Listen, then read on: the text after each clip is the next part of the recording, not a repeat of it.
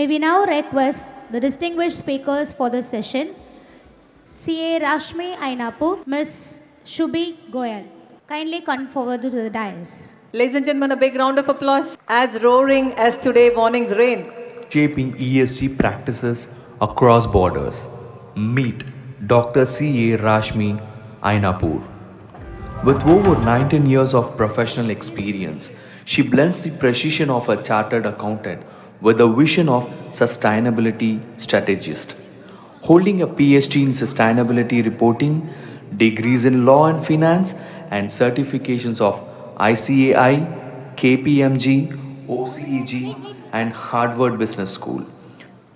Her credentials speak for themselves. Rashmi's expertise spans ESG reporting, assurance, carbon and GHG accounting, and BRSR compliance. She has managed projects across India and the Middle East, from guiding top listed companies on ESG readiness to enabling exporters to meet CBAM requirements to generating carbon credits for renewable energy firms.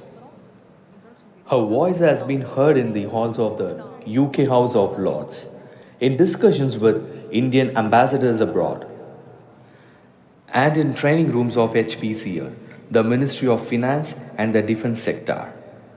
As ICAI faculty of the BRSR certification course and technical reviewer of its sustainability awards, Dr. Rashmi continues to set benchmarks in responsible business. She is more than a consultant, she is a catalyst, inspiring organizations to lead with integrity, transparency, and a commitment to a sustainable future. May we now request CA Pramod Ram Mohan Hegde, Regional Council Member, to give the opening remarks for the session.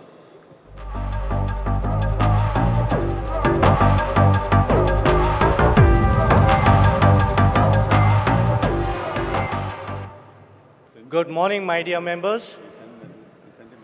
Welcome to the very first session of the Southern India Regional Council Conference, a conflection of the 5 states where we are meeting here today after a year. At the outset, in our tradition, when we get up early in the morning, the first thing what we do is touch the Mother Earth.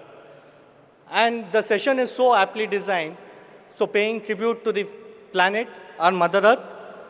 So yes, of course, you're right, this is about the sustainability. And who better can understand this sustainability? This is not a new term. I think we as an accountants, we've already embedded this in our reporting perspective as well, be it carbon accounting, be it sustainable accounting. And today, the world is looking or judging the businesses not just by the profits, what it makes. It is also looking at what is the impact these businesses are creating, how much sustainable aspects is being considered in these businesses, and that's how the green finance concept has evolved, carbon accounting, and everyone is judging at this speaker. And at the outset, I would like to welcome you all and the speakers for this today's session. Let's have an enriching session under the ESG, and let's have an eye-opening and a future reporting area and the future opportunity of our profession. Thank you. Thank you, sir. May we now request CA Pramod R. Hegde to present shawl and bouquet to our speakers.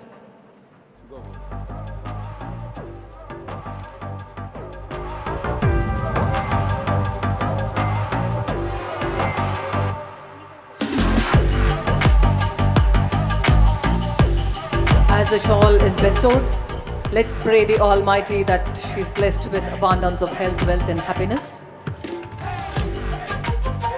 And there's a health bouquet which is presented.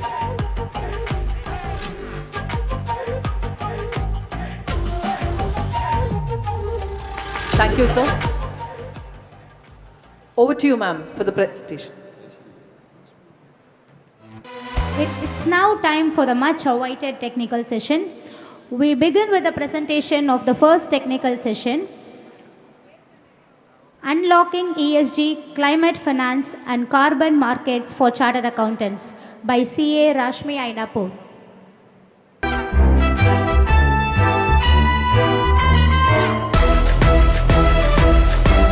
They're going to bring in surprising facts, interesting information, and a lot more on the climate change.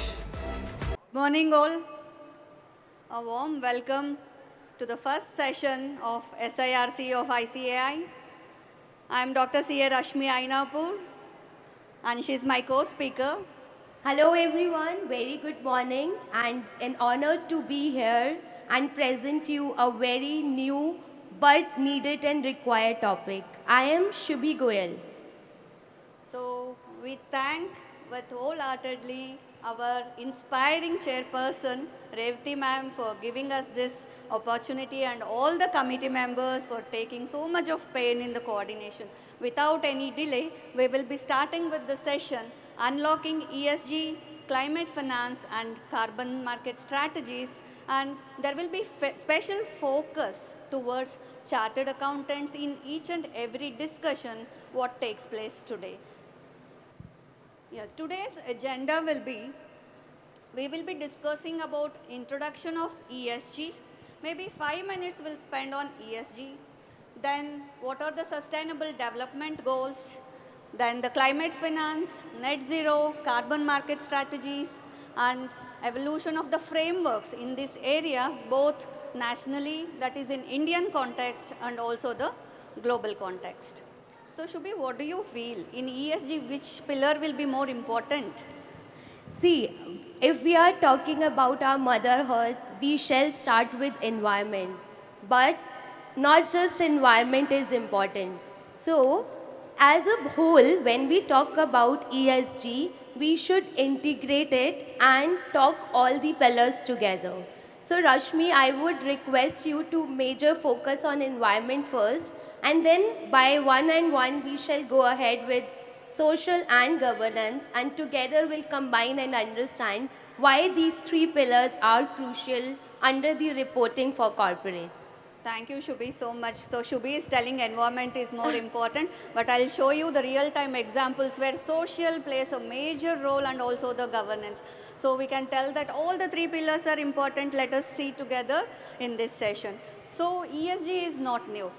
We feel that ESG has become a buzz in past 2 to 3 years, but it is not new at all. In 1900s, Nikola Tesla said, the businesses cannot work in vacuum. That is when the industrialization started, the overproduction and overconsumption has started. So it is a way back in 1900s, ESG started, where we came across the terminologies like sustainability. So as a CAs, we all know about CSR, which is corporate social responsibility. So when we hear the term CSR, what flashes is 2% of our net profits has to be directed towards the corporate social responsibility. Even before this became mandate, Tata is a legendary example where they always thought community and social comes at the first place. So then what is CSR? What is sustainability? So sustainability, CSR, we know it is 2% of net profits. Then sustainability is, the word itself explains ability to sustain. So irrespective of whether you want to progress currently, but not at the cost of the future generations. So whatever activity you're doing today, it should be for the good cause of future generations. So then what is ESG? Both CSR and sustainability coming together with two more pillars, that is environment and governance, will bring together ESG. So ESG is a framework used to assess organizations, business practices and performances. So whatever practices we are doing in the company, there need to be a proper standard. The way we have accounting standards for our financial statements, there are ESG standards to report on our ESG practices in the organization. So why all of a sudden, from past 2 to 3 years, this overall buzz?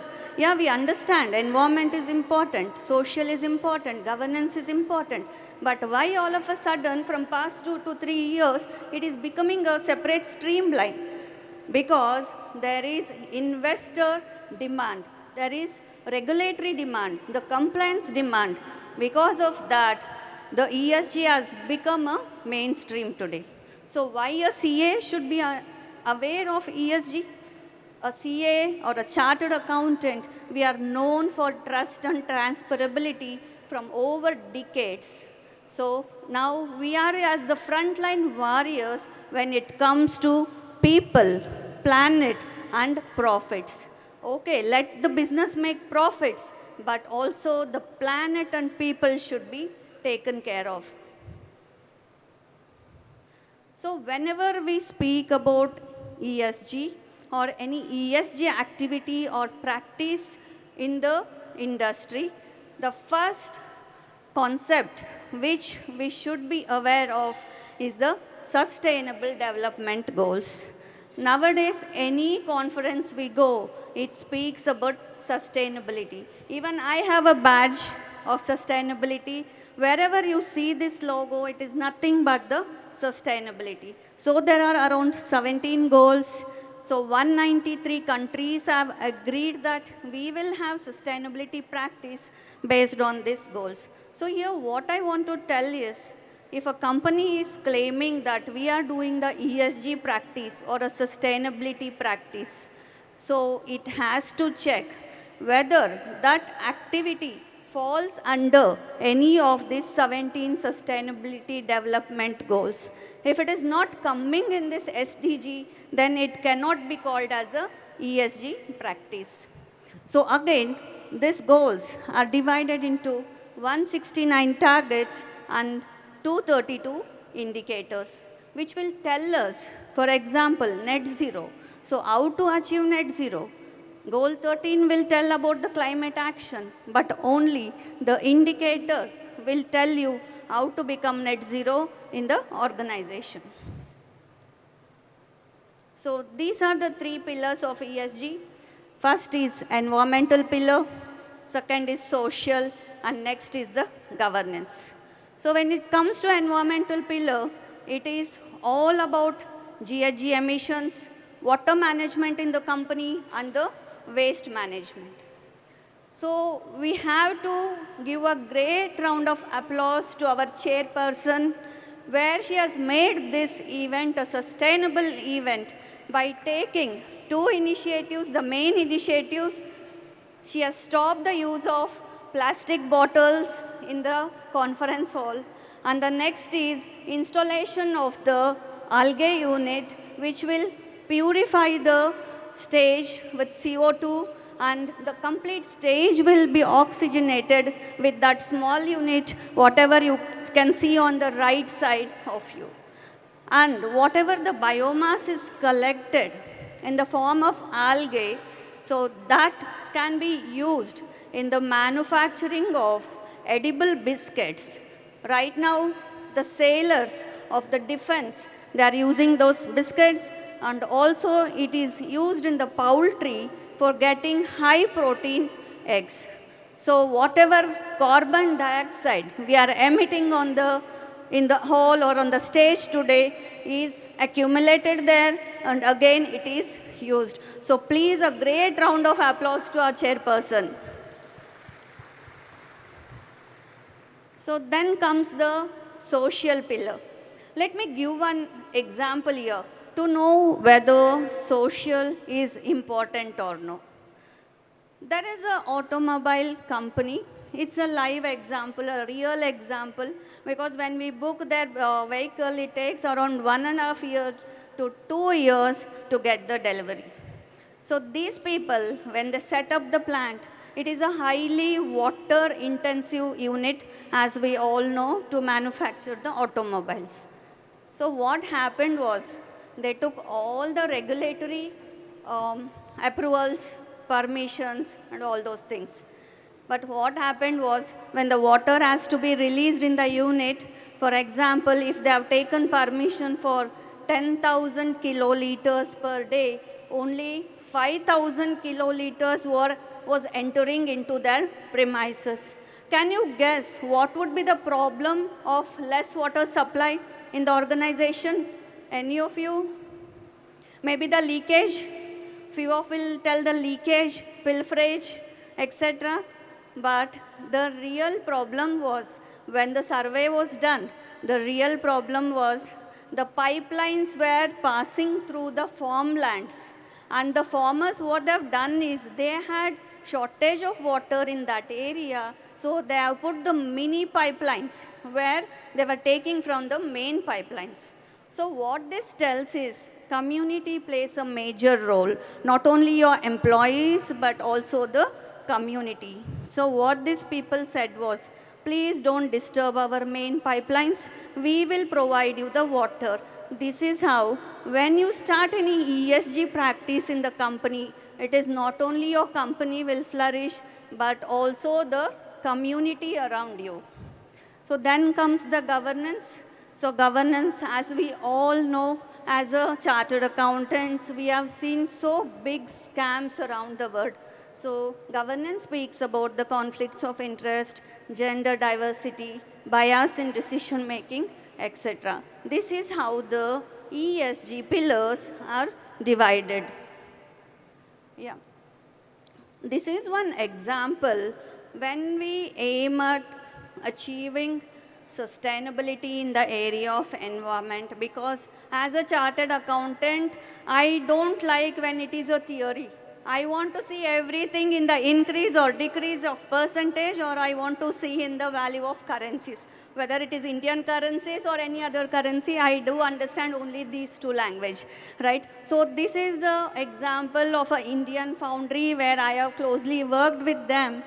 So they wanted to reduce the emission, GHG emission. So reducing GHG emission is their environment initiative. So by taking that initiative, they were about like saving around 4.8 crores in a year.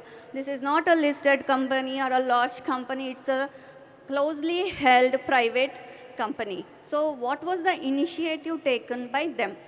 So to reduce the emission, they thought, let us shift from LPG to PNG gas pipelines.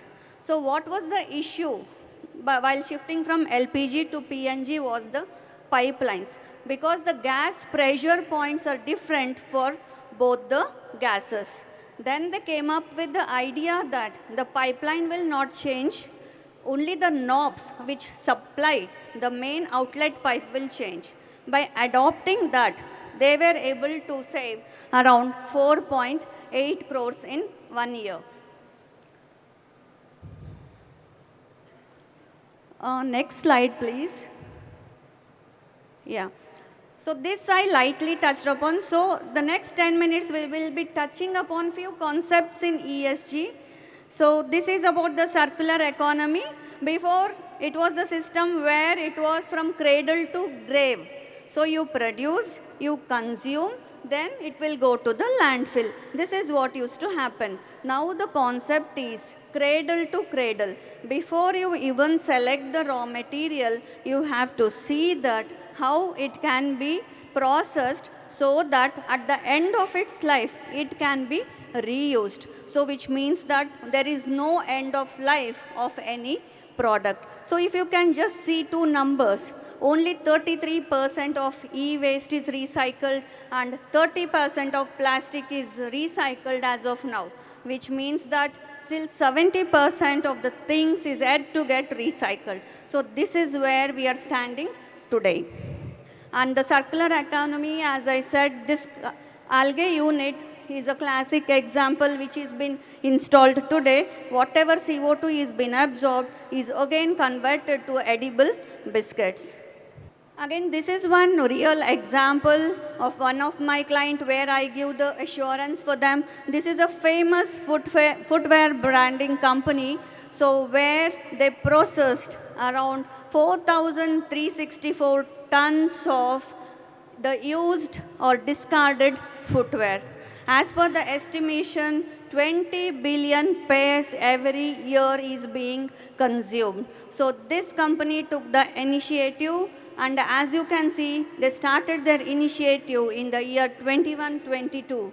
That time, the recycled footwear was just 5%, and today they're recycling 105%. So they are producing 10.10 million pairs, but they are recycling 10.20 million pairs. So how is it possible? When I'm manufacturing 100 pairs, I can recycle 100 pairs. How can I recycle 105 pairs? So this is what, it is not required that you are supposed to recycle your own company footwear. You can recycle any footwear. That is the beauty of sustainability. It is not that whatever wastage you created, but you can be accountable by recycling the wastage of your competitors also. So next concept will be about climate finance, and my co-speaker will take the concept of climate finance for you. Thank you so much. Thank you, Dr. Rashmi. So we understood the basic concepts of what is ESG, why environment, social and governance is important. It's very important to be here and understood that social is a very important parameter. However, simultaneously, we need to ensure all the frameworks that we are currently working on and how the governance structure has been framed for that. Not just that, while we are talking about environment, say for example, the algae technology that we have installed here, there is a huge gap of finance. So I'll be talking about a climate finance today. So climate finance, in a very basic term, why we are calling finance as climate or sustainable or carbon. To simplify it, whatever emission reduction activities we are doing or the adaptation activities that we are ensuring due to those climate events, say for example cyclones, uh, heavy rainfall, heat waves, all this is leading or maybe a co-occurrence reason for the anthropogenic activity which is leading to a lot of climate change activities. For all those activities to ensure the resilience or to reduce the mitigation or greenhouse gases, we need to ensure that climate finance should be generated well for those opportunities to take. We are honored that today we are able to sequester carbon for this stage that we are able to use for a biomass. As you understood that Dr. Rashmi just discussed about a circular economy, we also have a life cycle assessment. So a product is emission free or not can only be known when we do a life cycle assessment of that product. And that life cycle includes from your cradle to cradle, then cradle to grave. So we need not to only limit ourselves at how we are ensuring the recycling, but also the producing cycle of that particular product. However, this whole process needs a huge climate finance. And today, this event is very important because we are acclimated with a lot of chartered accountants, finance team who are working on this, ensuring all the assurance activities, coming up with all of those finance that can be reused, which we are currently missing. So let's understand that annually, to actually reduce these carbon footprint, we need $300 billion from developed nations. So when we talk about Paris Agreement, that Paris Agreement has come from UNFCCC, that is your United Nations Framework of Climate Change. They have come up with a lot of principles, they have come up with a lot of activities that needs to be ensured. So this was one of a major important thing that they noticed, that developing countries cannot reduce their carbon footprint if they are not supported through a climate finance opportunity. Hence, to ensure in the last conference of parties at Baku, Azerbaijan, they ensured that this 100 billion target should increase to 300 billion target, where India alone requires 1 trillion every year to reduce their carbon footprint. And that 1 trillion is in the terms of USD. So that is huge that we can feel. Thank you. So yeah, what are these different sources of finance? Or when we talk about climate finance, it could be based on your public finance, private finance, or PPP model. Very, very much used in Indian scenario also. PPP is your public-private partnership. So all the projects that we are currently developing is in honor to both public and private finance opportunity. Say for example, if we talk about financial mechanisms, that agreements are coming from UN Convention. And we are ensuring that climate finance reaches to the right way. And that can be ensured once government or public private is coming together and ensuring those responsibility. But we are not limited to that. We have other opportunities also available under climate finance. We have loans, grants that we can acquire from multilateral development banks. We have been hearing a lot, reading newspaper articles saying that World Bank has invested trillions of dollars for mitigation activity.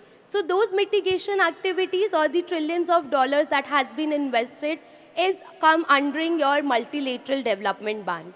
And not just that, we also have lot of national government policies.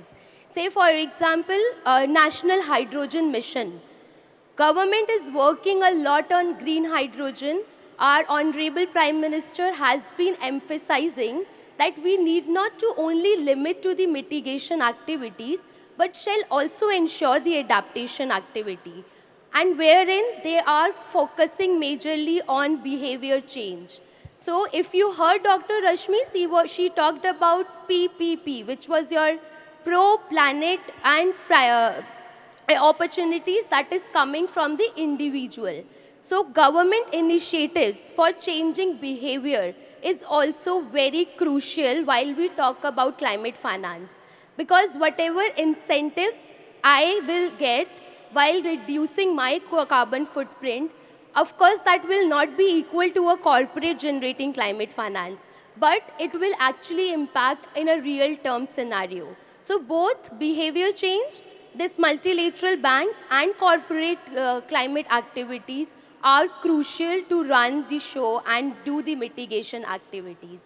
Then very important, so this only talks about climate finance opportunity, but we'll be covering about a concept called carbon market. So carbon market comes under the climate instruments, which is also one of your climate mechanism. So we'll cover that up after in our upcoming slides. What is emission trading scheme? How doing activities like algae afforestation can lead to a claiming of carbon credit? We'll understand that. And last but not the least, lot of private investments is coming in while we are talking about climate finance. Lot of corporates are investing in mitigation and adaptation activities, not just for reporting their ESG framework, but also through various different opportunities that they are currently working on. So we talked about what is climate finance, why it is required, but there are a lot of global finance that needs to be emerged through different funding opportunities. I talked about COP, which is your Conference of Parties. In climate change, it happens every year, in November, December mostly, towards the end of the year, in different cities. So we do come up with a lot of opportunities and frameworks to ensure that climate finance flow not just to developing nation but to small island institutes as well. So while we talk about different financing opportunity, the very first talk about your adaptation, which is loss and damage fund. I talked about that there are a lot of climate extreme events happening, flooding, cyclones, etc. That requires huge fund. So that fund has been coming from the LDF, that is loss and damage fund. What's the major difference between mitigation and adaptation? Mitigation is when we are reducing our emission while coming up with new opportunities. However, adaptation means that once we have occurred or the event has occurred due to lot of climate extreme event, say for example cyclone, what next we have to do or how we prepare ourselves or the resilience activities comes under the adaptation. Together, mitigation adaptation, while we finance these activities, comes under the bracket of climate finance. So L&D is one of our example which actually suffice only for the adaptation activities. However, Green Climate Fund is both adaptation and mitigation activity. There is US $100 billion that has been invested just under Global Climate Fund. And when we talk about adaptation fund, that is again a subset of loss and damage fund. So from very day one, we were having adaptation fund, but it wasn't sufficient enough to take care of our adaptation activities. Hence, in the Paris Agreement, during different COPs, we came up with L&D fund as well. Then we have special climate change funds also, that is majorly for your small island countries who are suffering majorly from tsunamis, cyclones, and such climate events.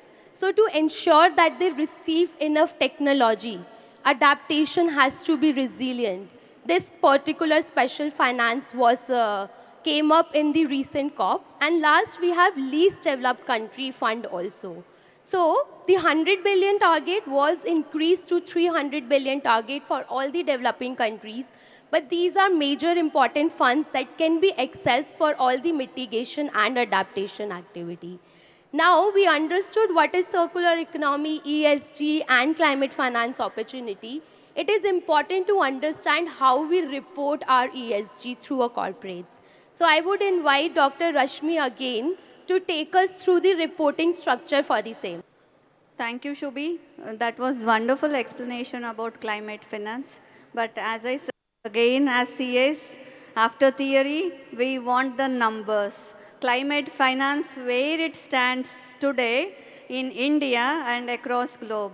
The AUM, what we call asset under management, it was 13 trillion US dollars in 2021, which is supposed to reach 33 trillion dollars by 2026, end of 2026. And in India, it was $125 billion in 2021, and now it is reaching by 2026 end around $260 billion. So here you can understand how much of ESG funds are lying. They are earmarked funds where only it can be used for the sustainable activity and the ESG activities. So you can ask, as a CA, where will I fit in?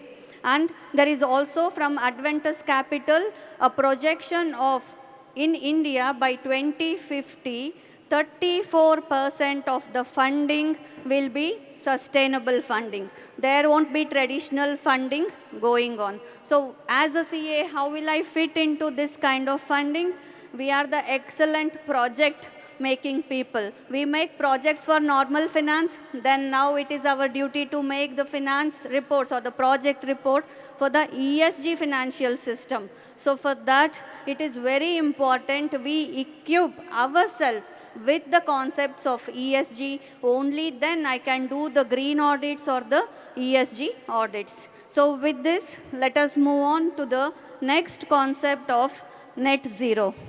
So the term net zero, which again ignites us.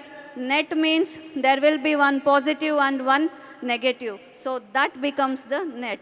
So in every news channel, every paper, every day, we see that India is planning to become net zero by 2070, Muscat want to become by 2040, Dubai want to become by 2035. So what is this net zero all about? Next slide, please. So let us understand the concept of scope 1, scope 2 and scope 3 GHG emissions to understand the concept of net zero. Net zero in simple terms, there is emission, so we will be setting off the emission. So that is what is the positive is the carbon dioxide, and when we set off the CO2, it is called as net zero. So there are three types of GHG emissions. So all the GHG gases, total 7 GHG gases will be converted into equivalent of CO2 and the emissions are calculated. As of now, SEBI has mandated calculation of scope 1 and scope 2, scope 3 is yet to be made mandatory. So let us understand what are this scope 1 and scope 2 in a very simple way. Scope 1 is it should be completely owned by the company. If the car is in the name of the company, whatever emission happens because of the use of diesel or petrol or any kind of fuel, so that is called as scope 1 emission. Scope 2 emission is the purchased, which is the electricity or the cooling or the heating systems. So that is called as scope 2. And scope 3 emission is we all are sitting here, we have traveled from one or the other modes. That is the indirect emission. That is the scope 3, which is very difficult to calculate as of now. This is how SEBI has mandated. And here again one doubt. In any country you take, it is the stock exchange which is making the mandate. Why is the stock exchange making the mandates in regard to the ESG reporting? It is because there is lot of public money which is included in the listed companies. Once the listed companies start taking the initiative, so once the listed companies start taking the initiative, it will be for the general good. And also in the assurance when I cover, I will tell about the value chain where even the smallest MSME will also come into picture. So few may ask, what is the use of this to a chartered accountant who is in the tier 2 city? And I'm proud to tell that I belong to a tier 2 city. I practice in Anantapur and I'm handling projects worldwide. So when I can do, everyone can do it. That is why I strongly believe. So these are about the emissions and the standards to consider. So few ask me like what all degrees we need to have, what all knowledge we need to have. BRSR certification from ICAI, that is one thing. And next we are supposed to understand these standards, which is GHG protocol, ISO 14064, SBTI, PAS 2060. And as chartered accountants, we always have passion towards studies, and this is nothing, it's very simple for us. We can always update this. So then comes, we calculated emission. We calculated scope 1, scope 2, scope 3 emission in our company. So what next? So how to become net zero? So you have to offset your emission. That is where the carbon credits play a major role. So what are these carbon credits? The carbon credits will be generated by the renewable projects. So since they are saving the fossil fuels, so that is uh, it is not a cost, it is a reward what the project developer will get in the form of carbon credits. So that is how we can offset our scope 1 and scope 2. So here again, what is the difference between carbon neutrality and net zero? Net zero is there should not be even 1% emission also in the company. How is it possible? We are supposed to shift to the renewable resources. We have supposed to use the recycled products and all these things. But carbon neutrality, once you calculate your emissions, if you buy the carbon credits, then you can offset your emission, and that is called as carbon neutrality. So I'll just speak about two markets. One is mandatory market in carbon credits and one is the voluntary market. So I'll just touch upon the mandatory market. So this has not come into picture till now. Once the mandatory carbon market comes, then every company, they are supposed to set off their emissions. Otherwise, they will be paying around 28% of carbon tax because their products are embedded with the carbon dioxide content. So how this mandatory market works? There is a concept of cap and trade system. For example, you can take company A and company B. Both are in the steel sector. Let us take the example of steel sector. Already the list of companies is released by the government and it is in the proposal stage. Maybe in 1 year it gets implemented. So these companies are supposed to emit only to the cap fixed by the government. So if you can see that line, which is called as cap, so company A is emitting below the cap, company B is emitting above the cap, which means that company A is generating credit and company B has to buy the credits. And each credit will be around $200 to purchase. So it's quite a cost to company. So you may ask me, when the two companies belong to steel industry, how come one company is saving, one company is emitting less CO2 and the other company is emitting more? Because company A has adopted sustainable practices. Company B, it is still high on scope 1, scope 2 emissions.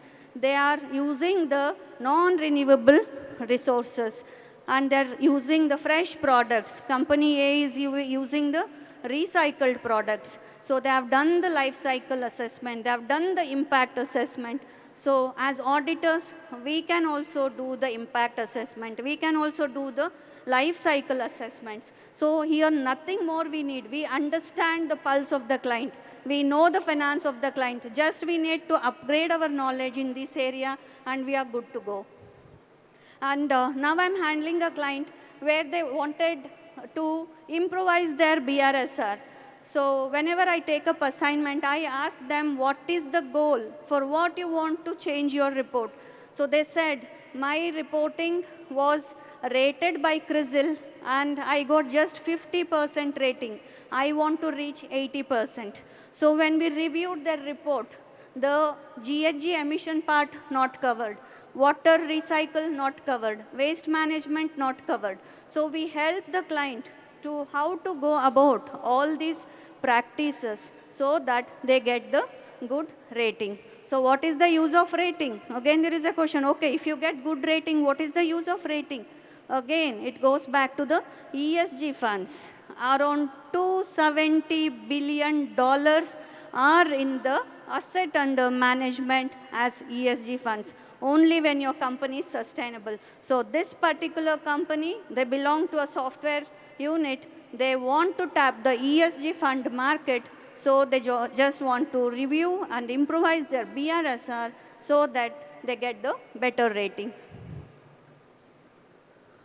So I touched upon the mandatory markets in the carbon offset procedures.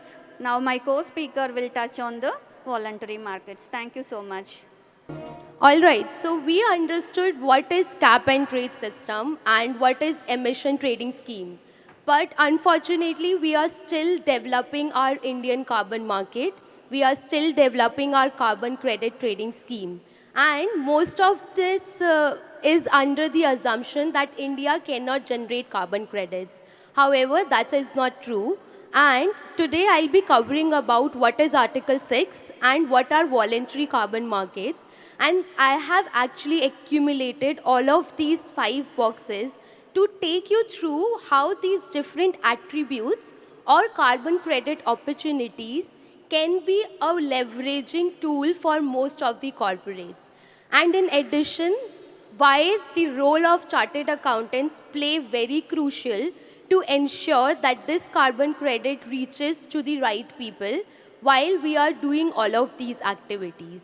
So I'll quickly talk you about Article 6. Article 6 is a Paris Agreement, under Paris Agreement, which has come by UNFCCC. In last COP, Baku, Azerbaijan, it has been formalized that what will be the different frameworks under Article 6.4 and Article 6.2. So majorly Article 6 talks about your carbon credit mechanisms and non-market mechanism. So when we say market mechanism, it is when we are trading. But when we say non-market mechanism, it is when we are not trading, but still doing certain emission reduction activities or adaptation. So whatever we learned about climate finance can be part of non-market mechanism, but market mechanism is where we are ensuring that incentives reaches to people who are doing projects on ground. So 6.4 includes your both cap and trade system that just Dr. Rashmi talked about, emission trading scheme and voluntary carbon market. So Article 6.4, if you see, encourages national determined contributions to be achieved. Now what is NDC and why this carbon market is required? We talked that there is a need of 1 trillion US dollar to do emission reduction activities only by India. So there is a lot of requirement from different developing nations. China need another 1 trillion every year. So there is a lot of requirement of climate finance. So carbon market is one of an opportunity which resolves your issues and create opportunities for working towards adaptation and mitigation activity. Majorly mitigation, but indirectly resolving lot of your adaptation measures and resilience activities also. Then coming to 6.2, 6.2 only limit between government to government relation. It could be your bilateral relations, it could be your multilateral relation. But say for example, if India joins hand with Japan and do certain activities in mitigation or reducing greenhouse gas emission, the technology, the capacity building, the finance that we are getting from Japan will be implemented on the land of India. However, all the international transferred outcomes, which is also one of your carbon credit generated for the carbon or emission that we have reduced from the environment, has to be transferred to Japan. Why? Because in that particular agreement, we have agreed that will get the finance, technology support, capacity building support from Japan, but we have to support Japan in their national determined contribution. So for that, Government of India has come up with 14 technologies. These are the technologies which we are unable to perform or do R&D within India, and support from developed nations will be very crucial to take ahead. Say for example, carbon capture, utilization and storage. Japan, Europe, in fact United States are doing amazingly well in carbon capture.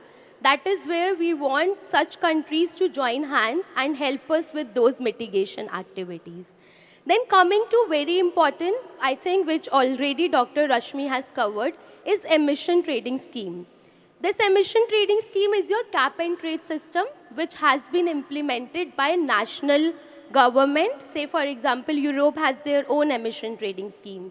India is coming up with CCTS, which is your carbon credit trading scheme. What is difference between the Indian market or emission trading scheme and other market is that we are focusing on intensity targets and not absolute targets. So that is where we are majorly focused on sector-wise reductions. And that is how our Indian carbon market will be formulated for our Indian corporates, where almost 450 companies have been listed. They have to reduce their carbon intensity, and then there they can generate carbon credit from those opportunities. If they overachieve it, they can actually gain profits from the carbon credit while selling their emission reductions or carbon credits. Coming to a very important concept called voluntary market mechanism. So let's understand that one carbon credit is equal to one carbon CO2 equivalent, which is equal to all the 7 gases that we are reducing, which will be equal to an amount or a dollar depending on the different projects that we are doing. Say for example, if we have algae here today, and if we do that in a bulk or actually have it in a whole stadium, it will sequester more than 80 to 90 tons of CO2 equivalent. That can be traded under the voluntary carbon mechanism, which has two major methodologies, one under ICR, which is your International Carbon Registry, and another is under VERA. So VERA is also your verified carbon registry, where you can go register your project and show that you are making biomass out of it, not just reducing emission, but also ensuring that soil or the biscuits that we are currently making for animal feed or for nutrition can also can really help in improvising the health of individuals, or if it's for animal, then animals. And that carbon credit can be sold on an international platforms. Then a very interesting concept which government of India has brought up is known as, the last column you see, green credit program. So our Prime Minister, Honorable Prime Minister, came up with a very interesting concept called Life Mission, which is lifestyle for environment. I talked about behavior change. We talked about how individual activities is important for a pro planet or an in carbon free environment, or when we talk about net zero or carbon neutrality. So that is where all the incentives or all the mitigation activities an individual is doing can be gained through the green credit program. So all these concepts has a major opportunity not just for corporates but for also individuals. So we understood that, yeah, there are a lot of markets available, but how to get the carbon credit? What are the different steps available? And how we will actually get it issued? I talked about that the role of chartered accountant plays very important role while we are claiming these carbon credits. Let us understand how and which step is very crucial for your own participation in the carbon market platform. So very first step is that we need to know what is the project. If that project is doing emission reduction activity or not. So identification of project is crucial. Once we identify the project, we do a feasibility study. And that feasibility study includes that how much emission reduction we are able to do in coming years. Say for example, let's take an example of sustainable agriculture. So we have a major land coming from the agriculture. There are farmers who need all of support for sustainable agriculture. Carbon market can be a best support for them. So let's take an example that we identified that a farmer was doing an activity which was having lot of emission. So we can reduce those emissions. Okay, just a minute. We can reduce those emissions through doing a sustainable activity or using a biofertilizer. So that emissions can be reduced and we can identify. So we have to ensure that we develop a PDD for a particular project or a mechanism. We register that project on a voluntary mechanism, and to ensure that carbon credit has been listed on a portal, we need a validator and a verifier, wherein the role of chartered accountant play a very important role. So there is a certificate called ISO 14064 that does a validation and verification for such project. Since you have been doing lot of assurance activity, if we actually accumulate your support in validating such project, this incentives can be reached out to our to our farmers also. So that is how we get our carbon credit issued after we get it validated and verified. So that is also a step of claiming carbon market.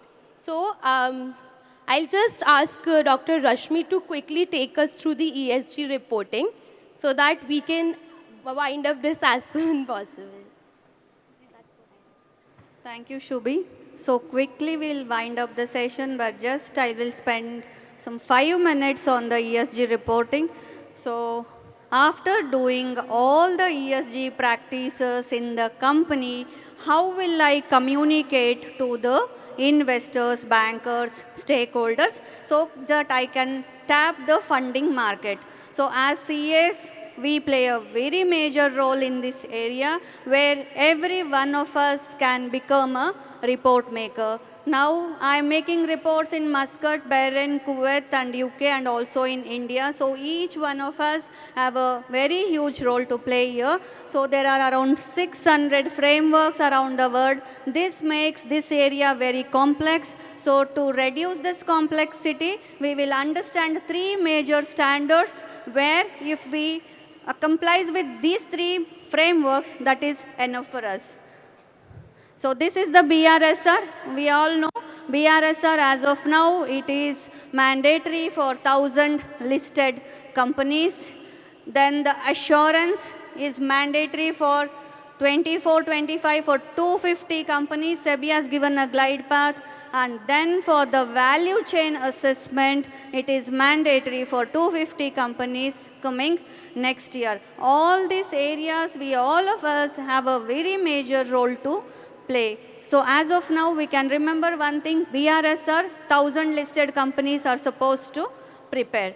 So in BRSR, there will be around 150 parameters. All these things will direct to the ESG pillars, the same ESG pillars. So again, there is one more standard which is called as IFRS, and there is one more called GRI. Only if we understand these three frameworks, we are good to go and work anywhere in the globe. For India, it is BRSR. Worldwide, it is GRI as of now. But IFRS, along with our accounting standards, they are coming with the sustainability standards. As of now, only IFRS S1 and S2 are ready. Till then, we can use the GRI. That is where whatever standards or framework we saw, around 600 frameworks, they are coming under one roof. So this is what I was speaking about, the assurance. So as an auditor, again, we have a very important role to play here. Whatever BRSR the company is doing, sometimes it happens that the internal resource of the company will be working on BRSR where they may lack the technical skills. So as auditor, we have a major role to play in this particular area of assurance. As of now, only core assurance where only 9 KPIs are being assured going on. All the 150 parameters in BRSR will be given assurance. So that is the gap. Still it is existing. There are lack of ESG professionals in this area. And the standards which we are supposed to have knowledge on is the industry standards and our own sustainability standards, SSAE 3000, international standards 3000, and ISAE for GHG disclosures 3410. So we will just conclude the session. We are running out of time. So to conclude, CAs have a very major role to play, and each and every topic I explained where the gap is. So in the green funding, we can act as project management professionals. In BRSR and other ESG reports, we can help as report makers.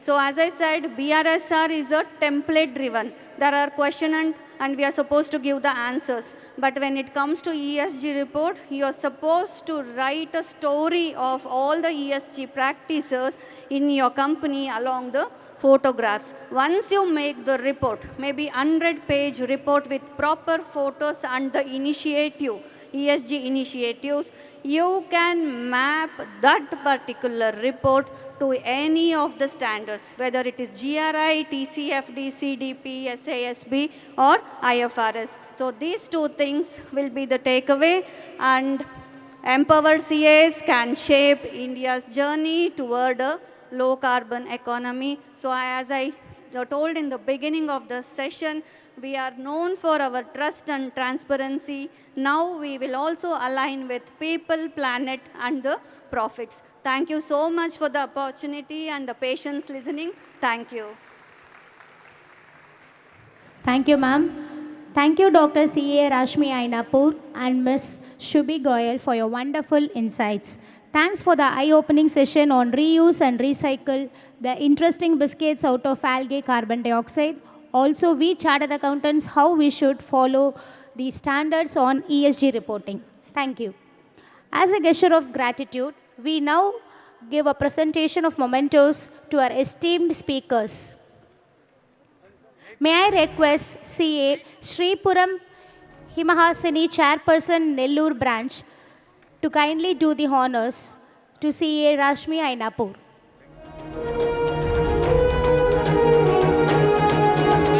Next, may I request CA Archana R. my chairperson Udupi branch, to kindly present the memento to Miss Shubhi Goyal.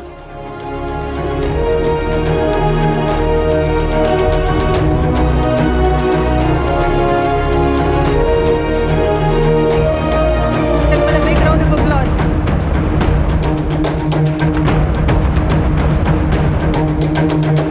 Thank you.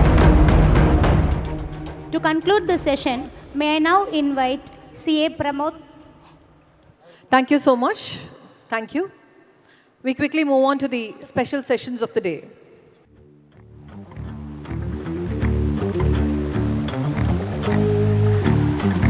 Ladies and gentlemen, we now move to the special session by our sponsors. Our sponsors have been valuable partners in making this conference, giving in a great start. Their support goes beyond sponsorship. It represents a strong commitment to the growth and advancement of our profession. Through this session, they will share insights, innovations, and solutions that can complement our professional practice and add value to our learning as well. On behalf of SIRC of ICAI, let's extend our sincere gratitude to all our sponsors for their association and support. With this, may we now invite Shri G. Srinivasan, MD and CEO of Galaxy Health Insurance Company Limited, one of our sponsors, onto the dais, please. Welcome, sir. He would now share us the thoughts on the topic, Health Insurance in India, a Perspective.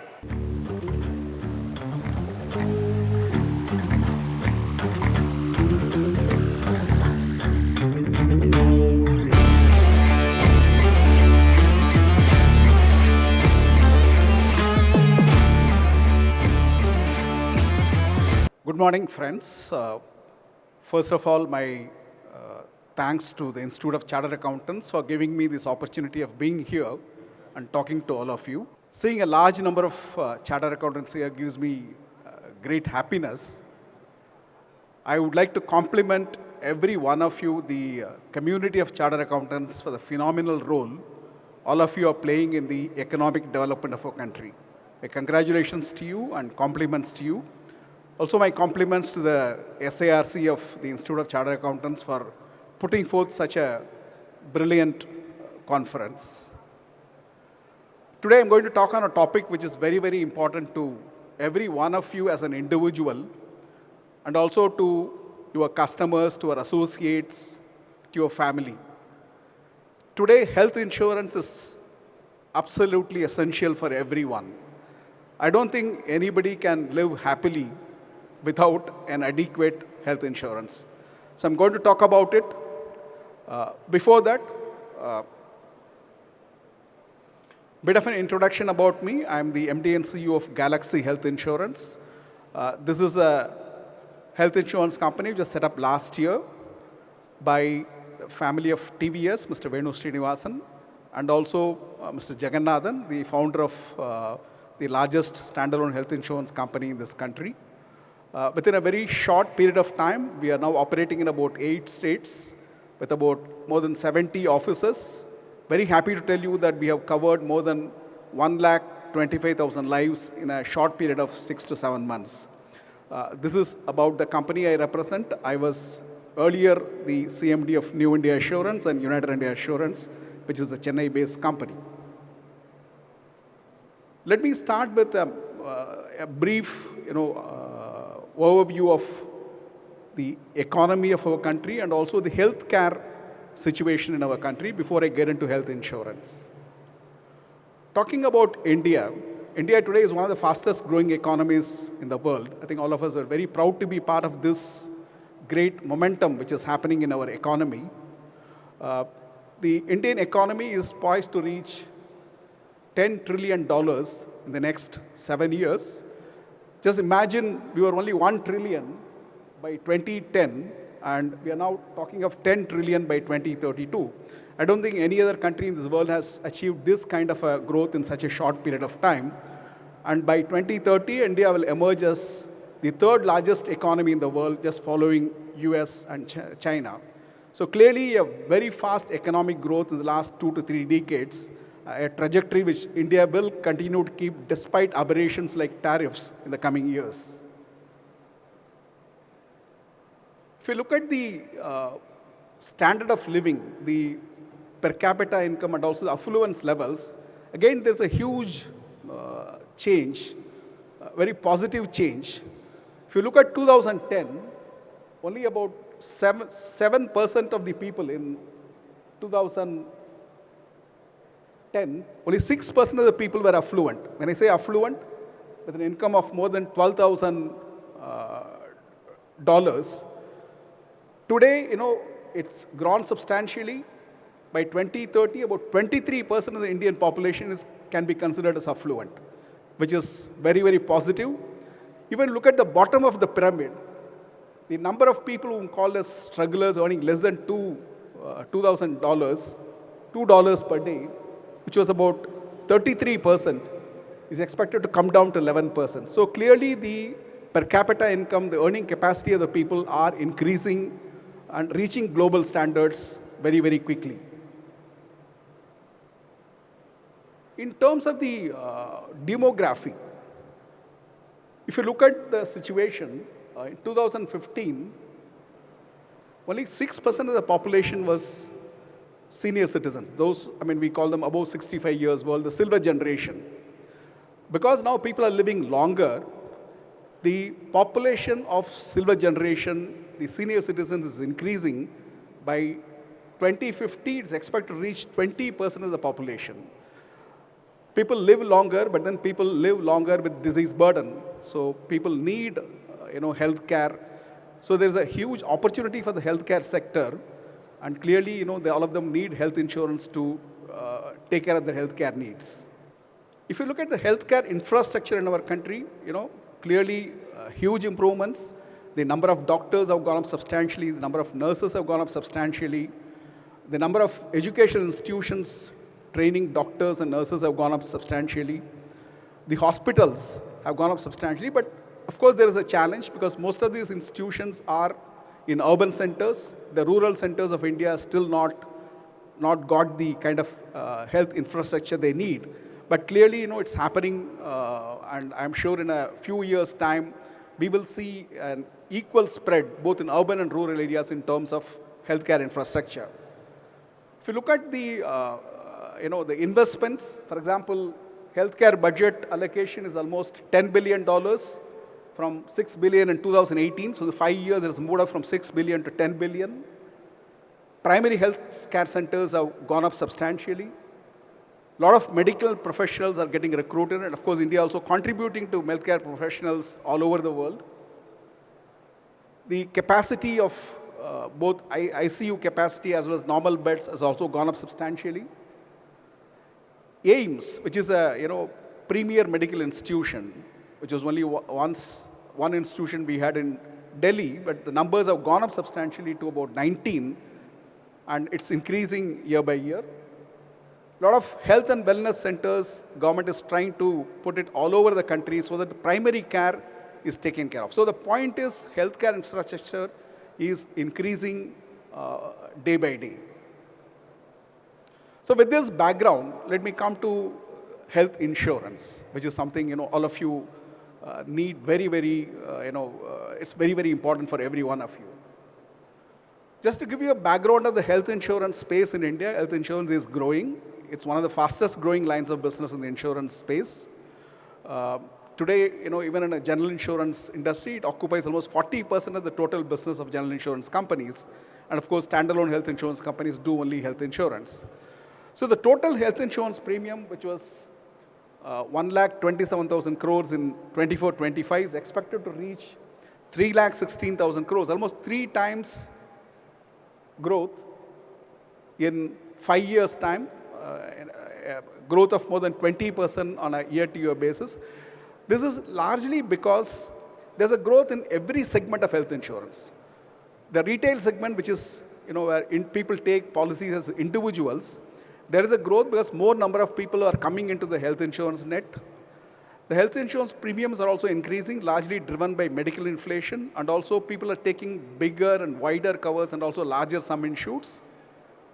And also the growth of retail health insurance is driven by standalone health insurance companies because they have the focus, they have the expertise. So they are completely concentrating on the growth and development of health insurance in this country. If you look at the group space where employers providing health insurance to the employees, we all know the large corporates today provide health insurance. Maybe the amount of health insurance they give may have to be stepped up. It may not be adequate, but clearly most of them give health insurance to their employees. But we are now seeing a trend of SMEs also providing health insurance to the employees because they feel that the health of the employees is very critical to the prosperity of the companies. So we are seeing more and more SMEs covering their employees through group health insurance schemes. And very importantly, the government has stepped up in a very big way. All of you would have heard of this health insurance scheme called Ayushman Bharat, whereby people below poverty line, almost 40% of the population has been covered by the government through Ayushman Bharat, which provides a 5 lakh health insurance cover. Very recently, government even added senior citizens who are above 70 years of age also in this Ayushman Bharat. So government has also stepped in because government realized that health insurance is very, very important for people. So clearly, there's an all-round push to the growth of the health insurance sector. But friends, I would like to speak at least for a minute on the importance of health insurance. This is something still, though many people are taking policies, they haven't fully understood why health insurance, why a proper health insurance is very, very important. It's very important for everyone, more important for people at the middle of the pyramid, the bottom of the pyramid, because rich people, if they fall sick, if they don't have health insurance, they can pay it out of their resources. Whereas people at the middle and bottom of the pyramid, if they have a health event and they don't have health insurance, they end up probably losing all their life-earned savings overnight, or they have to liquidate their long-term, sell their properties, or they have to borrow money, get into a debt trap, which is what is happening. It's very unfortunate that 7% of the population every year gets below poverty line because of a health event and they don't have health insurance. So this is the importance of health insurance, and that's why the government is trying its best. The policymakers are trying their best to make sure that every Indian is covered by an adequate health insurance policy. If you look at the situation in our country, despite government covering a large section of the population through Ayushman Bharat, at least 50 crore people have no health insurance, what we call as a missing middle. People who are rich take policies, people who are poor are covered by the government, people who are in between, what we call as people above poverty line, don't have health insurance. And they just left to themselves to fend if there is a health emergency in their families. Even those who are insured are not adequately insured. I know many of people take policies for 3 lakhs, 5 lakhs, but today's environment, a policy for 5 lakhs is not adequate at all. So people have to step up their sum insureds. Similarly, many of the policies are only hospitalization policies, but a lot of healthcare expenditure is spent on doctors' consultations, diagnostics, medicines purchased, what we call as outpatient treatment. So there are not many products available. Fortunately, we have a OPD product for our customers. So this is also very important. Otherwise, your healthcare expenses are not fully covered. So that's the reason why in India, about 50% of the healthcare expenditure is spent out of pocket. There is no health insurance, or there is no other scheme covering this. So this is a very, not a happy situation compared to what is prevailing all over the world. And of course, government is taking a lot of initiatives. It's talked about Ayushman Bharat and also bringing senior citizens under this. But the fundamental point is every individual, every family needs to have a good and adequate health insurance. Next. So what are the challenges? I'll just come to the last 2 slides. What are the challenges? Some of the challenges all of you are aware. One is lack of awareness. People don't understand why health insurance is necessary. More importantly, they don't understand the health insurance products, what is covered and what is not covered. And then affordability is an issue. People feel that they don't have the ability to pay premiums, so there is a challenge there. Accessibility is an issue because India is a huge country. How do you reach out to people in villages? Do you have branches, agents, or technology? They are all still challenges, so we are not able to reach out to people. And finally, of course, there are pain points in claims. There's a perception of pains in claims, so this needs to be resolved.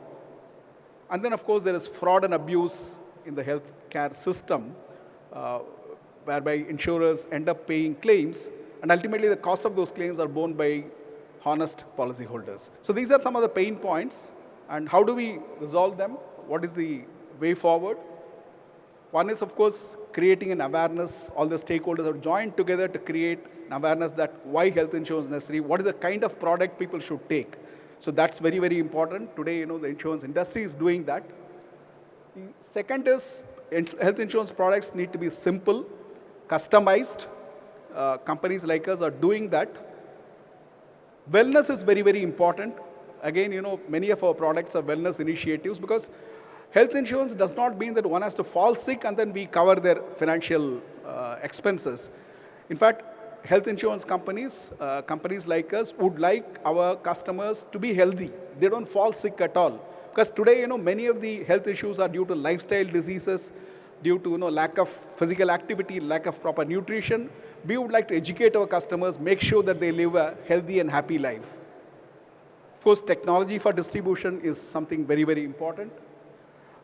Hospitals and insurers need to come together to solve some of the pain points, especially in claim settlements. We need to do that.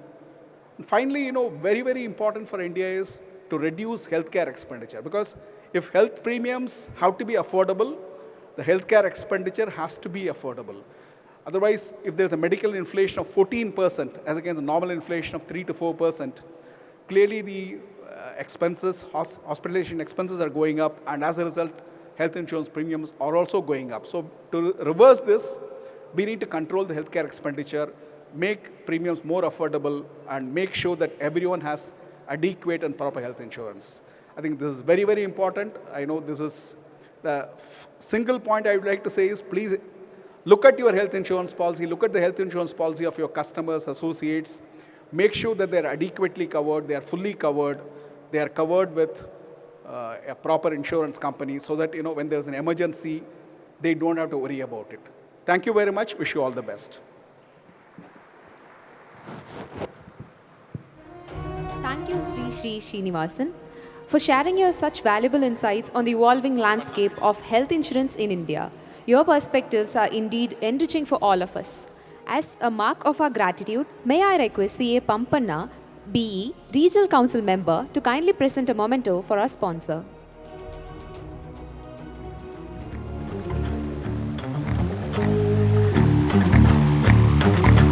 Ladies and gentlemen, kindly give a big round of applause.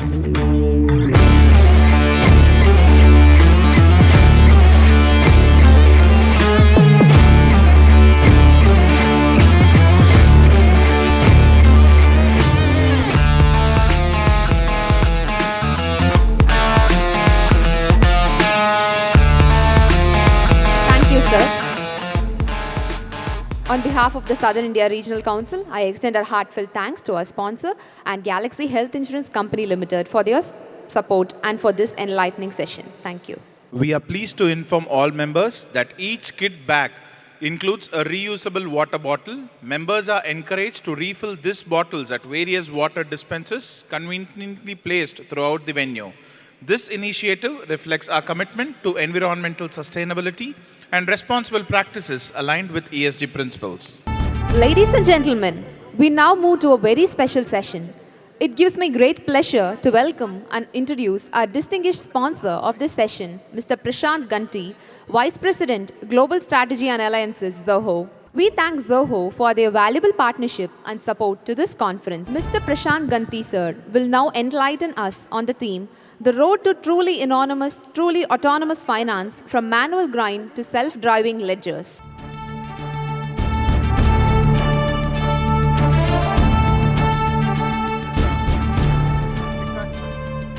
Good morning, everyone.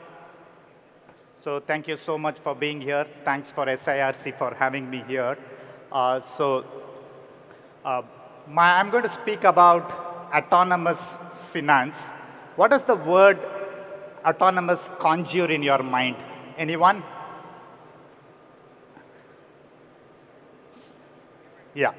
So basically, what I'm going to walk you through is how we can move from doing a lot of manual grunt work to an absolutely self-driven ledgers. A quick introduction to my company, Zoho Corporation, homegrown Tamil Nadu-based company. We have 130 million users, and we have been in the business for 29 years, and we are India's leading software product company. Enough of this, I'll move on to the topic. So what does autonomous mean? We start at basically, first thing that comes to mind is no human intervention. Any tasks that you bring up, right, when you obviate the need for human intervention, that's the first step in automation. When we talk about automation, there's no human intervention. But does that make a system autonomous enough? Not really. An autonomous system should be able to self-learn, self-configure, and learn from its experience. Then you're moving to the next level of being autonomous. Then it should be able to things like anomaly detection. It should be able to detect exceptions and corrections also. It should be able to do it on its own. So basically, in the end, what we are looking is like a self-driving car. So India, we don't have self-driving cars yet, but I was in San Francisco a few months back, and self-driving cars like Waymo are all across this thing. So how many of you are aware of Waymo, Uber self-driving cars? So it's quite, they are called autonomous vehicles because there is no driver. The system drives by itself. Today, I mean, this was science fiction a decade back, but now, if you take, right, Waymo has overtaken Lyft. Lyft is their equivalent of Rapido. There are more people riding a Waymo car than a Lyft in cities like San Francisco. So this is a shocking fact today. So something as complicated as a car, where on-the-fly human judgment is required, can be completely self-driven. Now, I love these pyramids that gives you a perspective of where we are. At the bottom of the pyramid, we have manual, self-driven, spreadsheet-based. Even today, a lot of companies still have their processes completely spreadsheet and manual-driven. And at the next level, right, we have some kind of a digitization. You don't do pen and paper based. You have some processes in place. You send your invoices online. Of course, today there's a mandate to send e-invoicing. You have digitized receipts. Things like that are par for the course. At the next level, you have bots, rule-based matching, and basically you go up one more level in removing any human intervention and manual self-checks. And next, what we call as augmented intelligence. You have systems giving you inferences, drawing cross-functional data on one platform to give you insights into how you can take better decisions. And finally, at the top, right, at the pinnacle, we have a truly autonomous system. So continuous close, self-reconciliation, self-reporting, that's at the final stage. Most of you will be in the second and third level. Digitization, I'm assuming that most of you will be there. Most of your practices are there. And above that, we have an automated system. But we need to go beyond that. And to some extent, I'll let you know how to climb the ladder. So we hear the term AI, right, on artificial intelligence. The first level, you have something called as contextual intelligence.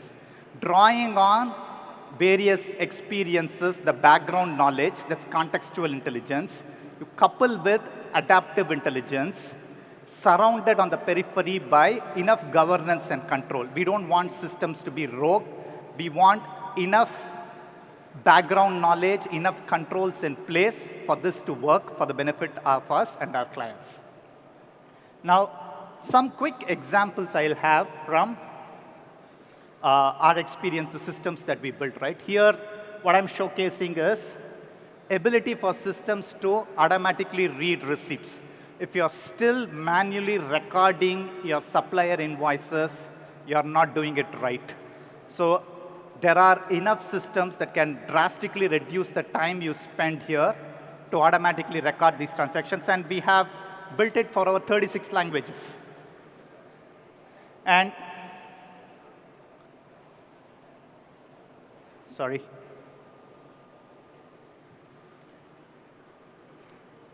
I don't know, it's gone off. Can someone help me with the...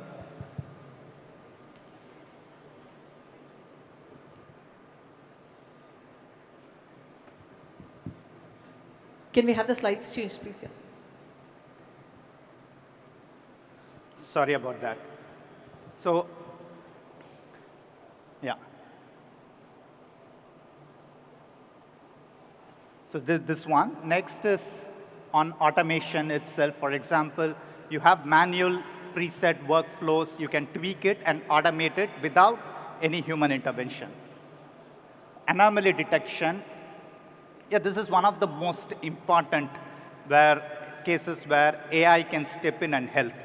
So it can draw on the experiences of your business and detect fraud and anomalies. Anomalies can be detected. Fraud is the intent. That's even more difficult to detect. But systems today are capable of doing a lot of heavy lifting for you. Next is obviously revenue forecasting. So if you have enough data gathered in one place, systems can help you forecast the revenue, predictive analytics. These are terms that we hear quite often, but we need to put that in practice. Audit trail for AI-led actions. So here, you would have heard the term agentic AI, agents, right? Instead of we inputting the invoice, you can ask a system to input an invoice, it can do it on our behalf. But tomorrow, if an auditor comes and wants to check who created the invoice, we cannot escape by saying it's the agent that has created. Who is behind that agent who led to this creation of this particular transaction? Who is ultimately responsible? So that's very important. Here, if you can say this particular invoice was added by Arun using ZIA. ZIA is the acronym for Zoho Intelligent Assistant. Yeah, real-time fraud detection. There are multiple ways. For example, there's this concept called unsupervised learning, where we profile various customers based on the risk factors, and anything that is beyond the usual, systems can flag it off earlier, much earlier than what a human eye can detect. Smart reconciliation and continuous close. So we hear this term continuous close, continuous accounting, right? If you take today with a mobile in your hand, you have the input-output layer always at your access.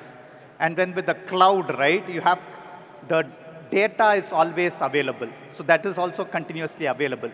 But somehow, finance and accounting still happens in a batch mode. But with continuous computing, our aim is to make accounting itself continuous. So that's where a lot of these latest tools with AI-infused tools can help us. Yeah. Sorry. So what are the prerequisites for success? Sorry, I had one more slide.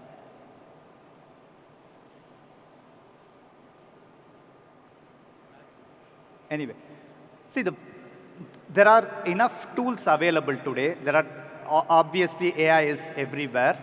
But how do you maximize the benefit out of it? The first one is we have to get the basics right? Getting the right structure for your chart of accounts, gather all disintegrated systems, disparate systems, disconnected strands of data in one place. That's the first and foremost important. Otherwise, nothing will work. Your AI won't work if your data is not structured, is not in proper in one place. And then, obviously, you have to eliminate silos. That's what I'm reinforcing again.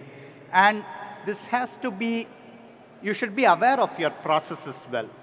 So these are all fundamentals, whether it's AI or not, these are the fundamentals that we need to cover. And then, of course, so yeah, give me 5 minutes. So within ethics and compliance framework, we have to have the audit trails in place, change management. We need to upskill ourselves. Without this, we won't be able to do justice by adopting the right technologies. We need to, so just to add a little bit of philosophy, right? So there are two ways in which you can look at AI. One is the deterministic part, where the rules can be applied in an if-then format to arrive at the right. We are quite clear. The system has less chances of something going out wrong. That is the Greek, more from Greek philosophers, Plato's deterministic and abstract forms. Nietzsche is a German philosopher, if you are aware. That's the probabilistic AI is equivalent to his philosophy. It's pattern-based, adaptive, it's non-linear, where things are not quite clear into this thing. So you need an exercise a little bit more human judgment here. So knowledge versus wisdom. So I have this analogy. Knowing that the fact that tomato is a fruit is knowledge, but typically we don't find that in a fruit salad, correct? So recently, anyways, I'll continue. I'll just take 3-4 minutes.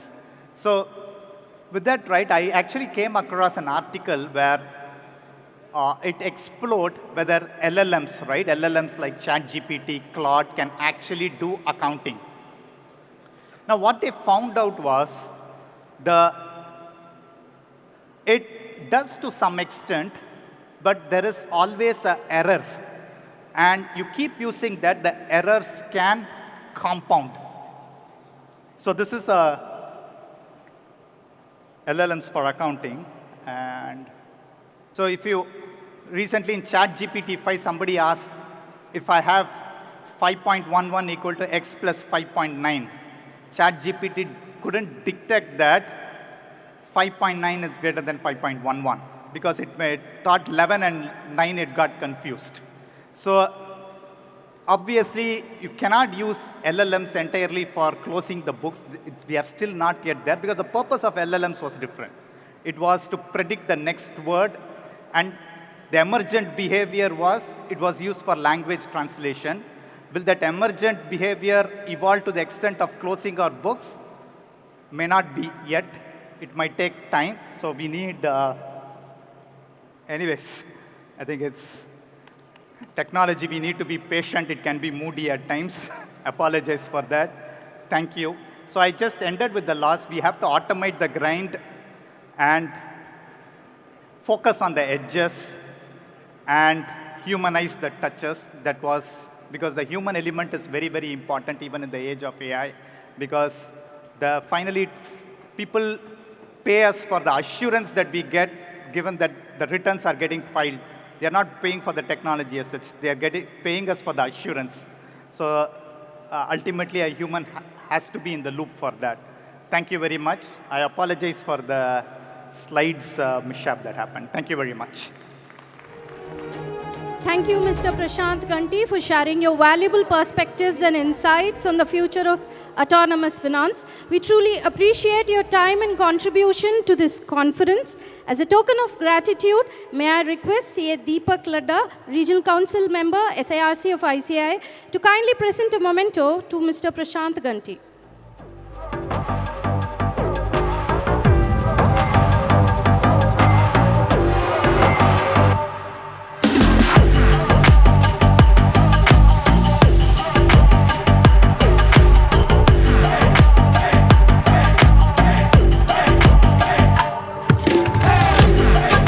Thank you so much, CA Deepak Ladda, Regional Council Member.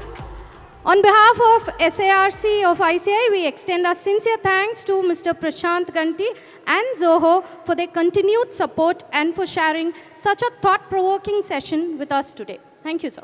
We now move on to the inaugural session of AAKKAM, the 57th Regional Conference. We thank our sponsors, Zoho Corporation Private Limited, tax publishers, and Audi. Thank you, sponsors. The QR code which is given to you at the registration counter is only for your registration. The CMRL QR code will be provided at the registration counters as a printout. Delegates, kindly note. Once again, on behalf of the Southern Indian Region Council of ICAI, we welcome all our professional colleagues for the 57th Regional Conference. The water dispensers are provided both at the right and the left side of the auditorium. Delegates may please use the water dispensers to refill your water bottles and take the first step towards environmental sustainability.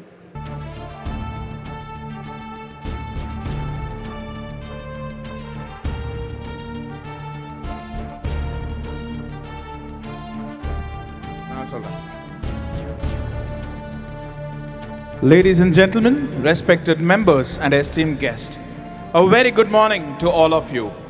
We now begin the inaugural session of the 57th Regional Conference of SIRC of ICAI, AAKKAM. The chief guest is arriving.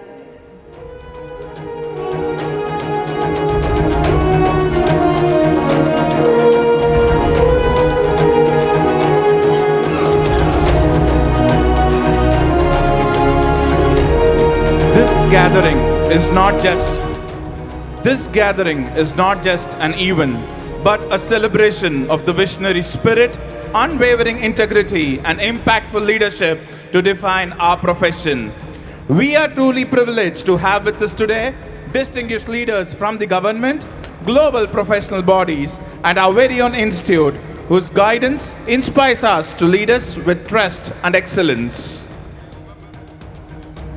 வணக்கம்.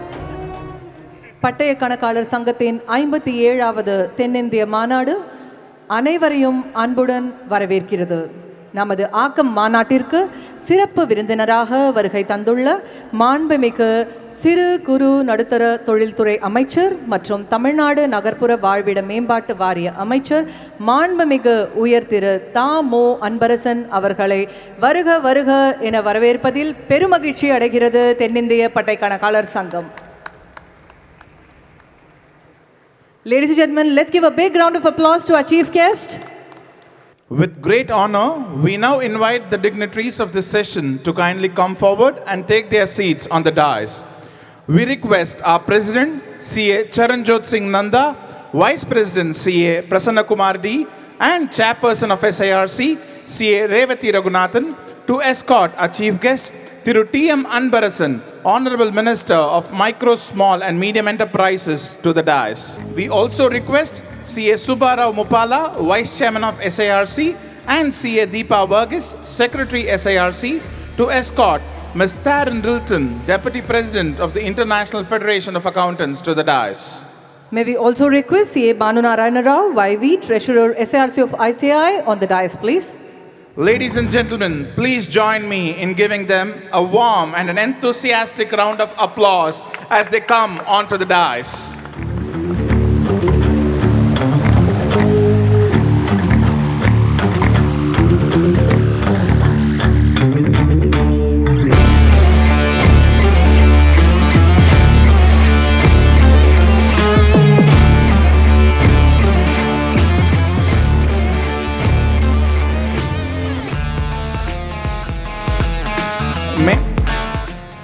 May we kindly request everyone in the audience to rise as we begin with the Tamil Thai Varthu, paying our heartfelt respects to our revered mother of Tamil language and culture here in this vibrant city of Chennai, Tamil Nadu. We have CA Rama Kaushik to render the Tamil Thai Varthu.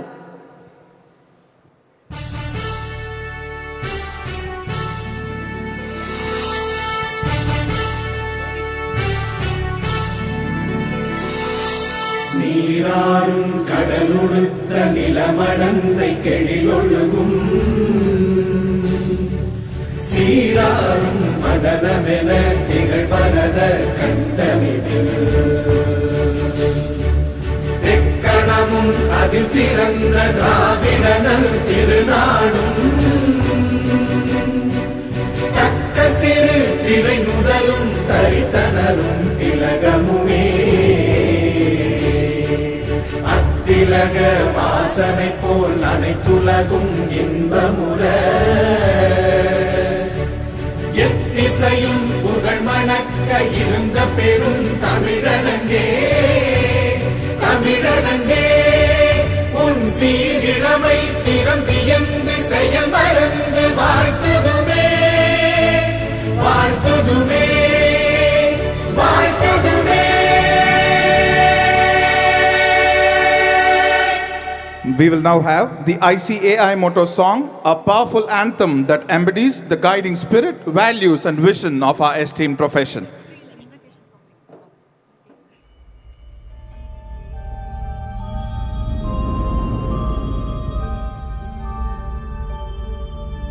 येष सुप्तेषु जागृति येष सुप्तेषु जागृति कामं कामं कामं कामपुरुषो पुरुषो निर्विमाणः निर्विमाणः तदेव शुक्लं तदेव शुक्लब्रह्मा तद्ब्रह्मा तदेवामृतमुच्यते तस्मिन् लोकः शितः सर्वे तदूनात्यति कश्चन एतद्वैता एतद्वैता एतद्वैता एतद्वैता एतद्वैता एतद्वैता. ஏஷு சுப்தேஷு என்ற பட்டய கணக்காளர்களின் முழக்கப்பாடல் உறங்குவோரில் விழித்திருப்பவன் என்பதை குறிப்பதாகும். We now have the invocation prayer song by C.A. Ramma Kaushik. We request the ladies and gentlemen to be please seated. கருணை தெய்வமே கற்பகமே கருணை தெய்வமே கற்பகமே காண வேண்டும் உந்தன் போர்பதமே என் கருணை தெய்வமே கற்பகமே காண வேண்டும் உந்தன் போர்பதமே என் கருணை தெய்வமே கற்பகமே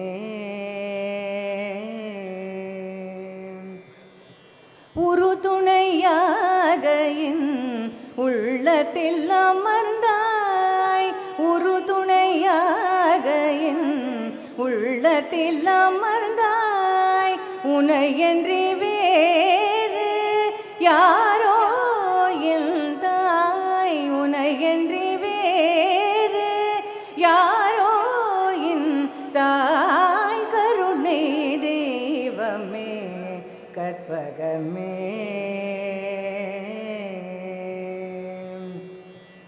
ஆனந்த வாழ்வும் அளித்திடல் வேண்டும் அன்னையே என் மேல் இறங்கிடல் வேண்டும் ஆனந்த வாழ்வும் அளித்திடல் வேண்டும் அன்னையே என் மேல் இறங்கிடல் வேண்டும் நாளும் உன்னை தொழுதிடல் வேண்டும் நாளும் உன்னை தொழுதிடல் வேண்டும் நலம் பெற வாழ்வும் அளித்திடல் வேண்டும் நலம் பெற வாழ்வும் அளித்திடல் வேண்டும் கருணை தெய்வமே கற்பகமே காண வேண்டும் உந்தன்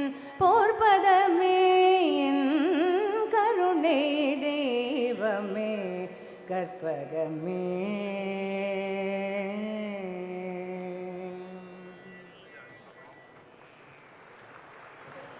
Thank you, ma'am, for the soulful invocation song. Let us pray for the merciful power to shower us with abundance of knowledge. We now proceed to the auspicious lighting of the Kuttuvilakku.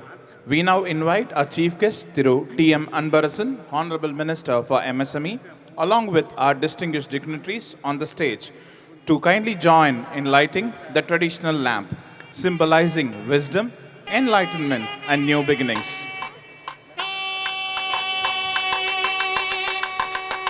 நமது ஆக்கம் மாநாட்டிற்கு சிறப்பு விருந்தினராக வருகை தந்துள்ள மாண்புமிகு சிறு குறு மற்றும் நடுத்தர தொழில்கள் அமைச்சர் உயர்திரு தாமோ அன்பரசன் அவர்களை இம்மாநாட்டை துவக்க குத்துவிளக்கேற்றி ஒளியாக்கம் தருமாறு அன்புடன் கேட்டுக்கொள்கிறோம். We request all the members of the Regional Council also to join on the dais. शुभं करोति कल्याणं आरोग्यं धनसम्पत् शत्रुबुद्धिविनाशाय दीपज्योतिर नमोस्तुते.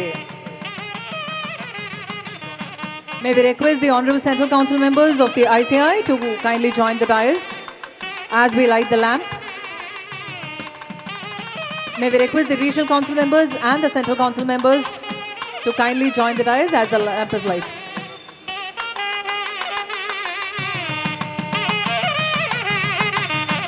करोति कल्याणम आरोग्यम धन संपत शत्रु बुद्धि विनाशाय दीपज्योतिर नमोस्तुते. I bow to the light of lamp which brings auspiciousness, prosperity, good health, abundance of wealth and destruction of the enemy's intellect. Let's salute the light of the lamp, pray for abundance of knowledge to deliver the best as partners in nation building. Thank you so very much, dignitaries.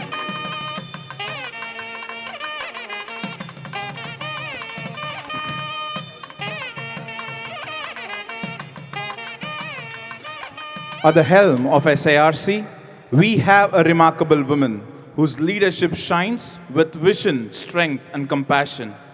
She exemplifies the power and grace women bring to shaping the power of our future. As she walks to deliver a prestigious welcome address, let's remember, leadership is not about a title, but about impact, influence, and inspiration. Here's to a strong woman. May we know them, may we be them, may we raise them. Madam, over to you for your welcome address. Thank you very much. Manbigu Amaichar Thiru T.N. Anbarasan avargal, Minister for MSME, Small and Medium Enterprises, Ms. Taryn Rilton, Deputy President of IFAC, the International Federation of Accountants, our beloved President, C.A. Charanjot Singh Nandaji, Honorable Vice President C.A. Prasanna Kumar, my own Vice Chairman C.A. Mupala Subbarao sir, Deepa Varghese, the Secretary, and my Treasurer C.A. Banu Narayan Rao sir, all the Central Council members, Regional Council members, past Presidents, past Regional Council members, my family, my friends, and a very, very special mention to my principal, boss, and mentor, C.A. R. Balakrishnan. A very, very warm good morning to all of you. I have this very great liking for this particular verse by Bharadiyar. Manadil urudi vendum, vakinile inimai vendum, நினைவு நல்லது வேண்டும், நெருங்கின பொருள் கைப்பட வேண்டும், கனவு மெய்ப்பட வேண்டும், கைவசமாவது விரைவில் வேண்டும், தனமும் இன்பமும் வேண்டும், தரணியிலே பெருமை வேண்டும். Bharadiyar, in his short life of 32 years, penned these timeless words. And the CA Act, we all know, was formalized in the year 1949. In this gap of, there was almost a gap of 50 years since Bharadiyar penned these words and the CA was formalized as an institution. And it seems, so blessed and divine that the Act, the CA Act, is formed on the backbone of these words. These words were not thought of as being the backbone, but Bharadiyar's words so aptly describe whatever we as professionals are following. It's a privilege for me to welcome all the thought leaders and decision makers to this profession. Sir, நீங்க MSME அமைச்சராக இருக்கீர்கள். As partners in nation building, Abdul Kalam எங்களை நீங்க partners in nation building அப்படின்னு சொன்னார். As partners in nation building, நாங்க வந்து towards the economy நிறைய contribute பண்ணியிருக்கோம். Income tax, the basis of our country's revenue. GST, கவர்மெண்ட்டோட அந்த கனவை வந்து மெய்ப்பட்ட வச்சதே சார்ட்டர்ட் அக்கௌண்டன்ஸ் தான். அண்ட் இப்பொழுது வந்து எங்களோட நோக்கமே வந்து எம்எஸ்எம்இஸை வந்து அவங்களுக்கு கூட கொலாபரேட் பண்ணி அவங்களுக்கு ஒரு கெப்பாசிட்டி பில்டிங் பண்ணி MSMEs are the backbone of our economy. So அந்த எம்எஸ்எம்இஸ்க்கு வந்து ஒரு கொலாபரேட்டிவ் ஒரு சினாரியோ கொண்டு வந்து அக்ராஸ் த கண்ட்ரி வந்து நாங்கள் எம்எஸ்எம்இ ஹெல்ப் டெஸ்க் வச்சு எம்எஸ்எம்இ மஹோத்சவ் கண்டக்ட் பண்ணி அவங்களுக்கு எந்த விதமாலாம் நம்மளால் ஹெல்ப் பண்ண முடியுமோ அத்தனை ஹெல்ப்பும் நாங்கள் பண்ணிகிட்ருக்கோம். And we are very happy to say that ICAI has entered into an MOU with Startup TN. போன மாதம் தான் நாங்கள் அந்த MOU சைன் பண்ணோம். And we are very happy to partner with all the programs of Tamil Nadu government and all the other state governments in their MSME initiatives. Before I go on, I would just like to place on record my appreciation to all the people who have helped me to put this dream conference together. There are around 3,300 registrations in this conference. AAKKAModa நாங்க வந்து ரொம்ப ஒரு நோக்கு கொண்டு we are conducting this conference. இந்த conference conduct பண்ணணும் அப்படின்னு நினைக்கச்சே I was filled with fear. But God sent me a lot of angels and friends. Tana, so many people came and told me, we will help you. And I would like to place on record my appreciation to CA Venkatramana, who was actually instrumental in helping us to reach out to the minister and request him to join us today. Sir, நீங்க வந்து எங்களுக்கு ஒரு நோக்கம் ஒரு பாதையை நீங்க இன்னைக்கு காமிக்க போறீங்க. Next, I would like to thank CA Jitendran, who put me on to CA Venkatramana, sir. And definitely, I will be not doing my duty if I do not thank CA K. Ravi, sir, who has enabled me to actually help me into visualizing and putting this conference together. And to all the scores and scores of well-wishers, members, friends, who came forward to me and told me that they will support me. And today, this dream has become a reality for us. Sir Bharathiyar வந்து கனவு மெய்ப்பட வேண்டும் என்று அந்த கவிதையிலே சொன்னார். கவர்மெண்ட்டோட கனவுகள் எல்லாத்தையுமே மெய்ப்பட வைக்கிறதே நாங்கள் சார்ட்டர்ட் அக்கௌண்டன்ஸ் தான். நீங்களாம் வந்து ஒரு பாலிசியை டிசைன் பண்ணுறீங்க, ஆனால் அந்த பாலிசியை எக்ஸிக்யூட் பண்ணுறவங்களே நாங்கள் தான் chartered accountants. We chartered accountants are partners in nation building. We execute the dream of the government and the government is planning the Vikshit Bharat in 2047, and adile naanga mulumeya we will only be helping you in that. So this in the conference Chennai la vandu it is happening after 15 years. In the conference will happen only in the state in which the chairman is coming from, and I am fortunate enough to stand in this position today and welcome all of you for this conference as the second chairperson from Tamil Nadu. These conferences are enabling all of us to network with each other and also in knowledge sharing, experience sharing from many of the experts and professionals here. Model session which we had is this conference was dreamt of as a green conference, where we had trying to minimize the use of plastic in a very big way. And we have also put up an algae unit here which is absorbing the carbon dioxide in the atmosphere, and the byproduct is going to be used to make edible biscuits which are high and rich in protein. So the first session was a session in ESG and carbon markets. The next session which we are having is on the income tax bill. Income tax vandu ellarukkume oru uyirukuyirana oru subject ella chartered accountants, and the new income tax bill which has been passed in the parliament is going to be discussed in detail by two very senior chartered accountants. After that, we are having a session on GST.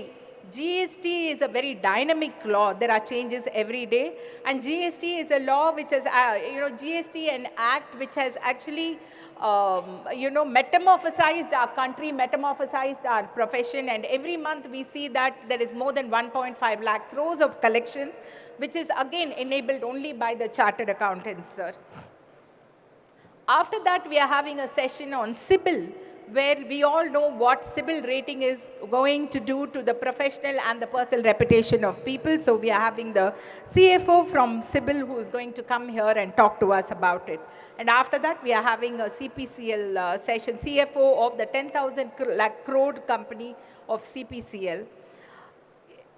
நான் வந்து 23ஆம் தேதி ரெண்டாவது நாள் we are having a very special guest who is addressing us on that day.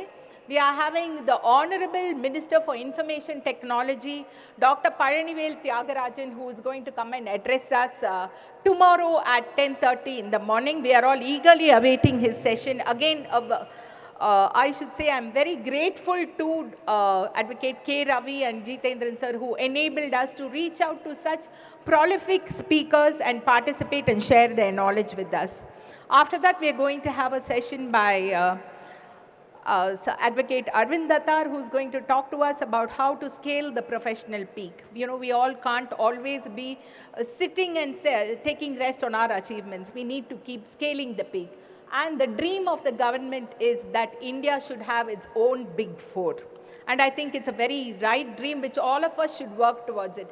Big Four na or congregation of chartered accountants. Sir, நம்ம government என்ன சொல்றாங்க, domestica, why don't you have a Big Four?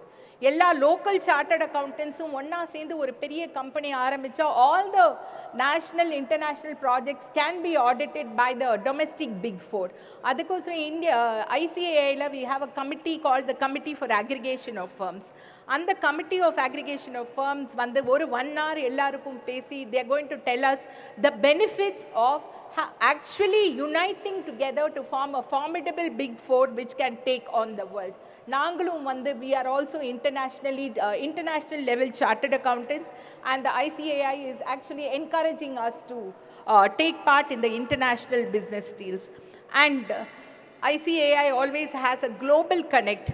And this connect today, we invited Ms. Taryn Ralton to come here and talk to us about the future trajectory of the profession. We all believe that CA is always going to be the most sought after professional. Our profession can never die, and we are always a sunrise sector, and we will be contributing a lot to the economy of the country. We are having a session on, we have all heard of the Prevention of Money Laundering Act and the Benami Transactions Act. And I always find that, you know, if there is anything going wrong somewhere in any system, instead of actually looking at the cause of the system, people generally ask, where is the auditor? Right? Where is the chartered accountant? And the ED's, hand falls very hard on the shoulders of chartered accountants who generally certify accounts based on the information which is produced to them. So we have a session by a senior advocate from the Supreme Court who is going to come and tell us what happens, what do we do if there is a knock on the door by the ED. Next, we have NAFRA, sir. NAFRA is the National Financial Reporting Authority. Chartered accountants, we are always bound by our principles, our ethics, and we are supposed to be bound by the laws, comply to all the laws. So National Financial Reporting Authority was formed by the government to work along with ICAI to ensure that financial statements which reach the stakeholders and the decisions which are made by the various classes of stakeholders are the same. We are bound by our own regulations, the Chartered Accountants Act, the Code of Conduct, the disciplinary sessions. So, adha ella sethu paakradhukku we have National Financial Reporting Authority, and we have a session on NAFRA by 2 very senior chartered accountants. And we have one more session on cybersecurity and forensic audit. Sir, simple audit panna porada sir, ippalam we have many things. What is audit now? Ulla poga, there are so many things which come out. So we are having a session on cybercrime. Cybercrimes are being reported everywhere. Cybercrime has come to rule the world. We are not going to be able to live without cyber. So cyber crimes are eppadi deal பண்றது, and forensic audit, frauds are there. Wherever there is a human being, there is always going to be some kind of a mismanagement, something. All of us are not Harish Chandras. There may be some problem somewhere. அதை எப்படி கண்டுபிடிச்சு எப்படி report பண்றதுன்னு there is a forensic audit session. And last technical session is we are having a session on AI. Normally, artificial intelligence பத்தி பேசுறதுக்கு we call young speakers. But this time we decided artificial intelligence can best be talked about by the past presidents of the institutes. They are the senior members who have actually had a vision for the institute. And only they will be able to tell us what is the disruption. Is there going to be a disruption because of AI? Or is it actually going to enhance our work? So, in the past presidents, they are going to come and talk to us. There is a galaxy of past presidents here who are going to talk to us about AI and whether it's going to be a digitization is going to be a disruption or not. Sir, இவ்வளோ சொன்னதுக்கு அப்புறம் நீங்க நினைச்சுப்பீங்க ஐயோ 2 நாள் all only technical sessions எல்லாருக்கும் கொஞ்சம் போர் அடிக்காதா ஹெவியா இருக்காதான்னு. No, we all have very we have a committee on work life balance where we say all work and no play will definitely make the chartered accountants very dull people. So we have a lot of initiatives planned for that. We had a parallel sports sessions, SIRC Premier League. You will see a number of winners of the games who are sitting here. ஒரு 2 மாசமா games நடந்துட்டு இருக்கு. நேத்திக்கு தான் finals முடிஞ்சு. Tomorrow they will all be getting the awards. Apart from that, we have a cultural program in the evening where we'll have a lot of music which is going to entertain our members. And tomorrow morning we are going to have drama, Tanglish drama by Dummies Drama, which is going to be a humorous drama with a very serious lesson on ethics. As chartered accountants, we are bound by a code of ethics, sir, and எங்க shoulders மேலே எப்பவுமே ஒரு regulator பார்த்துட்டு இருப்பாங்க. And நாங்க எப்பவுமே எங்களோட work எல்லாமே அந்த regulations, அந்த code of ethics வச்சு தான் we will certify whatever is our statements which are given. And we also have organized some short trips. We want to showcase Tamil Nadu, sir. I'm very proud of Tamil Nadu, the history and culture of Tamil Nadu. So we are showcasing Tamil Nadu with short trips to various places around, in and around Chennai, like Pondicherry, Mahabalipuram, Kanchipuram, and Tirthani. And we have also been blessed to organize around 100 tickets for a darshan of Tirupati Balaji, as it's only 2.5 hours from here. And there have been many takers for all these sessions. And so last but not the least, we as chartered accountants are always very eager to contribute to the economy, contribute to the company, to the country. And we believe definitely, even though the word was coined by Abdul Kalam, that we are partners in nation building, we are definitely partners in nation building, sir. எங்கேயுமே நாங்க வந்து opposite sideல உட்கார்ந்தாலும் government கோஸ் இருந்தா sir, we work for the government. We don't work for any other selfish motive, and it comes automatically, the results come to the government. So we are definitely your execution partners, sir. The dreams which you are dreaming will be executed by us. I would like to conclude my opening remarks with this small Tirukural. Virupara Sutram Iyayin Arupura Akkam Palavum Tarum. When kindred show unfailing love, wealth of all kinds never fail to flow. A circle of sincere affection, steadfast and free from resentment, yields abundant and lasting property. Friends, thank you very much everyone for actually coming here today in such large numbers to participate in this deluge of technical sessions and also work-life balance. Thank you very much, and thank you very much, sir. Thank you, ma'am, for that wonderful opening remarks and a welcome address. As a mark of our deep respect and affection, we now present shawls and bouquet to our esteemed dignitaries. May I now request CA Revati S. Raghunathan, Chairperson SARC, to present a shawl and bouquet to our chief guest, Thiru T.M. Anbarasan, Honorable Minister for MSME. Gentlemen, a big round of applause, please.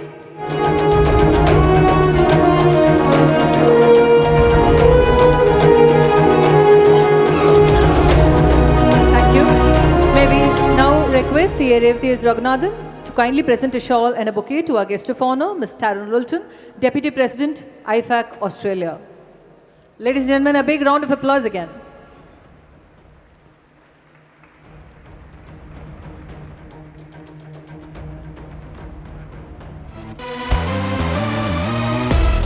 A very warm welcome to you, ma'am.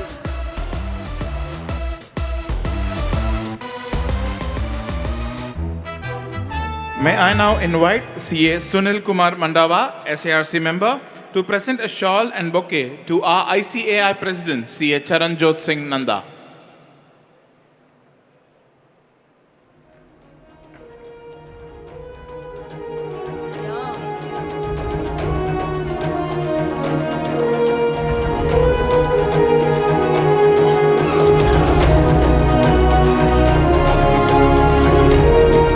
Ladies and gentlemen, a round of applause to our President, the torchbearer of the Institute of Chartered Accountants of India.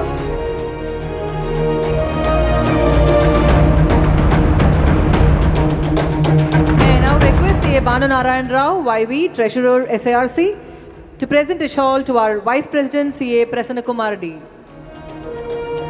Ladies and gentlemen, a big round of applause again.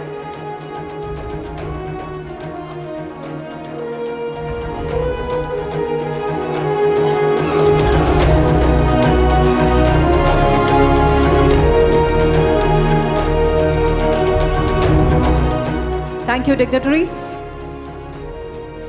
May we now request the people's man, a friend of fellow CAs, a person known for his progressive outlook and commitment to empowering members and students, who plays a vital role in strengthening the presence of ICAI both nationally and globally.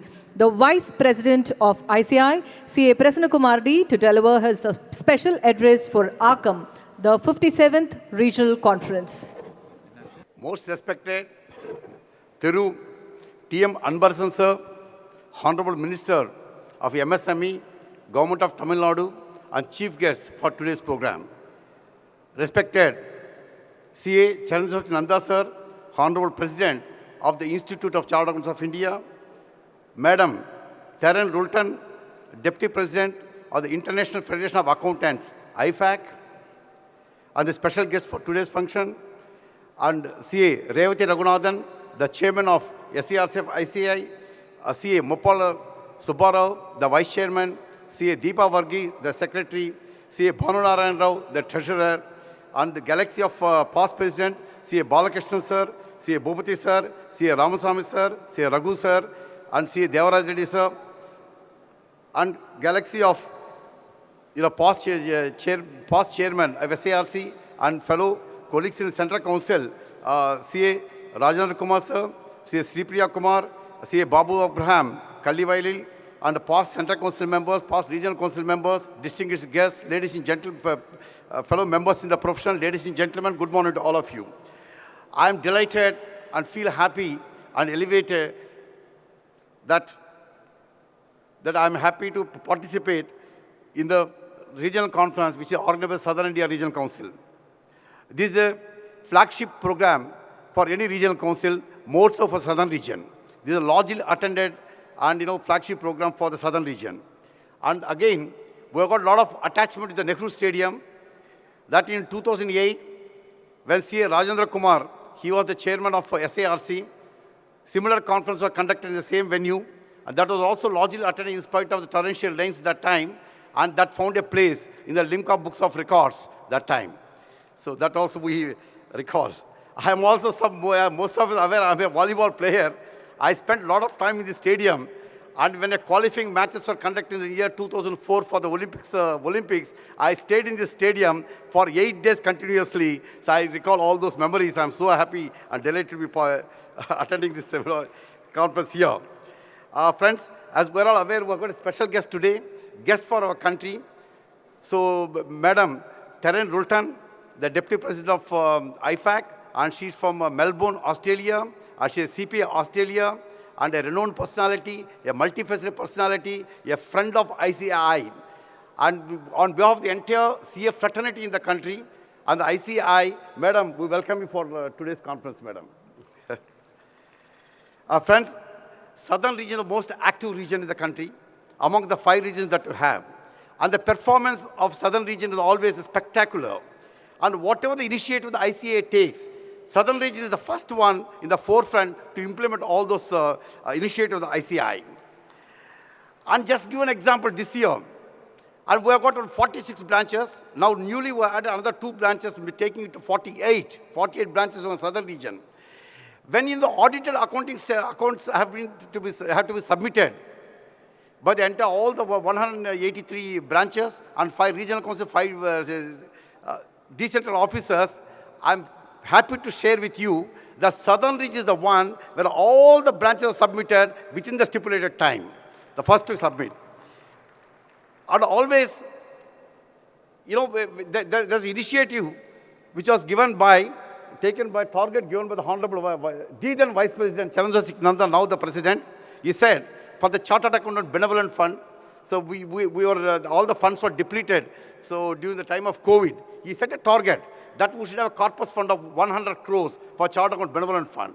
I'm happy to tell you, it was southern region, first they initiated, and initially we saw that in the last year itself, we have contributed more than 3 crores of rupees in a shorter span of time for CABF.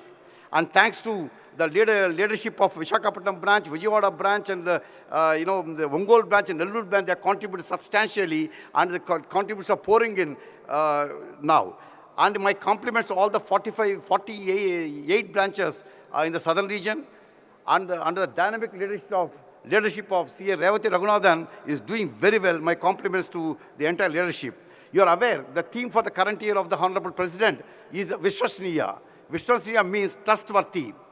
And it's the desire of the Honorable President that we should have, not only we should have the physical infrastructure for entire, all the branches and the regional councils, he also believes in creating a digital infrastructure, going with the technological revolution which is happening day in and day out.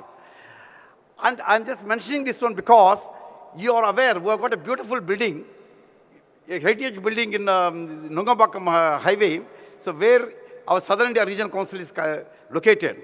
That building being very old, it had some structural issues, and the structural challenges were there. It has been in the thought process that we should go for construct a new building. It was during the tenure of C.A. Raghu sir, when he was the Vice President, he has sanctioned, he has granted rupees 48 crores to demolish the building, go for a new structure. But things could not happen due to various reasons. After the President took over, Honorable President, he is aware of this particular need. Under the chairmanship of the Infrastructure Committee, chairmanship of C.A. Rajendra Kumar, and vice chairmanship of C.A. Sipriya Kumar, the matter has gone to the council. I'm happy to tell you that we are going to have a signature tower in 122 Nungambakam Highway, where, council has sanctioned 125 crores for constructing a new building there. So, friends, when we are interacting with all of you, there are some many concerns that have been raised that regarding Section 280 of the Income Tax of 1961, the definition of accountant. And the moment the Honorable President took over, I became the Vice President also. That is the time the Income Tax Bill was introduced in the Lok Sabha. So then, to looking at the concerns of everyone, so the moment that the bill was introduced in the Lok Sabha, it has been referred to Select Committee of the Lok Sabha. There are 31 members of Parliament are there. The Honorable President and myself, we had a program. We got in touch with 25 members of Parliament. We met physically, went to their quarters and met 25 members of Parliament and apprised them that audit is the forte of chartered accountants in this country. It has been upheld by Supreme Court also. We have brought to their knowledge. They understood the entire thing. Ultimately, we have seen the income tax bill has been passed both by Lok Sabha and Rajya Sabha. There's no change in the definition of accountant. And in this journey for the new Income Tax Act, and before, at the time of drafting stage itself, ICAI, the Directors Committee, has contributed a lot. We have given so many inputs. We are having interaction with them almost every day basis. And when the Select Committee, it was referred to Select Committee, the Select Committee, the first opportunity for a presentation before them was given to the Institute of Chartered Accountants of India. And it was the Honorable President who made a presentation that day, and the time given to us was 2 hours, and the members of Parliament, all 31 were present, and they rapt attention. They permitted us to make a presentation for 3 hours, and all of them appreciated that. So that is the level of contribution we made there. So friends, I don't want to take much of time. Already I've taken 2 minutes more than time allotted to me. And a lot of things are happening in the Institute, and if you are following the social media, there is not even a single day where you don't have a new post there.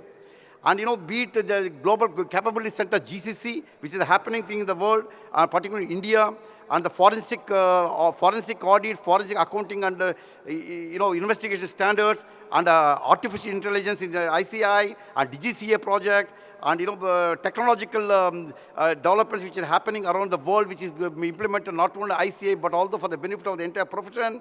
And we, ESG, sustainability, arbitration, mediation, a cooperative sector, and so on and so many things are happening in the institute where the ICA is actively involved. Apart from that, the relationship building and the interaction with all the regulators, be it Reserve Bank of India or NABARD or IRDA or NAFRA or SEBI or CAG and IBA and MCA, everywhere we are having a very good relationship. That's the thing, almost all the ministries expect ICA to involve in their initiatives of the ministry. With this, I'll just stop here. So, sir, I have taken 2-3 minutes additionally that have been allotted. Friends, let us all be proud partners that India is going to be India is poised to be the largest economy in the world by 2047 when you turn 100 years of independence. In this particular journey, let us all be proud partner to see that Viksit Bharat 2047 achieved. With this, wish you all the best. Thank you very much for giving me the opportunity. Thank you, sir. That was a thundering address. Can see all the energy of the volleyball practice still emanating vibrantly. So much information hit in such a short time. Power-packed goals of ICI initiatives. Thank you so very much for the wonderful special address. We are greatly privileged to have amongst us today Ms. Taryn Dilton, Deputy President of the International Federation of Accountants. Our presence here today is a true reflection of ICA's growing global stature and its strengthening partnership with IFAC. Before we invite Ms. Dilton to deliver the Guest of Honor address, let us take a moment to watch a short introductory video about her journey and achievements. We are honored to welcome Ms. Taryn Dilton, Deputy President of the International Federation of Accountants, the global body representing over 3 million accountants. She is also the Chief Commercial Officer at La Trobe University, Melbourne, where she leads commercial strategy and partnerships. With more than 3 decades of experience across finance, governance, education, and public service, Ms. Rolton has been the Mr. Rolton has been the forefront. Ms. Rolton has been at the forefront of advancing professional ethics, sustainability, digital transformation, and global collaboration in the accounting profession. A fellow chartered accountant and fellow CPA, she has held leadership positions with Chartered Accountants Australia and New Zealand, and her contributions have been recognized with the CANZ Meritorious Service Award. As our distinguished guest in the inaugural session of the 57th SIRC Regional Conference, she brings a truly international perspective, reinforcing our theme, AAKKAM, onwards and upwards, by highlighting the importance of trust, integrity, and global cooperation in shaping the future of accountancy. Ladies and gentlemen, please join me in welcoming Ms. Taryn Dilton to deliver a Guest of Honor address. Ma'am, over to you for the address.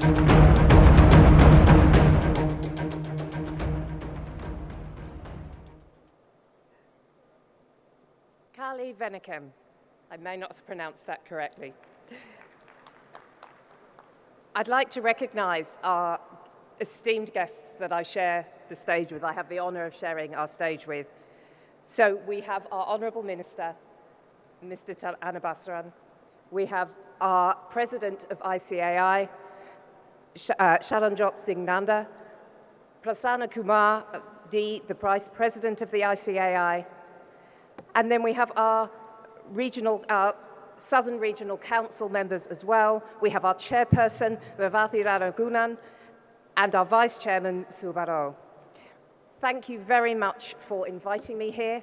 It is wonderful to be here to represent and demonstrate the regard and esteem that our global body IFAC has for the ICAI and your contribution to the profession. It's my first time here in Tamil Nadu, although I have visited Bengaluru a few months ago and was fortunate enough to meet with some of your leading technology companies. I have been very, very grateful for the warm welcome that I have received from everyone I have met, especially my hosts here at the Southern India Regional Council of the ICAI. IFAC is the global organization for the accountancy profession. We represent millions of professional accountants through our 187 member organizations across 142 jurisdictions.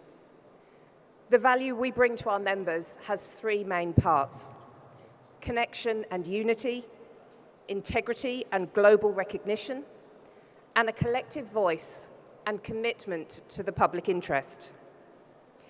Everything we do at IFAC is possible only with the collective efforts of our member organizations. ICAI was a founding member of IFAC in 1977, and we have been proud to work with you ever since. I would like to recognize the contributions of the many ICAI members currently serving as volunteers with IFAC, or the independent standing setted boards that we support. I have my colleague on the IFAC board, CA Atul Kumar Gupta, Ranjit Kumar Agrawal, member of the International Panel on Accountancy Education, CA Aniket Sonal Talati, who is a member of the Professional Accountants in Business Advisory Group, Hans Roj Shaw, member of the Small and Medium-Sized Practices Advisory Group, and Vishal Doshi, who is a member of the International Audit and Assurance Standards Board. The voice of the ICAI is strong in what we do, and we recognize that. Thank you to all, and thank you to the ICAI for encouraging your members to offer their exceptional talents at the global level on behalf of the public interest. I'd like to offer a few high-level comments this morning. The context for our discussion is the turbulent era we are living in. This takes the shape of many overlapping challenges. Global trading powers are engaging in more direct and disruptive competition, which is generating friction throughout the global trading system. Geopolitical instability is making investment riskier and less attractive, and could lead to further disruptions in economic activity. Some countries are worried about the competitiveness of domestic industry and are rethinking their response to regulation. And all the time, climate poses physical risks while making many other challenges even harder. And of course, this is far from a complete list. And in turbulent times, the accountancy profession remains united by high standards for professional and ethical behavior, and by our shared purpose of advancing the public interest. We are a valuable source of stability for our organizations and our stakeholders. Right now, however, we need to plan carefully and act carefully to maintain and manage our relevance. One important area of this is the sustainability transformation. To tackle sustainability challenges, our profession must enhance its capacity. At IFAC, we have updated the international education standards to integrate sustainability into the core skills of future professionals. We also link our member organizations to valuable resources and best practices, enabling them to incorporate sustainability into their ongoing professional development programs. Another important area, and one that I know will be covered a lot in the next 2 days, is digitalization. I do not want to underestimate the global anxiety in our profession about AI replacing us. Overall, embracing digitalization will free us to pursue opportunities in higher value areas, such as advisory services, by automating the lower value tasks we currently do. It will enable us to increase our relevance to our clients and our organizations. AI and automation won't replace us, but it will change how we work. And the opportunities presented by AI are evident here when I visit India and I see the wonderful work that you're doing and the developments that you have. And a few areas stand out for attention. We need to improve digital competencies and embrace innovation and a continuous learning mindset. Digital literacy is also crucial, although we do not need to become data scientists. And we should always consider what our new ethical responsibilities are in these technological settings. And let me add that by stepping into new roles with sustainability and with digital technology, we will make a stronger case to our next generation that we are the right profession for them. Finally, I'd like to emphasize the importance of our professional ethics, which connect sustainability and digitalization and underpin all of our efforts as a profession and as individuals. Everything we do, our trusted reputation we have earned, and our ability to meet our public interest mandate depends on continuing to live up to the principles of the International Code of Ethics. So thank you again to the ICAI and to all your members for everything that you do in India, in the region, and importantly around the world to advance our profession in the public interest. I'm very excited to see where our conversation over the next 2 days will take us. Nanji.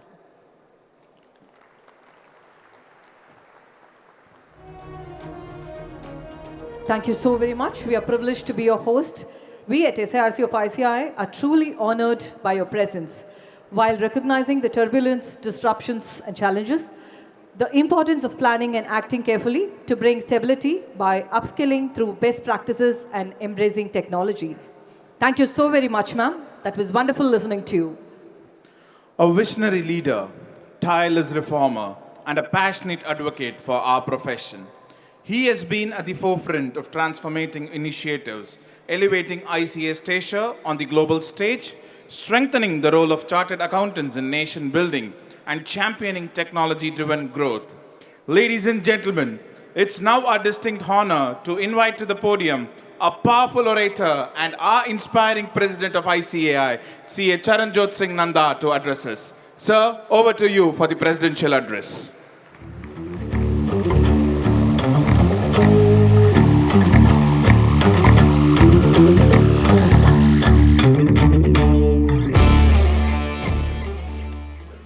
A very good morning, ladies and gentlemen. The chief guest of the day, Thiru T.M. Ambarasan, the Honorable Minister for Micro, Small and Medium Enterprises. Ladies and gentlemen, his name has a beautiful meaning. Ambu means love, and Arasan means king. He is the king of love, and therefore so many people have come here to listen to you, sir. The Honorable Vice President of the Institute, C.A. Prasanna Kumar D. It is his home turf, and truly his home turf because he has lived here, played volleyball on this very stadium where this program is being held. The Vice President of IFEC, Miss Tarian Rolton, who comes from Melbourne, she was so excited, and in spite of her preoccupied destinations, she chose to come to India, chose to come to Chennai for this conference. Madam Revati S. Raghuthathan, the chairperson of the Southern India Regional Council, and his entire team on the dais, off the dais. We have our very esteemed past presidents, very esteemed council colleagues, past chairman of Southern India Regional Council members past and present, and all chairman and council members who have come all the way from across the southern region to be a part of this fantabulous morning which is being inaugurated today. Ladies and gentlemen, truly a momentous occasion. See at the dais, look at the participants, all are thrilled and want to go home enlightened, putting at rest all the doubts on various subjects that may have crept over so many days. You are all aware that the Institute of Chartered Accountants of India was set up an Act of Parliament way back on 1st July 1949, when the most important document to the democracy, the Constitution, was not adopted. You are all aware that the Constitution of this country was promulgated on 26 January 1950. The pertinent question that arises is, what prompted the Constituent Assembly to set up an Institute of Chartered Accountants of India when their own democratic setup was not in place? The answer is very candid, very simple, very forthcoming. They were looking for a disciplined band of soldiers to steer this country out of confusion and put it on the path of perpetual growth and advancement. And there we are, the financial soldiers of this great Republic of India. Sir, we had a very humble beginning with 1,650 members, and today we have transformed as the largest accounting body of the world with over 5 lakh members and 11 lakh students. I'll take you through the international perspective at the first instance. Ladies and gentlemen, I remember when I went to the council way back in 2004. At that time, when you used to go for international conferences or meetings, we had a feeling that we had a second rung status. And look at God, the tables have turned. Today we are in an advantageous position. We are at a premium at all international forums where we go and express ourselves. We were the first in the world to come out with guidance on remote auditing way back on 30th March 2020 when COVID had barely started. We are the first in the world to promulgate 23 forensic standards and give it to the world. You use IFRS, we pay royalty for that to the IFRS Foundation. You will be happy to know now the entire world wants to pay royalty to us for using our forensic standards. I take you to a very interesting account. We were very keen to have an MOU with the Institute of Chartered Accountants of Singapore. We wrote to them several times, but somehow things could not be brought on table. And then came World Congress. I'll stop here for a minute on World Congress. World Congress was awarded to us after 108 years. The preparations were so good, so great, so splendid that valedictory session, the then Vice President of IFAC came onto the rise and said, it was a great function, more than 8,000 people attended, and I don't think we should repeat it, and the last one with us, showcasing our hospitality and our benevolence. At that World Congress, the President of the Institute of Chartered Accountants of Singapore also came. As was customary, our President, at that time, Shri Devashish Mitra, invited him to come to our BKC building. He came to the BKC building, and looking at the building, he was mesmerized. What a beautiful, outrageous, great, splendid, marvelous, fantabulous building it is. Our President very humbly said, he said, sir, we have more than 130 such buildings in the country. History was created. He went back and wrote. He said, I don't feel appropriate to have an MOU with the Institute of Chartered Accountants of India.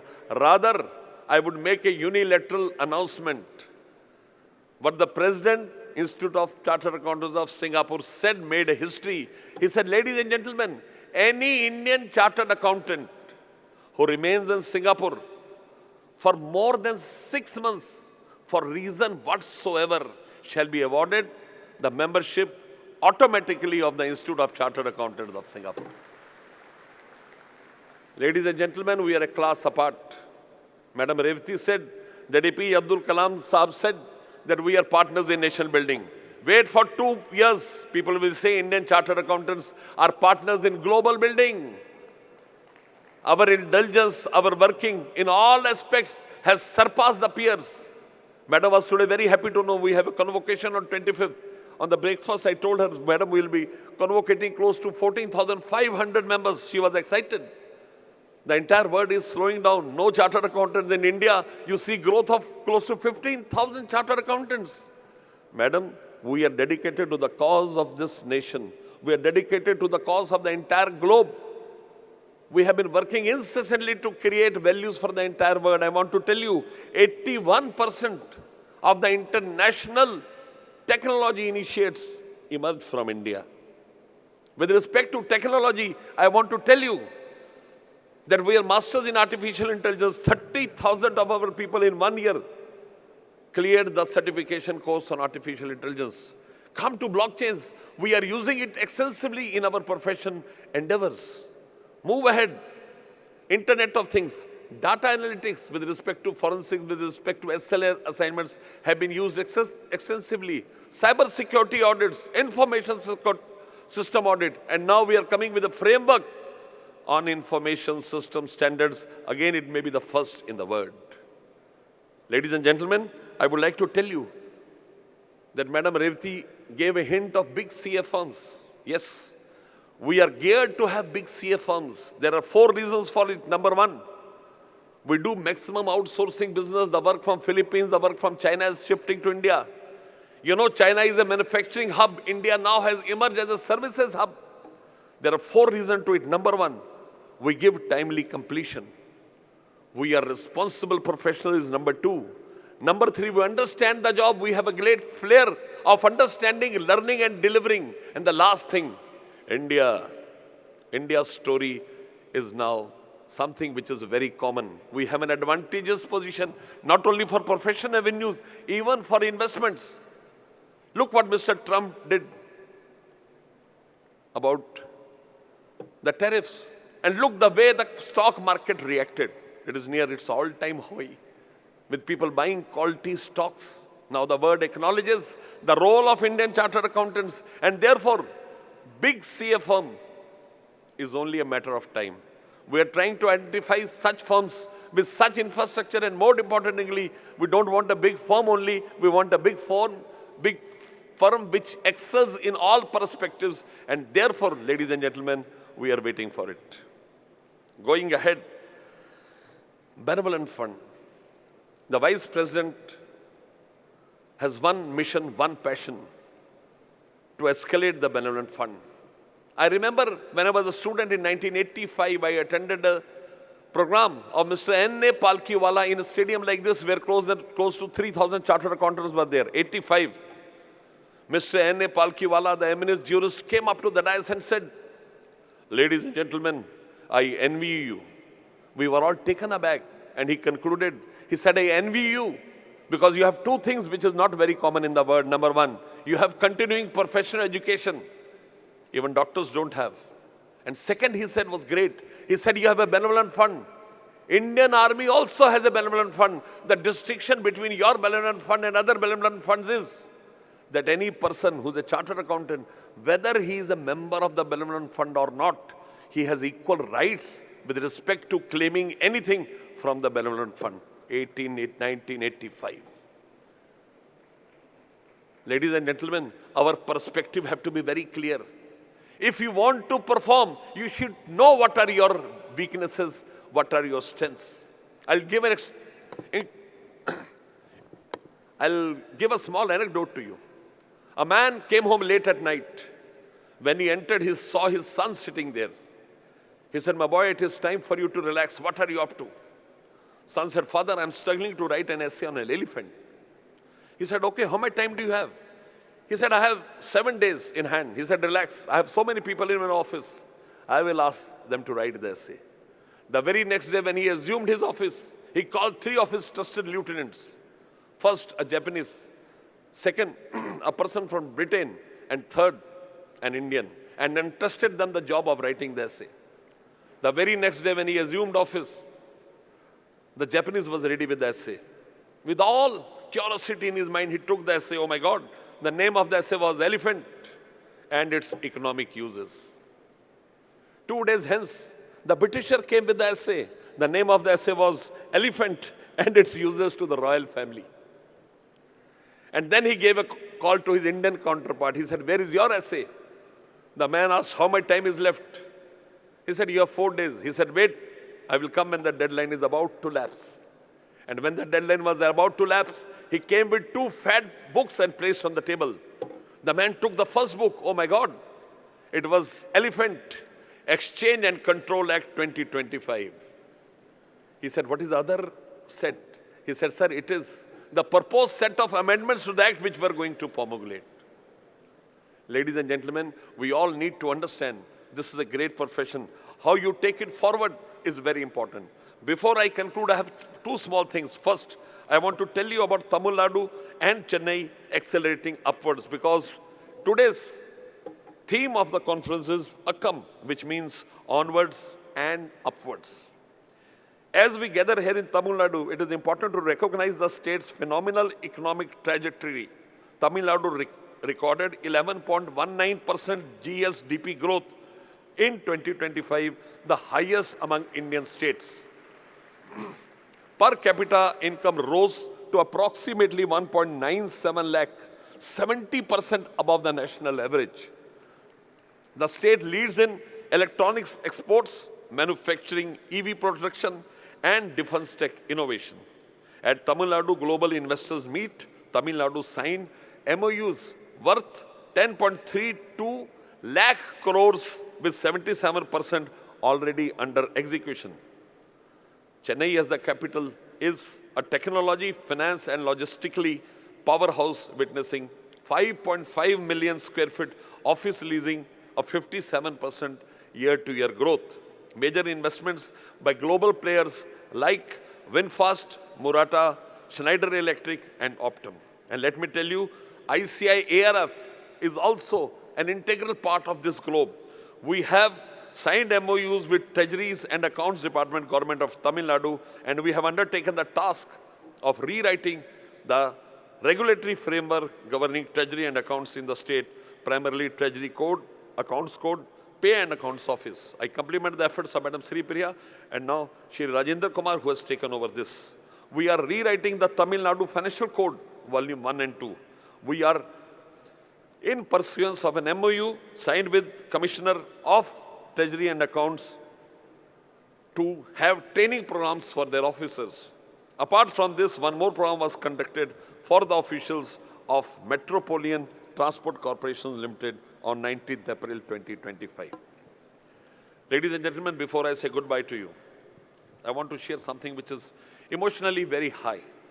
When I became the president on 12th February 2025, I made a committee for promoting work-life balance.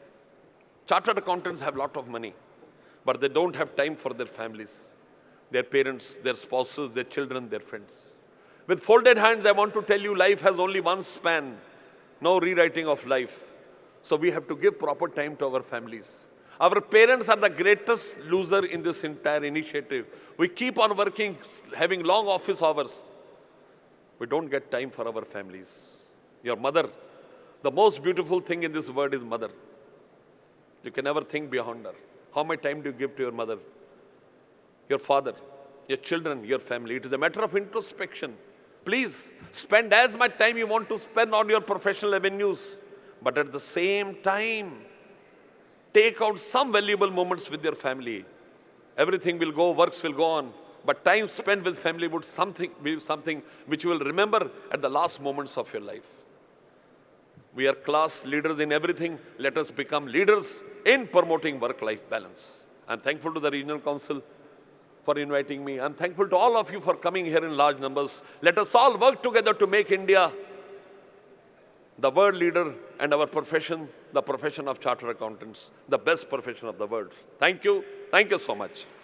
Thank you so very much, sir. That was an energetic address. We could see the torch glowing bright and beautiful in your eyes as the vision of ICI and the care you have for your fellow members. We are proud to be led by the able leader to play our role as financial soldiers, fighting the turbulence and be the first in thoughtful initiatives to be the world leader. It was exciting to know that we will be partners in global building. Thanks for the positive outlook of the growth of the nation and VCAs excelling holistically. Power-packed address as a visionary with so much of positivity, beautifully driving facts with a touch of admirable humor. Thank you so very much for the fact-filled, emotional presidential address. Ladies and gentlemen, a big round of applause to our President of ICI. Time for the most awaited inaugural address. It's our privilege to have Honorable Minister for Micro, Small and Medium Enterprises and Rural Industries, including cottage industries, and Tamil Nadu Urban Habitat Development Board, Government of Tamil Nadu, as our Honorable Chief Guest. Thiru T.M. Anbarasan is a respected political leader of Tamil Nadu who has devoted his career to the service of the people with a focus to inclusive growth, social development and economic empowerment. He represents the Chengalpattu constituency in Tamil Nadu Legislative Assembly and has earned the trust of his constituents through his grounded leadership and people-centric initiatives. தாங்கள் வருகையால் பெருமை கொள்கிறது தென்னிந்திய பட்டய கணக்காளர் சங்கம். மிகுந்த மகிழ்ச்சியோடு நடைபெறுகிற இந்திய பட்டய கணக்காளர்கள் நிறுவனத்தின் 57வது தென்மண்டல மாநாட்டிற்கு தலைமையேற்று இந்த இனிய நிகழ்ச்சிக்கு வருகை தந்திருக்கிற நம்ம எல்லாம் அன்போடு வரவேற்றிருக்கிற இந்திய பட்டய கணக்காளருடைய நிறுவனத்தினுடைய தென்மண்டலத்தினுடைய தலைவர் திருமதி ரேவதி ரகுநாதன் அவர்களே,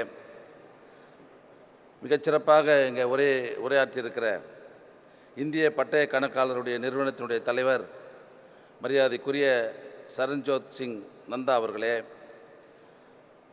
சிறப்புரை ஆற்றியிருக்கிற இந்திய பட்டய கணக்காளர் நிறுவனத்தினுடைய துணைத் தலைவர் திரு பிரசன்ன குமார் அவர்களே, தென்மண்டல துணைத் தலைவர் திரு பாலா சுப்பாராவ் அவர்களே,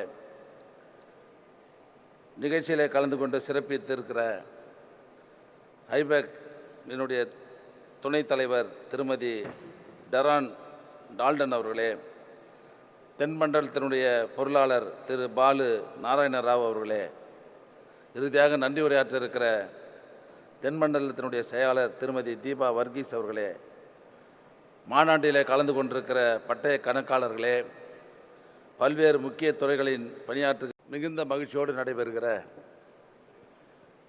இந்திய பட்டய கணக்காளர்கள் நிறுவனத்தின் 57வது தென்மண்டல மாநாட்டிற்கு தலைமையேற்று இந்த இனிய நிகழ்ச்சிக்கு வருகை தந்திருக்கிற நம்ம எல்லாம் அன்போடு வரவேற்றிருக்கிற இந்திய பட்டய கணக்காளருடைய நிறுவனத்தினுடைய தென்மண்டலத்தினுடைய தலைவர் திருமதி ரேவதி ரகுநாதன் அவர்களே,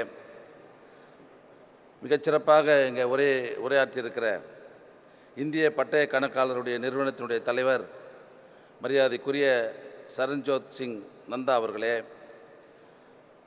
சிறப்புரை ஆற்றியிருக்கிற இந்திய பட்டய கணக்காளர் நிறுவனத்தினுடைய துணைத் தலைவர் திரு பிரசன்ன குமார் அவர்களே, தென்மண்டல துணைத் தலைவர் திரு பாலா சுப்பாராவ் அவர்களே, நிகழ்ச்சியிலே கலந்து கொண்டு சிறப்பித்திருக்கிற ஐபேக் என்னுடைய துணைத் தலைவர் திருமதி டரான் டால்டன் அவர்களே, தென்மண்டலத்தினுடைய பொருளாளர் திரு பாலு நாராயண ராவ் அவர்களே, இறுதியாக நன்றி உரையாற்ற இருக்கிற தென்மண்டலத்தினுடைய செயலாளர் திருமதி தீபா வர்கீஸ் அவர்களே, மாநாட்டிலே கலந்து கொண்டிருக்கிற பட்டய கணக்காளர்களே, பல்வேறு முக்கிய துறைகளின் பணியாற்றுகின்ற நிறுவன தலைவர்களே, அதிகாரிகளே, சிஏ படிக்கும் மாணவ செல்வங்களே, பத்திரிகை ஊடகங்களைச் சேர்ந்த நண்பர்களே, வருகை தந்திருக்கிற உங்கள் அனைவருக்கும் என்னுடைய அன்பான வணக்கம். மிகச் சிறப்பாக நடைபெறுகிற இந்த 57வது பட்டய கணக்காளர்கள் மாநாட்டில் நானும் கலந்து கொண்டு உங்களையெல்லாம் சந்திக்கிற நல்ல வாய்ப்பை பெற்றதற்காக நான் மகிழ்ச்சி அடைகிறேன். அந்த வாய்ப்பை எனக்கு தந்திருக்கிற நம்முடைய மாண்புமிகு தமிழ்நாடு முதலமைச்சர் அவர்களுக்கும் இந்த நிறுவனம் அதாவது ஒட்டுமொத்த நிர்வாகிகளுக்கும் என்னுடைய நன்றியை இந்த நேரத்தில் நான் தெரிவித்துக் கொள்ள விரும்புகிறேன். இந்தியாவினுடைய பட்டய கணக்கியல் தொழிலை ஒழுங்குபடுத்துவதற்காக 1949ஆம் ஆண்டு பட்டய கணக்காளருடைய சட்டத்தின் கீழ் இந்திய பட்டய கணக்காளருடைய நிறுவனம் உருவாக்கப்பட்டிருக்கிறது. இந்த நிறுவனம் இந்திய பொருளாதார வளர்ச்சிக்கு கடந்த 77 ஆண்டுகளாக மிகச்சிறப்பாக பணியாற்றி கொண்டிருக்கிறது. மிகப்பெரிய சிறப்பாக இருக்கிறது. நான் அறிந்த வகையில் உலகிலேயே மிகப்பெரிய கணக்காளர் அமைப்பாக இந்திய பட்டய கணக்காளர் நிறுவனம் இன்றைக்கு மிகச்சிறப்பாக பணியாற்றி வருகிறது என்பது நமக்கெல்லாம் ஒரு மிகப்பெரிய பெருமை. 1949ஆம் ஆண்டு 1700 உறுப்பினர்களை கொண்டு தொடங்கப்பட்ட இந்த நிறுவனம் இன்று 4 லட்சம் உறுப்பினர்களை கொண்டும் 8 லட்சம் மாணவர்களை உறுப்பினராக கொண்டு மிகப்பெரிய வளர்ச்சியை பெற்றிருக்கிறது என்பது உள்ளபடியே பெருமையாக இருக்கிறது. தென்மண்டல அமைப்பில் 90,000 கணக்காளர்கள் உறுப்பினர்களாகவும் 3 லட்சம் மாணவர்களும் பதிவு செய்துள்ளது அறிந்து நான் மிகுந்த மகிழ்ச்சி அடைகிறேன். இன்றைக்கு பட்டய கணக்காளருடைய பணி என்பது மிக மிக சிறந்த பணி. அவர்கள் பெருநிறுவனங்கள் வங்கிகளுக்கு தலைவர்களாகவும் நிர்வாக இயக்குநர்களாகவும் தலைமை செயல் அதிகாரிகளாகவும் தலைமை நிதி ஆலோசகர்களாகவும் பணியாற்றுகிறார்கள். பட்டய கணக்காளர்கள் சிறு தொழில் நிறுவனங்கள் வணிக நிறுவனங்களுக்கு ஆலோசனைகள் மற்றும் சேவைகளை வழங்கி அந்த நிறுவனங்களின் வளர்ச்சிக்கு மிகப்பெரிய துணையாக இருக்கிறார்கள். நிறுவனங்களில் நடைபெறுகிற மோசடிகளை எல்லாம் கண்டறிந்து தடுப்பு நடவடிக்கைகளை மேற்கொள்வதுடன் பெருநிறுவனங்கள் எம்எஸ்எம்இ நிறுவனங்களுக்கு ஆதரவளித்து இந்தியாவினுடைய பொருளாதார வளர்ச்சிக்கு பெரிதும் உறுதுணையாக இருக்கிறவர்கள் தான் நீங்கள் என்பதை இந்த மாநாட்டிலே நான் பெருமையோடு தெரிவித்துக் கொள்ள விரும்புகிறேன். பட்டய கணக்காளர்கள் அரசு மற்றும் தனியார் துறைகளுக்கு இடையே நிதி ஒருங்கிணைப்பை ஏற்படுத்தி நாட்டில் ஆரோக்கியமான தொழில் வளர்ச்சிக்கு முக்கிய ஆதரவாக விளங்குகிறார்கள். ஒன்றிய மாநில அரசுகளின் பட்டய இலக்கினை அடைய பட்ஜெட் இலக்கினை அடைய பக்கபலமாக இன்றைக்கு விளங்குபவர்கள் நீங்கள் தான். ஆட்சியை நிர்வாகத்தை பொருளாதார ரீதியாக வழிநடத்தி உங்களுடைய பங்கு மிக மிக முக்கியமானது. மேலும் தணிக்கை செய்தல், வருமான வரி, ஜிஎஸ்டி வரி தொடர்பான ஆலோசனை வழங்குவதுடன் வரி சேமிப்பு, நிதி மேலாண்மை, முதலீடு, வணிக விரிவாக்கம், புதிய தொழில் தொடங்குவதில் ஆகியவற்றிற்கு மிகப்பெரிய அளவில் உதவி புரிகிறவர்கள் தான் நீங்கள். தமிழில் ஆக்கம் என்பது வளர்ச்சியையும் செழிப்பையும் முன்னேற்றத்தையும் குறிக்கிறது. இந்த மாநாட்டின் கருப்பொருளான ஆன்வர்ட்ஸ் அண்டு அப்வர்ட்ஸ் என்பது எப்போதும் முன்னோக்கி உயர்வதாகும். இதனை அடைய இந்த மாநாட்டில் வருமான வரி மசோதா, ஜிஎஸ்டி, மூலதன சந்தைகள், டிஜிட்டல் மாற்றம் போன்ற முக்கியமான தலைப்புகளில் விவாதிக்க இருக்கிறார்கள். இவை அனைத்தும் உங்களுக்கு புதிய பார்வையையும் வழிகாட்டுதலையும் நிச்சயமாக ஏற்படுத்தும் என்பதை நான் உள்ளபடியே நம்புகிறேன். அரசு, தொழில் நிறுவனத்தினர், கணக்காளர்கள் எல்லோரும் இணைந்து செயல்பட்டால்தான் ஆக்கம் என்ற இந்த மாநாட்டினுடைய நோக்கம் நிச்சயமாக வெற்றி பெறும். 1999ஆம் ஆண்டு நம்முடைய இதயங்களில் இன்றைக்கும் வாழ்ந்து கொண்டிருக்கிற முத்தமிழர் டாக்டர் கலைஞர் அவர்கள் பொன்விழா மாநாடு இந்த கணக்காளர் மாநாட்டில் கலந்து கொண்டு ஒருவருக்கு நல்ல வழக்கறிஞர், நல்ல டாக்டர், நல்ல ஆடிட்டர் கிடச்சிட்டாங்கன்னு சொன்னால் அவருடைய வளர்ச்சி யாருமே தடுக்க முடியாது, அவர்கள் மேலும் மேலும் உயர்வார்கள். அதையே நான் வழிமொழிந்து இந்த மாநாடு வெற்றிகரமாக அமைய என்னுடைய வாழ்த்துக்கள் நான் தெரிவித்துக் கொள்கிறேன். இன்றைக்கு நம்முடைய வரவேற்பு நிகழ்த்திய நம்முடைய மேடம் அவர்கள் எங்களையும் அந்த எம்எஸ்எம்இ தொழிலில் சேர்த்து கொண்டு எங்களுக்கும் பெருமை தேடித்தர வேண்டும் என்று கேட்டுக்கொண்டார்கள். வருகிற அக்டோபர் மாதம் 9ஆம் தேதி 10ஆம் தேதி கோயம்புத்தூரில் வேர்ல்டு ஸ்டார்ட் அப் கான்ஃபரன்ஸ் நடைபெற இருக்கிறது. நிச்சயமாக உங்களை அந்த நிகழ்ச்சியில் பங்கேற்க செய்து அந்த மாநாடு மிகச்சிறப்பாக நடைபெறுவதற்கு உங்களையும் அந்த மாநாட்டில் பங்களிக்க செய்து அந்த மாநாட்டை மிகச்சிறப்பாக நாங்கள் நடத்துவோம் என்ற செய்தியை இந்த நேரத்தில் தெரிவித்துக்கொண்டு, ஆக 2 நாள் நடைபெறுகிற இந்த மாநாடு எந்த நோக்கத்திற்காக நடைபெறுகிறதோ அந்த நோக்கம் வெற்றி பெற வேண்டும் என்று வாழ்த்தி விடைபெறுகிறேன். நன்றி, வணக்கம். ஈகை அறிவூக்கம் இந்நான்கும் எஞ்சாமை வேந்தற்கு இயல்பு. These 4 unfailing mark a king: courage, wisdom and energy.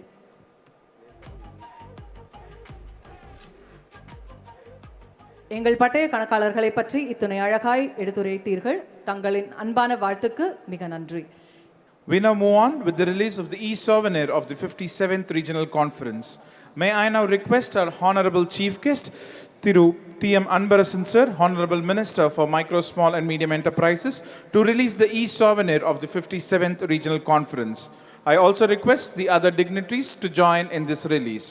A digital initiative of ICAI that reflects our contribution to sustainability and our commitment to reducing carbon footprints, while symbolizing the knowledge, ideas and thought leadership that this conference stands for.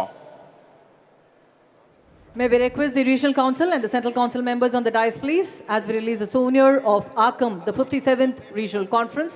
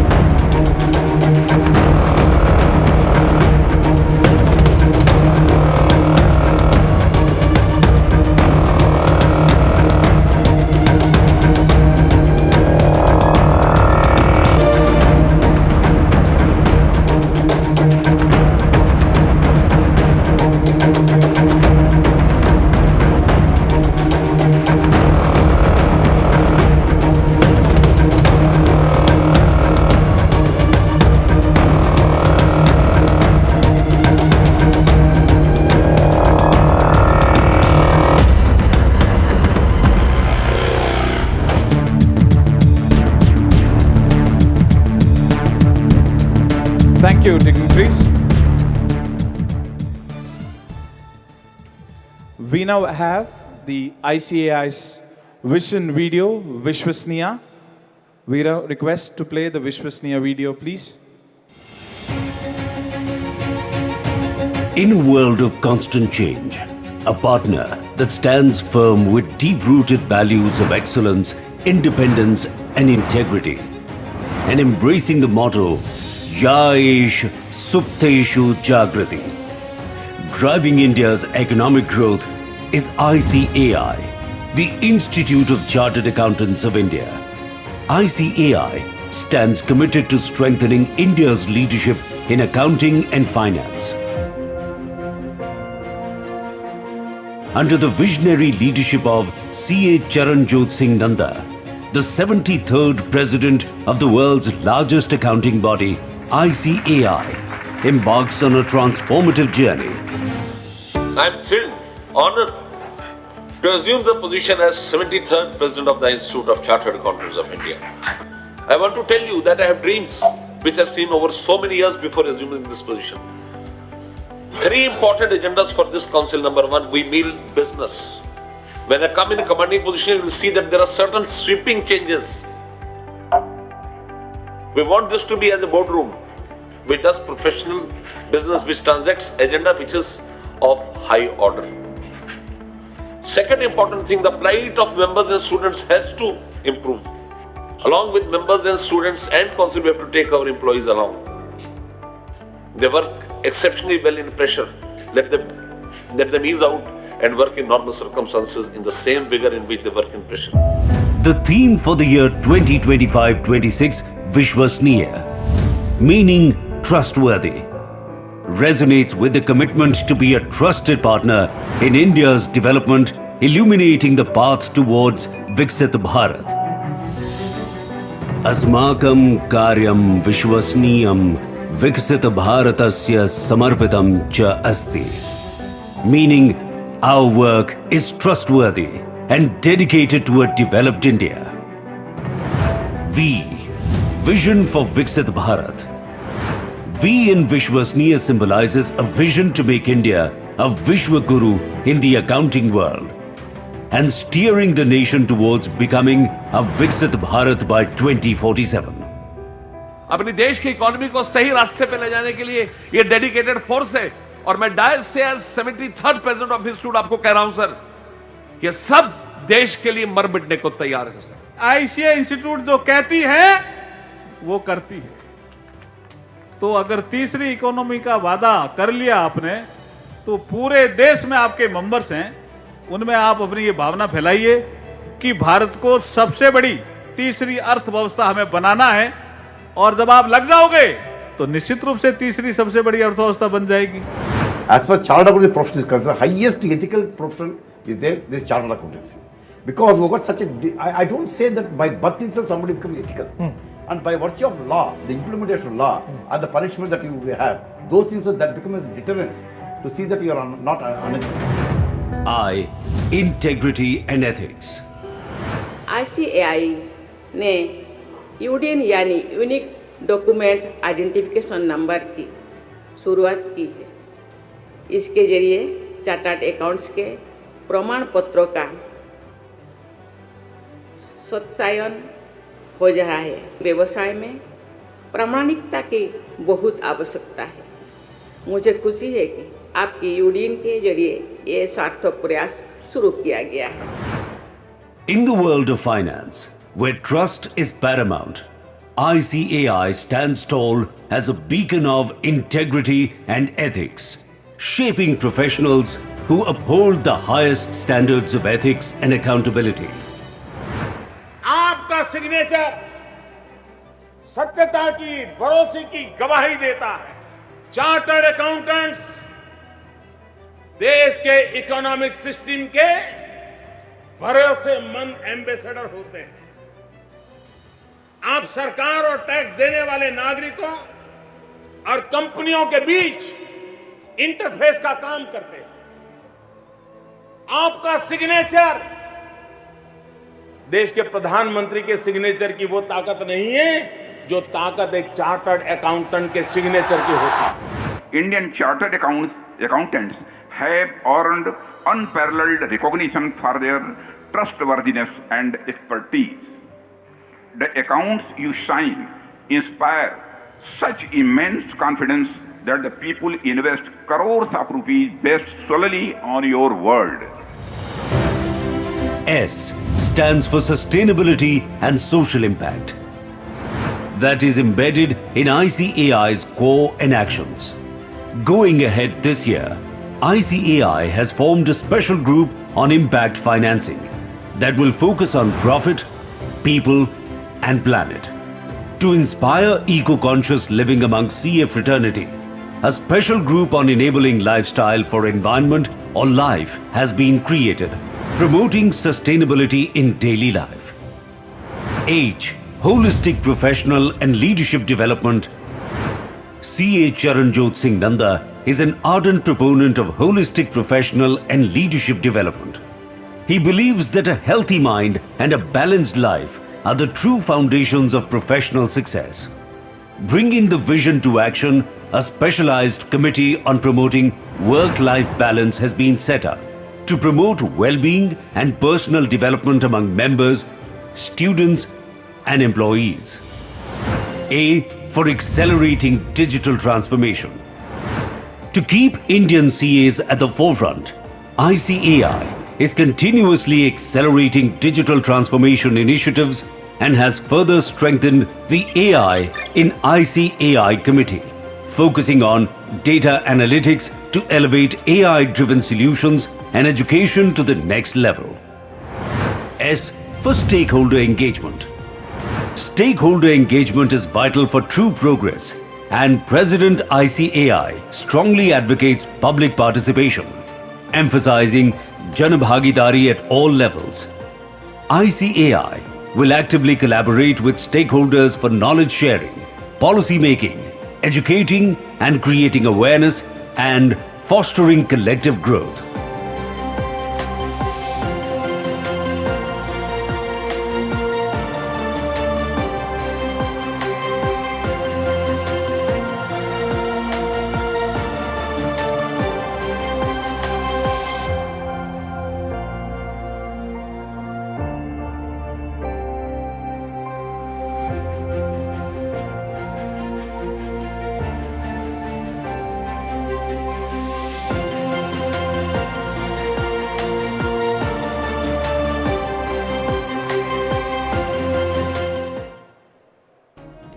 Thank you, sirs.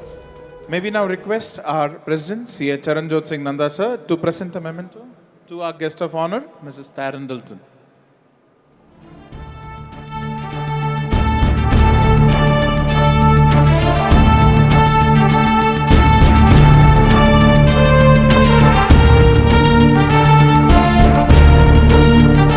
Ladies and gentlemen, a big round of applause, please.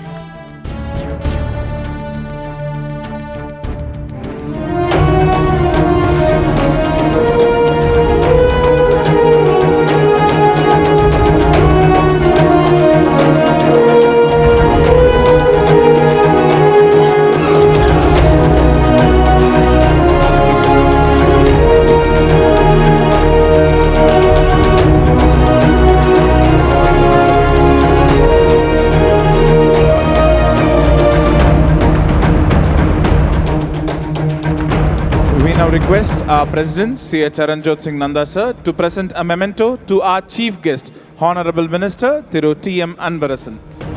Ladies and gentlemen, can we give a standing ovation to our Chief Guest as the memento is presented to him? திருக்குறளுக்கு இணையாக ரத்தின சுருக்கமாய் அத்துணை கருத்துக்களை அழகாய் எடுத்துரைத்தீர்கள். தங்களது வருகை தென்னிந்திய பட்டய கணக்காளர் சங்கத்தை பெருமை கொள்ள செய்கிறது. தாங்கள் குறிப்பிட்ட நல்ல ஆடிட்டர்களாக நாட்டின் முன்னேற்றத்திற்கு தோள் கொடுப்போம் என உறுதி கூறுகிறோம். A thundering round of applause to our Honorable Chief Guest of the day for the 57th Regional Conference, AAKKAM. As a mark of our gratitude and recognition, we now have the honor of presenting a memento to the immediate past chairman of SIRC, CA A.B. Geeta, for a dedicated service and invaluable contribution during her tenure. Ma'am, may we request you to kindly join us on the dais. May we request the Honorable Chief Guest to present a memento to our immediate past chairperson, CA A.B. Geeta, who's the second woman chairperson of SIRC of ICAI after decades, who led the path and excelled in her leadership as the chairperson. Have you on the dais, please. Thank you, Madam, for your exemplary leadership. Your efforts have truly strengthened the foundation for the growth and the profession in our region.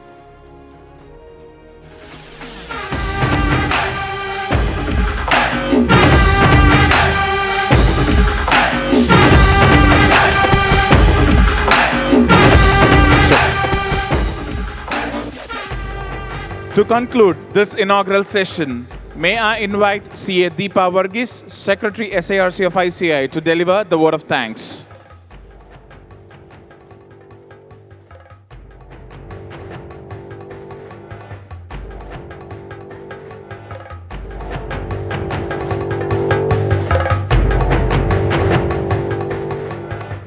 A very warm good afternoon to everyone. Respected dignitaries on the dais, Honorable Minister T.M. Ambarasan, our President Charanjot Singh Nanda sir, Vice President Prasanna sir, our guest of honor Ms. Tyron Ralton, the Deputy President of IFAC, the galaxy of other dignitaries on and off the dais. It is said that when we give cheerfully and accept gratefully, everyone is blessed. You gave us an opportunity to serve you the 2 days, and the Regional Council of SIRC is extremely grateful to each and every one of you for that. At the outset, I would like to thank the Honorable Minister T.M. Annabarasan sir, who has squeezed time of his busy schedule to join us this fine afternoon and tell us that auditors are very, very important in the life of any person. Thank you so much, sir, for taking time out and coming here this fine afternoon. Our guest of honor, Ms. Tyron Ralton, she was so excited when she heard about this conference, and she very readily agreed, traveled all the way from Australia to be with us, and she will also be giving us a special address on the trajectory of the profession. So we are very thankful to you, madam, for that. Our dear President, any chartered accountant in this arena today who has spoken to him in person will say that he's such a soft-spoken person. But the moment he gets a mic in front of him, he's such an excellent orator and gets the maximum number of claps. Thank you, Dantaji, for coming here this fine afternoon, joining us and supporting us in this SIRC conference. How do I thank our Vice President? He is our man, the person who has been guiding us through and through for this conference, whatever problem we had. Now, this is not a small conference, a conference which has 3,300 plus registrations, people coming in from 3 different states to a 4th state. So there are so many issues which keep happening, which keep cropping up. But Prasanna sir was there always to guide us, tell us what to do, how to take it forward. Thank you so much, sir. And shoulder to shoulder, along with Prasanna sir, was our Central Council members, Sri Priya Madam, Sridhar Sir, Dayanivas Sir, Babu Abraham Kalivailil Sir, RK Sir, everybody. They were all through and through guiding us. Thank you, everyone. And I should definitely take a moment to thank our past presidents who, though not in front, but always, being behind the back, behind the curtain, they were always there, giving us that confidence that, after a long, long time, or in the history of SIRC, this is the first time that a chairperson and a secretary are becoming women. And it is the past presidents who told us, don't worry, you will rock, girls. And yes, I guess we are rocking. So thank you so much, past presidents. And Central Council members, to Shekhar sir is here. So many of them have come to support us. Thank you, everyone. I will also take a moment to thank the past SIRC chairpersons and past SIRC council members for coming here, especially a few of them who stood through and through. Madam has already mentioned names, so I'm not taking time more. A very, very great word of gratitude to the volunteers, without which such a mammoth event would not have happened. The volunteers have been staying with us day and night, even more than the council members, I must say, and ensuring that this event is being done very well. And a very good word of appreciation to our MC too. We would like to thank the sponsors for giving us sponsorship in such huge amounts so that we have this program in front of you. The Chennai Police, who have been coordinating in a wonderful way and ensuring that this event is conducted very smoothly.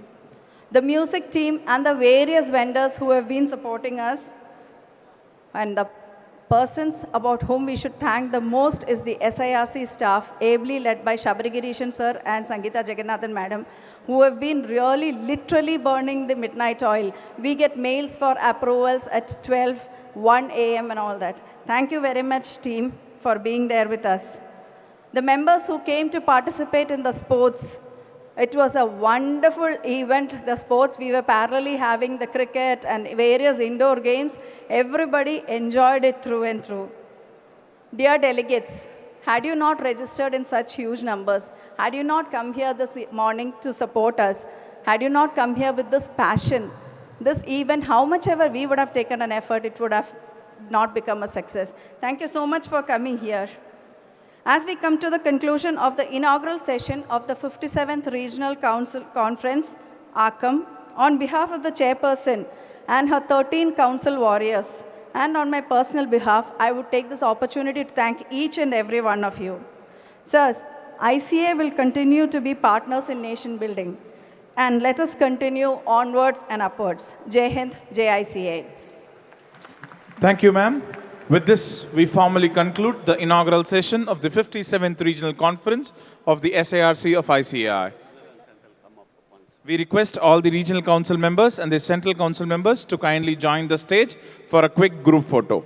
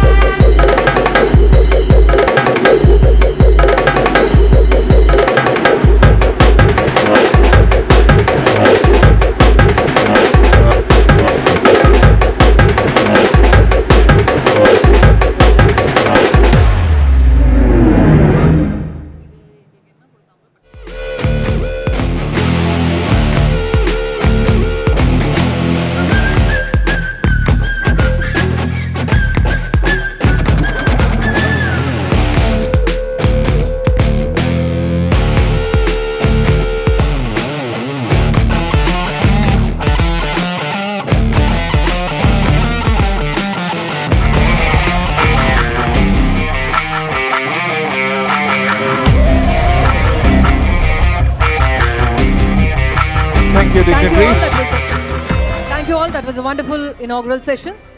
We quickly move on to the special session. Ladies and gentlemen, we now move to a very special session from classroom to council room, a CA's rise to the regional council. It is our privilege to introduce the speaker of the session, CA Balakrishnan. After qualifying Master of Science in Mathematics and Bachelor of Law, obtaining gold medal from Madras University, joined CA and completed CA, started as a CA practice during 1968. He was secretary and vice chairman of the Society of Auditors, Chennai. He was secretary and vice chairman of Students Association, SICASA of ICAI. He got elected to the Council of ICAI and was elected vice president of ICAI in 1985 and as president in 1986 to 87. He was a member of International Auditing Practices Committee of IFEC during 1987 to 1991. Adding a special dimension to this moment, he is also a mentor and principal of our chairperson CA Revati S. Raghunathan, making this session one of the pride and inspiration. May we now invite CA Balakrishnan to deliver his session. We request CA Balakrishnan to occupy the dais. May we now request CA Revati Raghunathan, chairperson SIRC of ICAI, to accompany CAR Balakrishnan sir onto the dais, please, for the session. Balakrishnan sir is back. Over to you, sir. Let's listen to the very young Balakrishnan sir. Distinguished delegates here, respected chartered accountants from all over south here, I am asked to be before you for some time. I crossed 83. I thank the organizer putting a handrail. Yesterday, Amitabh Bachchan was telling that he has put handrail in all rooms because he cannot stand. The same position I am also coming now. So I'm happy I'm here to address before you. For 4 minutes they said. Why? Because 4 reasons. One, I am the most senior past president living in this region today, having completed 55 years of practice. So, being the senior most past president, before you all settle down, they have given me 3 minutes time to say a few words to you. I am happy this conference is organized today by none other than one of my students who has become the chairman of the region. She is Revati Raghunathan. And I had to teach her those days. Now I see the fruits bearing good things, and you're all before her to see that things happen in good way. We are near, we are happy today that Saranjot Singh Nanda, who was 85, who was mentioning about benevolent fund. That time, benevolent fund was zero in this whole India. Myself, as vice president, and Ms. Nair as president, went to branch and gathered more than 1,000 members. And one particular meeting, I remember Tirupur, there were 50 people. All the 50 became members that day. Like that, in many branches, the benevolent fund was started and got a kick. That time, the institute's income was hardly 17 lakhs for the whole year.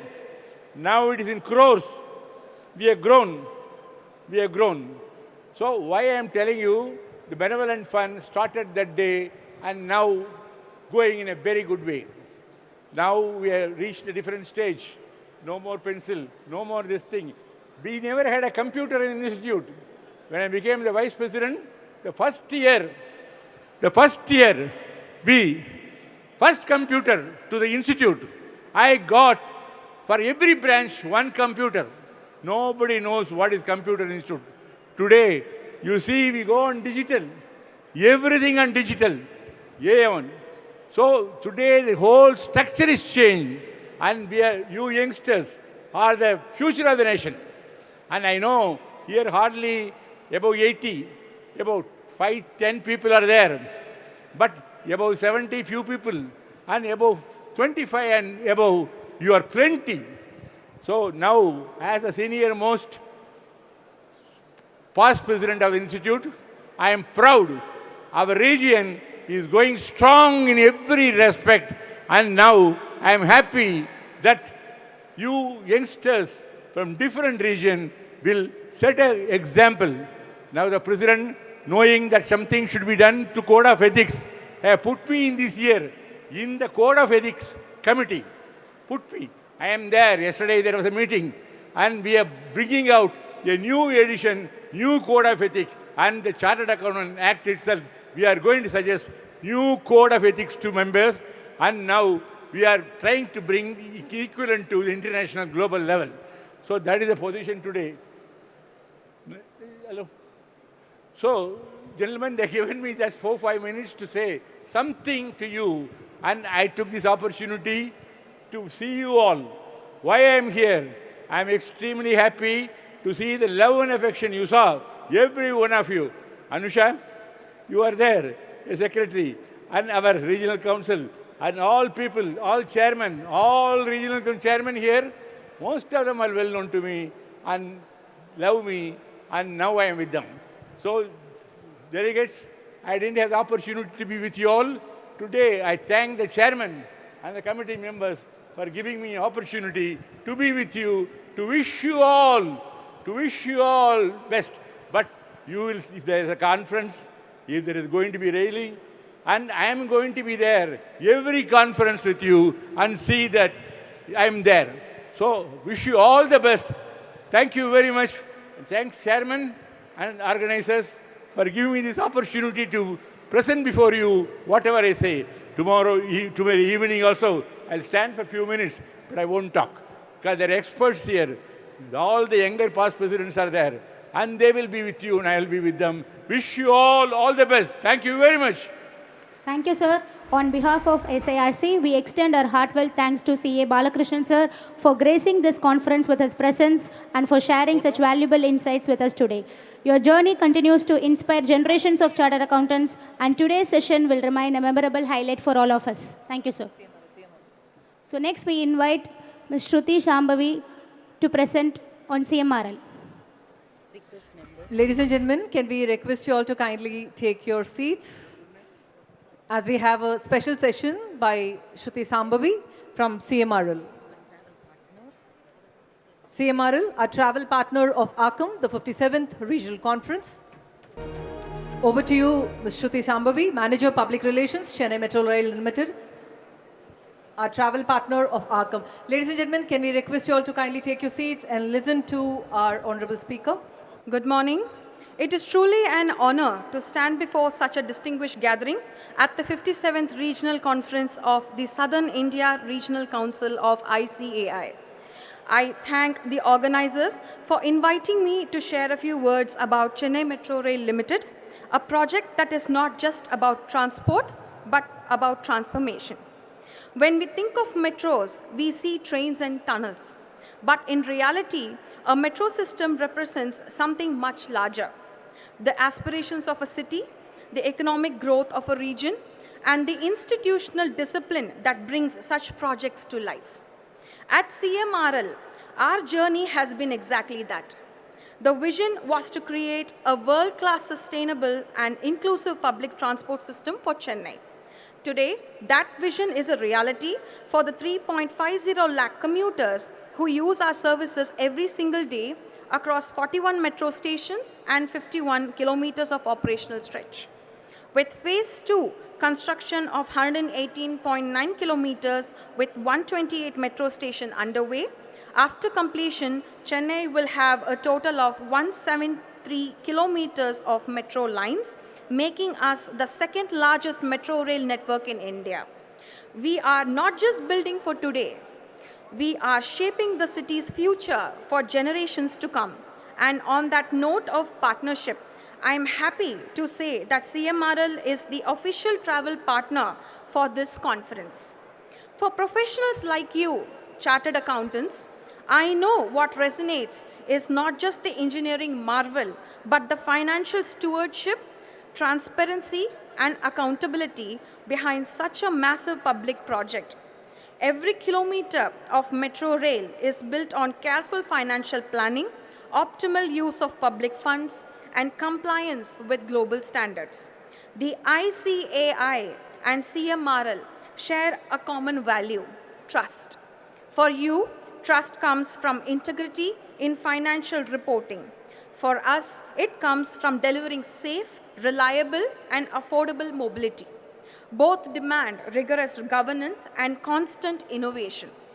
Allow me to highlight 3 aspects of CMRL's contribution. Urban transformation. We are reshaping the way Chennai lives and works. Through transit-oriented development, integrated last-mile connectivity with feeder services, and seamless digital ticketing solutions, including the National Common Mobility Card, CMRL is making public transport the natural choice for our Chennaiites. Sustainability. Sustainability is at the heart of this journey. All our 41 metro stations have been awarded with IGBC Platinum certification, and recently CMRL was also honored with the Global Environmental Excellence Award for its efforts in implementing sustainable practices. From solar-powered stations to extensive tree plantation drives, CMRL is proud to set benchmarks in building an eco-friendly metro system. Economic impact. Every investment in metro rail generates multiplier effects, real estate growth, commercial opportunities, and the most importantly, time saved for our people, which is an invaluable economic resource. As chartered accountants, you understand that value creation goes beyond balance sheets. The true value of a metro is in the smiles of our commuters who reach home on time, in the cleaner air our future generations will breathe and in the confidence it builds for investors looking at Chennai as a global city. Infrastructure like CMRL is not just steel and stone. It is a testament of vision, discipline, and trust. In this journey, professionals like you, with your expertise in finance and governance, are our essential partners in nation building. Thank you once again for this honor. Vanakkam. Thank you so very much, Ms. Shruti Sambhavi. It is not transport, it's a transformation. Exciting facts to know that Chennai is reshaped, digital ticketing, motivating people to take public transport. Wonderful to note that the value you add to the lifestyle of the people and sustainability. May we now request CA Deepak Ladda to present a memento to Mrs. Shruti Sambhavi, Manager Public Relations, Chennai Metro Rail Limited. Ladies and gentlemen, a big round of applause. Ladies and gentlemen, a big round of applause. And can I request you all to kindly take your seats as we have these sessions coming up? It's a kind request from the organizers, speakers, and your co-delegates.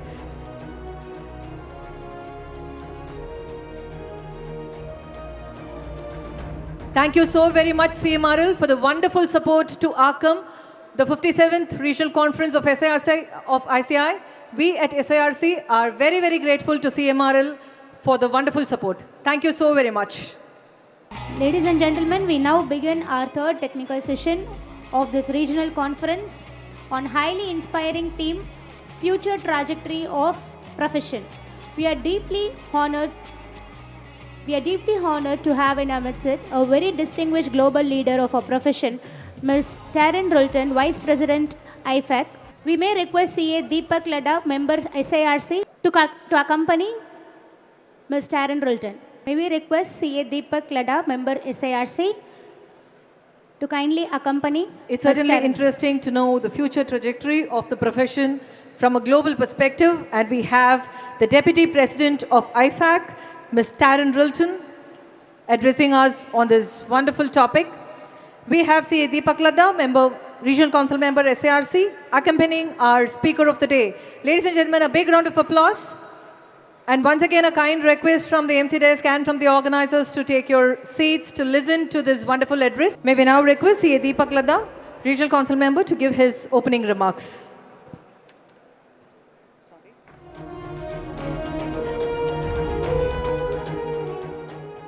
Good afternoon, friends, distinguished guests, colleagues, and my dear chartered accountants. It gives me immense pleasure to welcome you all to this important discussion on future trajectory of chartered accountancy profession. Our profession has always stood at the intersection of trust, integrity, and value creation. Over the decades, chartered accountants have not only safeguarded financial credibility, but have also played a pivotal role in shaping business decisions for fostering investors' confidence and driving sustainable growth. Today, we find ourselves at a moment of transformations. Technological advancements, evolving regulatory landscapes, and new business models and increasing societal expectations are redefining what it means to be a chartered accountant in automation and AI. They are changing the way we work, while climate change and sustainability reporting are expecting the scope of our responsibilities in this evolving terrain. Our relevance and the resilience depend upon how effectively we adapt and lead.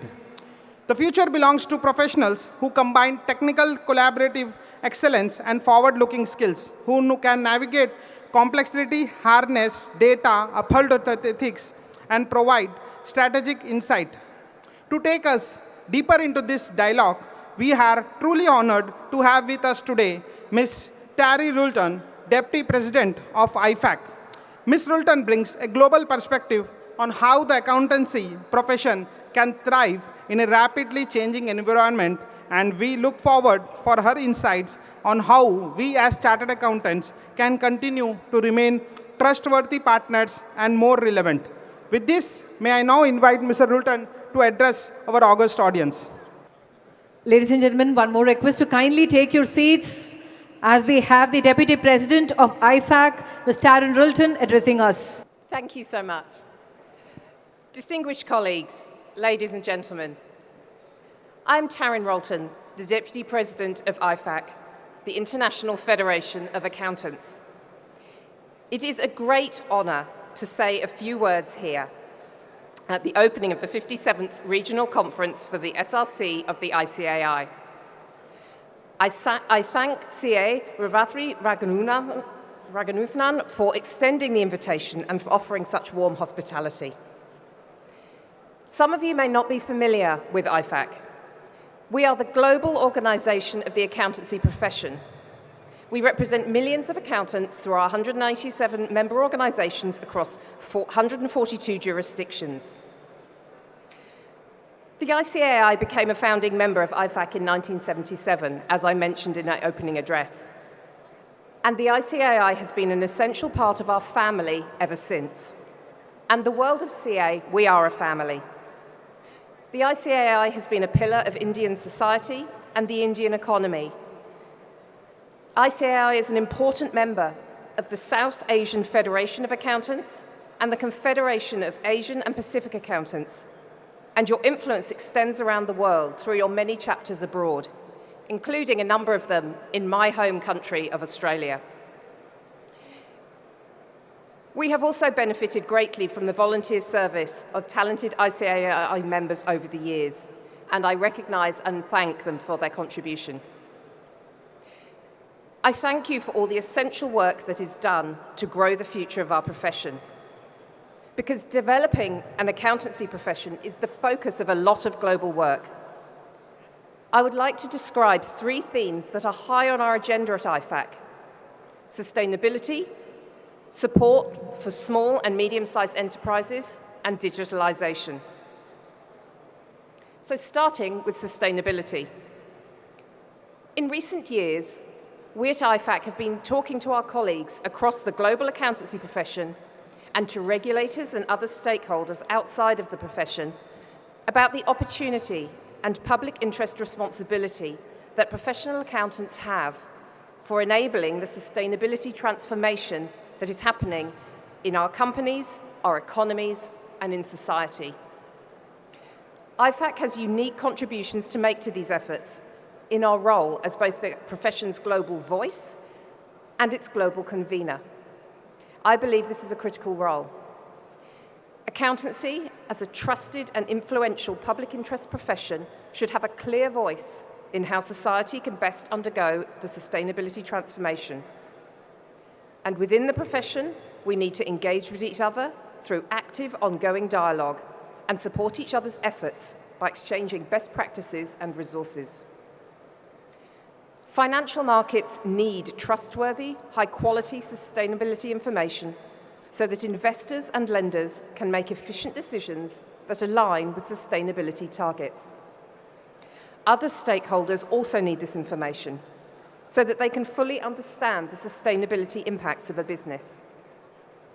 And let us never forget why we are doing this. It is to safeguard the future of our incredible planet. We are the profession in the best position to lead on sustainability reporting and assurance. We have the technical skills to integrate financial and non-financial information.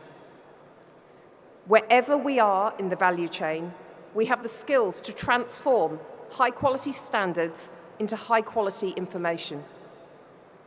And our profession is built on unbiased and reliable information. This reputation will help build confidence in sustainability information in the same way it does with financial information. The sustainability transformation does call for individual professionals to upskill and reskill, and to collaborate with experts as needed to complement our work. Professional accountancy organisations, such as the ICAI, are the best sources of education and training their members need. So it is essential that they move swiftly and boldly with their members into the sustainable future. This will take a lot of hard work, and there will be bumps in the road. But on every organisation's journey, it is imperative we keep it going. And now for ICAI members, you are fortunate to have access to excellent support through the body. And I highly recommend you to look at the impressive array of offerings and resources on sustainability that are available. We are challenging those who work inside of companies or who provide advisory services to companies to view the new sustainability disclosures as more than a compliance exercise. We should use our reporting to empower change in the way that companies are governed and in the decisions that they make. We are also challenging ourselves at IFAC to do everything we can to help build a harmonized global system for reporting sustainability-related information. Crucially, for these disclosures to be useful to anyone, no actor can be outside the reporting system. Our focus at IFAC is on sustainability as it relates to all jurisdictions. We believe the IFRS standards, starting with S1 and S2, are the right foundation for this system.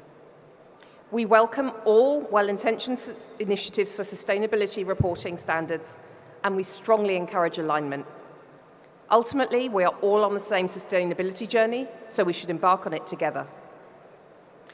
We also believe widespread adoption and implementation of the ISA 5000 standard of the International Auditing and Assurance Standards Board will be crucial for ensuring that sustainability assurance truly builds confidence in sustainability information. ISA 5000 is a profession-agnostic standard that allows for a broad range of assurance providers while maintaining a high level of quality. But we should be careful not to allow a two-tiered system to emerge. And that would be one where regulated professional accountants are held to higher standards while others operate without consistent oversight. It is all about investor and consumer protection and information. And if the market for sustainability assurance doesn't earn trust, it doesn't serve its intended purpose. As with sustainability disclosure, it's vital for all countries to converge on a unified approach to sustainability assurance early on. And that's before regulatory fragmentation can take hold, which will create unnecessary costs and complexity. Because resolving a fragmented system only gets more difficult as time goes on. I encourage the accountancy profession in India to speak strongly in favour of adoption and implementation of ISA 5000 as the path forward on sustainability assurance and to support global investor confidence. And for our part, as individual professionals, we need to be ready to meet market expectations in the assurance space and to compete with those who are not professional accountants. Now I'd like to turn to the topic of our profession's support for MSME. And it was really important today that we had the Honourable Minister Anbarasan here today, who is the Minister for Micro, Small and Medium Enterprises, because they are so important to our world. Accountants, and especially small and medium-sized practices, or SMPs as we like to call them, continue to be the preferred advisors to small businesses. Here in India, these businesses employ hundreds of millions of people, and they contribute nearly 38% of GDP. We can broadly say that the overall economic outlook is very closely tied to the economic outlook for small business. The profession's support for these businesses, in turn, is exceptionally important. Smaller businesses are the backbone of national, regional, and global economies and are an important part of global value chains. I want to highlight the close connection between MSME and sustainability. In particular, our role in helping them embrace the sustainability transformation. While we recognise the amazing positive role of MSMEs in the economy, the OECD has also found evidence that this cohort of companies, they account for 60 to 70% of industrial greenhouse global emissions. If SMEs are not part of the journey, sustainability will stay out of reach. We also know that they are an important part of the supply chain. And if they want to play an increasing role in global value chains, as we know they are, they will need to provide sustainability information to their customers. So even though you may not need to provide it yourself under legislation, your clients will ask for it. In the same way, that SMEs rely on SMPs for help with financial support and decision making, they will also look to small and medium accounting practices to provide a range of sustainability-related services. The role for small and medium practices will also broaden and become even more important as the focus on sustainability shifts from just being an environmental or greenhouse gas perspective to include a wider range of ESG factors. The S and the G are also incredibly important. Sustainability is going to be challenging for MSMEs, but let's remember that our small and medium accountancy practices were a lifeline to MSMEs in the darkest moments of the pandemic. We need to build on the trusted MSME and SMP relationship to help businesses through this transformation too. Because sustainability is about future-proofing business. It's about building resilience within them by helping them to adapt to a rapidly changing market condition.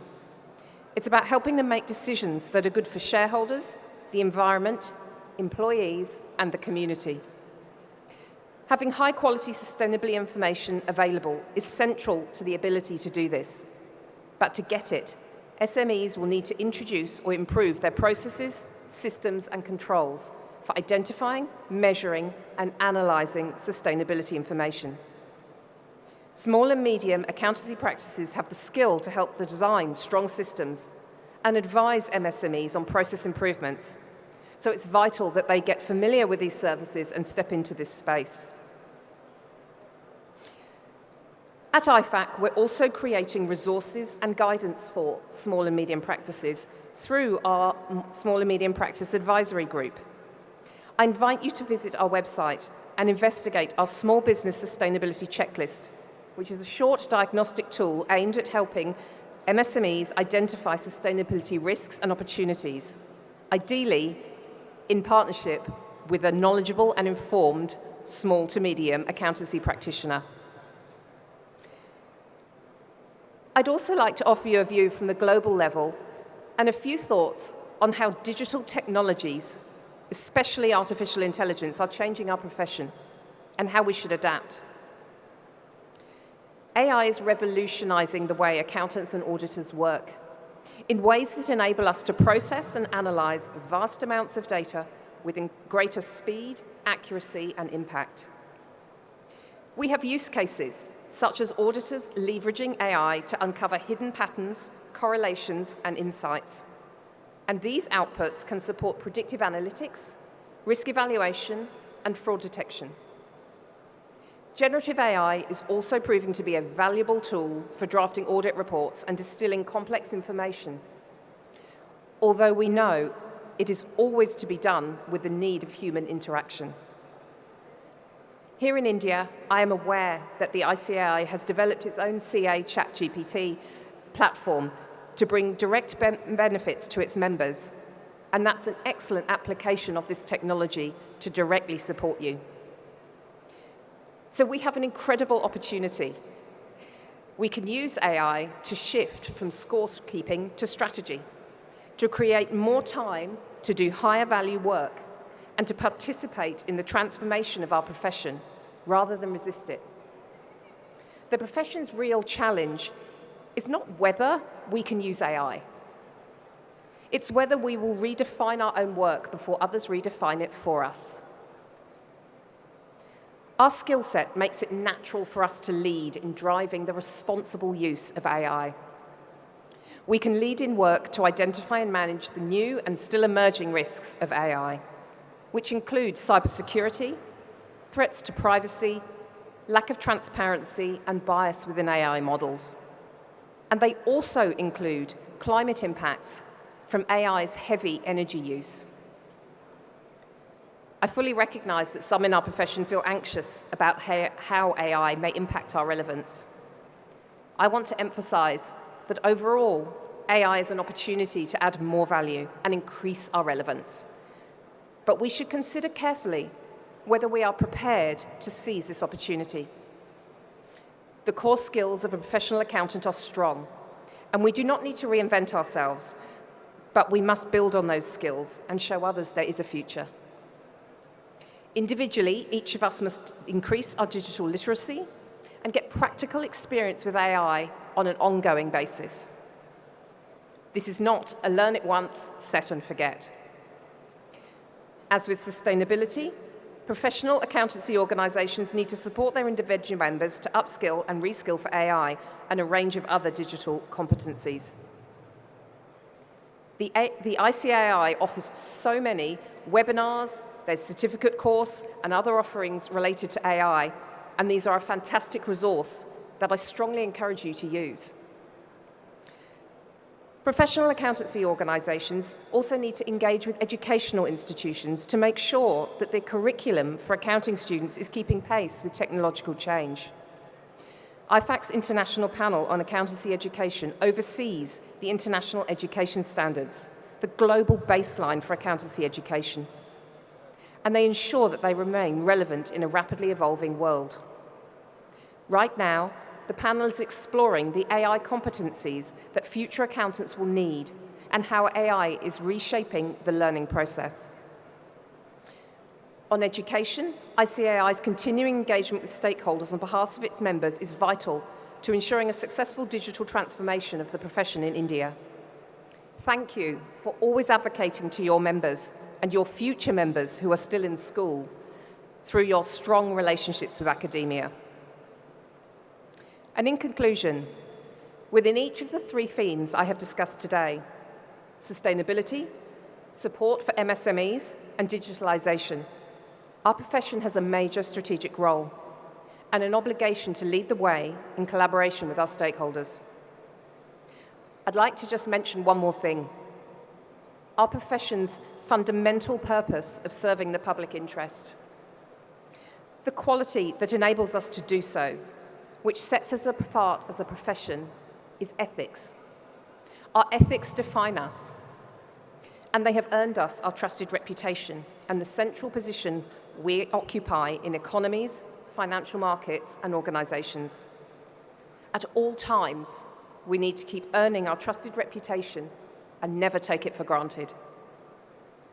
Ladies and gentlemen, CA colleagues, it is such a pleasure to be here and to share a few thoughts with you from the global perspective. Thank you. Thank you so very much. That was a holistic view on global profession, the challenges, a lot of information on technological transformation and so many initiatives of IFAC. And the way to survive is reinventing ourselves. Thank you so very much. That was wonderful listening to you. Ladies and gentlemen, a big round of applause. We now request CA Deepak Lada, member SIRC, to present a memento.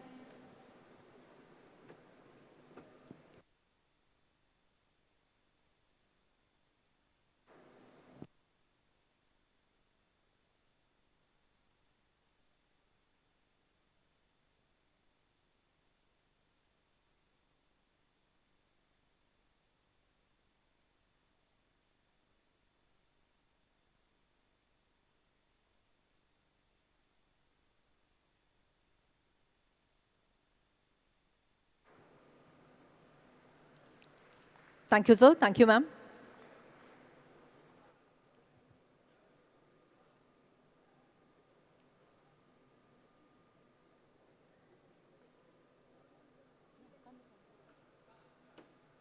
Thank you.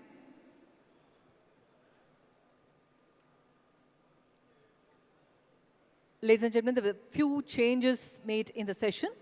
Now we will have the next technical session, the most important and the most awaited technical session, broad overview on income tax 2025 by CA Padamchand Kincha and CA Chaitanya KK after a short, quick lunch break. We are intentionally not giving the time because as and when people are ready, we will immediately start the session. Can we request you all to kindly take your lunch and get back as soon as possible? May we now request CA Arun to welcome CA Padamchand Kincha and CA Chaitanya KK with a shawl and a health bouquet. Ladies and gentlemen, a big round of applause, please.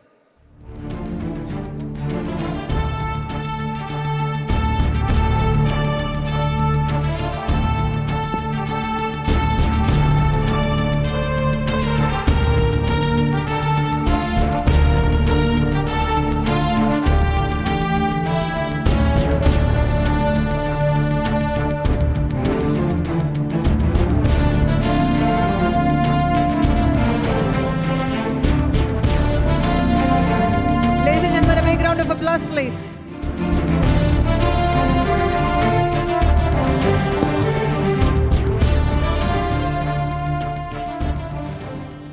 May we now request CA Arun, Regional Council Member SIRC, to welcome and give an introductory remark about the legendary speakers and the topic. எல்லோருக்கும் வணக்கம். A warm good afternoon and all present here. This session, if it is a knowledge is a wealth, I think both of them is having the lot of knowledge in their asset. So they are coming here to share that knowledge. It is a time, there is a new income tax bill. After the 50 years, India is introducing the new bill. That bill, being a chartered accountant, we have a lot of responsibility to the read out and decode that bill. I think both of them is give us a wonderful help us to decode the bill. In India, wherever there is a change, definitely it is an opportunity for us. This bill also to one of the opportunity for like GST. So 7, 8 years before when GST introduced, that is the biggest opportunity for our chartered accountant. Like that, this bill also is going to be the big opportunity for us. I think there is no introduction required for both of them, especially for Padam Kuncha sir and KK Chaitanya sir. I think this is almost after 10 years I am sharing with the dais with Chaitanya sir again after ERCAD RRC. So it is a wonderful opportunity. Thank you, and I don't want to be between the both very knowledgeable persons' time. I want to take that time. That is the stage is for you, sir. Thank you. Thank you.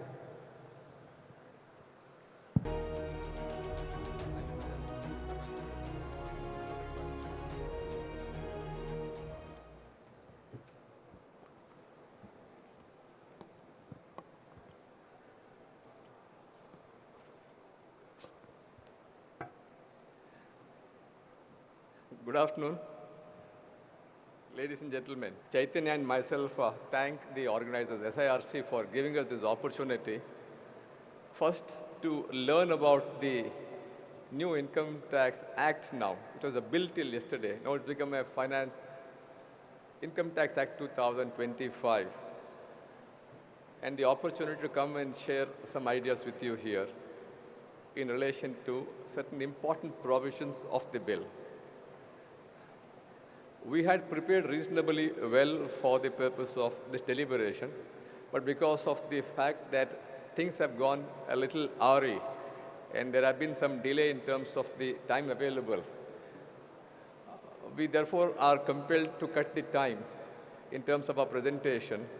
Therefore, what we have done is to look at those provisions in some isolated segments and convey to you the flavor and the flair of the Income Tax Act 2025, which will give us then some sort of a direction as to how we approach this law, how do we understand this law, and therefore get prepared for a significant amount of change that is going to be visiting us as the Act gets operational. World over, this has been a significant time in terms of changes. Dramatic changes are happening all across the world on the taxation front. On the international tax arena, we have the BEX project coming in, we have the Pillar 1 coming in, we have the Pillar 2 coming in. Significant changes for the first time. The most significant changes in the last 100 years on international tax front have happened in recent times. We are grappling with those changes concerned. Domestic, therefore, we have had a new Act coming into picture after 63 years of operation. We're now having a new Income Tax Act to replace the current Income Tax Act 1961. Change, therefore, is becoming the most important facet of our professional life.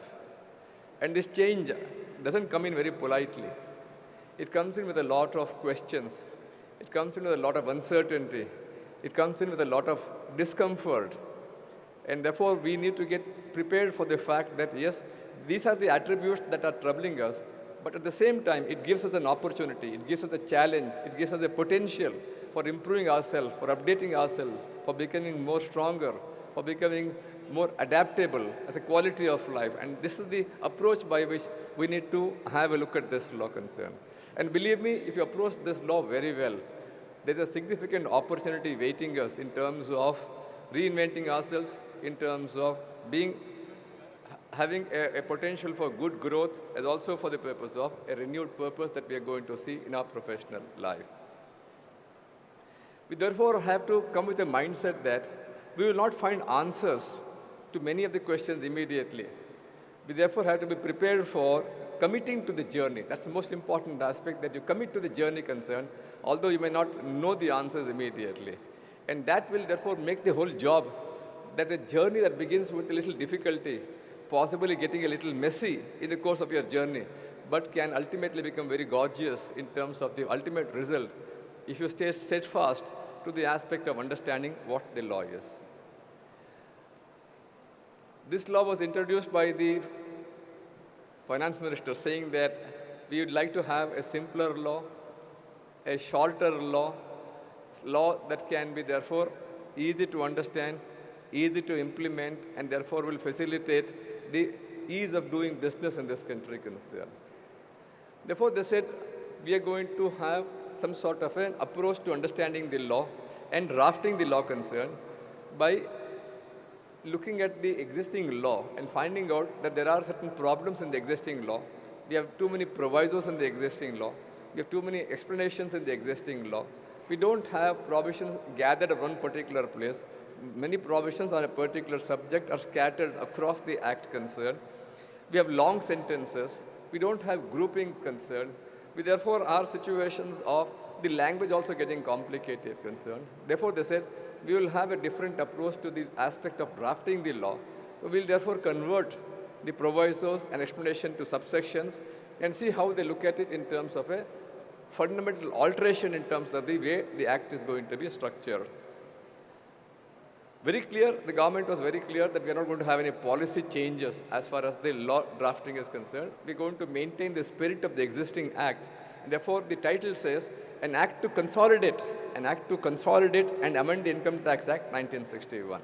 The whole purpose, therefore, is largely to look at a reformatting of the act concerned to make it more elegant, more readable, more user-friendly, as a simpler version also. One interesting feature, therefore, for us would be that when the bill was presented to the Parliament, it had a particular structure concern. Then there was a parliamentary committee that went into the entire aspect, went across the country, had many meetings concerned, and then it recommended a lot of changes concerned, and because of the parliamentary committee's recommendation, there was one more draft of the bill. When the final bill came into for the Parliament's approval, there was a third version of the bill concerned. And if you notice these three versions, there is a change in the entire flow language. And therefore, for a wonderful analysis, for a clean analysis of the present state of affairs, it may become important for us to go back to what the parliamentary committee recommended and what the original proposal was in the bill concerned, compare the language, and then come to some conclusions as to what they mean by the ultimate draft of the bill that is emerging before us. We are not going to go into that level of analysis, but it's extremely important for us as professionals to be mindful of the fact that this journey shows a lot of variations concerned, and the ultimate conclusion that comes about is as a result of the journey or number of stages concerned. And this travel over the journey will help us understand and unravel many a feature of this income tax bill. What we're therefore going to do about is that we are going to understand the aspect of certain provisos, certain explanations coming about. What is the impact of this? Some examples we are going to consider. What is the impact of certain provisos? What is the impact of some explanations? What is the impact of change of wordings concerned? What is the impact of removing certain wordings? What is the impact of phraseology getting altered or getting placed at a different segment of the Income Tax Act? Some examples we are going to consider just to convey the meaning that please do not take that you have a similar understanding of the old law and the present law, because the flavor appears to be the same, may not necessarily be the same. You may therefore be ready for some surprises, and we are going to tell you some instances on an illustrative sample basis concerned as to how this law is going to function. one important question that is going to come about is what happens on 1/4/2026? Are we going to therefore discard the Income Tax Act 1961? Are we required to transit fully to the new act? Are we therefore going to be finding that as on 31st of March 2026, what is the law in existence, that will collapse and you will therefore have the new law? Or is there anything else? To understand that, there is a particular section that we have to refer to in the Income Tax New Act 2025. That is section 537. Becomes extremely critical. Those are the transitional provisions from the old act to the new act. In my opinion, that's the most significant section that we have to be mindful of. And I'm going to give you certain points from out of this section 537 as to what will happen in terms of the transition. And when you look at this section under the new Income Tax Act, we also have to be mindful of section 297 of the present Income Tax Act, which did a transition from the 1922 Act to the 1961 Act. Because when the new Act came in 1961, what were the transition provisions? And what are the transition provisions from the 1961 Act to the 2025 Act? That becomes, in my opinion, extremely critical. And you compare the language of section 297 of the erstwhile Act, that is the present Act, and section 537 of the new Income Tax Act, one does find significant amount of changes, change of philosophy, change of language, change of mindset. I'll give you an example. There is a section clause C of this 537 which talks about for all assessment years ending up to 31st of March 2026, when the law is going to be implemented post 1/4/2026, they say up to 26-27 assessment year and earlier assessment years, the old law shall continue to prevail. All notices, all returns, all rectifications, all assessments, all reassessments, all references, all appeals, everything that you're looking at as far as all years ending up to 31st of March 2026 will have to be governed by the existing Act only. You don't have to apply the new Act. Therefore, if for March 2025 you have filed a return, March 2026 you're going to file a return tomorrow, when the notice is issued to you after 1st of April 2026, it will not be a notice under the new Act, it will be a notice to you under the old Act, for the reason that for all years up to 31st of March 2026, the old law will continue to operate. This is a significant departure from what was there in 297 of the existing Act, which did have a different provision based on the return of income filed, the timing of that return of income filed by an assessee concerned. They said if you have filed the return of income earlier, the old law will prevail. If you are filing a return of income later, the new law will prevail on the cutoff date as on 1/4/1962. So there is a significant departure, and this is extremely important for us, that every assessment year, up to assessment year 26, 27 and earlier years, will be governed by the existing law. Whatever you do in relation to these years will be governed by the existing law itself. Take an example, worst case scenario. I want to file an updated return for year ending 31st of March 2026. The law would say I can file an updated return within a period of 4 years from the end of the assessment year concerned. 26-27 assessment year, it ends on 31st of March 2027. I can file an updated return by 31st of March 2031. Now, when I file my updated return for 26-27 as on 2031, I will be governed by the existing Act, not by the new law. So, any reassessment that will to happen thereafter, after 1/4/26, will have to be governed by the old Act, not by the new law. Significant, important point for us, therefore, would be for quite some time to come, the existing law will operate parallelly to the Finance Act, Income Tax Act 2025. Therefore, for certain compliances, we will be required to go by Income Tax Act 2025 for, let us say, for tedious or for so many so many compliances. But for the critical portion of the assessment, critical portion of the return filing, you will be governed by the law that was in existence up to 31st of March 2026. Having said that, they are now creating certain different law in terms of if there is a penalty to be levied, what will happen? If there's an interest to be recovered, what will happen? So I filed my return of income, the example we're considering, up to 31st of March 2031, I can file an updated return. I can file a return for any assessment year prior to that also, provided the law permits me. I can get a notice under 148 from the income tax department. I'll have to go by the old law for the purpose of compliance of that. If there is, in relation to these returns filed by me, any penalty to be levied for a default committed by an assessee, then the law would say that the law as prevalent prior to 31st of March 2026 shall continue to govern the levy of penalty. As far as interest is concerned, they say differently. They say, as far as interest is concerned, up to 31st of March 2026, the old law will govern. After 1/4/2026, the new law will govern. So, got to be mindful of the fact that there is no consistency in terms of the consequences of a return being filed. Something in relation to assessment proceedings, the old law. In relation to penalty proceedings, the old law.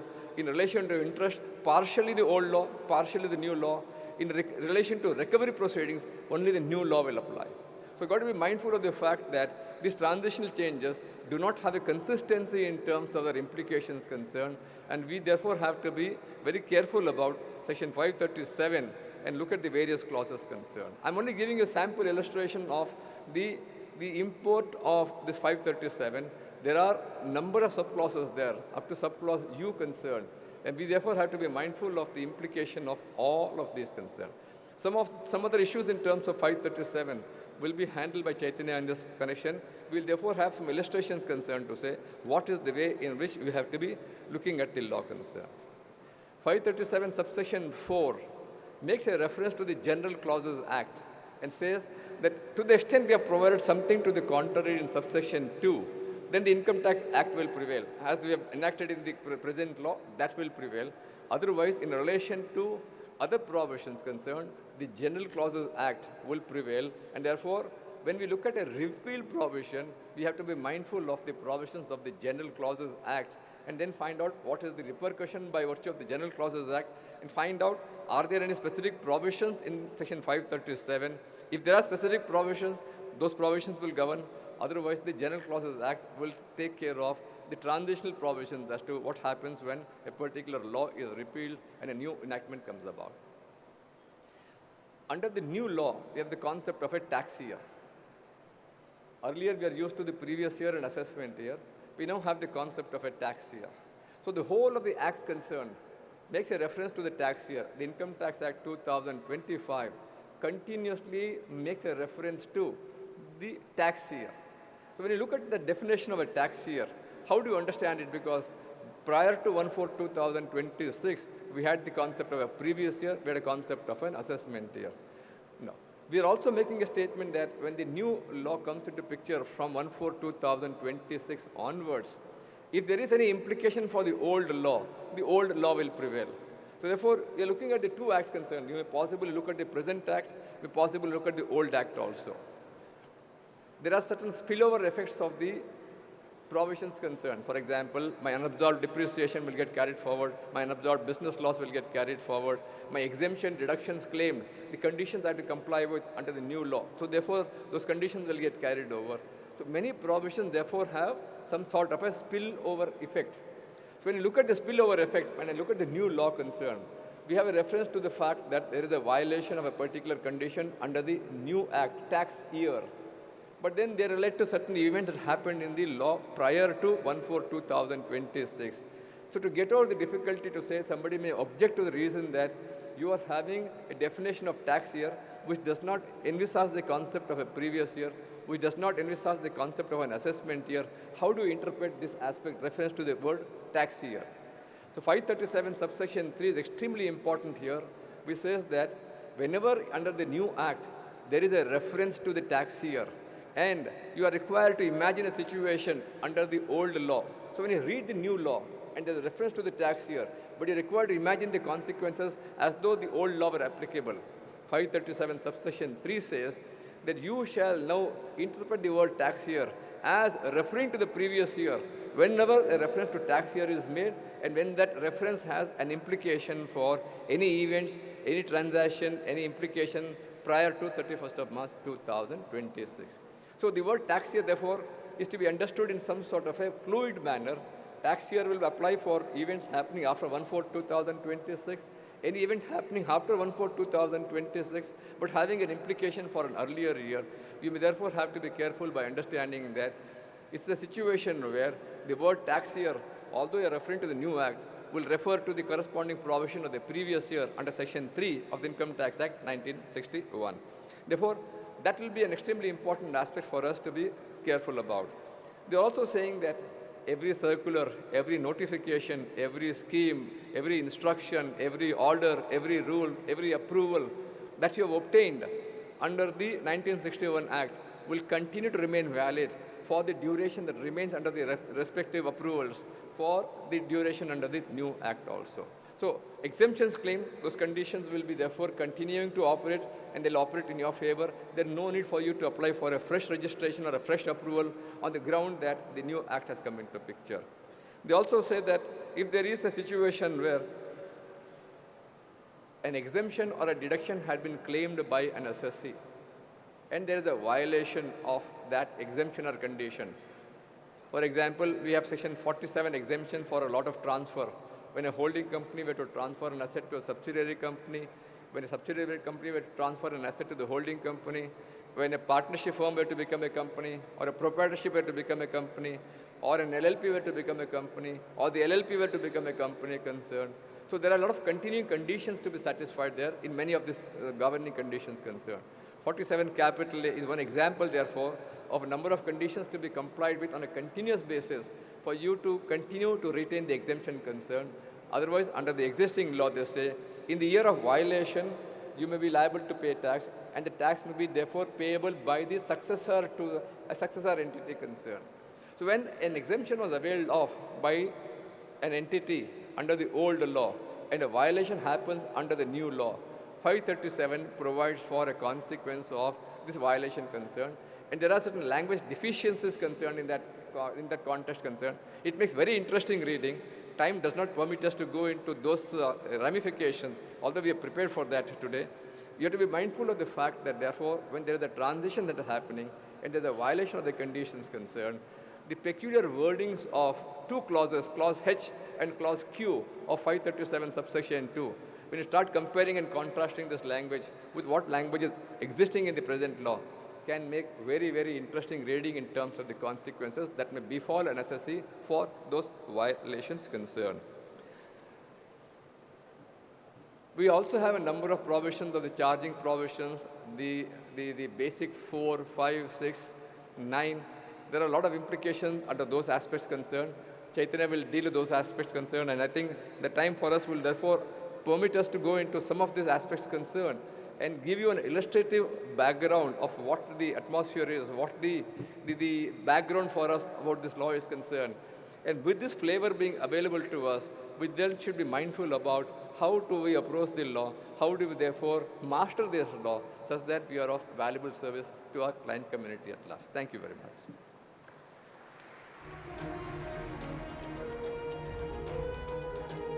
Thank you, sir. Now next we invite CA Advocate K.K. Chaitanya, a renowned tax expert and thought leader.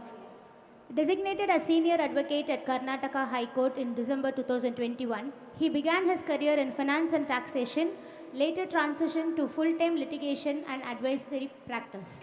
He represents clients in tribunals, high courts and supreme courts, focusing on direct tax, commercial disputes, regulatory compliances.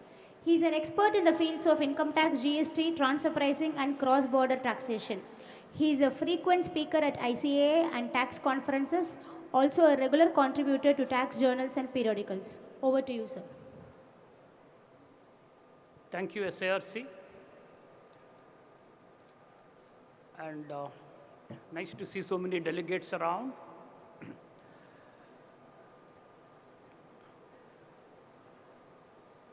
purportedly keen to hear on Income Tax Act of 2025. Albert Einstein. We have we had come here to make this session of 90 minutes. Benjamin Franklin famously said, this 90 minutes to be an interactive session where we would take up a particular topic and give you illustrations to give you an insight about what you can expect from this new act. Considering paucity of time and the fact that we will have to leave in next half an hour's time, I will just take you through some practical aspects of this new act, starting with some sort of desperation on the part of the government to dispense with the provisos and the explanations. They think that the provisos and explanations complicate the sections. If there is a complication, you will have to address it. You cannot throw it out. For a child, father is a complicated subject. Can you throw him out of the family? For a spouse, the other spouse is a complicated subject. If an errant child doesn't hear you, will you throw the kid out of the family? You will make rules to ensure that the father is brought in line, the spouse hears you, and the kids stay at home. That is the function of the proviso and the explanation, which most unfortunately, the government seems to not really understand. In their eagerness to convert every such explanation, every such proviso into subsection, they're creating so much of litigation potential that half of you can convert yourself as the lawyers and would be rest assured of your professional work till the end of your lifetime. Now, let us take some example. See, we are all ordinary residents. As students of tax law, we would have looked at Section 5, scope of total income. Now, the way they have restructured Section 6 of the new Income Tax Act, whereby what was an explanation below 6.1a, which dealt with the case of a stateless person, is now made out into a separate subsection called 6.8. You would be surprised to hear from me that now on, from 1st of April 2026, we are all not ordinary residents. It's possible to make an interpretation now that we are all not ordinary residents, as a result whereof we will not have to pay tax on our foreign income unless it is derived from a business controlled in India or a profession set up in India. This is the interplay of Section 6, subsection 1, 2, subsection 7, subsection 8, and subsection 13 of the new act. Because I do not have luxury of time, I am not in a position to explain how the interplay of these subsections could create this kind of a result. I will leave it out to your wisdom to figure out how it is so. Now, take another case. We studied our Income Tax Act. Reading Section 6 of the Income Tax Act, if a person who is a citizen of India leaves the country for taking up a job, in that year he has to stay for minimum 182 days to become a resident. Right? Now, the way they have structured Section 6, subsection 3 and 4, see, it was all earlier coming as an explanation. Explanation 1, clauses A and B to Section 6.1 of the old Act. Now it is coming as two separate subsections, not properly linking these two. You know what it would mean? If you are a citizen of India, and for employment, if you leave India any year, for rest of your life, you will enjoy the benefit of having to stay minimum 182 plus days to become a resident. Otherwise, you are a non-resident. Now, I'll give you another example of this explanation being converted into subsection. You look at your first appellate authority, the JCIT appeals or the CIT appeals. You are aware of his powers. He has the plenary power of enhancement in terms of Section 251, where he can even enhance your assessment. There is an explanation to Section 251, which says that in disposing of appeal, please understand, this comes as an explanation in the old Act. as a subservient provision to the power of enhancement of the CIT appeal. So what it says, in disposing of an appeal, the CIT appeal can even pick up any other matter, though not appealed, if it arises from the proceeding before him. Meaning he could have picked a matter with the assessing officer, wouldn't have picked, and therefore he can exercise the power of enhancement. But when he could have exercised this power, only as he was disposing his appellate power, because the explanation came as a subordinate provision to his power of enhancement under 251(1). Now this explanation which came under 251(1) is carved out into a separate subsection. It's called subsection 3 of section 360, which is separated from his other powers. You know what it could mean? Even after he passed his appellate order and he became functus officio, he could simply issue a notice in respect of a matter which he would now want to re-agitate or review it. So this is the danger which would await you if the explanation is recklessly converted into subsection. Now let's look at some of these provisos. So what is the function of a proviso? Function of a proviso is to create an exception to what the main body of the section seeks to convey. So therefore, it should remain as a proviso, being with the purpose of having to carve out an exception. Now, when this proviso is cut out into a separate subsection, what disastrous implications it would have. Take the case of section 57 of the present act. Consider income by way of dividend. So 57(1) will give you some deduction towards dividend. There are a couple of provisos with the explanation thereunder, which would suggest that, look, in case of dividend, you don't get any deduction, except one deduction, the two by way of interest, the two not exceeding 20% of your dividend income. This is how the present act is codified. Now, what they've done is, they split all these explanations into subsections. Now, you know what it would mean? In respect of dividend, you could claim all expenditure which you would want to claim. When it comes to interest, you could claim interest, but not exceeding 20% of the dividend income. So whereby these two provisions which were earlier integrated, whereby one acted as a proviso to the main body, now they have been separated. It's like division of a Hindu undivided family.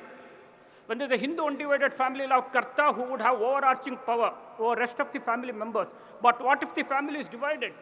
A single Karta would now become a Karta for family A, Karta for family B. This is what has taken place here in terms of splitting this section 93 into multiple subsections. One not having overriding power over the other could mean you can claim the multiple deductions. I'll give you one more illustration with something which is very close to your heart. You know, if you're having a house property, right, and you can claim interest deduction in terms of 24 clause B, whatever amount of interest which you have incurred on principal borrowed for the purpose of purchase, reconstruction, acquisition, repair, renewal, or whatever, you could have claimed whole of the amount, but then it had two provisos which said that, look, if it is a self-occupied property, you couldn't have claimed more than 30K or 2 lakh as the case may be. Then there was an explanation. This explanation stated that this interest, whatever you would claim, would also include 1/5 of the pre-construction period interest. Hope you are able to get me. Apart from the current interest, whatever interest you had suffered up to the year in which the house property's construction is completed or acquisition is completed, it's called pre-construction period interest. You could claim 1/5 of the same as part of the current year interest, correct? So you can claim current year interest as well as 1/5 of the pre-construction period interest. However, if it is the case of a self-occupied property, overall limit would have been 30,000 or 2 lakh. It could not have exceeded 2 lakh. Now, they split this 24 of old act into multiple subsections, whereby the provisos, two provisos have become two subsections, the explanation has become another subsection. You know what it would imply now?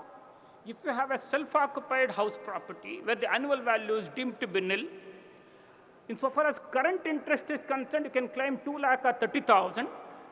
Insofar as 1/5 of the pre-construction period interest is concerned, which earlier you could not have claimed beyond this 30,000 or 2 lakh, now you can go ahead and claim whatever be the amount. And if you have gone to the default regime, which is similar to 115 BAC, which is analogous to the proposed section 202 of the new Act, there is no restriction in respect of this. Even if you go for the default regime of lower slabs or lower taxes, you could still go ahead and claim the 1/5 of the pre-construction period interest. This is not intended, but this is occurring as a result of the reckless conversion of provisos and explanations into subsections.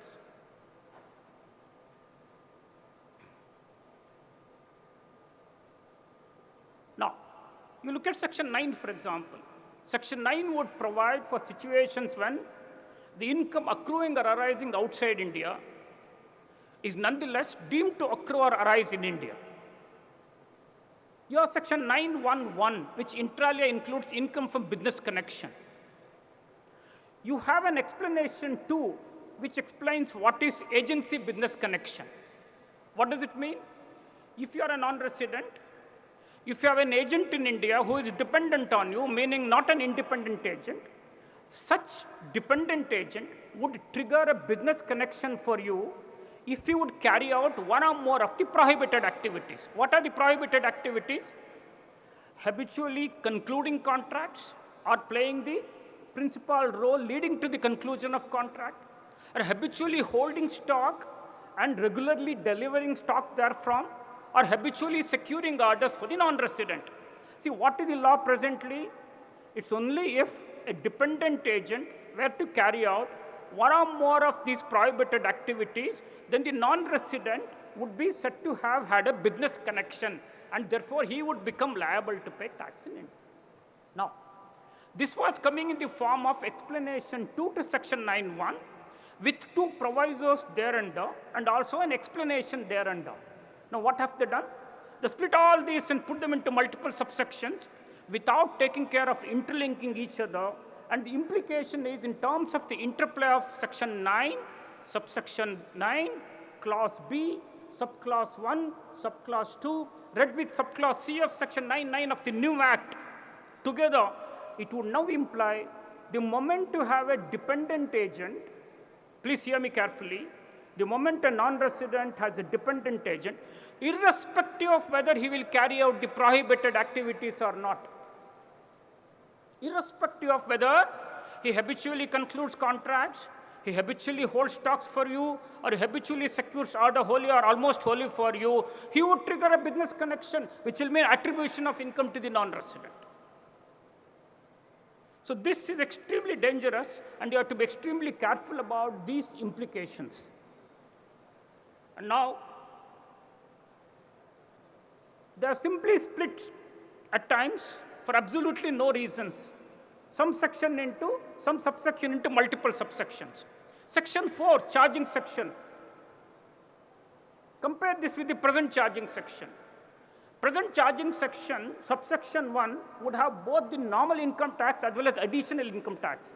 So when do you have additional income tax under the new dispensation? Possibly when you file your updated return, you have to pay extra tax. That's called additional income tax under 139(8)(a) under the old law and the corresponding provision in the new Act. Or when there's a transfer pricing adjustment, which is called primary adjustment, if you are not making secondary adjustment, and if you're not having the money repatriated, the transfer pricing amount, if it is not repatriated to you by the non-resident AE, then you can avoid the consequence of imputing interest on it, provided you pay 18% additional income tax. So these two are the additional income taxes which we presently have, and the new Act is also going to have. Now, all these were combined in section 4.1 of the existing Act. Now, with the new Act, the additional income tax is brought in under 4.3 without a separate charge, and what is stated in 4.3 is the income tax shall include additional income tax, but income tax is levied under section 4 subsection 1, and now they say that would include additional income tax. That would mean we will now take a position that once I pay income tax under section 4.1, whatever additional income tax is subsumed into the tax which I have already paid under 4.1, and therefore I am not liable to pay any additional income tax. Section 4 is an important section. Section 5 is an important section. Section 6 is an important section. You can't be making income tax law in such a hurry with absolutely no regard to how these foundational sections will have to be very carefully drafted. So this is the repercussion we would have if this kind of an act, when implemented, be ready for enormous litigation in this regard. Now they have a fancy to change some words. Notwithstanding is replaced by irrespective of. What was the need for it? Will it in any manner reduce the length and the breadth of the act? Notwithstanding is one word, irrespective of is another word. Notwithstanding has been used from the time we know what is tax. Courts have interpreted it. But irrespective of is a new term to the tax law. We do not have the benefit of interpretation. So they simply thought, okay, we'll find notwithstanding across the Income Tax Act, replace it with the word irrespective of. But then look at the danger that is involved here. Irrespective of came up before the Honorable Supreme Court in R.S. Raghunatha's case once. The Honorable Supreme Court said, irrespective of does not mean the same as notwithstanding. Notwithstanding would only take away the repugnant portion in the referred section. For example, if section 8 says, hypothetically, notwithstanding anything contained in section 7, it would not negate section 7. It would only make section 8 override section 7 to the extent there is an inconsistency. That is the function of notwithstanding. Use of phrase notwithstanding or use of phrase notwithstanding anything to the contrary contained in substance should not make a difference. This is what the courts have said. But if you use the word irrespective of in place of notwithstanding, it would not only override the referred enactment, it would efface the referred enactment. It would render the referred enactment nugatory and ineffective. This is what the Supreme Court has said. Now you may ask me, why are you getting so technical about it? How it matters to you? Take, for example, section 67 of the new Act. 67(1) of the new Act corresponds to section 45(1) of the Income Tax Act of 1961. Income Tax Act of 1961, section 45(1) says, profits and gains arising from transfer of a capital asset, save as otherwise provided in sections 54, 54B, etc. Meaning, in 45(1), there is a saving provision for rollover benefit, right? When you go to section 45(1)A, which will deal with the insurance compensation, when you deal with section 45(2), which will deal with conversion of capital asset into stock in trade, and when you would go to 45(5), which is compulsory acquisition compensation, when you go to 45(5)A, specified agreement in the case of real estate transaction, in all these cases, you would notice that these subsections start with the words notwithstanding anything contained in 45(1). What does it mean? It would only make 45(1) nugatory to the limited extent of when it has to be charged to tax. It did not efface 45(1). Therefore, you were jolly well claiming the benefit of 54. For example, your property is subject to compulsory acquisition. You come under 45(5), subject to Right to Fair Compensation Act. If you come under section 45(5) and you'll have to end up paying some tax on it, you would have got the benefit of 54. Like, this is on the basis of limited interpretation of notwithstanding. Now, if you go to section 67 of the new Act, subsection 2, 3, 4, 5, all these will use the word irrespective of 67(1). So what is the implication? When you're covered by 67(2), or when you're covered by 67(5), when you're covered by 67(6), when you're covered by 67(10) or whatever, then 67(1) is completely rendered ineffective, which will mean you don't get the benefit of rollover. So this is the dangerous import of substitution of the word notwithstanding by the word irrespective of. Sometimes they needlessly change the language. Take again, go to section 6 of the Income Tax Act of 61. When are you a resident? When you stay in India for a period of periods amounting in all to 182 days. Right. Is there any difficulty in that? For a period of periods amounting in all to. Now they have made a change in 62A. Somebody thought, okay, this is too fatigue a phrase. There has been too much of interpretation on this. So they have said total period of 182 days. Now, in place of period of periods amounting in all to 182 days or more, you have the word total period. Period is an uninterrupted length of time. Therefore, when you say total period, now it is possible to take a position that unless and until you continuously stayed for 182 plus days, you would not become a resident. So split stays cannot be aggregated because they not use the phrase period of periods amounting in all to 182 days. They have just said for a total period of 182 days.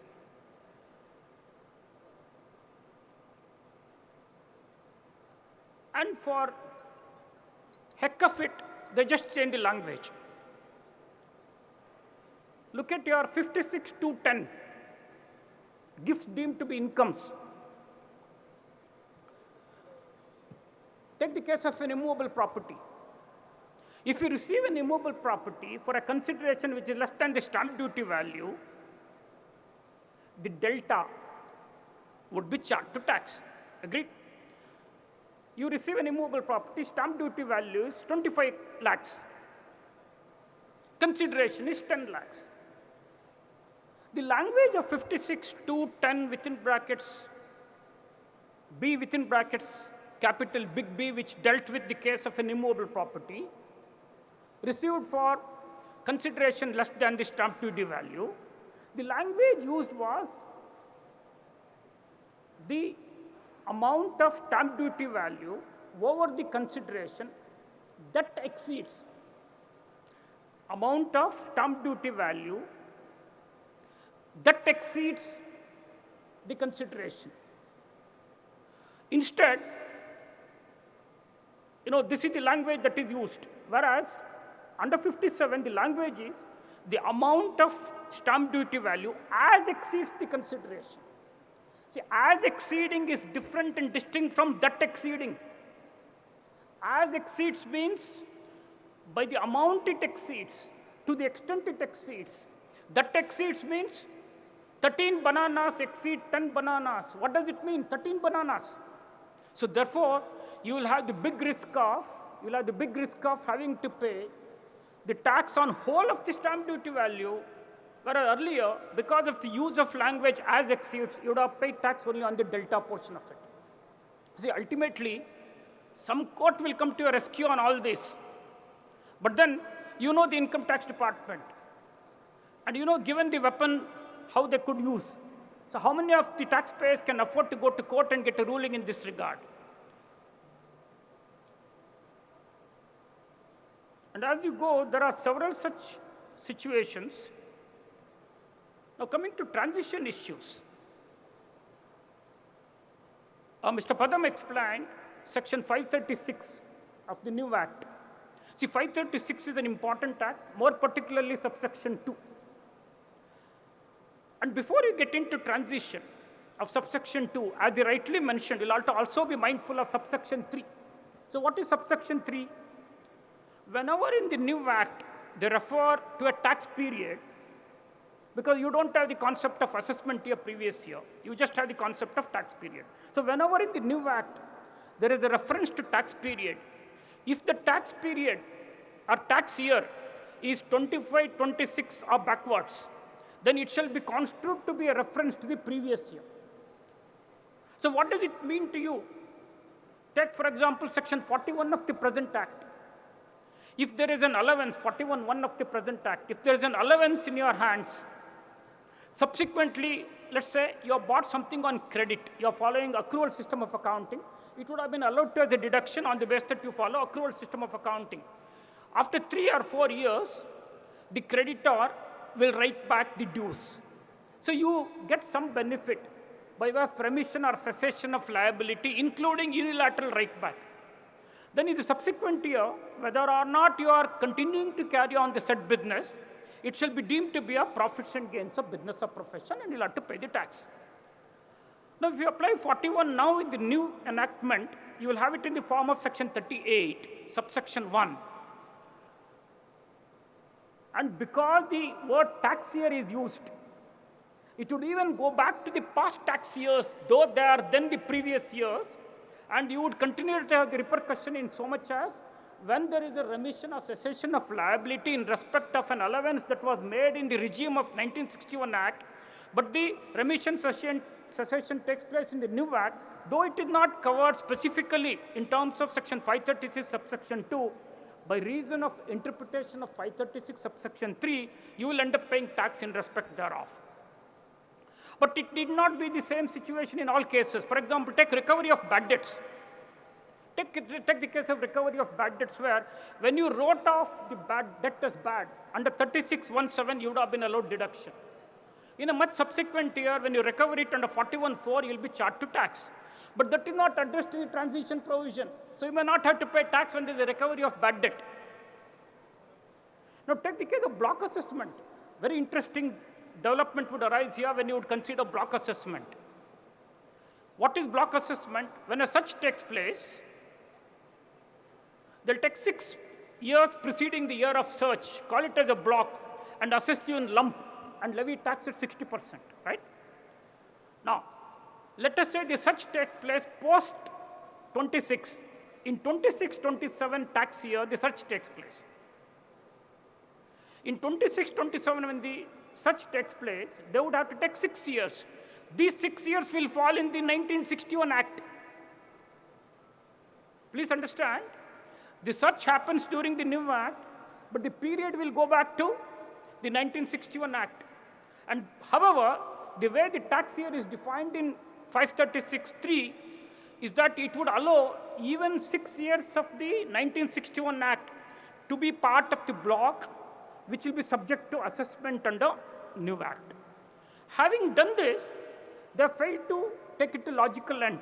They provided for abatement. You know the scheme of abatement. Those pending assessments will abate. When they provided for abatement in the new enactment, they are provided for only those proceedings which are pending under this Act. Meaning, while for considering the block of 6 years, they will go and reach out to 1961 Act, when it comes to abatement, they would not provide for abatement of proceedings which are pending under 61 Act. They only provide for abatement pending under new Act. This would get you into a peculiar situation of while it will be part of the block, the regular assessments under 1961 Act could continue. So this is what is happening when, you rush through to make an income tax act without taking the consultation of the stakeholders.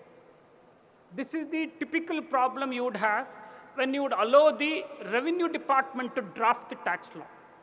So we have many more things to discuss. However, for paucity of time, as we have to leave, because our session was to start at 11:30 and end at 1, we started as late as 3 o'clock.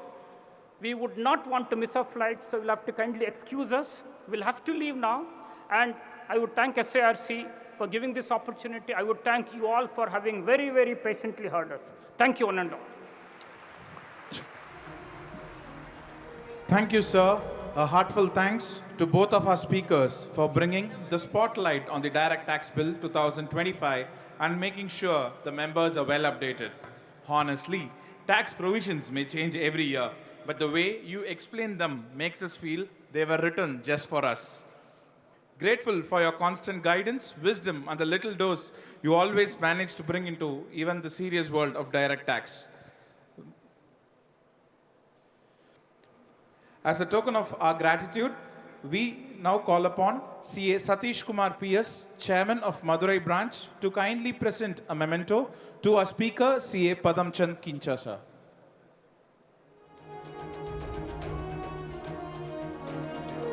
I also call upon CA Vidubala Satish, Chairperson of the Tiruchirappalli Branch, to present a memento to our speaker, CA Chaitanya, sir.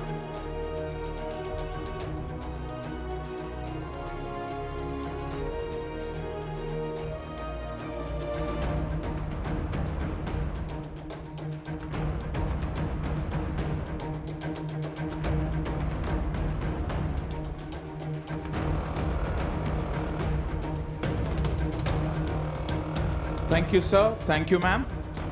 To formally conclude this technical session, may I now invite CA Arun Ayyampalayam Venkatesan, member SIRC, to deliver the word of thanks and the closing remarks.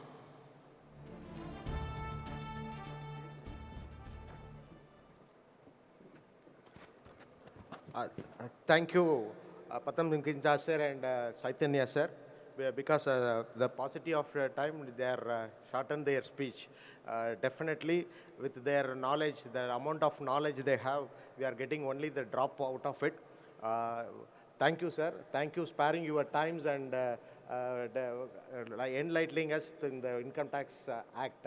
So, as you said, definitely this will create a lot of opportunity to us in the future also, because the act is passed without consulting with the stakeholders.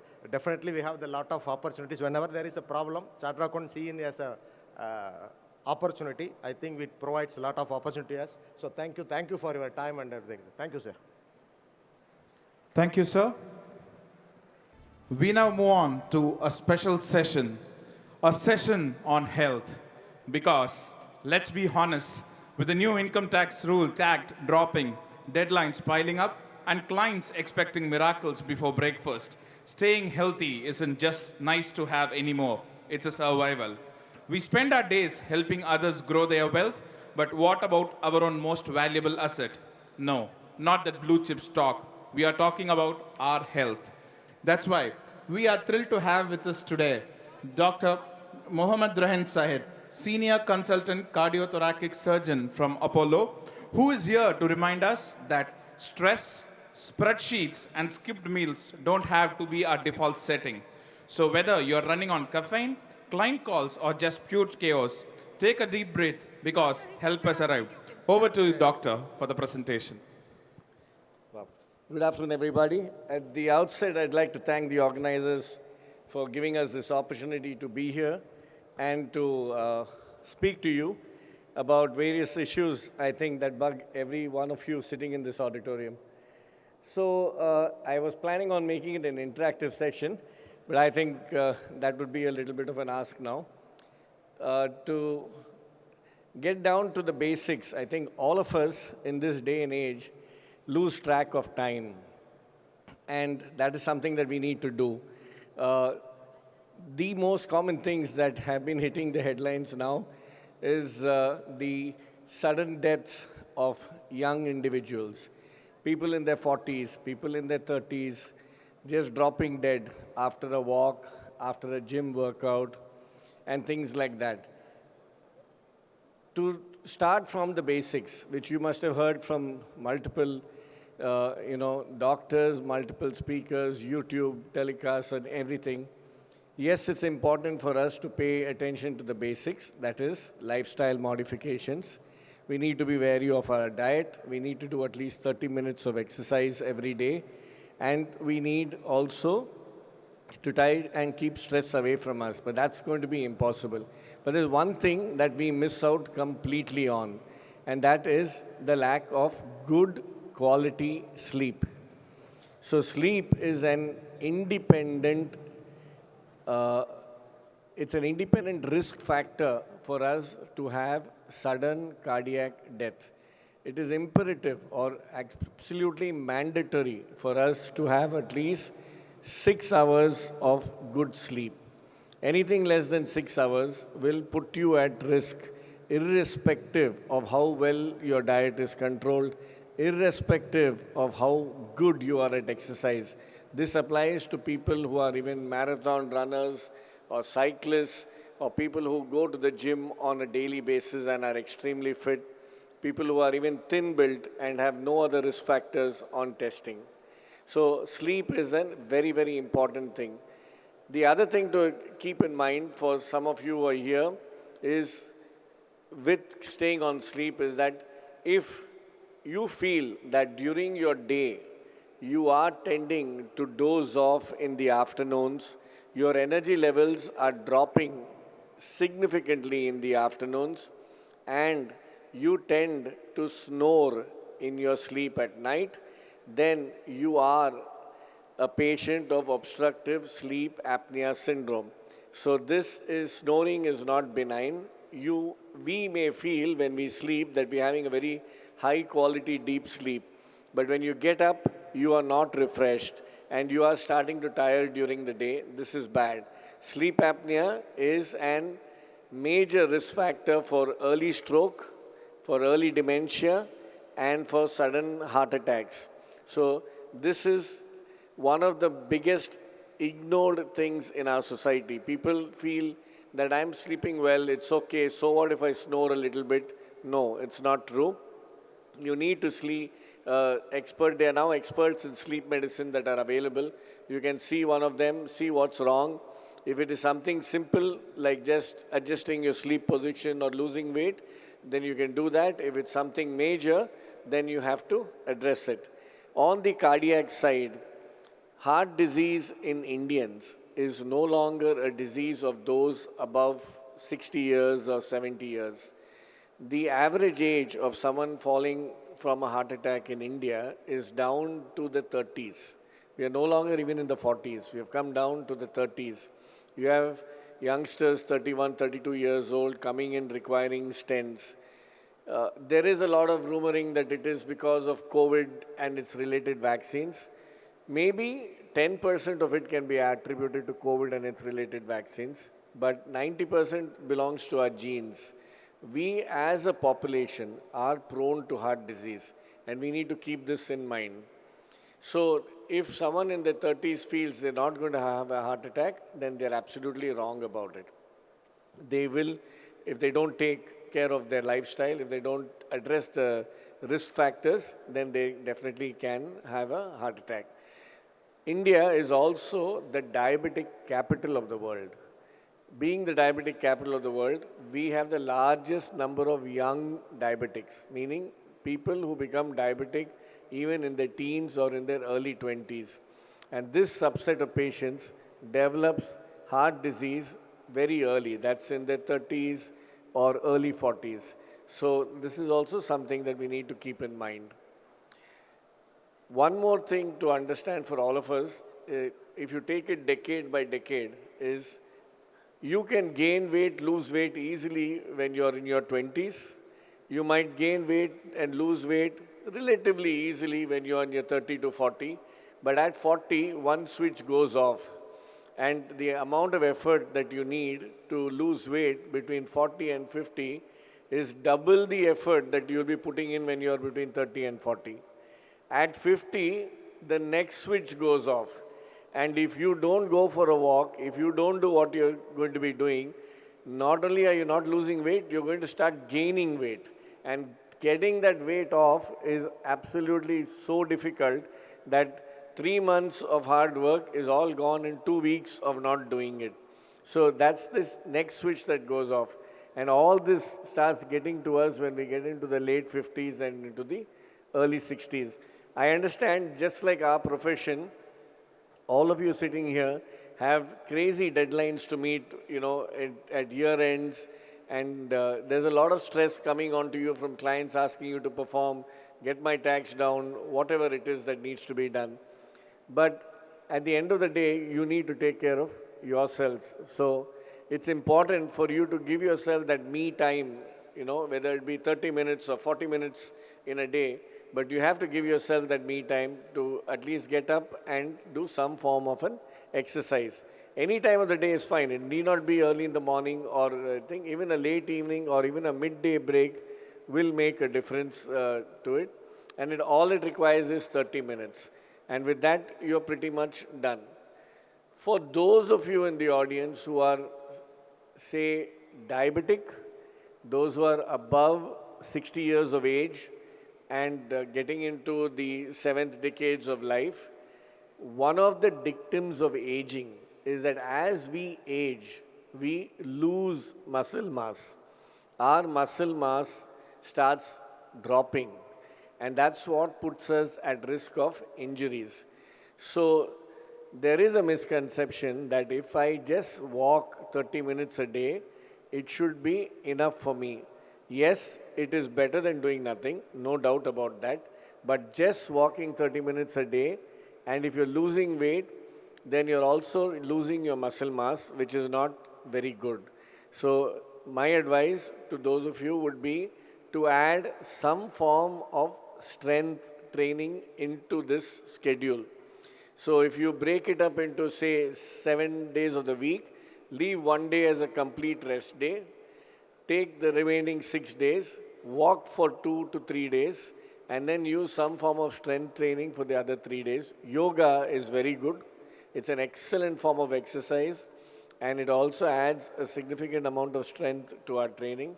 Or you can have anyone teach you some amount of strength training with just light weights, say around 3 kgs, 5 kgs, nothing more than 10 kgs.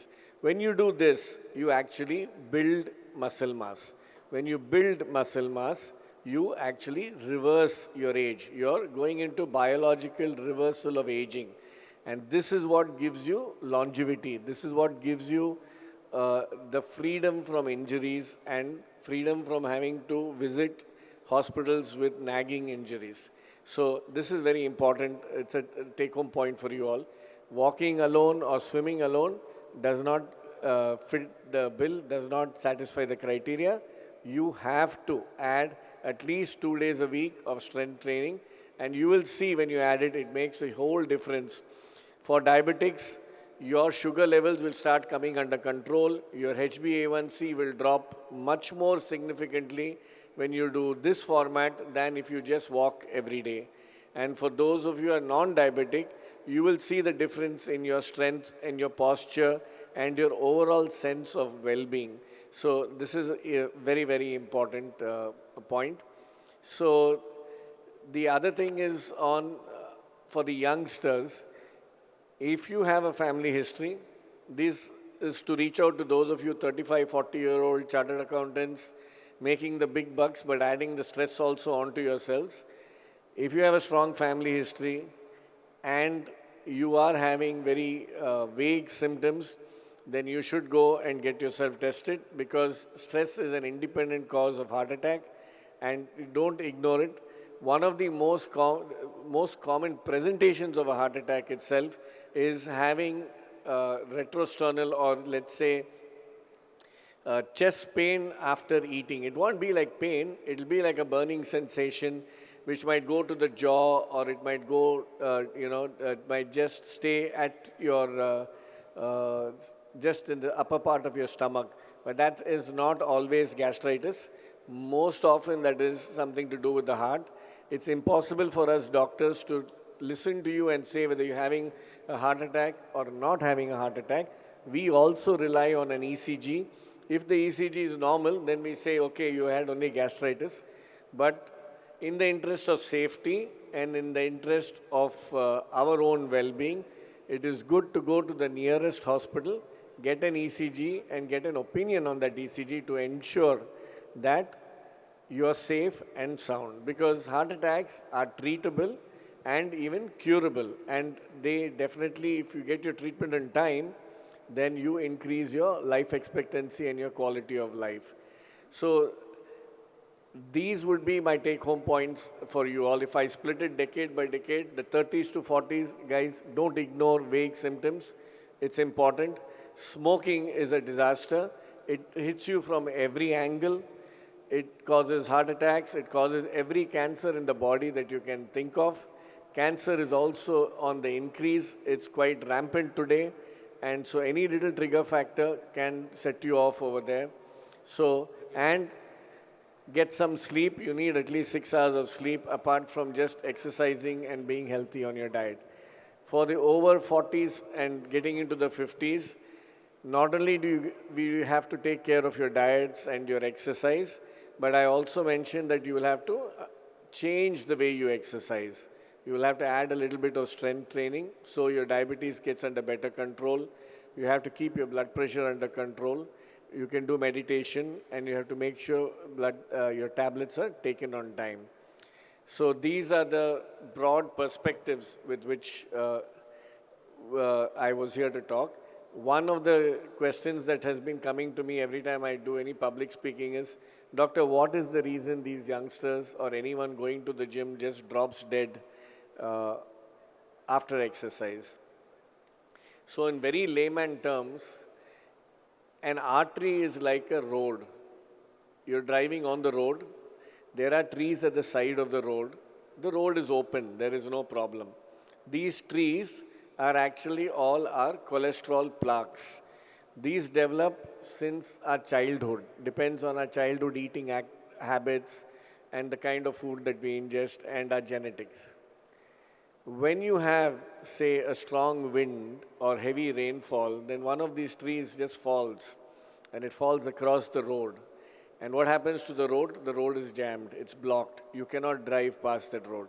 This is exactly what happens in the artery. One of these plaques falls and obstructs the main artery. If this happens in the major artery in our heart, then that results in sudden death. If it happens in one of the minor arteries, then they go to the hospital with an attack and they recover.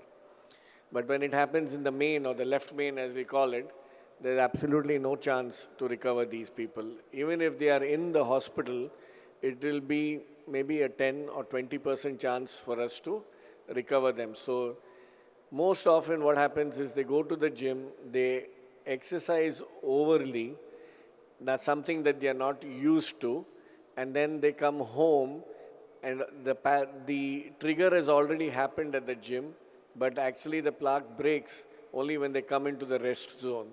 And so when they come home and they are about to shower and change or something, that's when they suddenly drop dead. So that's from a plaque rupture. All of us have plaques. If you angio anyone in this audience, you'll find 10 to 20% blocks. So there is no other way. So how do we prevent this?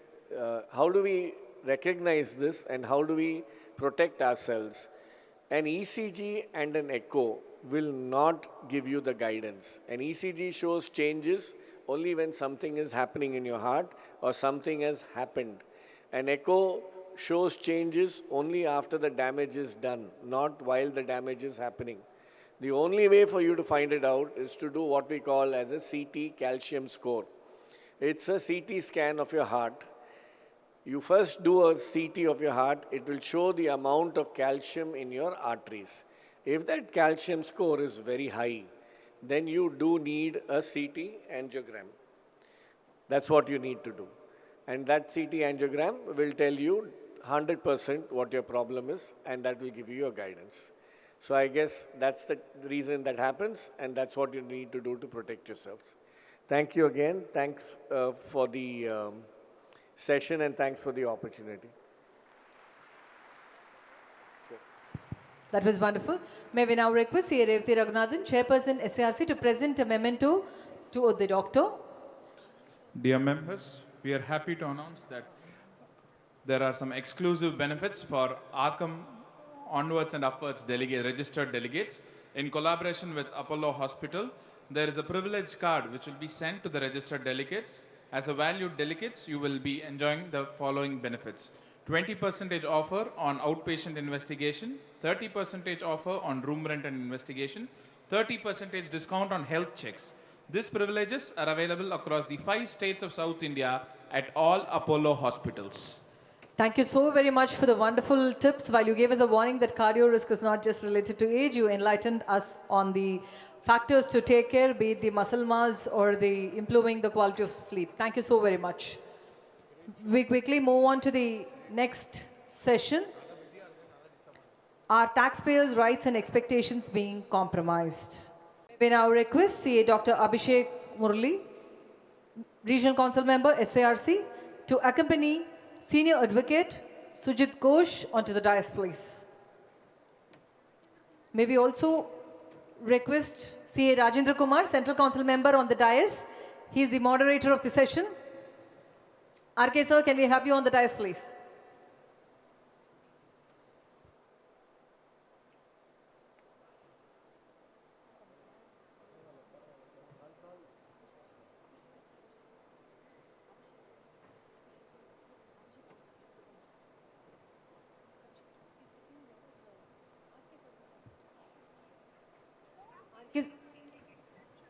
May we have CA Rajendra Kumar, Central Council Member, on the dais, please?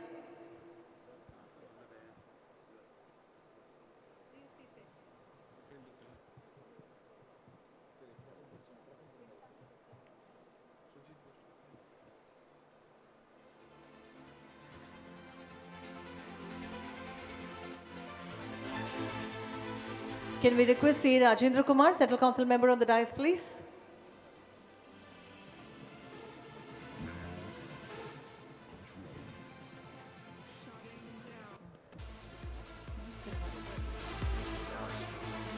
Senior advocate Sujit Ghosh is widely recognized as one of India's leading legal experts in the field of tax, constitutional, and regulatory law. With an illustrious career spanning over 30 years, he has consistently been at the forefront of precedent setting litigations before the Supreme Court of India, various high courts, and statutory tribunals. He is known for his strategic acumen in handling complex indirect tax disputes, particularly under the GST regime, customs, and other indirect taxes, and for advising on high-value sensitive matters involving constitutional interpretation, fiscal policy, and administrative law. His thought leadership has had a significant impact on India's evolving tax jurisprudence. Having started his career in legal advisory roles with global firms, he transitioned into a litigation and was designated as a senior advocate by the Supreme Court of India in 2024. Over the years, he has represented a diverse range of domestic and international clients and continues to serve as a trusted legal voice in key policy and legal deliberations. Apart from litigation, Senior Advocate Sujit Ghosh is actively involved in legal education and is a sought-after speaking at national and international platform. His clarity of legal reasoning, practical insights, and deep understanding of the interplay between law, business, and governance makes him a prominent figure in shaping India's legal narrative. At the 57th CRC Regional Conference, his address will provide a comprehensive overview on indirect taxes, exploring its objective, structure, and implications for professionals, regulators, and taxpayers alike. We may now request CA Dr. Abhishek, member SIRC, to kindly present a bouquet to our distinguished guest, Senior Advocate Sujit Ghosh. Gentlemen, a big round of applause, please.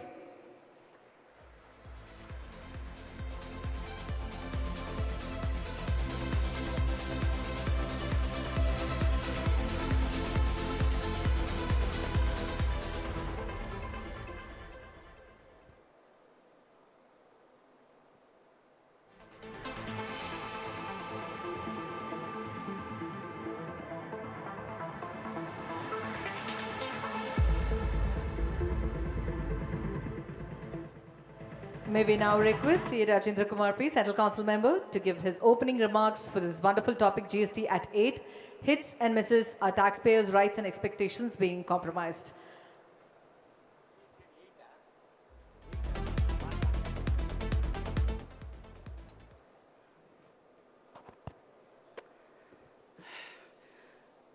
My very good friend, legal luminary, a personality, Sujit Ghosh,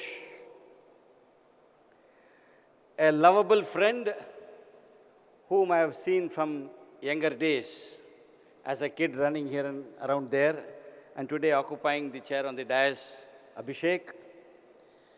Very esteemed past president seated here.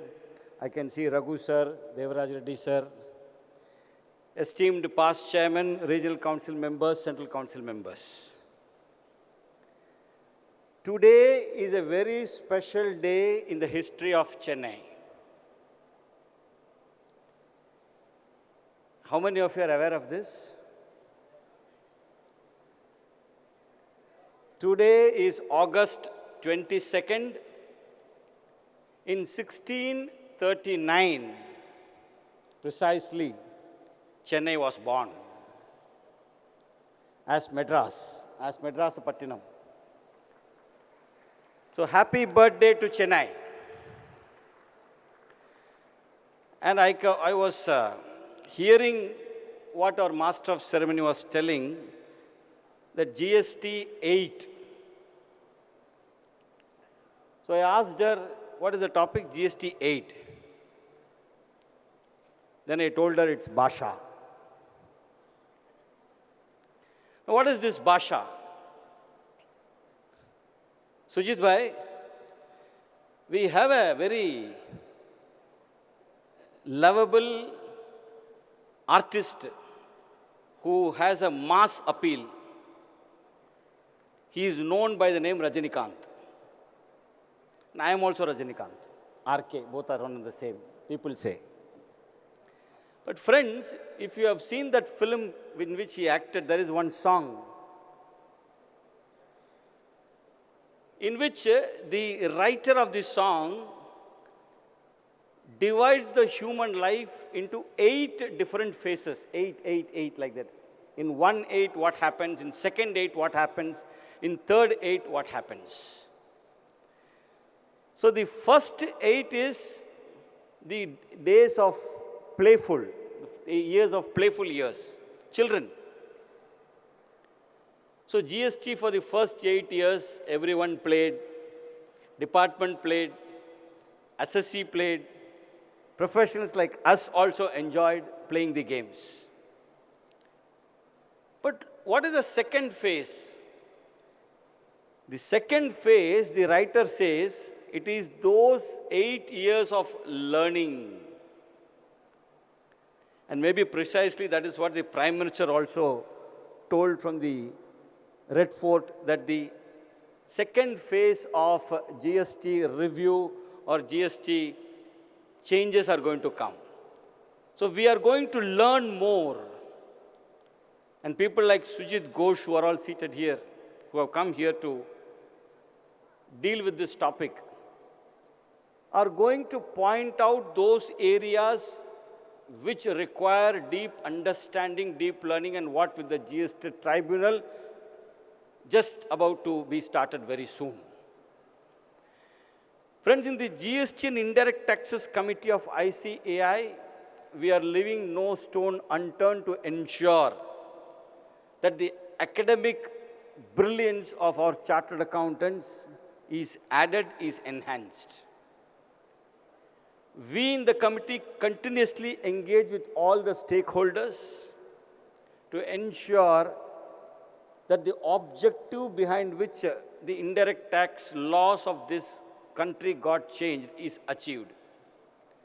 But then indirect tax laws are like the economy of the country. It goes up and down. You will never find these legislations static. You will find these legislations dynamic. Now, as and when there is a change in economy, as and when there are fluctuations in economy, laws like GST are actually made to ensure that they fit around the changes that are happening. I'm proud that Sujit Ghosh is here today, taking his time from his valuable profession and seated here to come to this intellectual capital of India. If Delhi is the political capital, Mumbai is the commercial capital, Kolkata is the cultural capital, as far as I know, on this birthday of Chennai, Chennai is the intellectual capital of India. So friends, without much wastage of time, let us hear and let us also ensure that we take in whatever Sujit Bhai has to offer. Thank you very much. Thank you, sir. Over to our senior advocate, Sujit Ghosh, for the most awaited presentation on GST at 8, hits and misses, are taxpayer rights and expectations being compromised?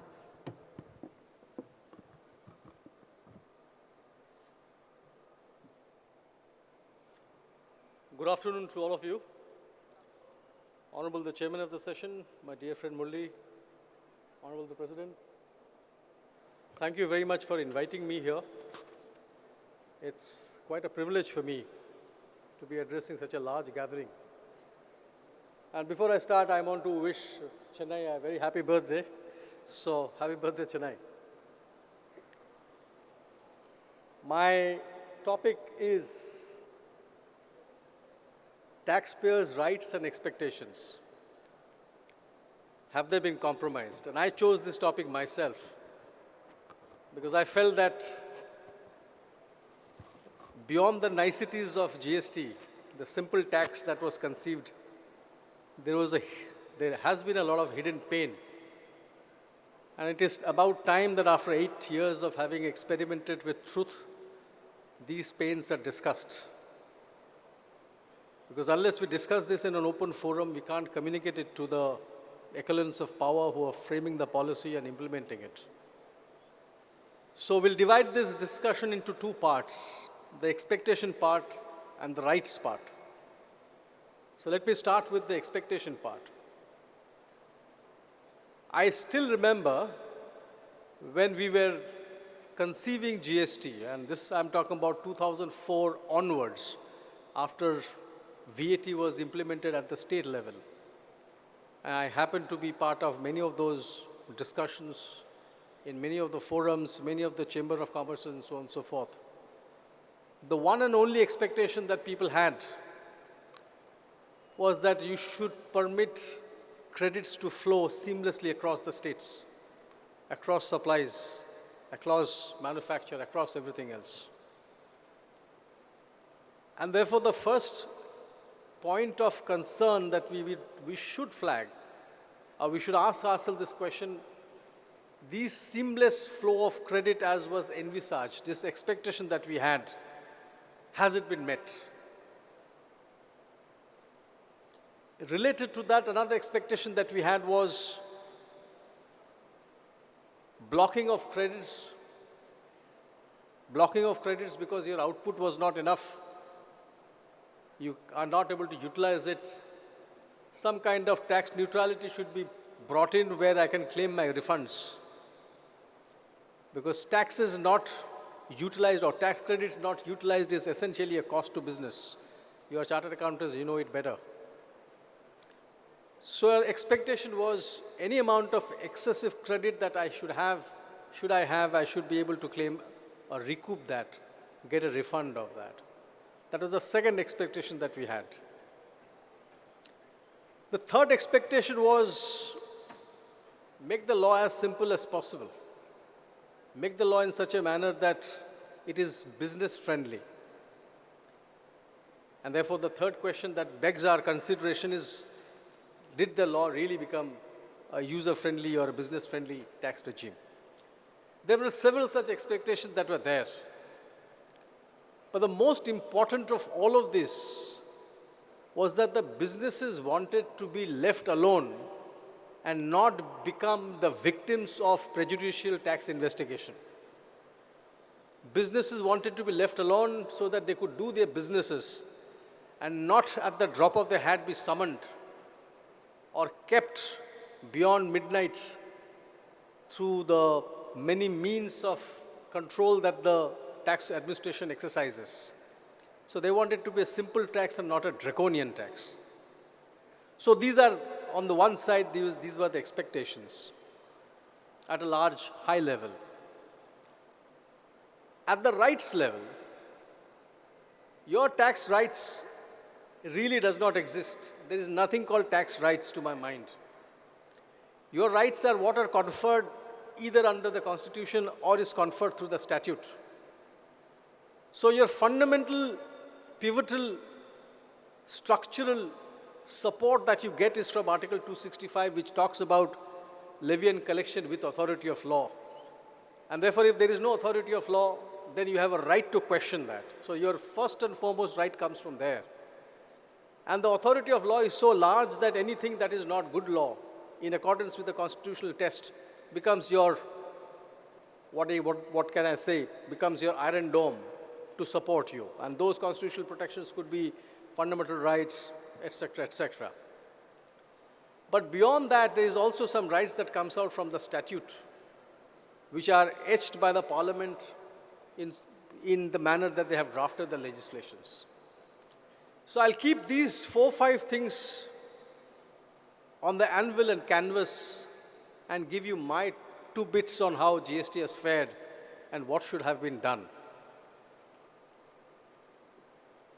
We'll start with the most draconian provision to my mind, which is the provision pertaining to arrest. Because arrest is a serious impingement on your right to free movement, Article 21. And therefore, the manner in which the power under the provisions, which is, I think, Section 69, is wielded by the tax authorities, begs a lot of discussion.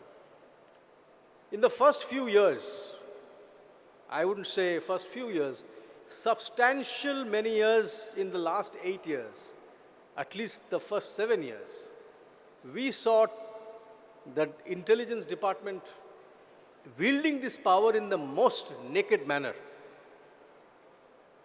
For them, the threat of arrest was a key to extorting, to exacting taxes, even where taxes were probably not due, even where the issues were interpretational, even where those were breaches that could have been dealt with in a manner known to law through a show cause notices and adjudication order and so on and so forth. So, one of the rights that got impinged repeatedly was the rights protected under Article 21, which is your right to movement, free movement, your right to life, liberty. The Radhika Agarwal judgment of the Supreme Court, therefore, becomes a very important cornerstone for us. Since I was appearing in that matter before the Supreme Court, I'd like to share what really transpired and what really came about. What some of us told the Supreme Court at that point in time is this provision of arrest is being abused. It was abused because there was no guideline available in the statute through which control could be exercised on the person who is wielding the power. Section 69, as it reads, some of you would have read it, talks about if you have reasons to believe. If you have reasons to believe that you have committed XYZ, those under 122, all those things that are listed in 132. The question was, who is going to judge whether the reason to believe that the person had or the commissioner concerned had before he directed his officers below to go and arrest, was that an appropriate exercise of power? A question was put to me by the bench was that, isn't the reason shared with you? I said, no. What is shared with me is the arrest memo. What is shared with me is that this is why we are arresting it. What is not shared is the basis on which the reason to believe was formulated or came to a conclusion by the person who wields the power. And the Supreme Court at that point in time said that, yes, it's an internal document. It can't be shared, perhaps. I said, yes, that is the problem. Because the edifice or jurisdictional fact before he can exercise power under Section 69 is that he should have reasons to believe that so-and-so has happened. And the scope of judicial review on reason to believe is also very well known. It's a secondary review that the courts exercises. And the secondary review is all about whether the material was there and there was a causal link between the formation of the opinion and the material that was before him. It can't be guesswork. It can't be suspicion. It can't be roving inquiry. It can't be for the purposes of making future inquiry on something that may not be happening tomorrow. And then the Supreme Court was quite alarmed to say that if this is the case, when nobody is checking the reason to believe because this reason to believe is never shared, obviously there's likely to be extreme abuse of power, and that is what we have found. In fact, the affidavit that was filed showed that the number of arrests that was made was essentially for recovery of tax, but not for the purposes of stopping any kind of systematic evasion, keeping the bogus invoice cases aside. Even in cases where you thought it's an export, they would threaten you with arrest as a reason, as a bait. And therefore, in Radhika Agarwal, relying upon the judgment of Arvind Kejriwal, which was under PMLA, GST Act has now an additional shield which is not written in the law but comes from the Supreme Court judgment. Not only do you need to share the arrest memo, but the reason to believe which formed the basis on which the arrest was directed should also be shared. This opens up a huge protection to the rights of citizens, because once you get to see whether the reasons to believe that he has recorded in writing and shared with you, then you can apply your mind and say, no, these reasons don't have any bearing for the purposes for which I was arrested. He may concoct, he may create, he may manufacture reasons to believe, but then he will have to show the material. So it is not only a bunch of words that will be written in that piece of paper, but also what is necessary for him to produce the material basis which the reason to believe was arrived at. So to my mind, in this 8 years, if nothing else that we have achieved insofar as protection of taxpayers' right is the Radhika Agarwal judgment, where they say that the reasons to believe has to be shared with the person who has been arrested. And basis that a judicial review can be taken by a high court to say this was not the fit case for exercise of reason to believe. Now, this reason to believe is very well known in income tax, very well known in other indirect tax legislations, in matters of search, in matters of seizure. In income tax, very old decision, Shioram Singh, I think that's a Supreme Court decision, where they go on to reason to believe. And those entire jurisprudence that is there in income tax and even other indirect taxes can be brought to bear insofar as arrest is concerned. So this is, to my mind, the first point that I wanted to flag, that insofar as your rights are concerned, your protection of right through Radhika Agarwal, read with Arvind Kejriwal, is foundational and an epitome of what you have got in the first 8 years. The second aspect of your right, which has not been taken care of properly. You have a right to expect the law to maintain a certain amount of consistency. Consistency, canon of consistency. You expect the law to be consistent, not only as professionals, but also as businessmen, where the law should be predictable. You ordain your business in a manner that in the next 12 months, if I were to do like this, the trajectory of law will be stable, and therefore I'll be able to carry on business. As of yesterday is another example of that. People in India do not know, with greatest respect I say, people in India do not even know what the law of tomorrow will be. We saw what has happened to the online gaming business. It has been snapped for good reasons, but the revenue was litigating that in the Supreme Court. Judgment was reserved, taxable or otherwise was being examined. Whether it is a betting or gambling was being examining. Today, that whole business of I don't know how many million crores, it's a huge sum. That whole business vertical is going to fall because the predictability of the law is unknown. And the example in that, the best example in that is what we saw in the Safari Retreats case. So let's spend some time on that judgment as well. We have an expectation in law that you will not make retrospective changes to the law.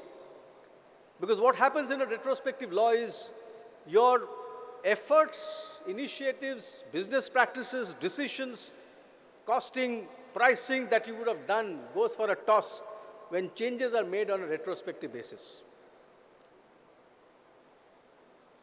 The sad part is, in these 8 years, several retrospective amendments have been made to the plenary legislation. Further, multiple retrospective legislations have been made in the secondary legislation, which is your rules. In fact, the number of retrospective that has been made in the rules is astounding. So question is not about whether the government can or the parliament can make retrospective laws or not. They most certainly have the power to make retrospective legislation in fiscal matters or, for that matter, any matter. But the question is not about that. The question is about the morality behind that. Because at some stage, we need to ask these questions to the powers that be in terms of the morality of some of these retrospective legislation that are being carried out. Take the example of clubs, transaction between members and the clubs. Authoritative pronouncement comes from the Supreme Court that this is a transaction to self and therefore there can be no tax, right?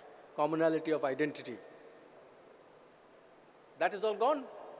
You now have a specific explanation which has been introduced trying to create an exception. Take the example of Safari where they said that, look, plant or machinery, they'll have to be looked at differently. And they also said that it was not a drafting error. The plant or machinery was not a drafting error, even though that was pleaded before the Supreme Court. They have retrospectively changed it. And there are several examples of that. The point I'm trying to make is the morality of this retrospective legislation and what we should consider thinking about. There is a well-known jurisprudence on this retrospectivity of law. And that jurisprudence is The purpose of retrospective legislation is to do what is called a small repair of unwarranted creases that may have come to the legislation that we are dealing with. In other words, if the intention was X, it became a tool for abuse by taxpayer and an unintended result was coming out, then the purpose of retrospective legislation was to iron those creases and make known, make it clear in terms of what the essential principle was. Retrospective legislation is never done to change the very fulcrum of the basis on which the original legislation was brought about. The moment you do that, moment you completely change the whole canvas on the basis of which the earlier law tax regime existed, then it becomes violative and arbitrary. And there are any number of examples, any number of judgments from the Supreme Court on this particular aspect, RC Tobacco being one of them. The American jurisprudence is rich with that. I will not trouble you with those names, but the principle is very clear. You are permitted to do retrospective legislation to make small repairs. That's called the doctrine of small repairs. You are not permitted to carry out retrospective legislation and bring out a completely new substantive law or completely new tax law or something that takes away vested rights which has been there for the longest time. And each of these cases, many of these cases, we notice that some vested rights have been taken away in a manner that probably reeks of arbitrariness. So that's the second thing in terms of your rights are concerned. In fact, in Safari today, of course, we have a cleavage of view on in terms of what is the effect of this retrospective legislation. But I'm of the firm view, I have no hesitation in saying, this retrospective legislation doesn't trouble us beyond a point. It doesn't trouble us because the three filters the Supreme Court have read in 17.5d, being immovable property, plant or machinery, and on account or not on own account, this retrospectively deals with only the second one, plant or machinery. It has nothing to do with the third category, which is on own account. As long as you are not doing it for own account, it's not a setting from here, you carry on business. This retrospective legislation should not bother you, should not trouble you more.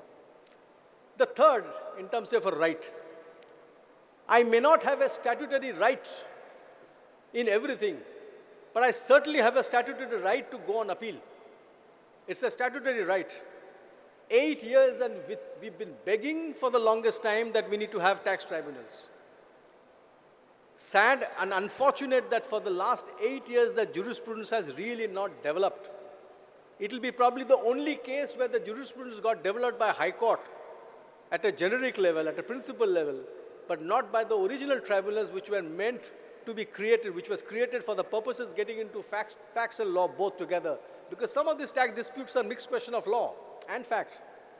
So the right to get a fair trial through an appellate remedy, to a statutory remedy, was denied to us for the longest time. And I'm hoping, with the recent notification that has come out where several GSTAT members, judicial, technical, have been identified, notified, etc., it should come and be up and running very soon.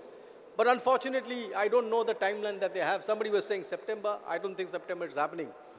Somebody shared the first GSTAT order on some WhatsApp group, but that's like tokenism to my mind. The number of writ petitions that are pending in the high courts across the country, owing to the lack of tribunal, is astounding. And what will happen is the day GST tribunal gets created, there will be a rush. There will be a flowback of those petitions from the High Court back to the tribunal. And then the tribunal will be inundated with matters, which will be so difficult for them to even handle for the first 3 years, to my mind. Because you have created a logjam, you have created, it's like a floodgate. For 7, 10 years, 15 years, you have not let the water flow, and one day you open the gate, there will be a gold rush of water, heavy rush, and it will be very, very difficult to handle. So I really don't know, and I hope that as and when the tribunal comes to sit, it is able to handle the pressure. So my right to get appellate remedy has not been dealt with properly at all. Fourth, my right to get my refund has not been dealt with properly. That right was something which was an expectation. You take it from me, and I'm sure all of you as professionals would have experienced that. Anywhere in the country, ARNs filed for refund are rejected as a matter of course, particularly if you are into exports. And the golden handle that they have is you are an intermediary. I have seen cases I have dealt with cases where the review order through which earlier sanction orders were granted, sanction orders through which refunds were granted, makes a scathing remark that why was the issue of intermediary not even examined? And then they force you to file an appeal, force the department to file an appeal and take away the refund that were probably there. And that creates a very interesting issue, and it will be seminal for all of you because refunds is something that everybody looks at it on a day in, day out basis. Let us take a situation where you filed a refund application, you got a notice, you replied to that, he looks into the reply and passes an adjudication order giving you the refund. And that refund order is not challenged by the revenue. That refund order is not challenged by the revenue. Authorities take a review of that and they ask them to file an appeal. They file an appeal and appeal they lose. A further review is taken, go and file an appeal to the tribunal, there is no tribunal. I have seen cases where in these kind of situations, on the ground that the tribunal is not in place, they issue a show cause notice seeking to not only recover the refund that has been granted to you earlier, saying that it's an erroneous refund, but also because they say it is not an export, they impose a tax on your output. Some 30 crores will be raised on your output, some 5 crores of refund that you would have got in the past, they'll seek to recover. The question that arises is, would you be in a position to defend such a show cause notice, or put it differently, would the authorities have the jurisdiction to issue such a show cause notice? And my answer to that would be, the jurisdictional fact for issuance of a show cause notice under section 73 for purposes of refund is it should be an erroneous refund. An erroneous refund would be one which has been granted erroneously. But where an adjudication order is passed through which a refund is granted, it can't be said to be erroneous. Until and unless that adjudication order or appellate order subsists, the refund cannot be said to be erroneous. It is a different matter. It's a different matter that you may think it is erroneous, but that is not the lookout. That is not the perspective. An erroneous order, even if made by the authority who made it erroneously by applying the wrong law, until it is reversed, cannot be impeached through a collateral proceeding. So a vested right created through an adjudication order passed by an appropriate authority where there is no fraud, collusion, etc., cannot be impeached in collateral proceedings. And therefore, issuance of show cause notice is nothing but a collateral proceedings where vested rights has been sought to be taken back in respect of orders passed by appropriate authorities. It is hit by the principle of res judica, like how? So, the point I'm trying to make is my right and expectation to get refunds in time for the purposes for which I was carrying on business, particularly insofar as exports is concerned, has been vitiated ad nauseum by the authorities. The fourth thing of relevance, every day I see and I get to hear about credits being denied, even in situations where they are not part of the block credit. 17.5, notwithstanding clause, keeping that aside, even keeping that aside as well, in situations which are not governed by the blocked credits, credits are getting denied. It was a legitimate expectation. It was a statutory right. I wouldn't call it a right. It was a statutory expectation to be granted credits, tax credits, because credits are at the heart of a GST system. Take away the credit from GST, it becomes a draconian law. You talk about 18% at every level of transaction. That is madness. If you do not have credit as a shock absorber, it becomes a draconian law. And for some reason or the other, the credits are getting denied. And it's very appalling that the very heart on the basis of which the principle of revenue neutrality was ingrained in the GST system through section 16, as a fulcrum, as a pivot, as an edifice on which GST was established, is not being followed to the T. And therefore, a number of litigations at various levels that I get to see is significant, substantive, because the revenue authorities believe that granting of refund and granting of credit is a loss to the exchequer. I'm sorry, it is not so. My credits and my refunds are my rights under the statute. It is not your loss to the, because this very document that was created was basis my giving the sanctorium in the parliament that yes, credits will be a foundational thing for GST. Refunds will be a foundational thing. In fact, I recall at that point in time when the concept of provisional refund was contemplated, that no questions asked, within 30 days or 90 days, provisional 80% shall be given to an exporter. I don't know whether that is even being followed.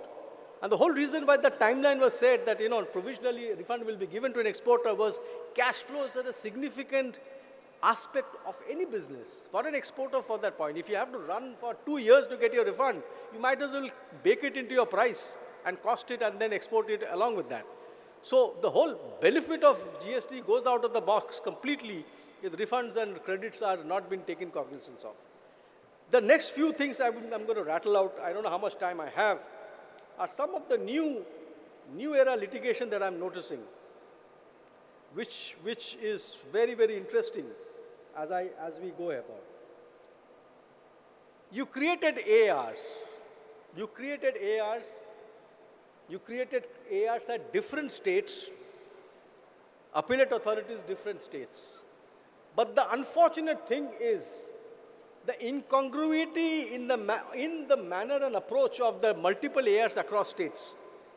There is no uniformity in approach, so we could have a situation where on one issue alone, there could be conflicting ARs from across the country. We have such situations, we have such examples. And take for example one of the things, whether something qualifies as a works contract or not in the context of solar power plants, etc. Numerous ARs were kind of brought about. And there is an incongruity, there's a conflict of opinion between various authorities. There was a proposal to have some kind of a consolidating a national appellate tribunal, but that was not implemented. So it was an expectation that you streamline this whole process of AR in a manner such that you have a national level convergence. That has not happened. That, to my mind, is quite a bad thing. The new thing that has become relevant from a taxability perspective is this whole levy of GST on corporate guarantees.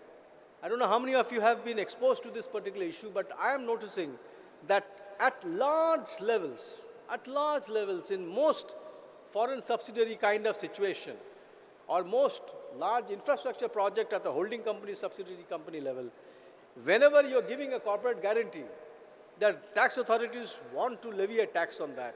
Well, you could do that. Maybe you have the power. But the problem is not so much about that. We can always have a debate on whether it should be taxed or not. That's more of a morality or that's more like a policy issue. But the problem that comes to us is that you make amendments to the rules with retrospective effect by increasing the base on which you levy the tax.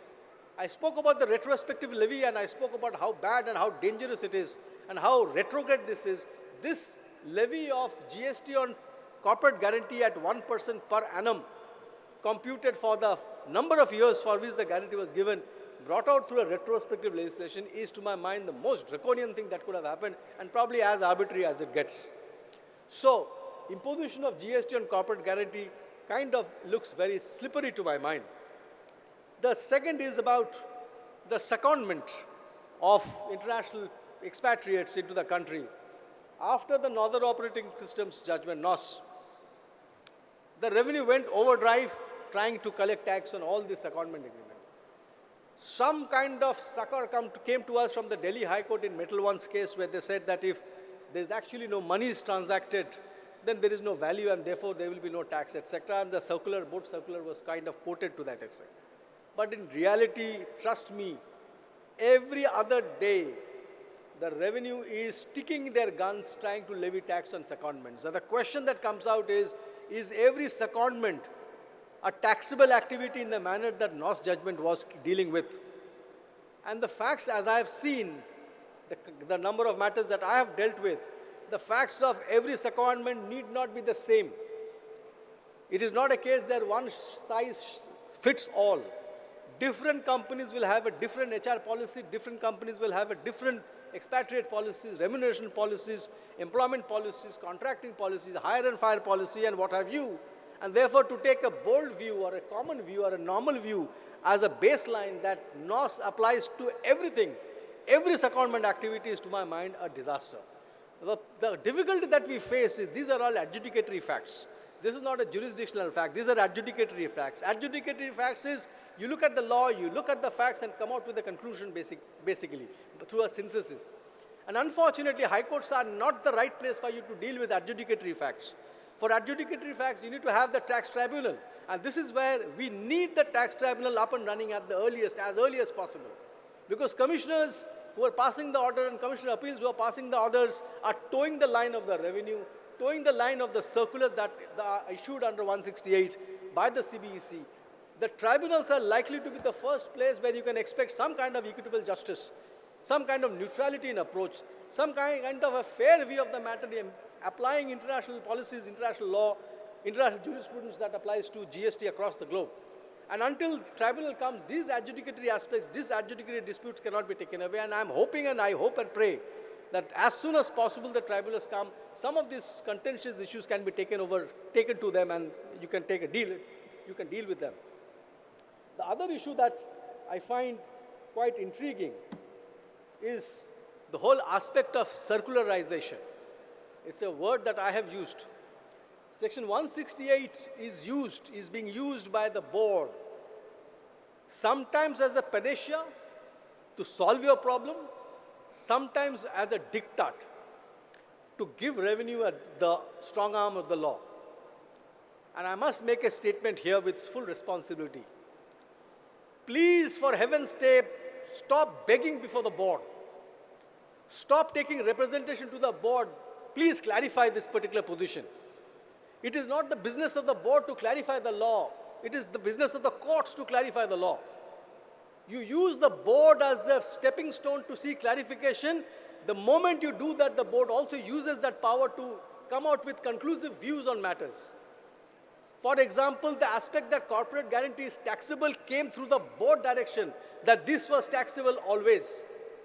Such documents are available with the adjudicating authority. He closes his eyes to what you have replied in your show cause notice and says, this is what the law is. It is taxable. Board has said that. CBEC has said that.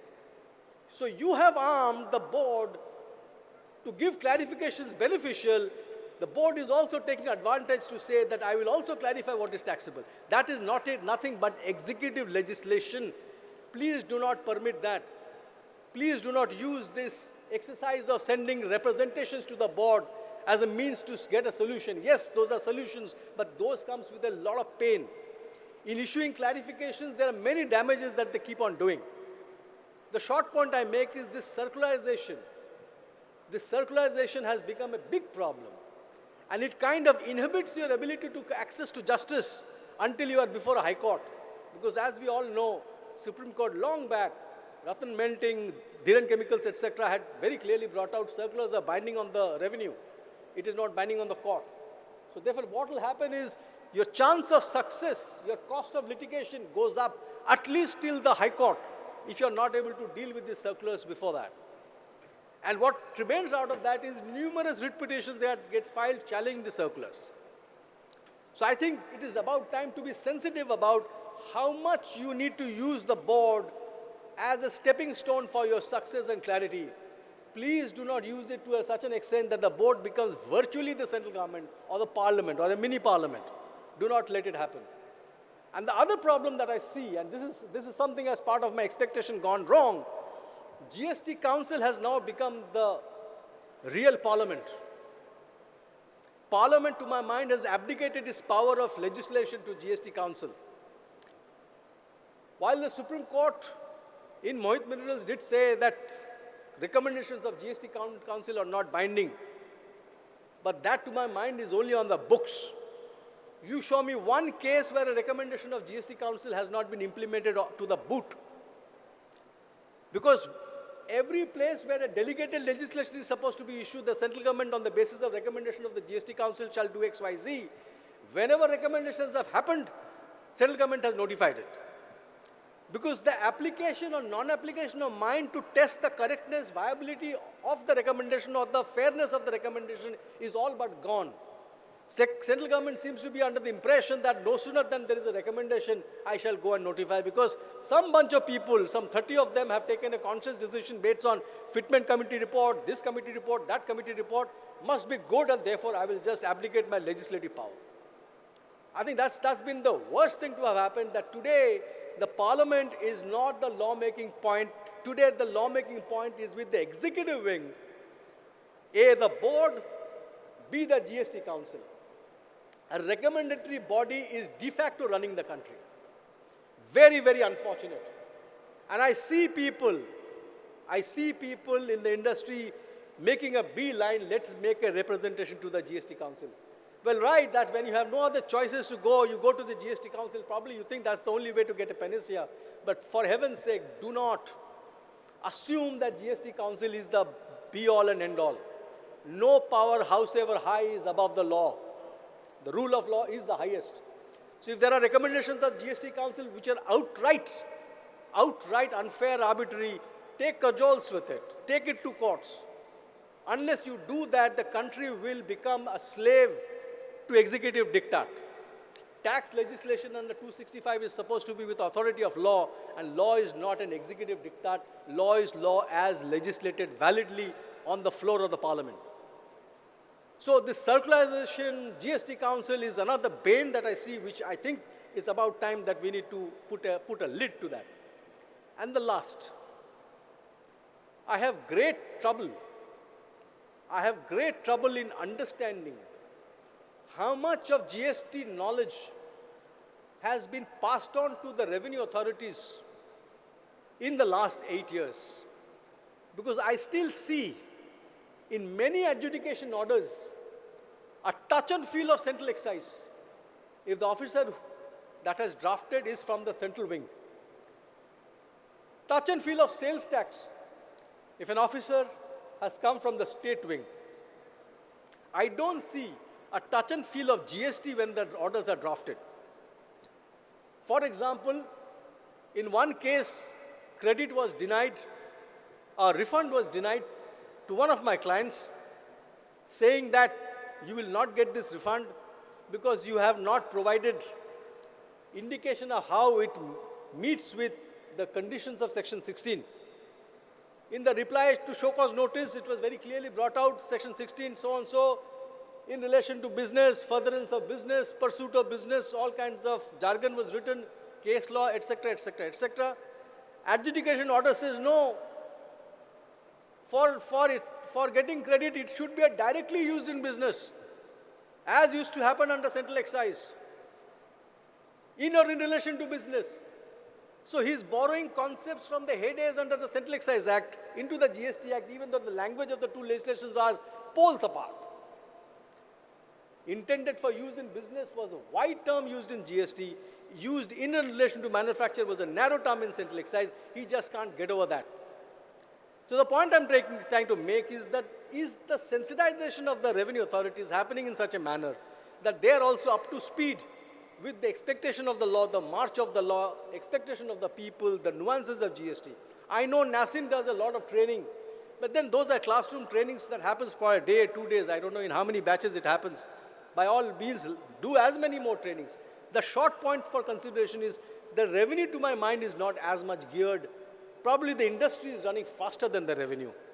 And the industry is training and gearing themselves faster because they have professionals to guide them. But revenue is probably not able to do that. So therefore, that's one area of huge improvement that I expect.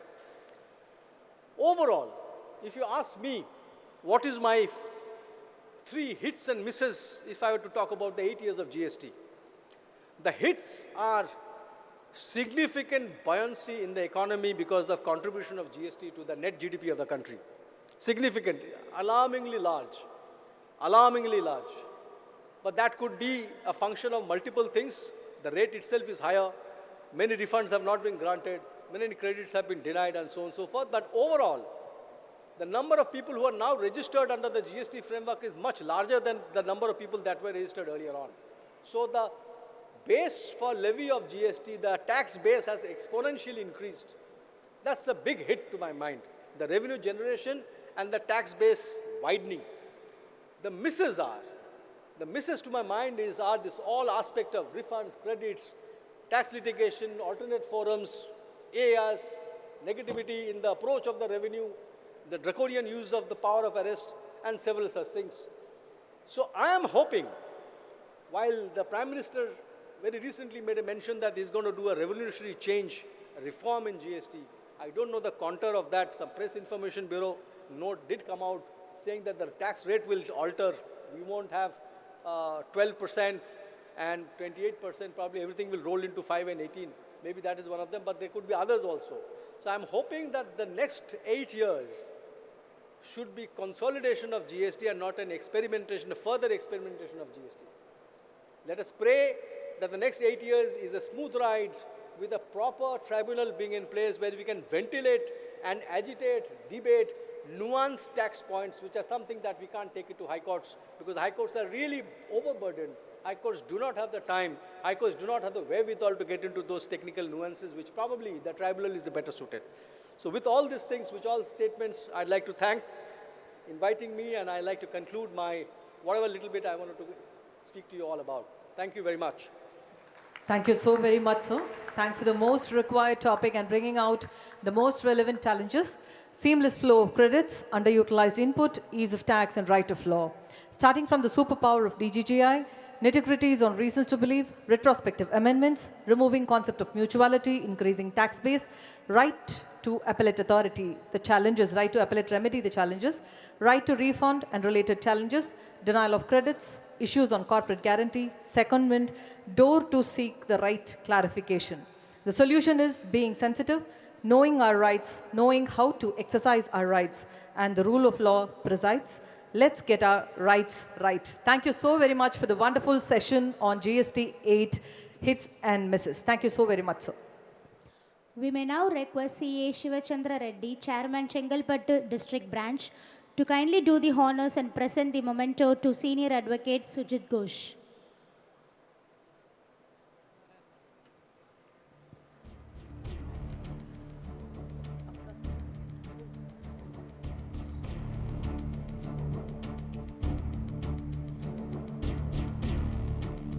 Ladies and gentlemen, a big round of applause for that wonderful session.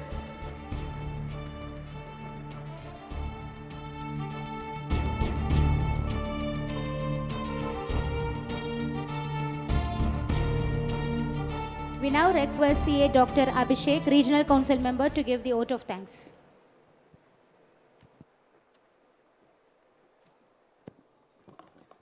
Very, very warm good afternoon to one and all present here. Firstly, the Central Council member on the dais this session, CA Rajendra Kumar sir, very dynamic GST man himself. The speaker of the session, Senior Advocate Sujit Ghosh sir. Past presidents, IC Bhupati sir, Raghu sir, GR sir, Devraj Reddy sir, various past chairmen, and finally, my dear members. I apologize for my voice, it has become a little hoarse. But at the same time, you can also assume it's become hoarse because of shouting because of GST. 8 years after GST, I'm reminded of a very funny story. An auto driver and a priest, they die and they go to heaven. At the gates of heaven, the God says, okay, come here, Mr. Priest. You've been preaching my name for 42 years, every Sunday. So when you go into the gates of heaven, you get an individual house with an attached bathroom. Priest is very thankful. Thank you very much, my Lord. He says, you please wait on the side. Then he says, auto driver, come here. You're a bloody drunkard and you're driving drunk for the last 40 years. And because of you, you've put the lives of thousands of people at risk. So when you go inside the gates of heaven, you get a 5-bedroom house with a swimming pool. And priest is shocked. He says, my Lord, I've been preaching your name for 42 years, but you're giving him this, you're giving me this. How is this fair? He says, efforts versus results. You know, efforts are important, but results are more important. When you were praying, everybody was sleeping. But when he was driving, everybody was praying. So the results are much more effective. I think that's something which is similar to GST. The efforts which have been put in, monumental. So many rules, so many circulars, so many changes. But ultimately the result is, I think, as professionals or even as a public layman, we're not particularly pleased with it because we think there is a room for improvement. Today, GST is being used as a tool for the economy. You want to increase spending, reduce GST rate. You want to stop spending, increase the GST rate. But we all know one of the canons of taxation is certainty. Certainty is one of the most important things. And I think that's what we're looking for the most. Thank you so much, sir, for giving such a wonderful address. Thank you, RK, sir, for presiding this session. And thank you all. Thank you, the organizers, MCs. And wish you all a happy learning in the next session as well. Thank you very much. Over to the organizers.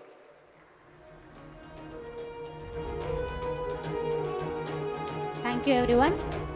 Ladies and gentlemen, we now come to one of the most eagerly awaited sessions. Thank you so very much, sir.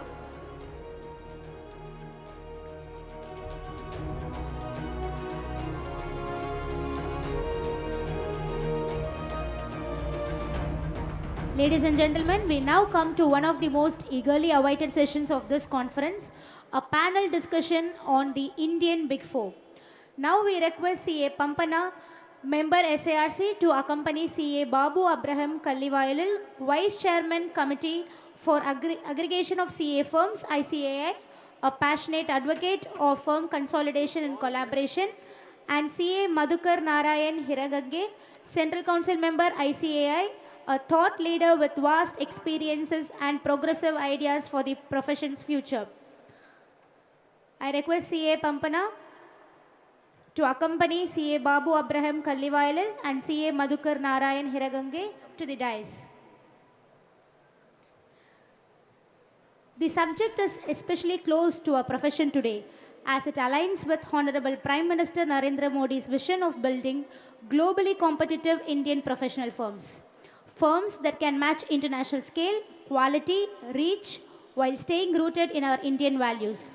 The concept of Indian Big Four is not just a dream, but a growing movement that many in our profession are deeply invested in. May we now request CA Pampana E, Regional Council member, to present a shawl and a bouquet to our resource persons.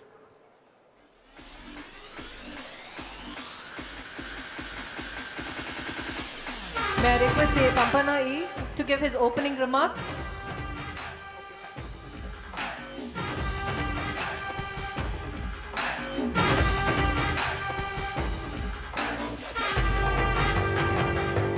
Ladies and gentlemen, a big round of applause.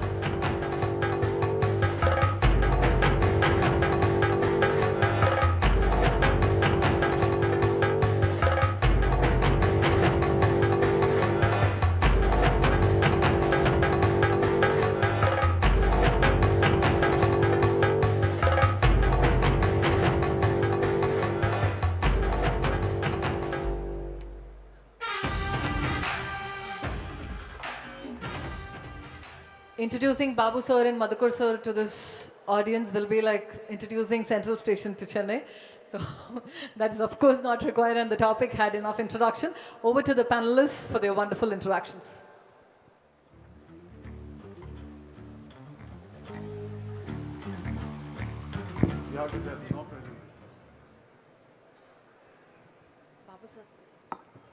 Can we have the presentation play, please? Very good evening to all of you. My distinguished colleague in the Apex Council of the Institute, C.A. Madhukar Narayan Hiragange. I think he is known within and outside the council for his out-of-the-box ideas and forthright thoughts, which we express without any hesitation. That is a beauty of Madhukar Narayan Hiragange. My colleague in the Regional Council, C.A. Pampana, esteemed past presidents of the Institute, distinguished colleagues in the Central and Regional Council, and my dear members. I'm extremely delighted to be with you in this evening on discussing on one of the very important topic on the Indian Big Four. Probably I would say it continues to be a big dream. This is, as far as I am concerned, I am reminded of a story. Albert Einstein was busy traveling in a train, and on a stopover he realized that he is feeling quite hungry. Then he got out of the train and straight away went to the vendor and asked him, what can I have? And the vendor gave the menu card to him. And then only Albert Einstein realized that he left the spectacles in his train. He returned the menu card and asked the vendor, can you read it for me? And the vendor readily replied, sir, I am also an illiterate like you. Therefore, as far as Indian Big Four is concerned, I think all of us stand on almost on the similar footing. But I think let us see what is happening on the government side. What is the dream of the government of India regarding this? Government's vision on a big Indian firm. Yeah. I think government is quite committed to building Indian Big Four, or Big 14, or Big 40, or Big 100. See, recently the Prime Minister's office has called for a special meeting of very senior officials what to do further on this. I think from there we are quite sure that government side is committed to build big Indian firm, to meet and surpass global counterparts, focus on scale, credibility and impact, shape international standards of excellence, push for indigenous consolidation, strategic and timely, empowering Indian firms to build footprints and position them as trusted institutions. Agenda driven by 11 key points of discussion. Therefore, recently the Ministry of Corporate Affairs also has been pushed, and the institute has also been told why this cannot be realized. Therefore, I think institute is also now taken it as on a big priority. Now let us see how fragmented our practice is today. I think this will give a broad idea of what is happening. I am only concentrating on the south. We have an active membership, and with full-time practice of 32,000 plus, non-CFP holders are 65, 98. Altogether, we have 1,10,000 members. And take Chennai, the one large city, where we have 5,367 full-time practitioners and 11,670 non-practitioners. And all India, we have 4,39,000 active members and 66,000 inactive members, near to 5 lakh total membership. And Andhra Pradesh, Telangana put together have the largest number of practitioners and largest number of members. Next comes to Tamil Nadu, and next Karnataka, and finally Kerala and Pondicherry. This is why I am giving you this statistics is you will get a broad idea what are the challenges in building a Big Four.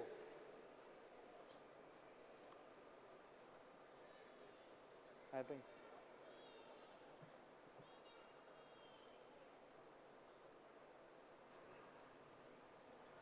And can we have the PPT? I think. Coming, we have close to a lakh of practitioners all over India.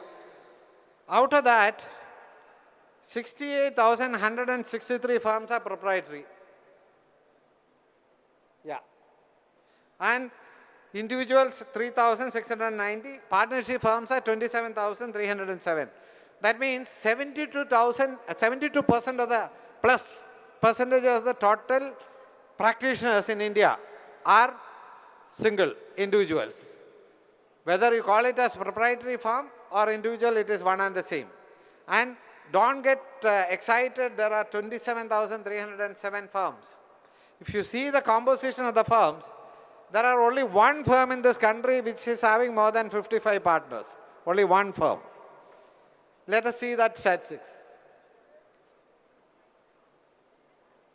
Yeah. This is a statistics of the composition. East we have, this is active firm. South we have 19,760. See the composition of the firms. I'll start from the bottom. 51 plus partners, only 1 in South. 31 to 50 partners, 5 firms. 21 to 25, 3 firms.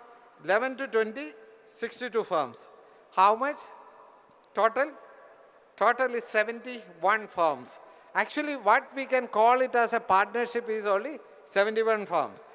Less than 10 partners, I am not counting largely because they are not large in size. Therefore, where we can build up Big Four? This is a challenge I think we should all be aware of. Now, Institute has come out with a networking. And networking model has not been, let me honestly admit, has not been largely successful. Alliance model, there are only 19 firms which has registered. Network model, 102. And lead firm model, 5. I will quickly say what is the distinction between these 3. Yeah, approach is, A is alliance firm. Alliance is you form an alliance, whether it can be with an official agreement or without an official agreement. You alliance, you work together, and institute will give you a registration. But you all practice in your individual name. Therefore, all firms are independent, but there is a network. Then approach B is network of firms. Network of firms, existing model. This is a model which is largely being practiced by Big Four. They have a umbrella which all network firms comes together. And approach 3, B2. Whereas you identify a lead firm. Whereas there will be common branding, the lead firm only will be empaneling everywhere, and lead firm distributes the work to rest of the firms. These are the 3 models. But neither of the 3 models I can say it has worked. Now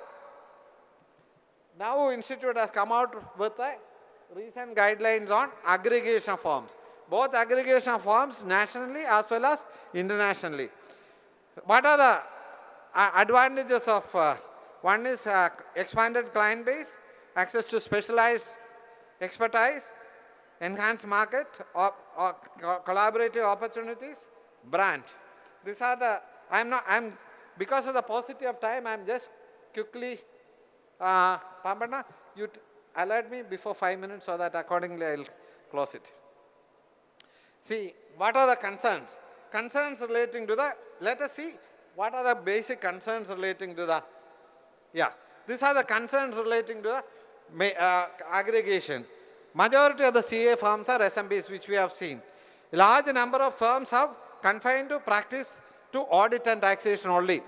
None of them has ventured out into the other than non-traditional areas of practice. This is one of the biggest challenge which we have. Then many firms have audit allotted through ICAI PDC, empanelment process, bank audit and C&AG. Minus bank audit, my billing comes to 50%. In many firms, this is actually happening. And for attachment with the firm name, this was the major. See, this is, I think this is a one single-handed limitation as far as merger is concerned. Whether you are big, whether I am big, therefore both of us argue, both are big and no one becomes big. And we continue to be what we are. Therefore, everyone wanted to retain their identity so that none of us grew. This is one of the major challenges that client switchover. See, I have seen many clients are switching over. Once the firm grows, you are not growing. You don't have the capability. Don't have the capability to provide all services under one umbrella, whereas a client is looking for that, and they go for a larger firm. And need of the hour is to venture into non-traditional areas of practice. This is one of the biggest challenge, I would say. Even there are a lot of non-traditional areas of practice. But how many of us are into that? Forensic audit and fraud detection, IS audit, data analytics and business intelligence, blockchain and crypto advisory, artificial intelligence, automation consulting, risk management and internal controls, ESG, valuation, insolvency, corporate governance, startup advisory, virtual CFO. See, mergers, and I think list is unending as far as non-traditional. And what is the advantage of non-traditional area of practice? Lesser risk, higher returns. But still we refuses to venture out beyond audit and taxation. Yeah, I think I'll quickly vision, I think what should be the way forward? Transformation readiness, preparedness for a structural evaluation and change.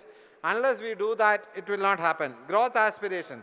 Unless you dream to grow big, nobody else will be able to help you. And towards that, strategic objectives for scale growth has to be vision alignment. See, unless both of us have the same vision, again our merger will not work out. Therefore, this is also very important. Then, what are the present model and what? See, and if you want to grow first, you have to see a proper structural framework. Overview of the firm constitution, geographical footprint. There is then vertical diversification. See, you have a direct tax practice, I have an indirect tax practice, other one has an IBC practice, other one has a valuation practice, other one is a startup consultant, mergers and acquisitions, corporate law consultancy. See, if various strengths comes together, then I think that will enable us to grow. Evaluation of the firm's structural model over the time. Second is legal and convergence structure, nature of legal structure and registration. Define governance structure, role delineation and responsibility metrics among partners. Protocols for profit sharing, voting rights, partner onboarding and retirement. Internal documentation, compliance practices, mechanisms for dispute resolution, succession planning. Operational model, workflow structures and operational procedures, service delivery mechanisms and client engagement process, operational KPIs and reporting structures and accountability. See, unless you work and develop a clear idea on all these aspects, and once you merge, I think demerger also will happen sooner. Therefore, we have to be very, very clear what we wanted to do and how we are going to do for that. Yeah, unlocking value through financial and operational synergies. Financial efficiencies. Unless once we come together, I think the biggest advantage is financial efficiencies and cost saving.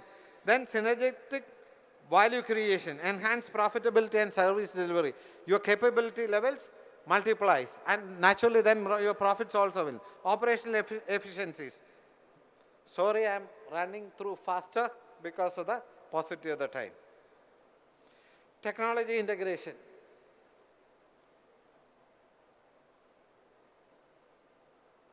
Yeah. This is another area, I think this is one of the most important area, technology integration.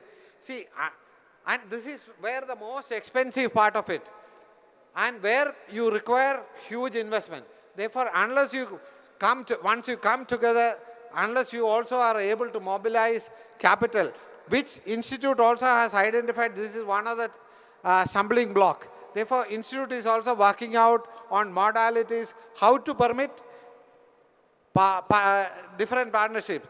The thought process within the institute even is to have 2 sets of certificate of practice. One certificate of practice for assurance, but it's only in the nascent stage. Other certificate of practice for rest of the things.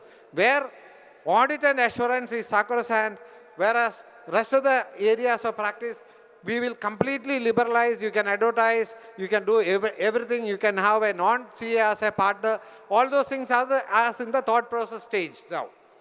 Therefore, technology-driven solutions and collaborative platforms, data analytics, practice management software. These are all important. Then, talent acquisition, employee development, retention mechanisms, HR transformations. Then, building a brand. I think regional presence versus national or international presence, trust and relationships. I think probably one of the biggest challenges today we face for aggregation of CA firms or merger is lack of trust. You don't trust me. If I trust you, you take me for a ride. This is happening. Therefore, this is, unless you build trust and identify like-minded people. No merger can be of long-standing. Positioning and identity. Again, firm's identity is a big challenge as far as all of us are concerned. But if you want to grow, you have to shred your identity and come to a new identity. That's the only way. Client acquisition and brand recall. Yeah. Regulatory restrictions and anticipated challenge. Regulatory hurdles. Regulatory restrictions impacting growth. Which institute is really working on that? Mindset barriers, I think you only can do that. Nobody else in this world can help you on the mindset. Cultural resistance, again, you have to identify similar cultures of firms, similar value firms. Organization inertia, loss of autonomy. Again, this is a major concern, lot of autonomy.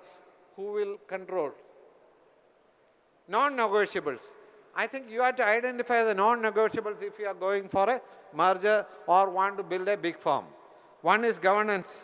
I think if you compromise on the governance principles, I think your merger or your alliance will be short-lived. Client commitment, client confidentiality, autonomy and service delivery independence. Core values, fundamental ethical values and ethical principles, leadership boundaries and brand legacy. I think risk mitigation, transformation management process, barriers to the collaboration, cultural fit, I think we have broadly discussed, autonomy concerns, I think that is a major concern for all of us, past experience or apprehensions related to unequal partnerships or failed alliances, trust goals, perceived obstacles such as trust deficit, misaligned goals and value systems, compliance limit. I think succession planning and planning cycle, I think I'm not touching on that. Committee for Aggregation of CA Firms. Constituted 24 ICAI merger and demerger guidelines and ICAI aggregation of LLP guidelines. We have further liberalized. Know your combinations. With that, I will conclude. Sole proprietary firms, merger with partnership, LLP possible, partnership firms to sole proprietary not permitted, whereas partnership can merge with partnership and LLP. LLP cannot merge with sole proprietary or partnership. LLP can merge with only an LLP. Yeah. Now, aggregation of CA firms. Yeah, this is one of the liberalizing. Once you decide to merge together, and if you realize that this alliance is not working out, you can demerge and come back to your original position with all credits even within 10 years of time. Previously it is 5 years, now it has been given 10 years. Therefore, you have enough time whether my experiment is going to work. If experiment is not going to work, you can come back to the original position. Yeah, with that, I think I will conclude so that Madhukarji has got some time. Yeah, I think I have, okay. Yeah, one challenge you will also understand is why networking is not a permitted form of practice as of today. Neither under the Companies Act or Chartered Accountants Act. Networking is an AOP, where AOP is not permitted under neither of the Act, neither on the Companies Act, nor on the. This is one challenge which also we are exploring what we can do on this. Thank you very much, and we look forward for a fruitful interaction on this. Thank you, Babu sir. That was a wonderful insight on aggregation, knowing the unknowns of scaling up, integrating fragmented practice, eye-opener data points, pointers on aggregation, resistance to grow, advantages of aggregation, and newer areas of practice. Financial and operational synergies, value maximization, improve trust, and better relationships are the keys to grow big. ICAI welcomes and the country looks forward to the big one, the Indian one. Over to Madhukar sir for his insight.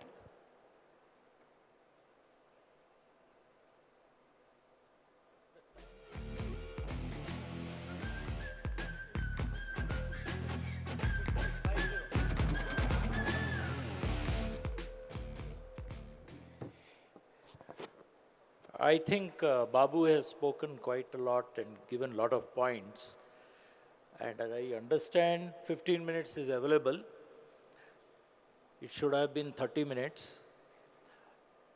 So I don't know whether I should proceed or I should just break for questions. Babu, what should we do? Okay. Let me try to give a different view. We have made an organization. Of course, I'm not totally involved with the organization. Maybe I should tell you how we grew. How many of you are interested in at least having a partnership of 20 partners? Can I just lift your hand? So I know whether that interest at least is there. Big Indian big firm, nobody. At least in this audience, I don't see anybody. Anybody is there, Indian big firm? There is one person. Okay, 2. So how many partners do you have, sir, today? Pardon, sir? 5, okay. How many partners do you have? Yes? 4. You have more, no? 30. Pardon? 35. Very good, sir. So, these are 3 people have lifted the hand in this room who want to be Big 4. But before we want to be Big 4, we at least should have a firm with 20 partners, a turnover of at least, maybe 20 partners means 50 crores. And then grow to maybe 50 partners, then 100 partners, then you move on. So while all of you got an idea from Babu about what all should be done to become the Indian Big 4, I will say what we did between 2003 and 2065 to have a chartered accountant firm of around 28 partners and a legal firm with about 5 partners. That means 33 partners. This was done in a period of 23 years. So what is it we did? How did we move from proprietary to partnership, that many partners? Would that be of interest to you? You might have to lift your hand to indicate to me. Would that be of interest to you? Become a 20, 30 partner firm? Yeah, okay. So let me tell you quickly what is possible, because I have got 12 minutes left as per the organizers. First thing we have to do is change our mindset. Babu said you can't change your mindset. Totally wrong. Anybody can change your mindset if you want it. If you don't want it, nothing can be done. Maybe that's what he meant also. If you want to change your mindset, you can change it. And there are enough of tools for you. How to change your mindset? Go on to Google, go on to ChatGPT, go anywhere. You will get not 1, 20 points you will get. In the 20 points, start working on 3. Then work on another 3. By the time your mindset will be changed. What mindset was changed by me? I had also practiced for 15 years. I was a proprietor. Some 7 people were there. Hardly any economic,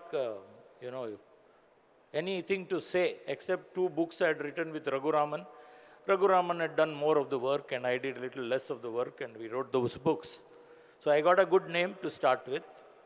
I was in an area which was niche, central excise, so not many people were there.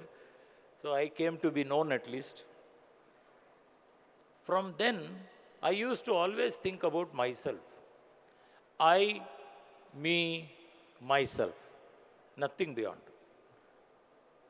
And that was the reason why there was no partner. I was an arrogant person. Even now I am a bit arrogant. That time I was superbly arrogant. So what did I do? I said, okay, let me get into a total mindset change. What was the mindset change? From serving myself, I started to serve others. Who could serve me? Please understand, I didn't give up. I served others to serve me. Who was the first set? My employees. I started serving my employees to serve me. I took their aspirations. I looked at their development. And what happened very soon? Within a year or 2, all these employees started becoming very much interested in the practice. And the same thing happened with our clients. Instead of looking at the client, how much fees I can get, I started looking at how much service I can do. So then this client started coming back and telling, why don't you do this also? Why don't you do that also? My friend's company is there. My group company is there. The client started serving me because I was serving them. Then I did one thing very strategic. This was in 2000, maybe 5 or something. I started serving the profession. This was the crowning glory. In this hall itself, I have people where our firm would have given service to them, maybe about 50 people or 100 people in this hall now. What happened then? Suddenly from a small firm, we became a firm with so many people who were working. What we did, we helped them to do the first bit of the work. The higher level work should come to us. No written agreement. Never we called anybody and said, why did you refer work to somebody else? Never. But what happened is that people are all generically good. People are all to be trusted. The Chinese general said, trust begets trust. You can't say that I will not trust you, but you trust me. It never happened. So you have to trust the people. What Babu said is correct, but he said that the people you trust will cheat you. Not true. 1 out of 20, 1 out of 30. You try it out yourself. If you really trust people, they will never cheat you. Even a thief will not cheat you. I have a lot of instances in my life I can share, but we have got only 15 minutes, half of which is already gone. The next, once you got, I had this thought process of change, serve to get served. What next? What was I not good at? I was arrogant, so I took a humble partner. I had no financial discipline. I took a financially disciplined partner from a community which is known for their financial strength. I was not good at studies, so I started taking people who were very bright. I was a bit lazy, not so hardworking, so I took 2 very hardworking partners. Are you getting what I'm doing? Every defect of mine or every defect of that group is being made good by taking people who can make good that. This third thing which happened is that I was willing to share in my percentage. This is where many people fail. They don't want to give up their percentage. There are so many firms which have been wonderful, giving service. They had 20 partners, 30 partners. But the main partner still is holding on to his share quite a lot. He only gives small. So, can we be a net giver? This is another thought process you can keep. If I am a net giver, then I will get back. Same philosophy of give to get. It is a universal law of nature also, that whatever you give will come around back to you. One more thing which was there is what is not negotiable. I gave a lot of space to my partners. I didn't say you have to do things like this only. Of course, they would come back to me and take advice. I will tell them what I want. But the major reasons why we grew from 5, 6 partners to 20, 30 partners is I gave them the independence to grow. I gave them the independence to have their own brand. Now in our office, if you go to places like Gurgaon or Hyderabad, Madhukar Hiregange is not known. He may be known because the firm's name was there for some time. Now the firm's name also is not there. So what is it that we did? We allowed each of them to flourish, come out, have their own individual identity, build their own brand. So they owned the firm fully. The advantage of this thought process is that they own the firm. Give them a good chance to retain what they earn. This is another very important point. Don't take away most of the money. Let it be with the partners who join. So we have a philosophy where I think 70% of the profit of a location remains in the location, other than common profit coming back to them. Are you getting what I'm saying? When a major partner is willing to give up though they have built up the practice, say 5 or 6 of us built this practice to a very big level, but we are still giving away, still giving away. Our share keeps coming down every year. That's the way it has been able to work. As far as ethics is concerned, this is very, very important. For us, we are all proud in our firm. We have 650 people in our firm.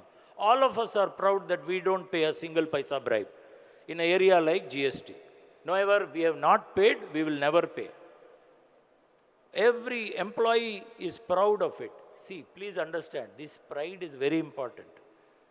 And it binds them together, and hopefully some of them continue with us. We had one more non-negotiable, which is quality. Very difficult in CA firms. Let me say, even in our firm, we are struggling with quality. We have peer review. Peer review is between two different branches. If I am making an opinion, and I will make the opinion, send it to the Hyderabad branch. They will look at my opinion and comment on it. But before that, there is an internal review. Inside our own branch, we get it reviewed. So one is internal review, peer review. We even have a third-party review. Outside review is there. Are you getting what we are doing? We are also trying to see that feedback mechanism is improved. I should again tell you, feedback doesn't work in India because we approach people only who will give good feedback. We don't look for people to tell us where we are wrong. And that is an exercise, I think, throughout ICAI also, we have that problem. We like to hide behind only success stories. So, in some, don't have rigid hierarchies, have decentralized decisions. That means in the branches, let them decide what they want to do, how they want to do, how they want to charge, how they want to pay salary. Some base salary is there. Beyond that, if somebody wants to pay more because that particular location requires more amount, he will do it. They should have the ability to come back to us. Our vision is there. We have a vision. And that vision keeps changing. Every 4 or 5 years, we have a meeting in which everybody comes and says, the vision should be this. This we should change. This doesn't work. And one very important point I will tell you. In the ethics, I forgot. In our office, we have a code of ethics, which everybody has to sign. It's on our website also. If anybody wants, you can copy it directly. We don't have any patent. I myself took some of the things from my Infosys balance sheet when we start Infosys Code of Conduct long back, 10, 15 years back. But it's there on our website. You can copy it. Look at it. Remove some of them if you want. But start with a code of ethics. Within the firm, everybody who joins the firm has to sign. In which, non-disclosure, other things are there. Also, we didn't focus too much on the profitability in the first 3 years. Whenever a branch came, we used to support the branch by giving minimum. That is also one part which was done. Also, whenever we looked at people, say an article comes, is very smart, and we would tell that article that you are doing very good work. You have a possibility of becoming a partner. He has not even written his final exam, but we would tell him that you have a possibility. And many of those people are my partners today. At least 10 or 15 of those people who came like that are my partners. Recently, 1 year back actually, one Jammu and Kashmir boy came. So we don't have a branch in Jammu. So normally they come and say, sir, this boy is come from Jammu and Kashmir. And I say, all the best, and they go. Jammu and Kashmir, when I said, come, sit down. So I asked him, what is your name? What is your background? What do you want to do in future? Then I told him, you know that our firm, if you do well, we can open a branch in Jammu and Kashmir. He said, sir, why do you think I came and joined your firm? Did you get it? He wanted to be partner of the firm, so he has come all the way to Bangalore so that he can become partner, do his articles here and later start office in Jammu and Kashmir. This is the extent to which we have permeated in the society. My 15 minutes is over, so I don't know. I will stop now because they have given me 15 minutes. Maybe we can take a few questions if they allow. Thank Thank you very much. Thank you so very much, sir, for sharing your personal experience, starting from changing the mindset, serving others, to help people serve us.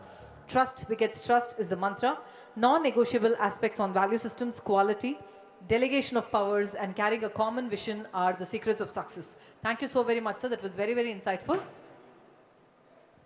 As a token of our appreciation, we now present mementos to our esteemed panelists.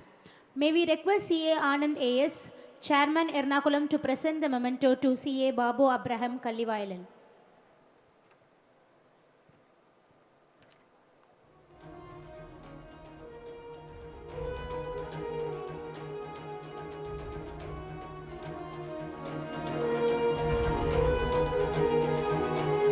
CA Anand AS, Chairman. Ladies and gentlemen, a big round of applause. Can we have CA Anand S, Chairman, Ernakulam branch?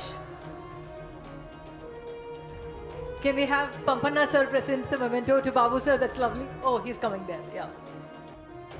Okay, call the next. May we request CA R Santosh, Chairman, Karimnagar branch, to present the memento to CA Madhukar Narayan Hirangange.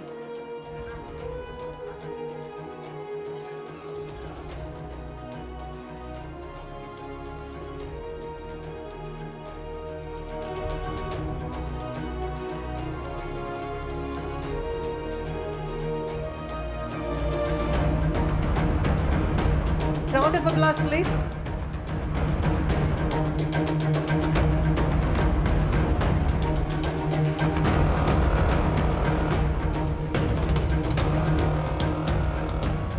To conclude the session, may we now invite CA Pampana, member SIRC, to deliver the vote of thanks.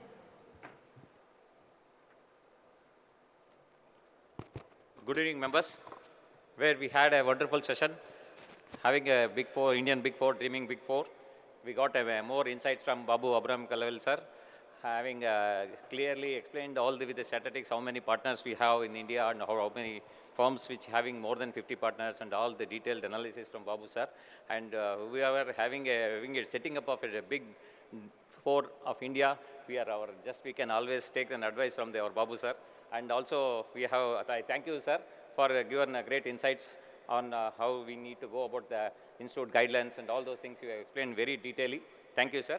And I also thank CA Madhukar Iragange, sir, for sharing his experience, how we need, as a small firm, how we need to grow.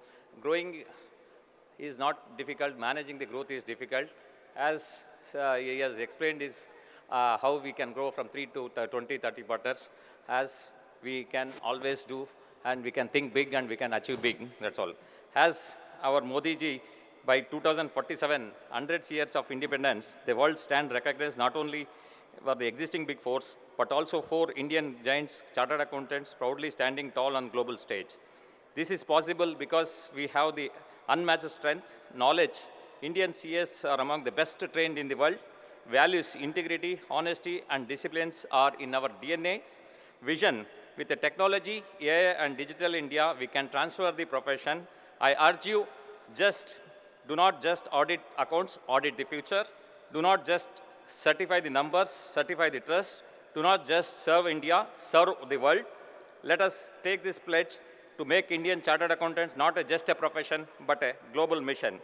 Together, we will make this great reality. Together, we can make Indian CA profession the pride of the world. Together, we can build Vikasit Bharat. Only we need to big dream, and I have to achieve on it. That's all. Thank you, each one of you, for having a patience in listening of this session, and thank you. Thank you, sir. Let us all carry the vision of creating the Big Four, the Big One, the Indian Big One. Thank you so very much, sir. Esteemed past presidents, CAR Balakrishnan sir, past president CAR Bhupati sir, past president CAG Ramaswamy sir, past president CAK Raghu sir, and past president CAM Devaraja Reddy sir. To moderate this session, we have CA Sridhar Mupala, Central Council member. Sirs, requesting you to kindly occupy the dais. Ladies and gentlemen, a big round of applause as we welcome the past presidents onto the dais.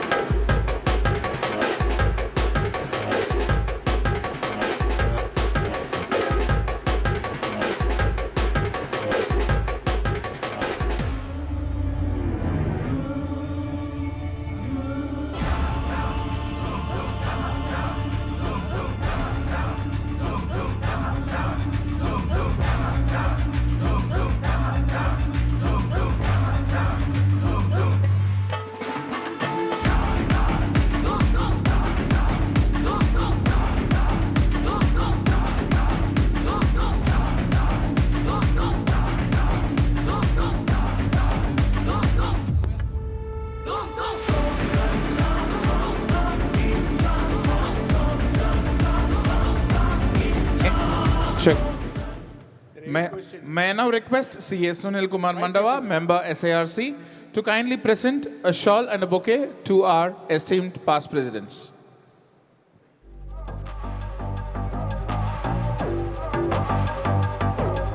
A round of applause, please.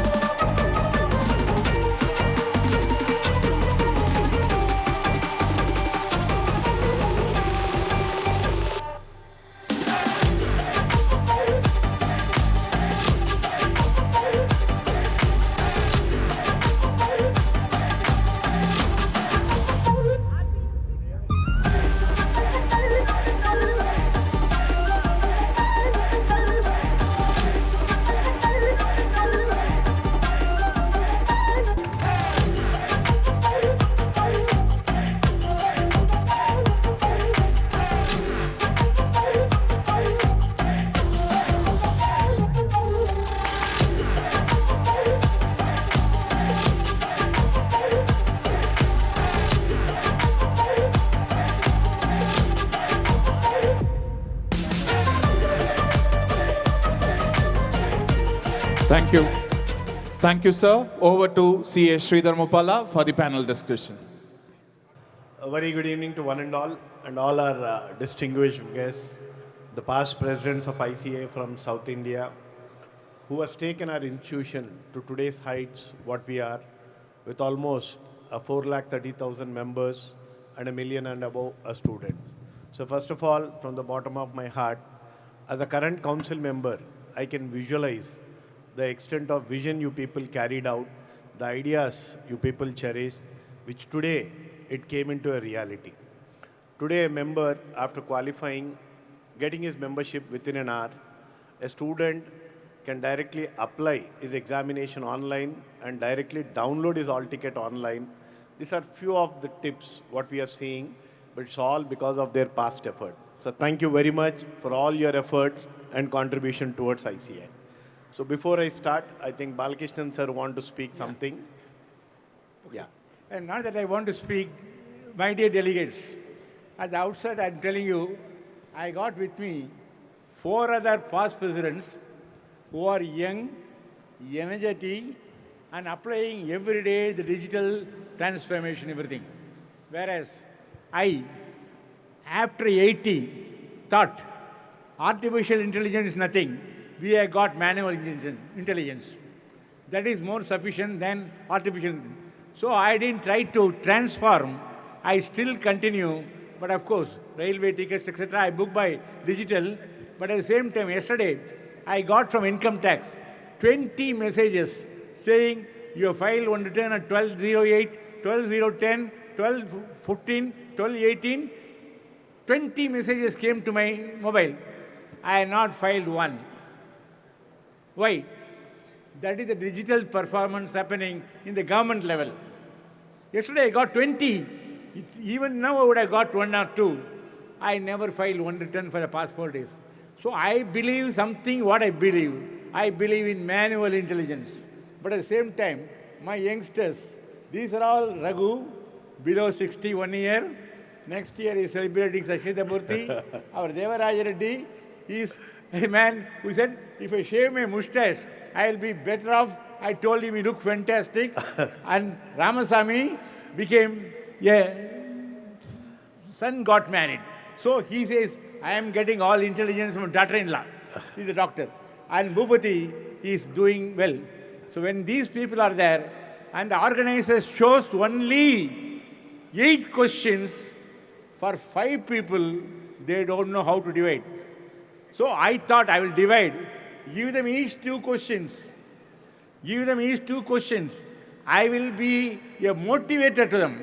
Looking at their face, my face, they get the motivation and you will get all the good things from them. And I wish you a very happy session now. And they will transform you digitally. I will look at them and motivate them. So thank you very much for giving me the opportunity. Thank you. Thank you, sir, for the energetic words. It's really enlightened us. At any point of No, time... I didn't say something about Mupalla. When I hear about Mupalla, I thought the Hyderabad is getting a chance. Andhra Pradesh, Telangana, you're in Telangana. Hyderabad. Hyderabad. So they are getting a chance. One of the finest men from that region has come, elected young man. You got a good chance. All the Thank best to you. you. Thank you, sir. Thank you. So, sir, since time is short, let's start the session, sir. Today's topic, digital transformation and the disruption.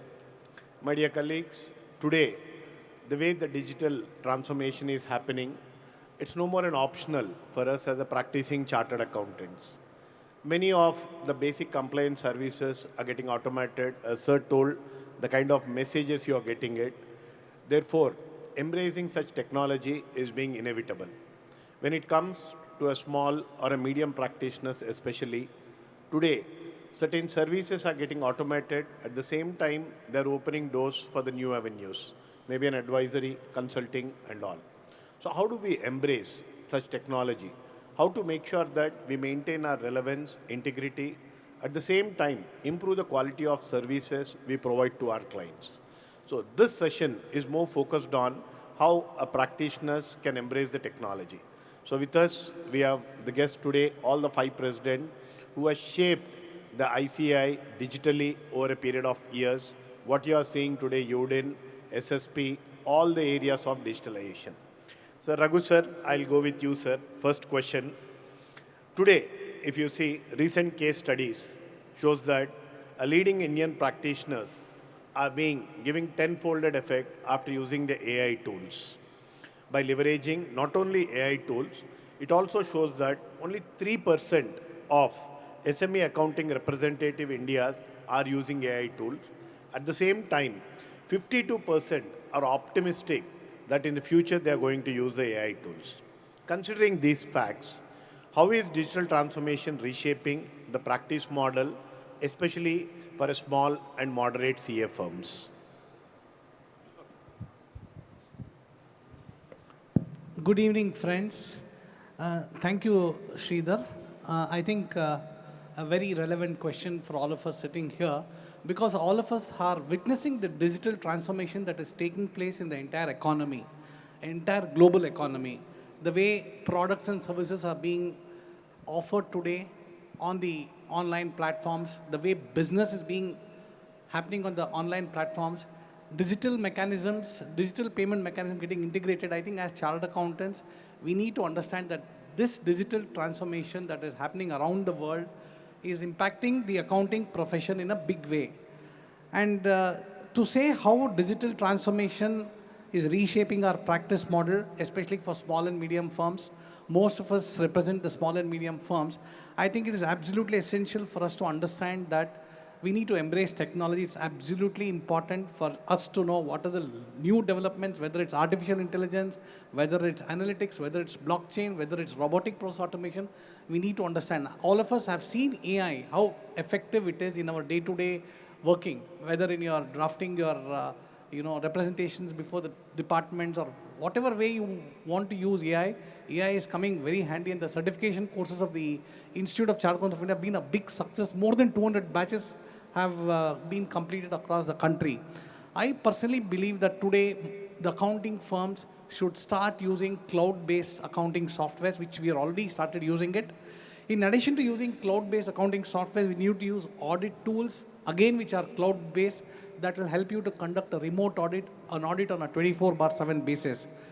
Number 2 is virtual CFO services are becoming very common, very, very popular. A lot of young CA firm, young chartered accountants are offering virtual CFO services and also offering virtual advisory services in the M&A space and various other service verticals.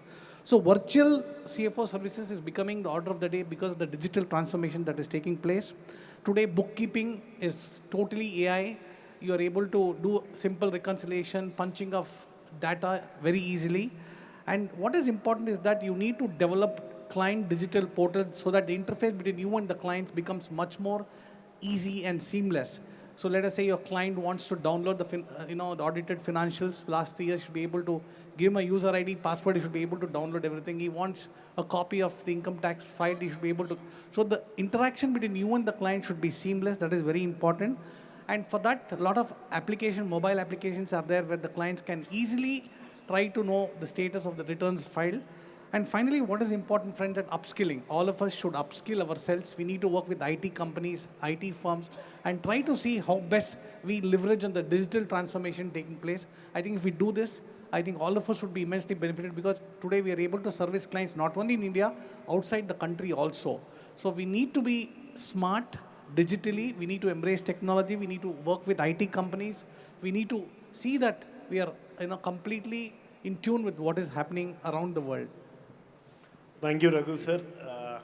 As you told cloud-based, I'll share my experience. Recently in a Tier 3, I have met one member who had a small 10 by 10 office. I thought he is doing a basic compliance practice, but he is having 32 staff. And I asked, how are you managing?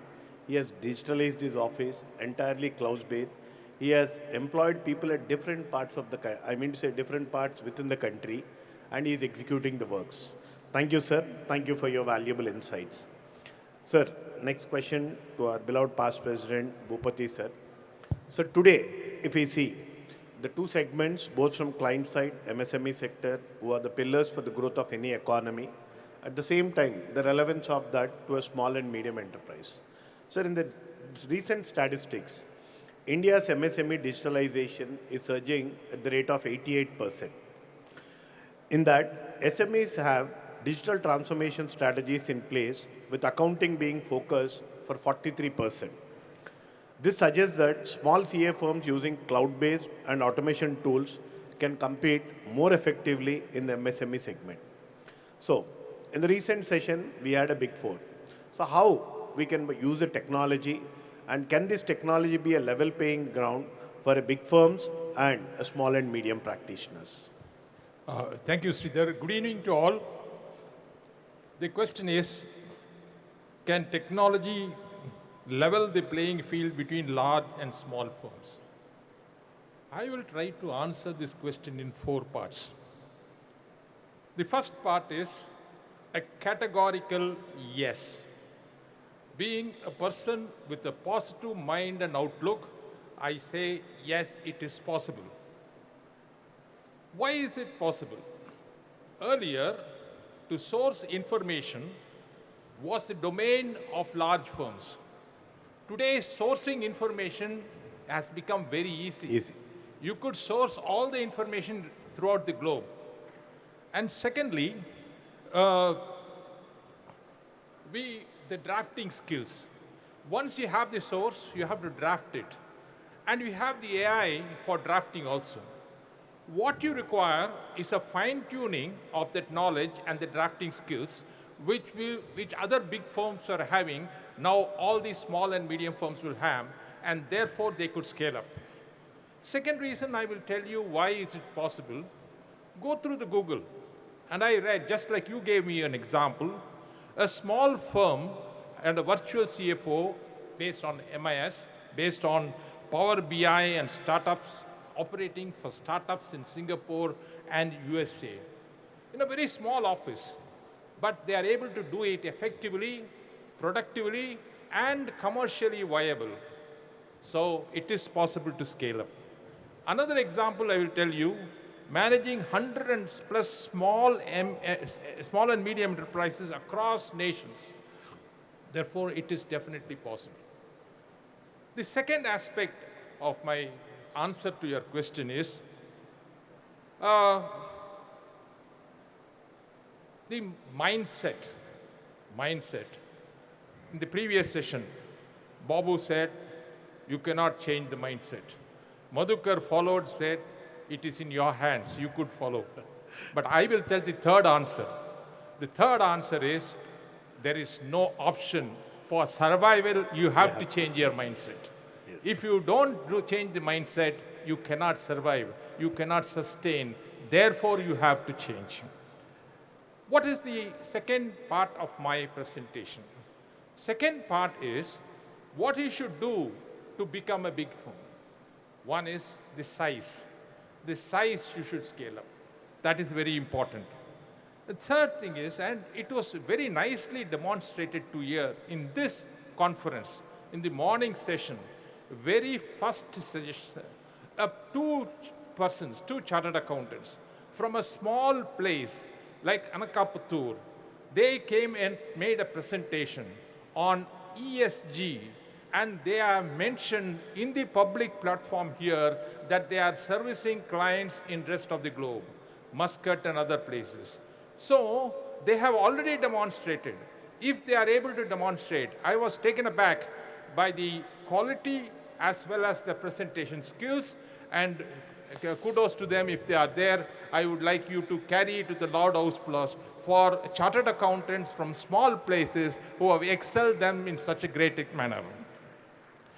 Having finished that, technology, sometimes it's so expensive that you start investing in wrong tools. Therefore, the suggestion is identify your own problem. Identify your own problem, identify tools which are required for your purpose so that you could keep your cost as much as possible. Recently, I'd been to Bangalore, city of where Raghu hails from, and I was traveling in a taxi.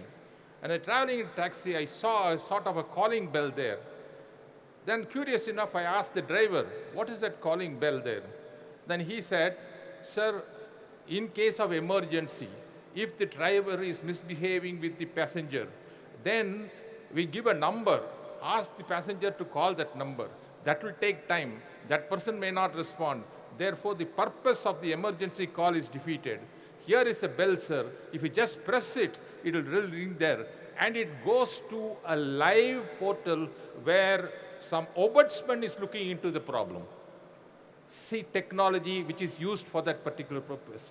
You must try to use such type of technologies. The last point is, what is ICAI role? ICAI role to make firm, ICAI has done it, but what I'm trying to say is, in every, for example, take the August issue of the Chartered Accountant Journal. August issue of the Chartered Accountant is devoted to AI, is devoted to information technology. But what I am suggesting is, it should not confine it to 1 month of the issue of the journal. It should be in all literature which the institute is sending. The president's speech, everything. Educate the branches, educate the regional councils to send it in the newsletters. Whatever thing, this is the importance, you must scale up. And take it as a criteria for branch evaluation also. So make things happen, otherwise it's going to be very difficult. So my observation is that it is possible, but there are challenges. Meet the challenges, grow, and you'll reach great heights. This will make our CA firm a Vixit CA firm by 2047. Thank you very much. Thank you, sir. You rightly said, sir. ICAI is conducting certificate course on AI. The response is so tremendous. We have to announce batch 1, 2, 3 continuously. One person from a small town came and attended. After attending AI, he told the level of confidence he had. All these days, he knows the subject, but he has the issues with drafting. Since then, he is asking people, you tell the subject, and accordingly drafting the letters and sending. But at the same time, he had a problem. His in and out circle people, whenever they have any drafting to government or any institution, they started troubling him for drafting. He has become a drafting expert. No doubt these areas, the gaps are being fulfilled. Thank you, sir. Next question to our Ramaswamy, sir. Sir, there's more on the outsourced accounting market. If you see, sir, even ICI this year, we have formed a GCC group. We have planned to conduct 4 events on GCC, one at Ahmedabad, next one at Delhi, Mumbai and Hyderabad.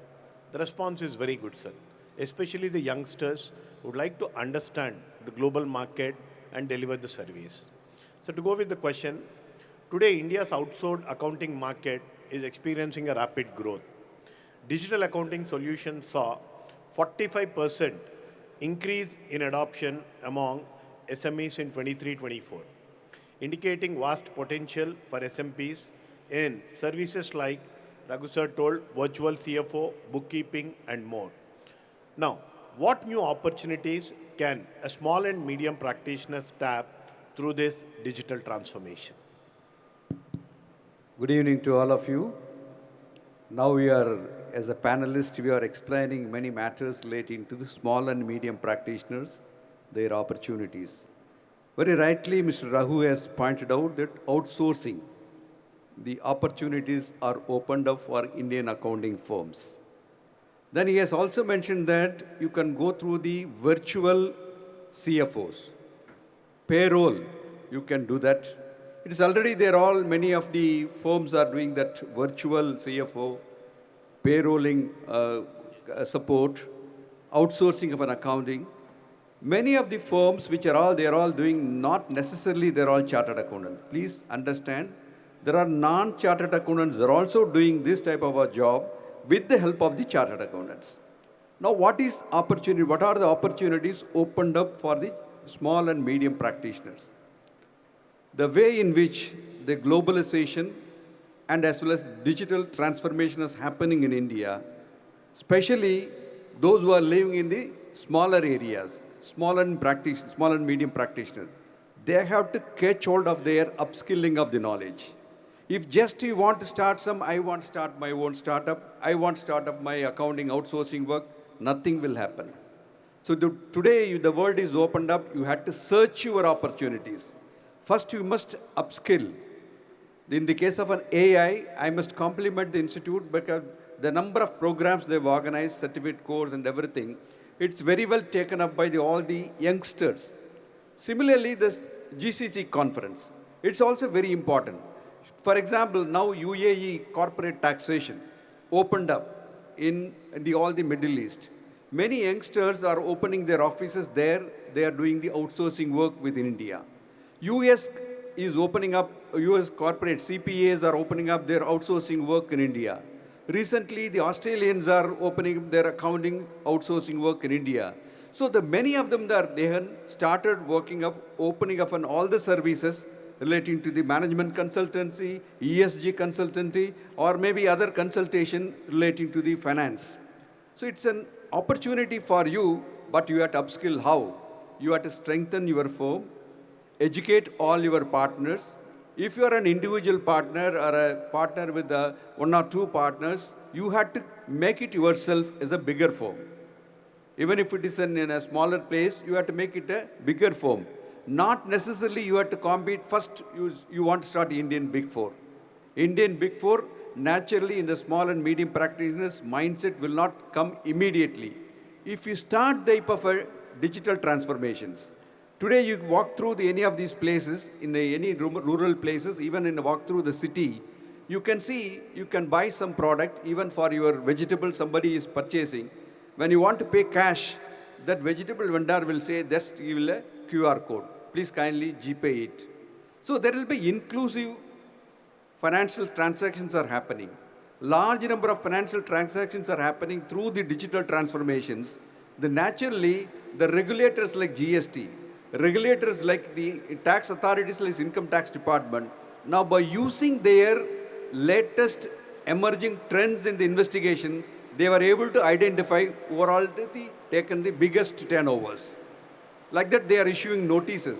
So the opportunities are opened up because of your chartered accountancy qualifications, but you should prove that your upskilling also to be required. So major areas like outsourcing accounting processes, your payroll outsourcing processes, virtual CFO, and even maintaining of a books of account within the India also is opening up. And you can give a consultation also. I have seen some of the chartered accounts started their startup wherein if I want to file a reply to my faceless assessment, I just send the order of the assessing officer. Immediately they can file a faceless appeals.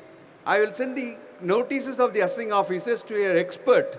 You need not go to Chennai, you need not go to anywhere. You send it to others. They will prepare a wonderful reply. Then you are not having, you don't want to send to anybody to other thing. You want to prepare yourself. The number of AI tools are available. They will prepare an answer. You just check it and upload it. So the opportunities opened up because of your mindset. You can work on that digital transformation, upskilling, and understanding about the AI in this world. Then only you can grow in a bigger way. Thank you, sir. Thank you very much. Sir, next question to Devraj Reddy, sir. Sir, before I start the question, probably you always say a particular procedures and rules. But let me share, sir. In my first year of a council, a bigger books were placed. Then I asked, what is that? Agendas and supporting documents. Then I was really worried how much time it will take to read that.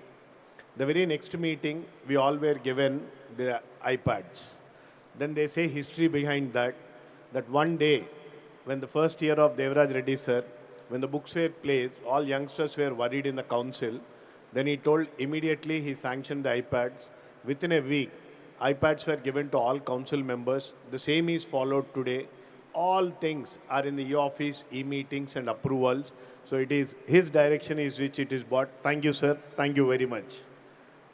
Sir, this question more on digitalization with regard to the compliances.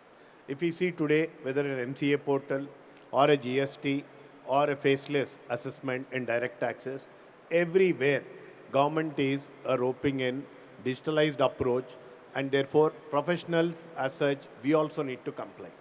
So the question is that how is regulatory and government digitalization will impact the CA firms in the coming days?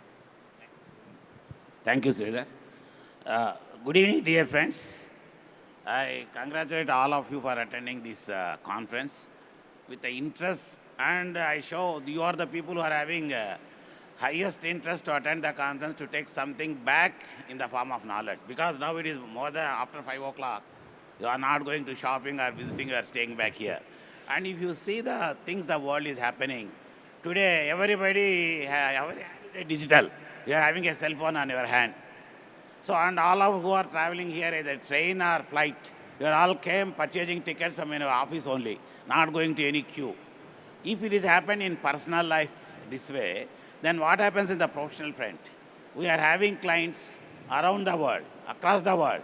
So your client, one is in Canada, one is in Australia, one is in America, one may be in a small remote village. And as said earlier speakers, remote places giving different places, a chartered account firm is working with the help of the cloud. If this is happening, government also wants to make a digitalization so fast.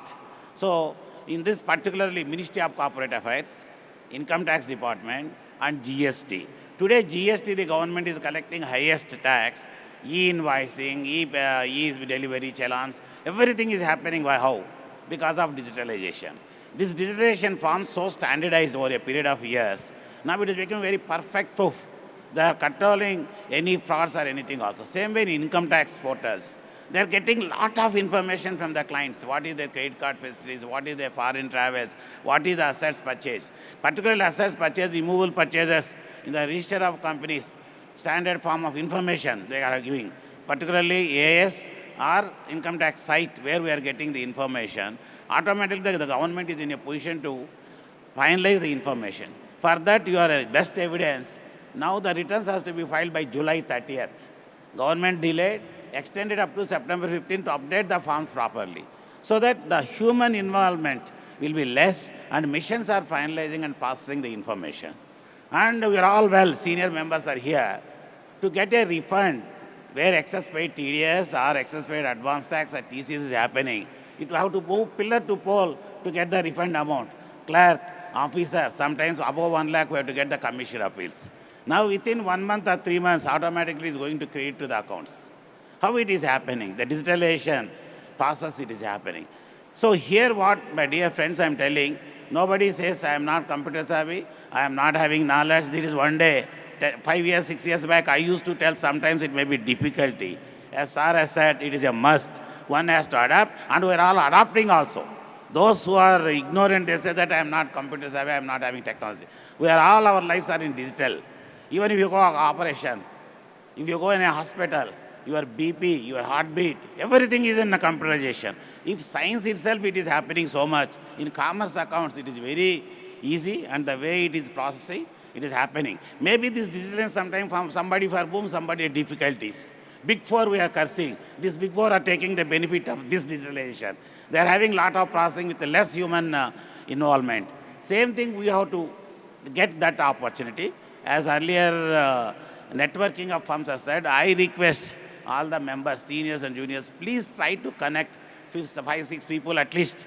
Make a partnership firm, specialize one GST, one specialize in income tax, one specialize in a ministry, MCA. So this process specialization means the technology-wise how we have to update so that you can do your practice very comfortably. This gives precision of our delivery of service, timely delivery, time to time reminders from the software, and at the same time charging the fees also. I'm having, just for example, I'm having 50 clients in the USA, different states. I have not seen many clients also. Information comes on software, and we are processing, we are taking his digital signatures, we are filing the company returns also. Fees is also delivered on online only. So now the stage has come. So those who are particularly, we are having earlier Vice President Prasanna and President Nandaji told that South, instead of 46, now 48 branches are happening. These 48 branches, people, those are in remote in Vizag or in Ellur or Pondicherry, you can also have practice a client in different places in the global. Only thing is you have to have a fashion. You should have a technology. You have to update yourself.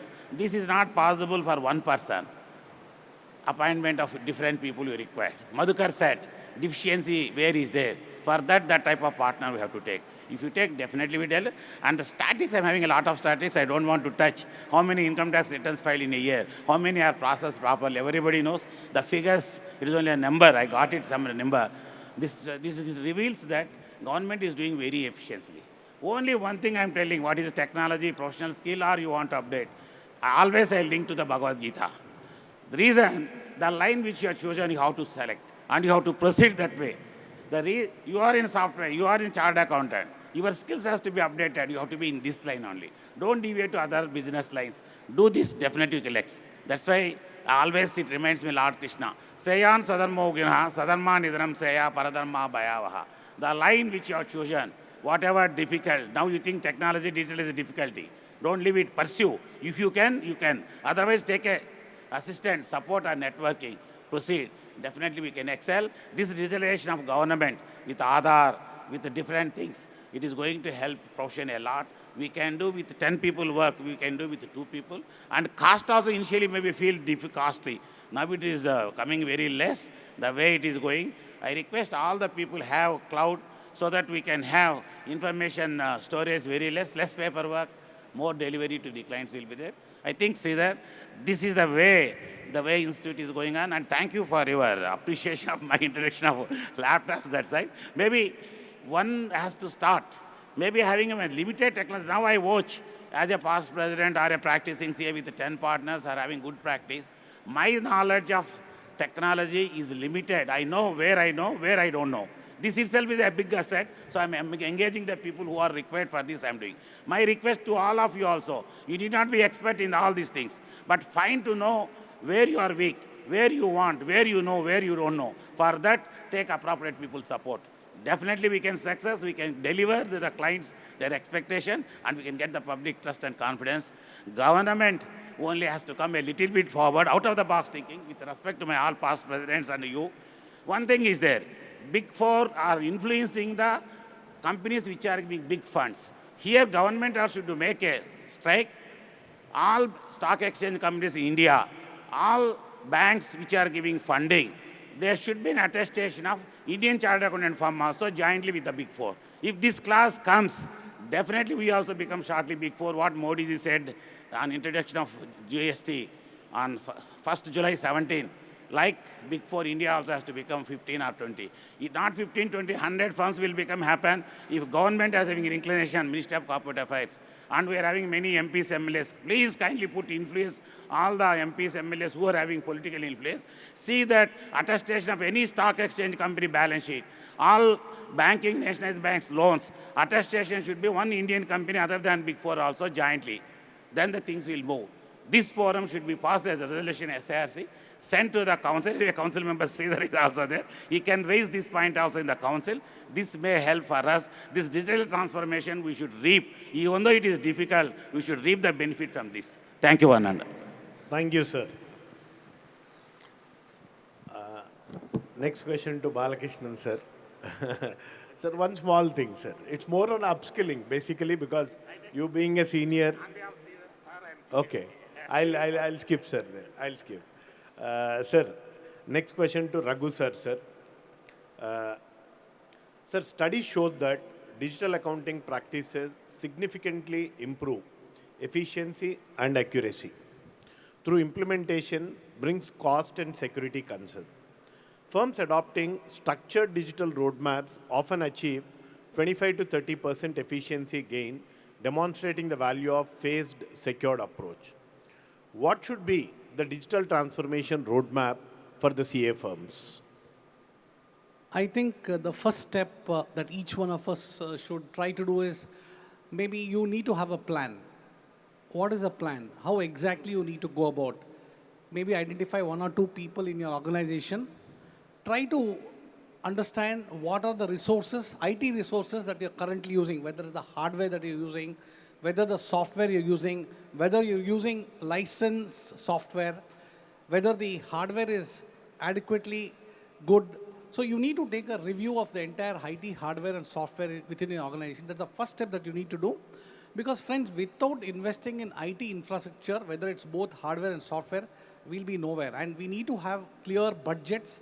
Every year we need to keep investing, maybe in a firewall, maybe in a server, or maybe in high-end, what you can say, computers, laptops, absolutely essential. Encourage your team members in your organization to use, the latest software that are available. Your office might not have the latest audit softwares. It might not have the latest applications that are required for doing audit. Maybe you need to motivate them. Maybe you need to train them. Let us say you want to train them on a cloud-based accounting software. You need to have training programs within your organization so that all your trainees are completely aware of how to work on a cloud-based environment. So what is important is once you evaluate the hardware and software that are in your organization, you make the right kind of investments, you start training your staff, then I think it becomes very important. And as I said earlier, it's absolutely essential for you to have collaborate with an IT vendor, a vendor who can support you, a vendor who can say, yes, we can go ahead with this. This is the way forward. Because without collaborating with good IT vendors, we may not be able to achieve our desired goals. And what is important, friends, is that we need to understand the global developments. What is happening in other countries? How audits are happening? How an online real-time audit is happening? We need to understand the global trends. And as Mr. Bhupati very rightly put it, information is available to us. It is not difficult for you to understand what is happening globally. I still remember when Mr. Bhupati was the president, the 50 hours of ITT course was launched then. I still remember I was in the regional council, we discussed with Mr. Bhupati, and Mr. Bhupati said, Mr. Raghu, somewhere we have to make a beginning. So each one of us sitting here on the stage have contributed a lot to the growth of the Information Technology Institute. And I personally believe once we study what is happening globally, once we know what are the areas we should look at the low-hanging fruits, maybe conducting an IS audit, whether it's possible for you to do an IS audit, whether it's possible for you to take up payroll processing, whether it's possible for you to do transaction advisory. There's a firm in Bangalore which I've come across where they do the entire back-end accounting for a company like a company as big as Amazon, where more than 2,000 people work for this particular CA firm, and where they're doing the accounting for a company like Amazon. So you need to have the latest knowledge on the advanced Excel or Power BI, advanced ERP, and all the other software that are available so that you're able to start moving from one step to the other, and surely all of us can perform very well. I think that should be the right way. Making investment in hardware and software is very critical. Yes, sir. And we need to have good budgets for this. Having a swanky office is no use. Having good IT infrastructure is very important. Thank you, sir. That's why today, whenever we talk about infrastructure, People are specific, whether it is a physical or a digital infrastructure. Sir, next question to Ramaswamy sir. I'll go with Bhupet sir in the last one. Sir, recently if we see, when a Geo came out, that you can file an income tax returns with a just 24 rupees. That's just a sample, sir, what we can see in the digital era. And we have also seen faceless assessments coming up. And we are seeing today GCCs where work is rendered from here globally. So this is the simple things what we are seeing in technology. Lot more things are planned to come up. So considering all these digital era changes, what are the risks a practicing CA has to foresee in the next 5 years? Friends, it's a very important question raised by the Mr. Mupala. You understand that today, who are all our competitors? Earlier, only competitors between us. A chartered accountant X will compete with chartered accountant Y. A chartered accountant Y may with Z. But today, our competitors are non-chartered accountants. Very rightly, he has mentioned about filing of a return Geo come with about 48 rupees. What is your filing of a return charges as on today? So the first risk which we are all going to face because of digital transformation is reduction in our revenue. Please understand, if you want to file 100 returns as on today, 50%, 50 people will move it to others, non-chartered accountants. Those who are providing filing of a return like Geo for 48, 100 rupees, 500 rupees. This is the key risk today for all of us. Next, today, the non-chartered accountants, those who are posting themselves as a chartered accountants. See, we have very recently, the Income Tax Department conducted a survey, search with the non-chartered accountants who are giving a benefit of filing wrong returns for salaried employees, for doctors, professionals, contractors, to get the entire refund. They have claimed so many other unclaimable expenditures. They have given the return filed by them, accepted by the machine, the refunds have been given immediately. So later on, they found large number of people have cheated. So immediately the Income Tax Department started search and survey on these people. They were able to come back to us. Similarly, the faceless assessment is also creating a big problem for those who are not keeping any email IDs with them. Some of them are victims of these faceless assessments because they are not they're not consulting the chartered accountants. See, the risk is more and more this type of automations are taking place. A person with a knowledge, if he is an upskills and knowledge equal to a chartered accountant in filing of a return, he will charge very less amount. This is the biggest fees competition is going to come. Second, the risk of regulatory mechanism. Those who are filing an income tax returns, they don't have any regulatory risk on that. Whereas a chartered accountant, while filing an income tax return, if any mistakes have happened or if anything has been gone wrong, then naturally the client has the right to take action on us. Apart from this, when you are filing a return in the transformations in this form of a filing, any mistakes have happened, that because you are becoming a responsible before the regulatory mechanism of our institute.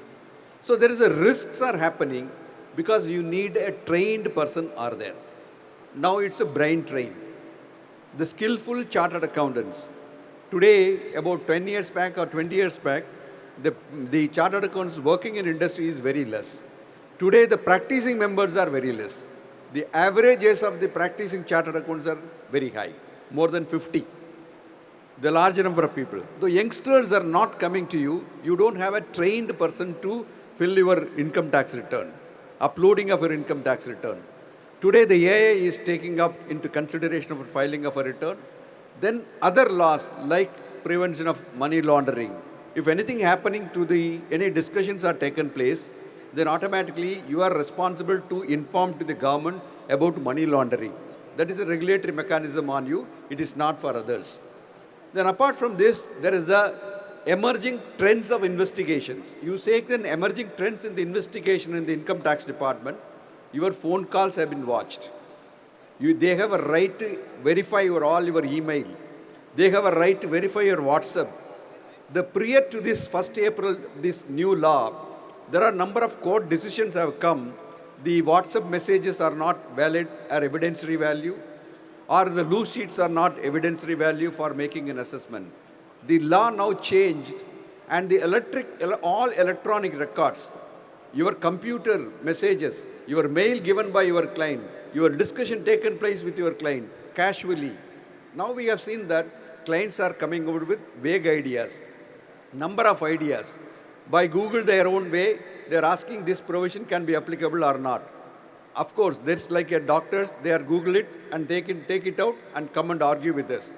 And even sometimes they have given a view, these are accepted view, and we'll file the return. Later on, we have seen that it's not available. Sure.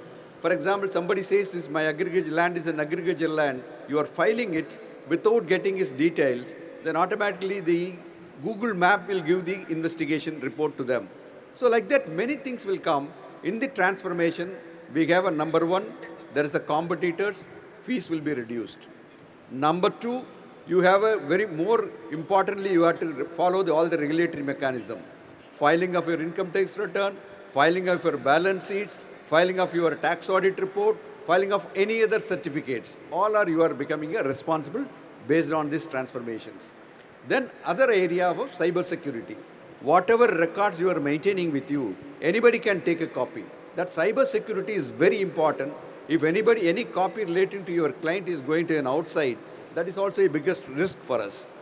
But if you are able to train the staff, if you are able to get good number of chartered accountants with you, if they're able to support you, naturally the risk can be reduced. The risk mitigation is very important in the case of a digital transformation. Please understand, these are the risks are going to increase in future also. With this, I can suggest there should be a risk mitigations in your office itself. Because faceless assessment, faceless survey, search conducted by them, if any records relating to you is found in the offices of the other party, you are also responsible for that. Thank you, sir. As you rightly said, one of our competitors is technology. Recently, when the airlines industries was surveyed, they asked, what are your challenges? Then they told the biggest challenge for us is the online meeting platforms, the Google Meets or virtual meets, what we are doing. It has impacted their travels a lot and indirectly impacted entire travel industry as well as the hotel industry. So we are not an averse from that. That is simply answered, sir. Sir, time is running short. I'll quickly take the last question with Bhupati, sir. Sir, it's more on cyber security. So today, the data analytics is helping us to retrieve. At the same time, huge element of data is prone to theft also.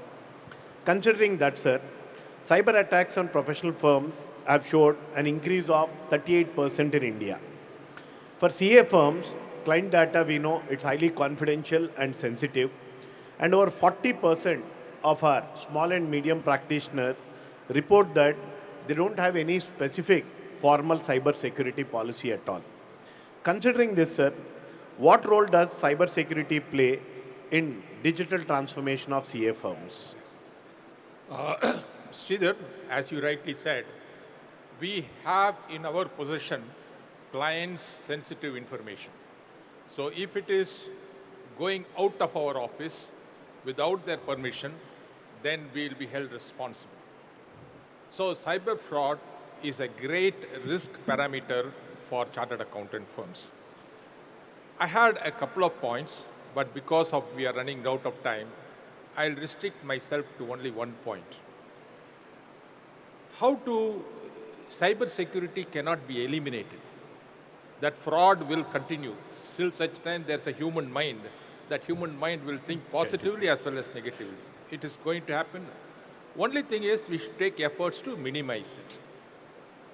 And you also said that chartered accountant firms do not have a proper cyber security policy itself. Formal, yeah. Now you see what the institute has done correctly. Now, for the audit firms which are doing the audit of listed companies, they have said that the firm should be peer reviewed. And not merely a peer review with audit quality maturity model grade 4. Unless they have that certificate, they cannot get the audit. And the institute has gone one more step, and they put a framework. Earlier, only auditors of listed companies have to do it. Now, if you are doing audit of branches of listed companies, you have to do it. If you are doing audit of subsidiary companies of listed companies, you have to get that maturity model. I was curiously going through that peer review questionnaire, the third part of it, which has got 15 major questions and made some small subsections also. To answer these questions is a very big challenge. Big challenge. Not all firms will be very equipped with it. Therefore, what happens is, if the institute, artificial intelligence. Okay.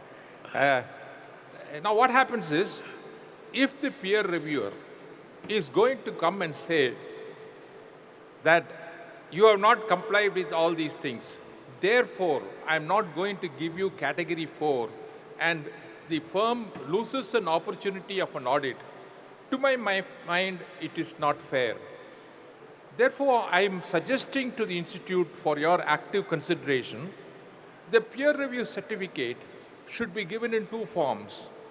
One is the certificate for the normal activities of audit, etc. And as far as this cyber fraud is concerned, if they do not have a policy, if they do not have the essential requirements for this type of system generating, what they have to do is, the peer review could give suggestions and give them a 30 days window to implement it and get the certificate. Good. If you don't give them an opportunity and deprive them, there is a tendency to adopt unfair practices to get it, both from the side of the chartered accountant and from the time of the regulator also. I put a very polite term, regulator. You know which regulator I am referring to. So what I am trying to say is, give them an opportunity. And secondly, that questionnaire of 15 questions, I would like to tell the audience, 15 questions are very deep questions, very intricate questions. You have to really read it a couple of times and get prepared for it. Now what happens there is, when you write the answers, the peer reviewer, for doing that thing, is given an extra compensation. That compensation has to be relooked. The type of time he has to look into to check whether we have followed it or not is phenomenal. He should have the expertise also. So if you are not going to recognize, we are telling other regulators are not fixing fees according to the time spent. We, as a role model, we should set an example. These are all positive suggestions. I think you should take it in the right spirit and take it forward, so that the peer reviewer will get good job, the members will get benefited, they would also get high quality audit work. This is very significant to reduce cyber fraud. As I told you, it cannot be eliminated. You could take efforts Only to reduce it. Yes. Yes. Thank you. Thank you, sir. So, thank you, sir, for the valid inputs. My dear members, digital transformation is never a one-time process so that I can just copy or implement. It's a continuous process. And generations have passed from a manual system to a calculator to a computer. A lot of you might have seen a lot, but the relevance of chartered accountants will continue. No technology can replace any professional, but only thing is the relevance matters. The day we adapt the technology, it improves our efficiency in the coming days. The risk is never a technology. The risk is our aversion to adapt the technology. And I'm sure with the CPE way we are going on, and in the past track, our members can easily adopt. We have seen that proper planning was done. Today our technology is supported during the COVID time, sir. There was no disruption. There was no stoppage. That shows the extent we have transformed. And this is going to happen. So once again, sir, thank you very much for all the past presidents. Indeed, it's my privilege to share the dais with you. And I once again say, sir, because as a council member, I'm saying your past efforts that has materialized and shaped the institute today. Thank you for all your support and the contribution to the institution. past and continues. Thank you, sir. Thank you very much. Thank you so much for this engaging and thought-provoking session, sirs. We had such an enriching discussion ranging from digital transformation and its opportunities to the very real Kindly hold on for mementos. Shall we now request the chairman of Coimbatore branch, CAR Satish, to present a memento to CAR Balakrishnan. May we now request CA in Kushal Raj, Chairman, Puducherry branch of SIRC. CA Chinna Sitharama Reddy, Chairman Hyderabad branch, to kindly present a memento to CAR Bhupati sir. CA Danya Ji, Chairperson of Palakkad branch, to present a memento to CAG Ramaswamy sir. CA Manjunath M. Halur, Chairman Bangalore branch, to present a memento to CA K. Raghu. And CA Sridhar Andavarapu, Chairman of Visakhapatnam branch, to present a memento to CA M. Devaraja Reddy.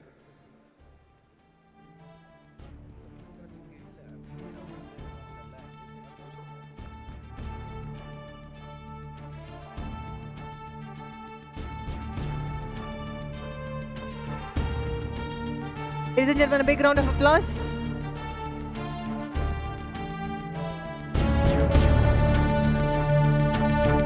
That was an insightful session on the vast experience of the senior torchbearers of ICAI towards the future of ICAI profession.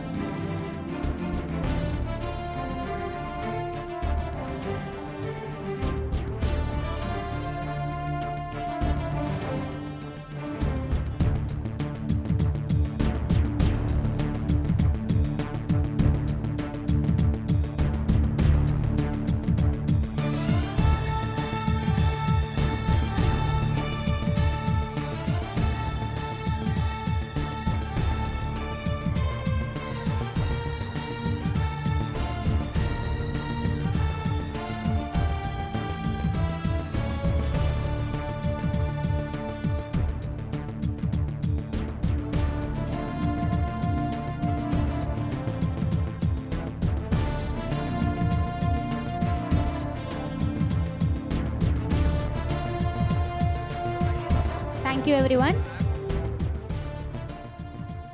Ladies and gentlemen, we now begin our next technical session, Sybil Decoded and the Journey Onwards and Upwards. We may request CA Rajesh S., Member SARC, to accompany CA Amol Joshi, CFO Sybil, and CA Rohit Kumar Agarwala, CFO CPC.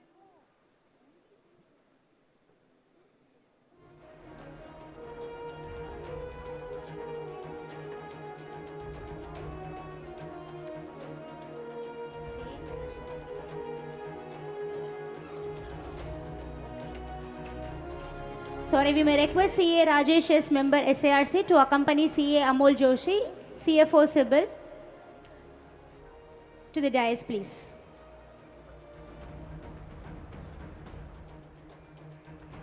Sir, only three.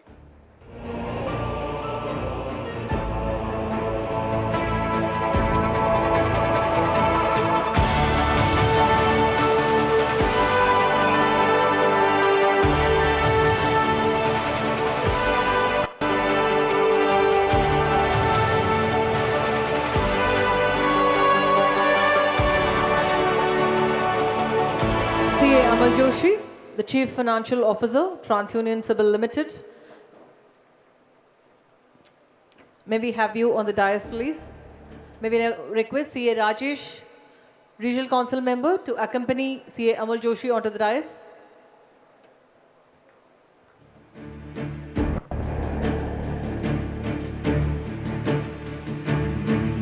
Welcome, sir. CA Amal Joshi is a distinguished finance professional with over 2.5 decades of proven leadership in the banking and financial services sector. Currently serving as a Chief Financial Officer, TransUnion Civil India Premier's Credit Information Company. He brings with him a legacy of steering financial operations with strategic foresight, integrity, and operational excellence. At the 57th Regional Conference of SIRC of ICAI, AAKKAM, CA Amal Joshi will join us in enlightening us on the journey onwards and upwards. Together, they will share the professional journeys, offering valuable perspectives on resilience, adaptability, strategic foresight, and leadership mindset required to excel in today's evolving economic and corporate environment. We may request CA Rajesh S., Member SARC, to kindly present a shawl and bouquet to our distinguished resource person.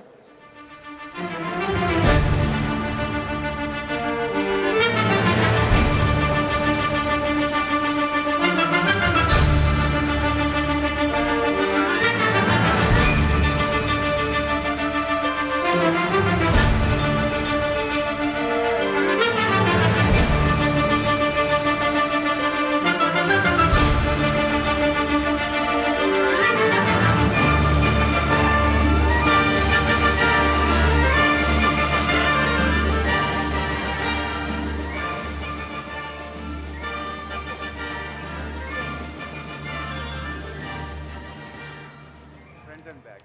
This is front, this is back. At the outset, I want to congratulate the South India Regional Council of the Institute of Chartered Accountants of India on their very successful 57th Regional Council. I think this is stellar work done by the SIRC. Heartiest congratulations to them. Uh, Before I begin, I also want to thank the office bearers of the SIRC, especially the chairperson, CA Revati Raghunathan, and the secretary, CA Deepa Varghese. Thank you so much for giving us the opportunity to come here and present. What I'm going to do over the next 30 minutes is to give you an overview of what is CIBIL, allow you to understand how the personal score impacts you, what a personal score is. Also talk about the CIBIL rank, which is our rank for small businesses, and also bust a few myths which are always linked to the CIBIL score, because everyone has a story to tell about CIBIL. It impacts all of us, and I'm going to take this opportunity and try my best to come across and help you understand it better. So first, just to understand what CIBIL is, I've got a few slides, so if you can look at it and also hear me, that's going to help you. One is we are a regulated entity, regulated by the RBI. We get a license under the CICRA Act, which is the Credit Information Companies Regulation Act 2005, which allows us to operate. We are currently celebrating 25 years of CIBIL's existence. We also have data from all lenders across India, which comes to us, which we process, and allow us to enable lenders to take a informed and very clean view about to whom they are lending. To understand what CIBIL wants to do, the key thing is that we believe in information for good. We are the trust enabler in the ecosystem, and there are four key constituents to whom we cater to. One is clearly the nation.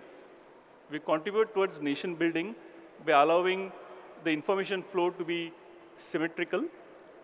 For the customer, we allow that customer to be fairly represented in the marketplace, so that anyone who is going to take a call on their lending decision for the customer is able to do it in a very well-informed way. For our clients, based on whom they take a lending call, we are a strategic partner, which allows them to get information which is unbiased and timely. And finally, for our team, CIBIL, we want to be the best-in-class employer as we proceed with our journey to grow and work with the India growth story. To allow you to understand the scope and breadth of CIBIL, here are four key pillars which impact all of us. One is CIBIL works with all key lenders in the country, which is the largest banks, the small banks, the NBFCs, fintechs, and insurers. There are more than 7,000 lenders in the country registered with the RBI who provide us with the data on a fortnightly basis. Practically 5 crore reports get pulled out every month. We have more than 2,500 algorithms which continuously assess the data and allow a perfect view to be formed about the consumer. We also work with government and the regulators, giving them information and insights which enable to frame policies. And lastly, beyond banks and NBFCs, we also reach out directly to all of us, which is the direct-to-consumer channel, where more than 15 crore active consumers are there who go and check their CIBIL score regularly. So that's the scope of what actually CIBIL does. And to just help you understand as to how we do it, here's an idea about the breadth of it. So while you can look at the statistics, I just will like your attention to go down to the bottom three boxes that we have here. One is there are 21.7 crore new borrowers which have entered into the ecosystem over the last 5 years. This is data from April 20 to March 2025. So that's a 5 years data. This is all post-COVID, where the spurt in lending has happened. We also have 2x women borrowers who have entered the ecosystem. That's the power of getting a digital economy going. And lastly, there's a 1.8x growth in young borrowers, and young borrowers defined as citizens who are less than 30 years of age. This is the demographic dividend that the whole world is talking about when they talk about India and the India growth story. So this is a very easy graphical way of presenting to you how CIBIL really gets everything together. So we get details from banks, lenders, and other institutions, which we process, and then we use our algorithms to create a profile of that customer, which the banks and the lenders use to take a call on whether that decision has to be done as a go or a no-go. Sounds very simplistic, but what we have done is that we have used technology and really skilled ourselves in a way where all this happens at the right quality, because data quality is important. Second is at the right speed. And thirdly, with the speed at which the data is then made available back to the lenders to take that call. So this is a quick snapshot about CIBIL. Now let's look at something which is very close to our hearts. What does CIBIL score do and what does CIBIL score mean? So for people like you and me who are consumers, this is how you need to know, this is how a CIBIL score is calculated. What all does it take into account?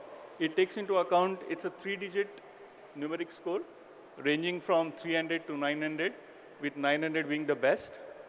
What it does is also looks at 36 months of history, and it is also profiling what kind of loan products that you use.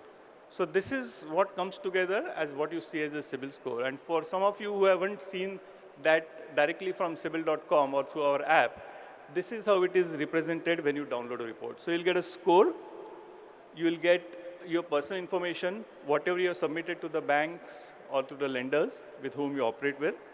It will give you inquiries. Who all has looked at you as an individual, as a potential borrower, and then it gives you a list of all credit facilities that you have availed. And that's where the whole data is clear. And I'll touch upon it in terms of how you can access it and why it is so important for all of you to keep looking at it. But this is how your individual CIBIL score will look like.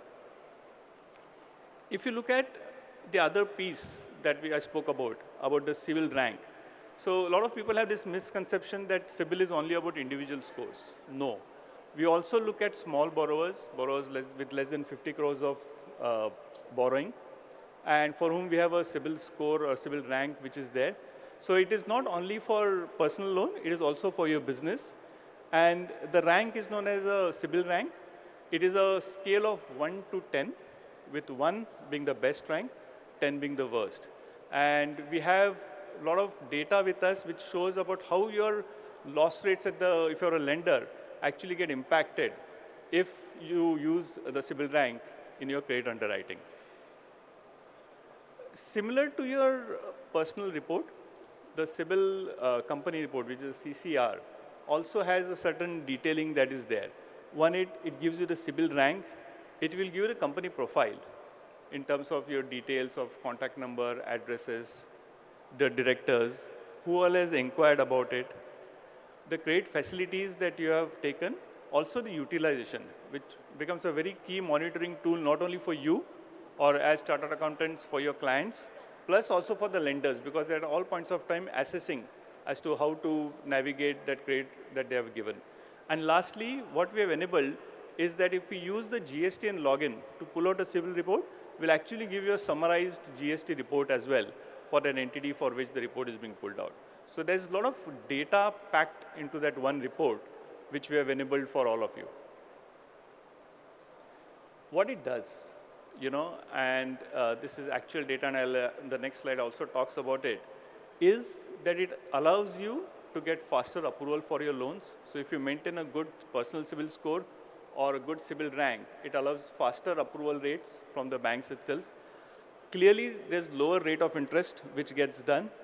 And also for the third person who is forming a view about you and me or about the entity that we work for. It's an unbiased and objective assessment of their credit standing. So that's the power that the CIBIL score brings to the table.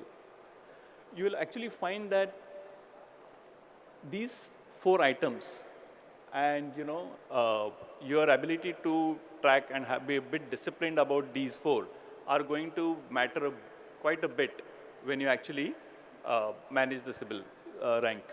One is your payment track record. That's non-negotiable. If you ensure that all your repayments are on time, your CIBIL rank or CIBIL score doesn't get impacted. What kind of loans you take also impacts the score. Is it an unsecured loan? Is it only a credit card? Or are there secured loans also into the credit profile that you have? That's going to impact your score. The other two pieces are the credit vintage. How long have you been a borrower? That helps us assess you for a longer period of time. Hence, any blips in between actually get evened out as you progress through your credit journey. And lastly, the limit utilization. If you have a limit and you're maxing out that limit every time, that's going to come and sort of increase the risk profile of that individual or of that entity, because that's one of the parameters that goes into building out your CIBIL rank. I just put out two illustrations, but we work with all lenders. There are two banks who have actually published saying that if you have a good rank, it's going to impact your borrowing rates. And honestly, since we are embedded in a lot of lending institutions' credit policies, this is one of the key constituents I know that a credit score goes into in impacting the final rate of interest outcome. I will like to spend some time here and really explain to you as to four key myths that keep coming up. One is checking my own CIBIL score impacts the score. Please, that's wrong. Do ensure that you regularly check your score. One is you get to know about how you're operating. If you've missed any payment deadline, it could be inadvertently, or if there's any other, there's a misuse of PAN that is leading to someone else availing a credit facility against you. That's another big benefit. And the third thing is it's akin to doing your own health checkup. You do it because you feel healthy, but we all of us still go for our annual health checkup. Similarly, checking your CIBIL score is an important part of it. And if you check it yourself, it does not impact your score. The other piece is CIBIL can change data on its own. At the end of it, if you remember my diagram, we only are a collator of information. We take information from the lenders and we give it back to them when they need them. We don't have the right to change the data.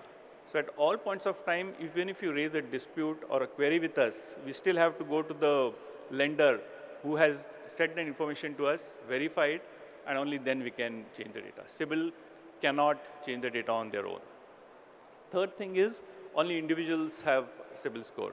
As I just pointed out on my previous slides, while individual score is what we started with, but we have been having the CCR with the company credit report and the CIBIL rank to ensure that beyond a personal loan, small businesses also get that objective ranking, which will increase their chances of getting a good interest rate. And the fourth thing is, CIBIL rejects my loan application. I will, again like to explain, we are only a data aggregator. The banks and the credit institutions own the data. They are the ones who are taking a call about your loan application. We are only an input provider telling them about how you are operating and what your credit history is and your credit standing is. CIBIL doesn't have any part to play in the decision-making process.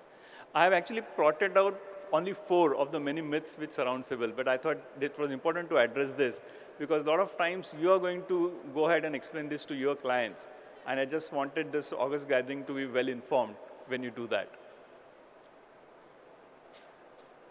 As I said, this is one of the things I'm very passionate about personally. I take my fitness seriously, and I'm sure you also do it. But similarly, our financial fitness is also important, and so is of your clients. So one of the things we always try to do is try to draw a parallel between our own fitness checks and checking your CIBIL score. It helps you track the credit health, detects issues before they impact you, because if there's a missed deadline and it's within 30 or 60 days, you can always pull it back by paying that amount. And it also encourages financial discipline. You immediately understand your leverage. What are the lines you are drawn? Are you over leveraged? Are you maxing out the limit? What was the end use? Was it for asset building or was it for consumption? So all those factors will come into the picture, and we have seen that it makes a big impact on the individual's credit score if he or she starts acting proactively about it. Uh, since we are at the thing, and this is only one of the forums that we are presenting, we are doing a large outreach program because that's one big responsibility as the largest bureau in the country we are trying to do is to ensure that there's enough grade education available. So we are running a series called Civil Jagran, where we are across social media or print media or at various forums where we can impart education. We are trying to get the information out to everyone about how CIBIL operates, how you can do better. And beyond this, we actually have a paid subscription model for students or for credit underwriters or for all of you also, whoever wants to go can go to CIBIL.com and check it out, which is called CIBIL Saksham, which educates you about how CIBIL operates, and it's actually a certification course. I've just put out a few reports which are there. While the QR code is there, you can also go to CIBIL.com to look at it. There's a lot of market insights that we provide. So when I said we work with the regulator, we work with the Minister of Finance on their policy making inputs. What we do is we give for consumers on the retail side, on the MSME space or small borrower space, on the MFI space, and overall credit industry health. We regularly come out with updates and insights, and we share them for free through our website. Please feel free to go ahead and register yourself and check it. It's going to help you when you talk or do business with your clients or amongst yourself. So my urge and request to all of you is to make checking CIBIL a habit. It is going to, all your monitoring is going to improve your credit history and your health, and it will empower you to do more. So the last thing I just wanted to tell you is that you can go to CIBIL.com and check it yourself. You can do it for your clients because anyway you need consent from them. There's an OTP-based, fully secure mechanism to do it. We also have a CIBIL app from where you can do your personal scores. And there are various other avenues where you can just go and access it. I just wanted to use this opportunity to share about CIBIL. I'm very happy to be here, and really thank the CA Institute and the SIRC for giving CIBIL the opportunity to come and present here. Thank you so much for your time.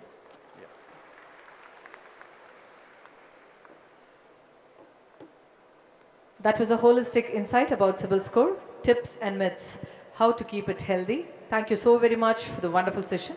May we now request CA S. Rajesh, Regional Council Member, to propose the vote of thanks.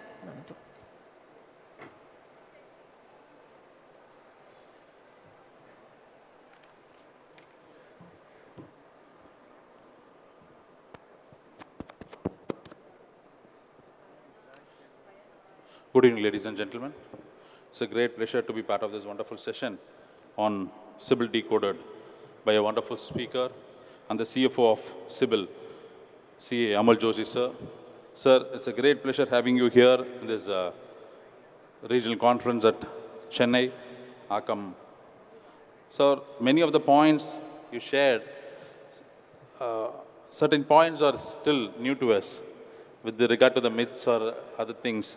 Certain things are even new to chartered accountants. I should say really thank that you are part of this program and you shared your insights so that nowadays all credits and loans are being processed with the CIBIL scores. And without CIBIL score, I think many businesses would have gone out. So I really thank you for sharing a wonderful insights, and CIBIL for business is a new concept, and self-check does not reduce the score. Periodic credit check for client is thought-provoking. These things are, there are a lot of myths around that, and you have clarified on those things. So I'm really glad to have you here, and really thank you once again on behalf of SIRC of ICAI for being part of this wonderful session. Thank you very much, sir. May we now request CA Sayanarayana Pujari, Chairman Warangal Branch of SIRC of ICAI, to present a memento to CA Amal Joshi, CFO CIBIL, for the wonderful session.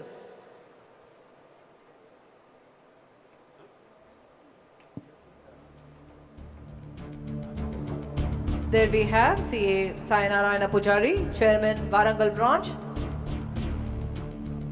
Presenting a memento to CA Amol Joshi, CFO Civil. Ladies and gentlemen, a big round of applause, please.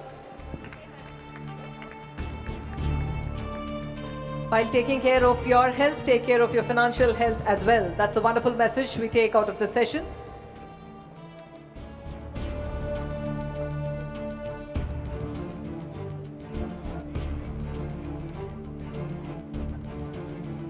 May we now request CA Revati Raghunathan, Chairperson SIRC of ICAI, CA Sunil Kumar Mandava, Regional Council Member, to accompany CA Rohit Kumar Agarwala, CFO CPCL, onto the dais, please. CA Rohit Kumar Agarwala, CFO Chennai Petroleum Corporation Limited, is a highly accomplished finance leader whose career exemplifies strategic vision, corporate stewardship, and unwavering professional ethics. As a CFO of CPCL, one of India's leading energy sector companies, he has been instrumental in shaping the organization's financial strategy, enhancing operational efficiency, and driving sustainable growth.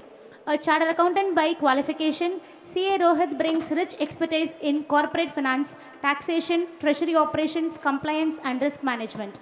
His leadership at CPCL is marked by analytical precision, a forward-looking approach, and ability to navigate complex market and regulatory environments. Widely respected in both the petroleum industry and the professional community, he is known for translating financial insight into actionable business strategies.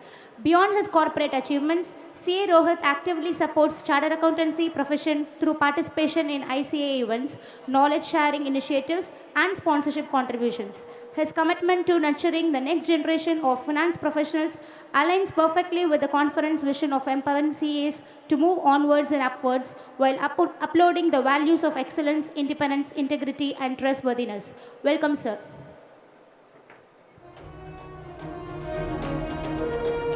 May we now request CA Revati Raghunathan, Chairperson SIRC of ICAI, to present a shawl and a health bouquet to CA Rohit Kumar Agarwala, CFO CPCL.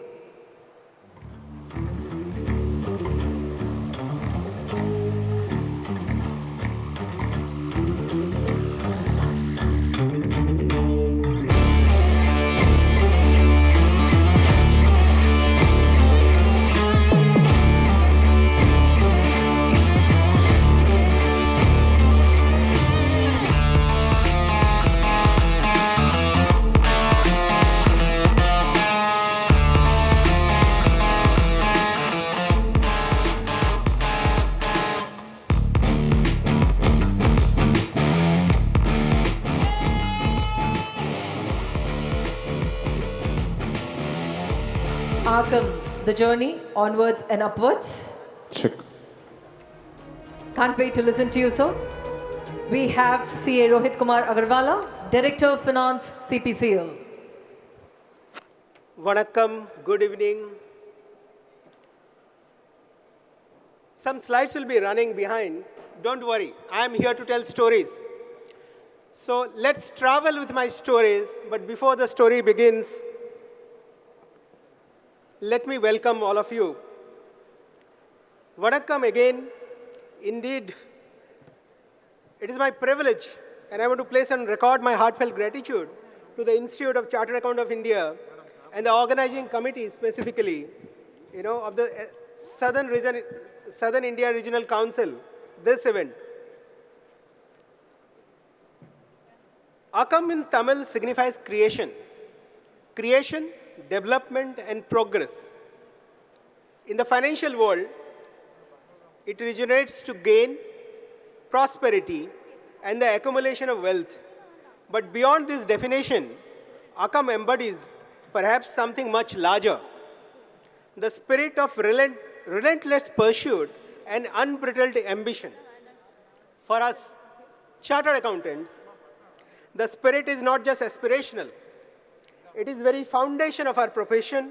Every balance sheet we certify, every audit we perform, every piece of advice we render contributes to the AAKKAM for individual, businesses, and indeed the nation. Onward and upward is merely not a slogan. It's a way of life for us. as professionals.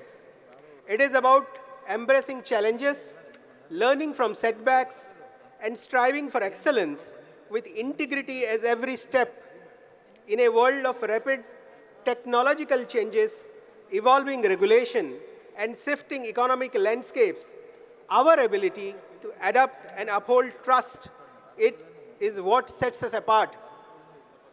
As custodians of financial discipline and partners in progress, we must push boundaries, break barriers, and redefine our role continuously. With unwavering determination and unrelenting passion, we can rise to new heights, both as individual and as a profession that the nation looks up with faith and respect. I must say thank you again. Thank you for giving me this opportunity, wonderful opportunity. I shall be sharing my thoughts on this theme, that is AAKKAM, onwards and upwards, gained through my leadership journey over the past 28 years. It has been both an honor and a privilege to engage with such inspiring gathering of fellow professionals and other subject matter experts. Let's start with the first story.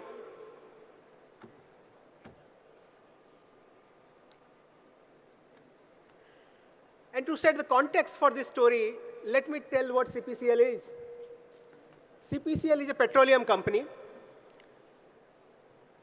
We are at a verge where this industry is transforming. Carbon has become important. But if I tell you that CPCL doesn't use fresh water, how many of you believe? But it's not a journey of today. In 80s, when Chennai had a crisis, water crisis, Chennai Petroleum Corporation decided they will use sewerage water. It was the first company to process sewerage water for industrial purposes. Immediately after that, it was the first company to put up a desal plant to use industrial water. Today, these kind of industry which use significant amount of water, the 50% water is processed through sewage, city sewage through metro, and the other 50% through diesel. So no groundwater, no fresh water for industrial purposes. This is the context, and some of the past leaders have dwelt on this. And perhaps this is a good background when we talk about sustainability today, ESG reporting today, So let's take this first step. All of us know that BRSR was made compulsory for 1,000 listed company in 22-23. With this background, when we looked at reporting, we said, we'll not start with what is compulsory. Can we lead in this front? Can we lead in this front? So what we did, we thought we'll start with integrated reporting aligned with global IR framework. Because we said, this is not a compliance to us. It's a story, a holistic story. Can we narrate a holistic story? And then weaving together financial performance with social, environmental, and government commitments in a real sense. But that was a beginning. Goal was not there. So having reported integrated reporting, what we said, what next? So immediate next year, what we looked at is, we started with third-party reasonable assurance on BRSR. And we said, we'll have a limited assurance on integrated reporting. So again, beyond compliance. Idea is, would you like to live up to the story you are trying to narrate?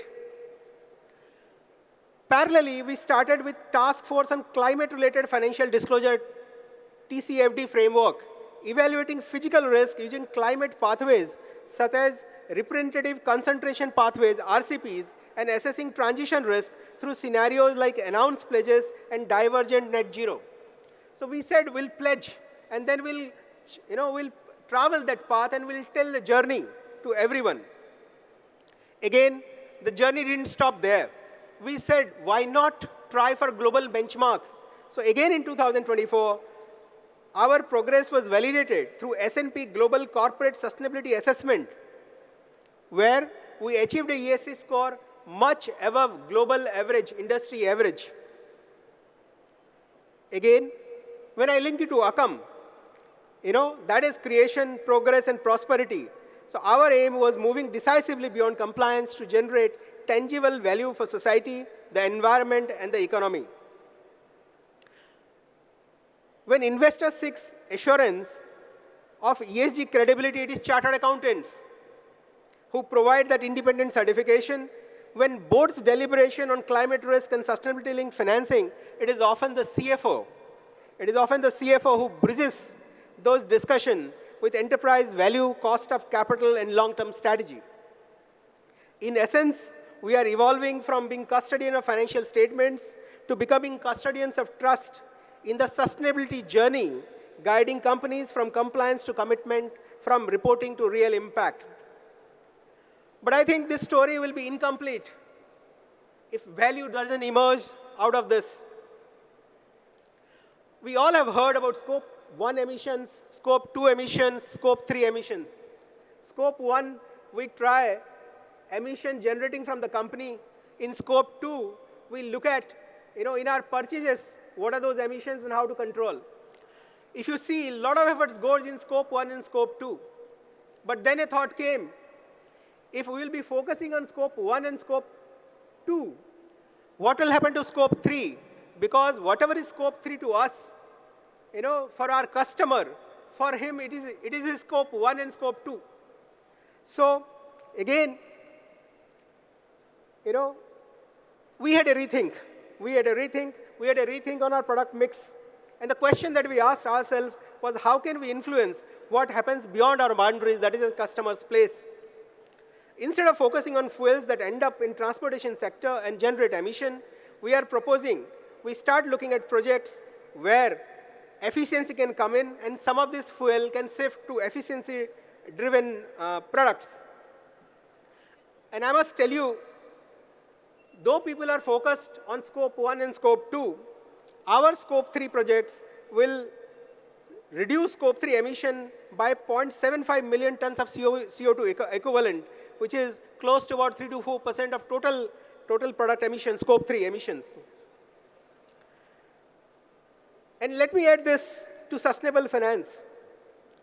We created this project not only as a Scope 3 project, we said the power will be RE power. So we'll make it an carbon positive project, and we looked at sustainable finances, green loans, green bond.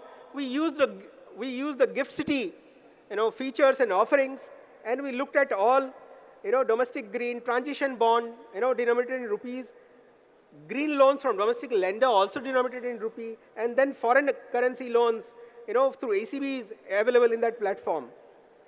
Again, the idea is to demonstrate that commercial growth and climate responsibility can move hand in hand. Now again, we see AAKKAM in action. That is by creating new opportunities, progressing towards lower emission, and moving onwards and upwards in the journey towards net zero. Again, when we talk about greening, progress, efficiency, I think digitization is something which can't be left behind. No more digitization is a support function. Digitization is a main strategy, which is a bread earner for companies now. And again, these are companies where ERP, dashboarding, all have started 2 decades back, 3 decades back. Having settled, ERP system, dashboarding, what next? What next in digitization, to take the business forward? We talked today a lot about AI and ML. But AI and ML where? So what we started looking at is CPCL digital drive linked to businesses. So how did we start? We started with digital twins. So there is a physical plant. Can we create a digital twin? Whatever can't be manipulated in the physical plant can be done in digital twin. And what will be the outcome? The outcome will be energy efficiency. The outcome would be product efficiency. It will be yield efficiency. And in that way, what will happen is it will also support sustainability. Because with the same input, efficiency will increase and output will increase. AI ML were used in optimization, yield optimizations.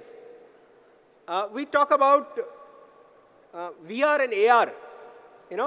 VR and AR were used in predictive maintenance. in maintenance. So with VR and AR, the technician will go to the plant with a third party sitting somewhere else, with combination of both VR, AR, and field expertise, maintenance will be done, health will be assessed, Then we introduce alarm-based predictive maintenance. So once it reaches some benchmark, there will be alarms, auto alarms, and maintenance can be done, and efficiency can be brought in. Bots. There are automated processes. There are a lot of idle time in the system, where the active process doesn't happen. Now, so what we did is we brought in bots. We mapped these processes, scheduled the time so that the server times can be optimized, and things can be automated. Not limiting here. In an industry like this, material balance, real-time material balance is very, very important, because every input, efficiency in every input, becomes an output and becomes value. Operator training simulators were introduced so that, efficiency, so that whatever can't be done in a running plant, can be manipulated in a OTS, and then efficiency can be brought into the real system. We as chartered accountant always have known about good cost and bad cost. Efficiency was brought into transportation, into canteen, into insurance cost, and all those were deployed into R&D. Major collaborations with ITA Madras, RGI, PT. Idea is what? Through innovations and productive uses, cost can reward us much more. So the outcome was, the target was outcome-oriented digitization. Idea was, how do you gain efficiency, cost optimization, better decision-making, and sustainable operation in line with the transformation journey of the company.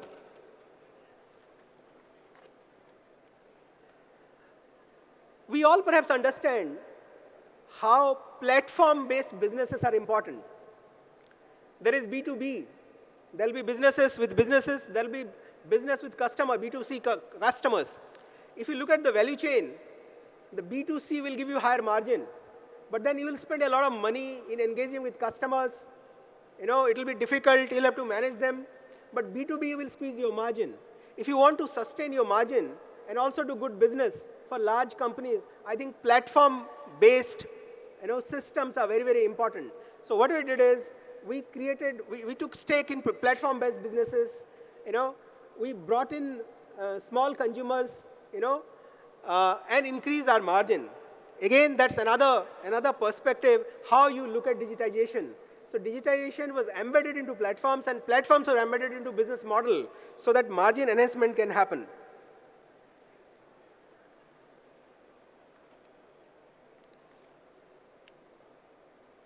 I think another thing which is very dear to chartered accountants is risk management.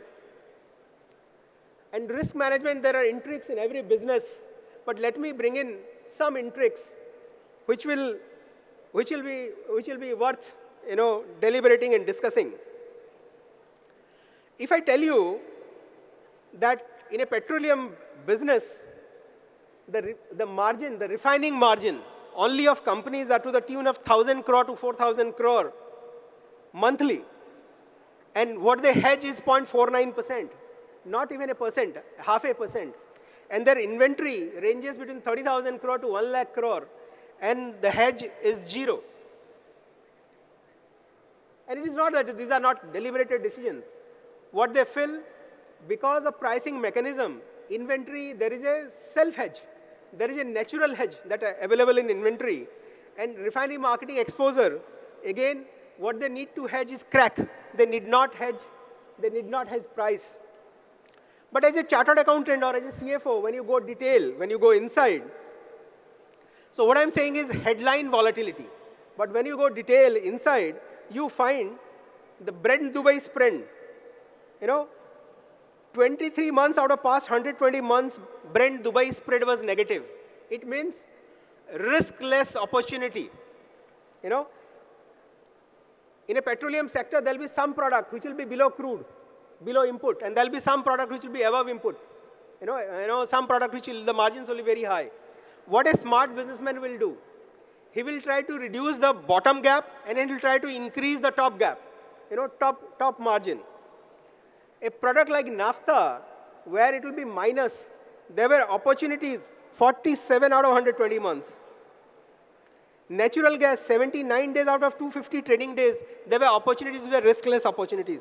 So again, the point that I want to drive here is that whatever we do, if you go deeper, there are opportunities for chartered accountant in profession and in businesses. Now let me come to my last story. And the story is a very traditional one. Maybe perhaps we have written off budgeting, budget controls, But I felt in my experience, if a chartered accountant understands the value chain of a business and takes benchmarking seriously, maybe same industry, maybe cross-industry, and applies them to budgeting, estimate and budgeting, a lot of value unlocking happens in a system. And then that makes the budget making dynamic process, and value unlocking happens on a continuous basis. And the cost control becomes strategic cost control.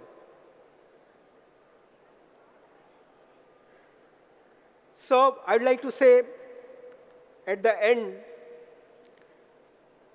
that we are here not merely saving money, but fostering a culture where resources are optimized, decisions are sharper, and every action adds real value. And Nandri, thank you. Thank you all. Thank you so very much, sir.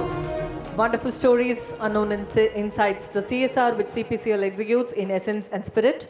Thanks for the enlightening facts and letting us know the essence is in understanding the value chain. Thank you so very much. May we now request CA Prashant Paike, Chairman, Mangaluru branch of SIRC of ICAI, to present a memento to CA Rohit Kumar Agarwala, Director of Finance, CPCL.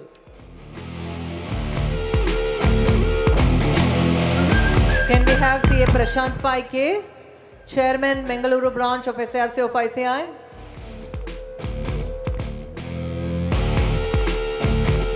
May we now request CA Bananarayan Rao, Treasurer, SIRC of ICAI, to present a memento to CA Rohit Kumar Agarwala, Director of Finance, CPCL. Ladies and gentlemen, a big round of applause, please. At this juncture, we would like to thank our partners, technology partners, Zoho, Emerald sponsors, Addison, travel partners, CMRL.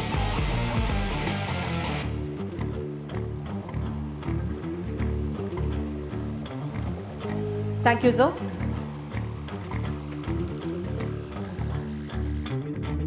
May we now request CA Sunil Kumar Mandava, Regional Council Member, to propose the formal vote of thanks for the session. I take a great privilege on the dash for this session, sir. I thank CA Rohit Kumar Agarwala, CFO, CPCL. Sir, the journey up onwards and upwards, the caption that you have chosen is our AAKKAM onwards and upwards, sir. You have taken all of us through your experience as a CFO, the entire business activity that you did in your CPCL, you have explained us clearly so that our members has gone through or study, say inventories, you have talked about inventories, you have talked about budgets, you have talked about SEG, and you talked about reporting and everything. And I think one or two people, if converted into business people, as you have gone through these aspects, will be a good business entrepreneur may emerge out of this topic, sir. Thank you very much for your presence. I thank all the members who are present and who has attended this conference on this AAKKAM today and tomorrow. We thank, and on behalf of SIRC, for forming part of your wonderful presence has made us, all the SIRC members and Central Council members, a lovely, wonderful day. Thank you very much.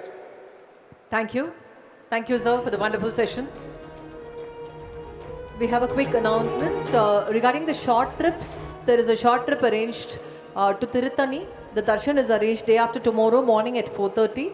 And there is stay also arranged, organized or available by SIRC of ICAI at extra cost.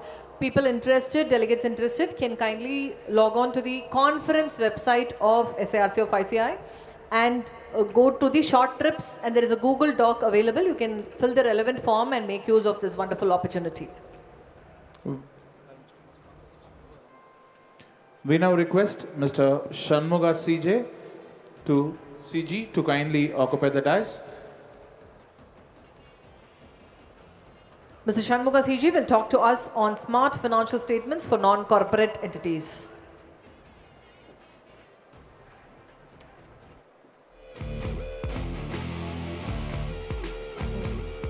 This session will be followed by the most awaited cultural session, orchestra by Lakshman Shruti, super singer fame Ms. Priyanka. We request the delegates to bring their family members for the cultural evening.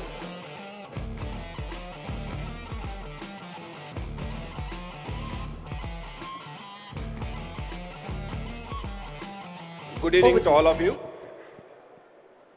In the earlier session, where all senior past presidents talking about the digital transformation, where CA Raghu sir and Devraj sir are actually recommending to use the digital tools in your profession.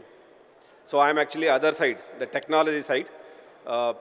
Through technology side, actually what technology can play a role for the professions. I'm representing from Tally. I'm going to take 5-10 minutes maximum to talk about few new enhancements which we have done, which is going to help you for your profession. The one is, I'm talking about these financial reports for the non-financial corporates as per the ICA guideline note, okay, courtesy again ICI. For these non-corporates, there is a guideline note, and there is a tool which is being published, and many of these users are the businesses who are actually using Tally as a tool to maintain their financial data, where actually we have developed a tool. You can bring that data to this particular thing. So what we have done here is, the scope of this solution is very simple. The data which is available in Tally as a software, it will actually move from Tally to the Excel tool in a media of XML format, where you can export the data from Tally software, and it goes and sit in that tool which we actually developed it. And it is very simple two steps method, where you can just go in Tally, just export this to XML format and import to the tool where we are providing the tool, and your financial for non-corporate entities will get ready. Okay. So what is there, how to get this tool enabled for you? As very simple, go to the Tally website, www.tallysolution.com, where there is a tab. Once you click on this, it will ask you for a serial number, right? So all of you want to use it, you can just type the Tally serial number there. The moment you enter the Tally serial number, validation at the back end happens, and you will get an OTP on your registered email ID. Provide that OTP. Once the OTP is provided, this tool will get enabled automatically for your Tally serial number. So what you have to do is, you have to just go update your license once. Once the license is updated, the tool will get automatically updated in your Tally folder. So how it works, the step is very simple. The first process is actually enabling this tool for your license, and the next step is, go to Tally software, open the financial report, export this data in a XML format. Once that XML format data is ready, open the tool which is already installed in your Tally software. It will be there in a folder, Tally application folder. Go to that particular folder, open the tool, and import this XML data which is there, which has come from the Tally software. So once this is the option, actually you will get it in Tally. You will just go there, click on this particular button, and you have an option in the Excel tool. This is the Excel tool, we have designed it. Here there is it's a complete information which is available actually. There is a README file, sheet is also there, where it will help you how to make use of this tool. a very simple thing. We have to just click on this button and get the data from XML to this tool. So what will happen here? The moment you actually import the data, 70% of the mapping and the data which is required for the non-corporate entities will get ready. So 30% of the work which is required, which is I'm talking about this last column where the unmapped which is marked. So this is where actually you have to spend some time and you have to go and map it. For mapping also, again, we have built-in intelligent here where there are the pre-filled drop-downs we are giving. Just you have to go there, click on that particular drop-down and choose the right one, right classification there. The moment you select those classification, what happens?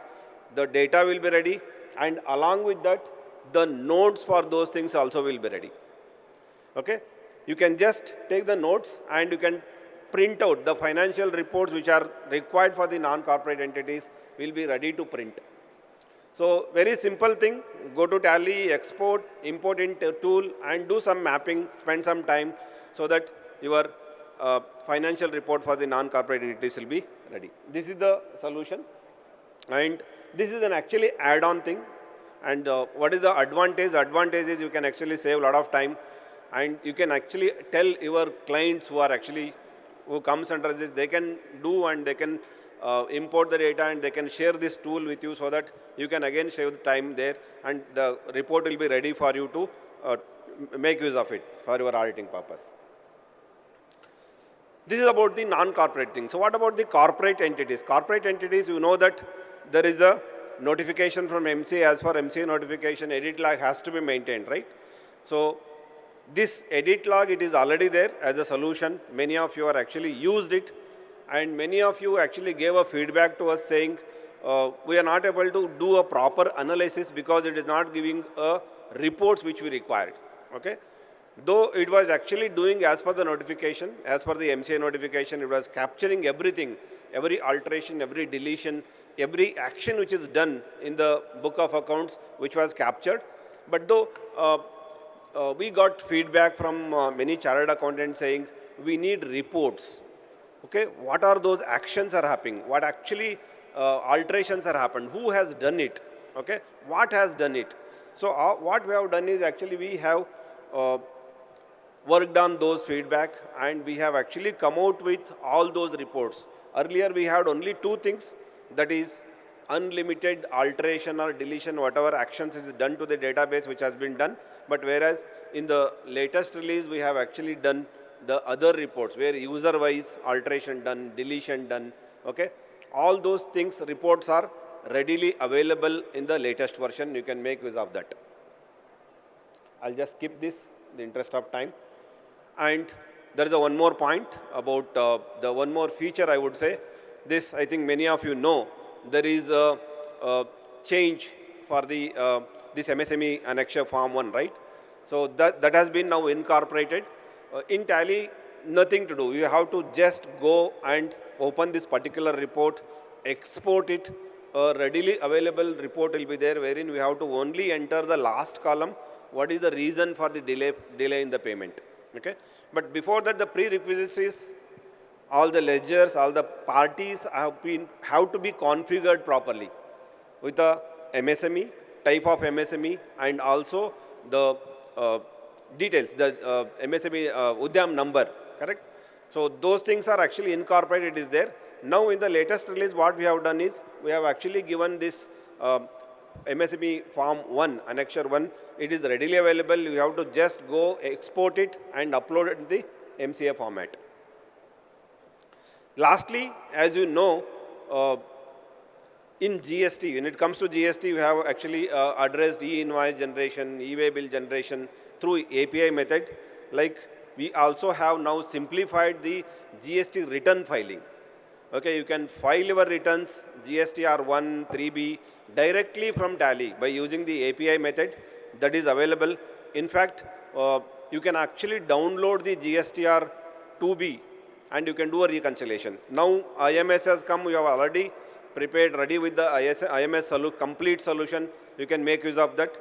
Apart from that, you can also help your clients to use the other two parts, other two features, that is ITC at risk report. There's a business owner, they can get a report of what is the ITC at risk, and they can automatic creation of ledger, which is available because in GSTN portal, by providing GSTN number, they can get the details. They can save a lot of time by using these features. So my request here is your clients who are actually filing returns on their own, or if your staff members are filing it, please better use the connected services, which will help you. With this, I would like to thank SIRC for giving us an opportunity. We have a stall there. Our colleagues are there. Actually, if you need more information, please reach out to them, meet them. For any more information, please get in touch with them. Thank you so much. Thank you once again for SIRC for giving us an opportunity. Thank you, sir. We request Pramod Hegde, Regional Council Member, to kindly present a memento to our sponsors tally, Mr. Shanmuga CG.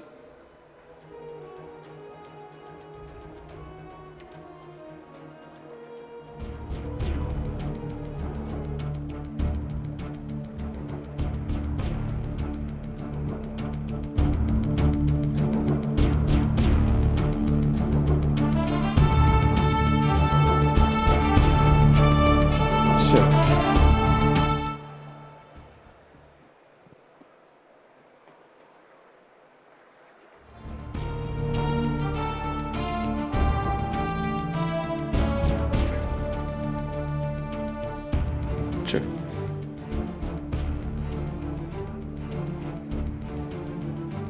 What an inspiring day one we've had, full of powerful technical sessions and insightful discussions. A big thank you to all our speakers and participants who made today so impactful. Now, it's time to unwind and celebrate.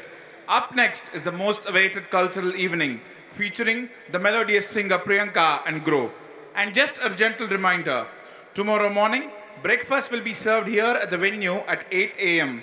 And at 9 a.m. sharp, we will begin day 2 with the fun-filled Dummies drama by Kapitwajam CA team members, followed by another round of engaging technical session. With that, day 1 is officially wrapped up.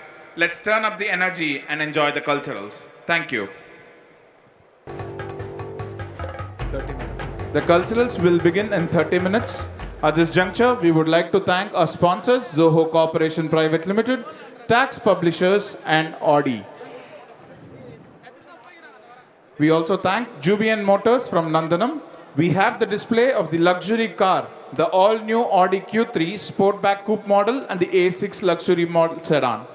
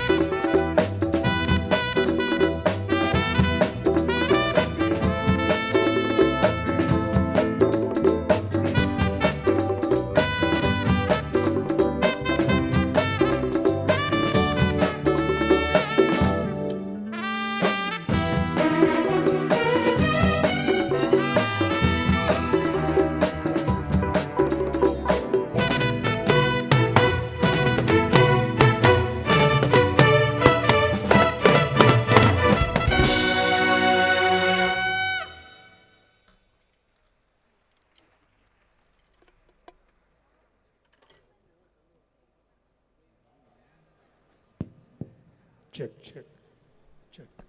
அனைவருக்கும் வணக்கம். இனிமையான இந்த மாபெரும் விழாவிற்கு வருகை தந்துள்ள உங்கள் அனைவரையும் இசைக்குழுவின் சார்பாகவும் விழாக்குழுவின் சார்பாகவும் வரவேற்று இசை நிகழ்ச்சியினை துவக்குகின்றோம். நிகழ்ச்சியின் முதல் பாடலை கிருத்திகா பாடற்கின்றார்.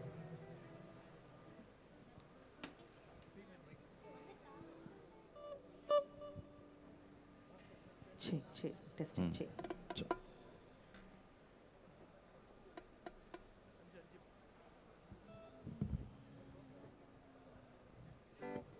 Check.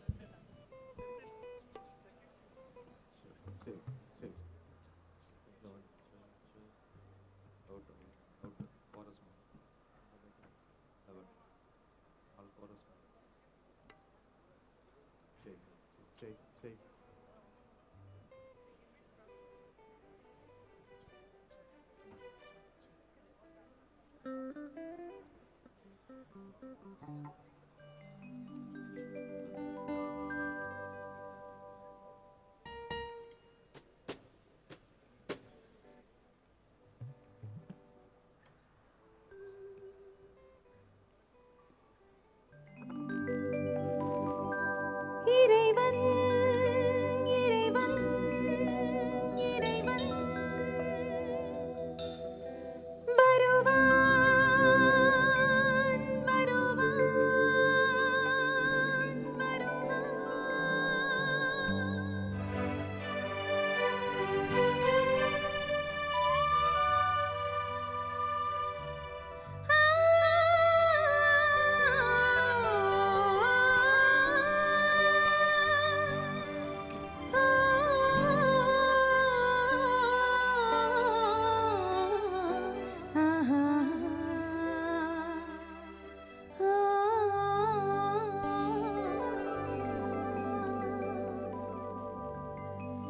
இறைவன்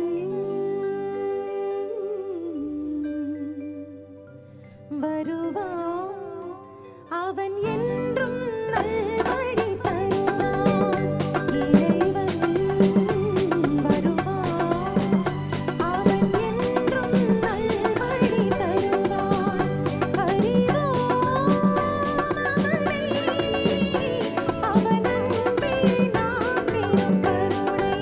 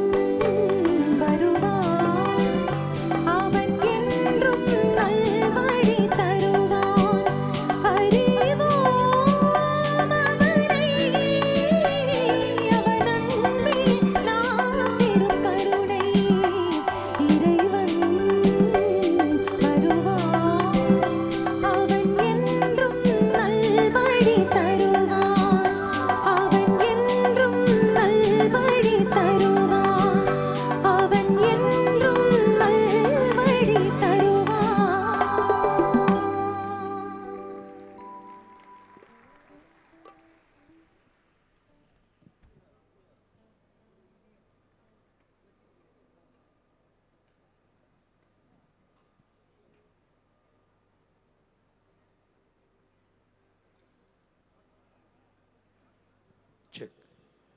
இன்றைய நிகழ்ச்சியின் ஸ்பெஷல் கெஸ்ட் சிங்கர் பிரியங்கா அடுத்து ஒரு பாடலை இங்கே பாடுகின்றார்.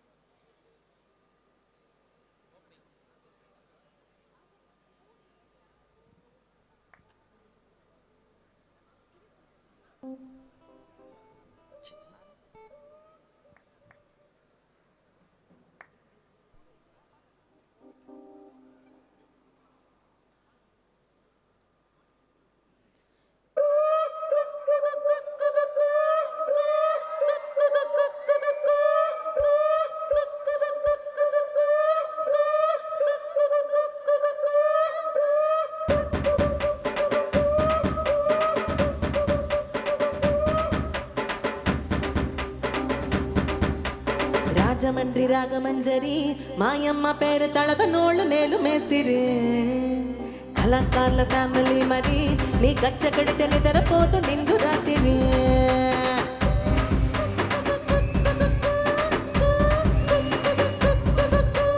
సోకిలాడి స్వప్న సుందరి నీ మనద శుభమామడేల మల్ల మందిరి గచ్చరాజు గుండె ఊపిరి నీ వంగ చూస్తకుంటలోన డిరిడిడి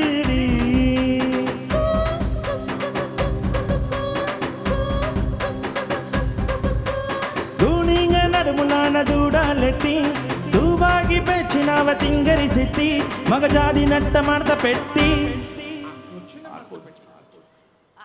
కుర్చీలో మట్టపెట్టి మట్టపెట్టి మట్టపెట్టి మట్టపెట్టి మట్టపెట్టి మట్టపెట్టి మట్టపెట్టి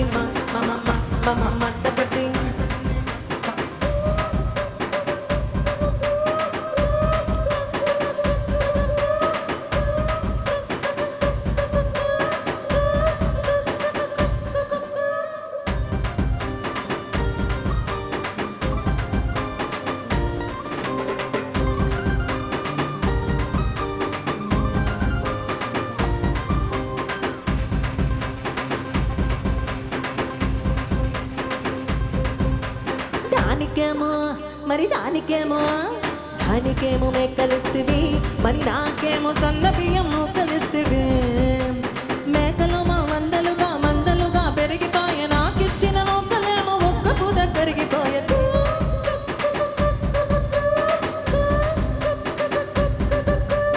అంచనాల చుక్కలిస్తివి మరి నాకేమో చుక్క కళ్ళి కోకలిస్తివి దాని చెవిల చుక్కాలేమో దగా మెరిసిపోయే నాకు పెట్టిన కోకలోనే మీకు లేక సిరిగిపోయే రసిక రాజవు మరి మా దాసు బాబా నీతు ఎండు నిప్పు తిరిగిరి రసిక రాజవు మరి నా దాసు బాబా నీతో ఎప్పుడింత కిరికిరి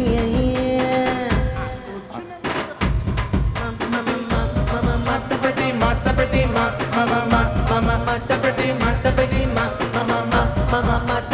మట్టపెట్టి మట్టపెట్టి మట్టపెట్టి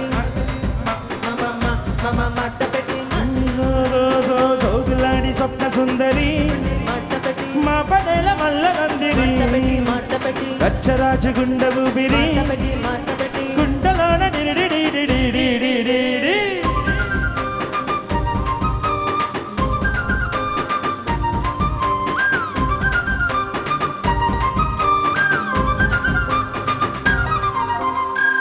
ఏంటంట చూస్తాను ఇక్కడ ఎవడ బాధ కాడ లిరిక్స్ సైడ్ రాసుకుని మాతటి పాడండి మంట పెట్టి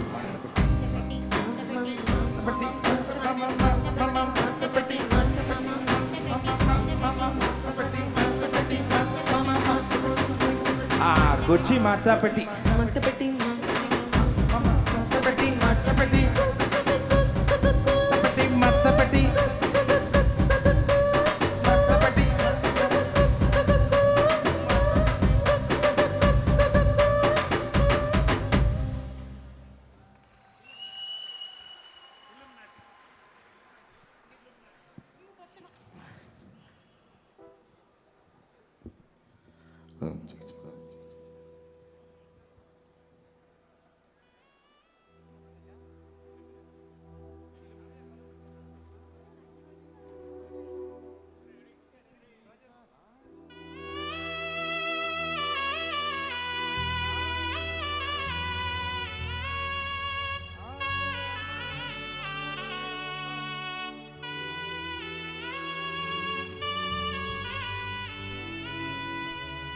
நாடின் நன்மகனே பொன்மகனே முத்தாயவனே விண்ணும் சூரியனும் சந்திரனும் ஒன்னாயவனே காலம் காத்து வெற்ற ரட்சகனே சம்ஹாரகனே எங்கள் கண்ணனாய் வந்தவனே பயமே மாறி போனி அண்ணன் வந்தால் கும்பிட்டு நில்லு இருட்டில் திட்டி வாழும் ராஜாவுக்கு எல்லாரும் சொல்லு இவனை தொழுவான எங்கும் ஜன திறக்க காலம் நடந்து வச்சால் சொர்க்கம் போலும் அண்டர் வேல்டு இல்லுமினாட்டி இல்லுமினாட்டி அண்ணன் தனி நாடன் குலம் அல்லுமினாட்டி இல்லுமினாட்டி இல்லுமினாட்டி அண்ணன் தனி நாடன் குலம் அல்லுமினாட்டி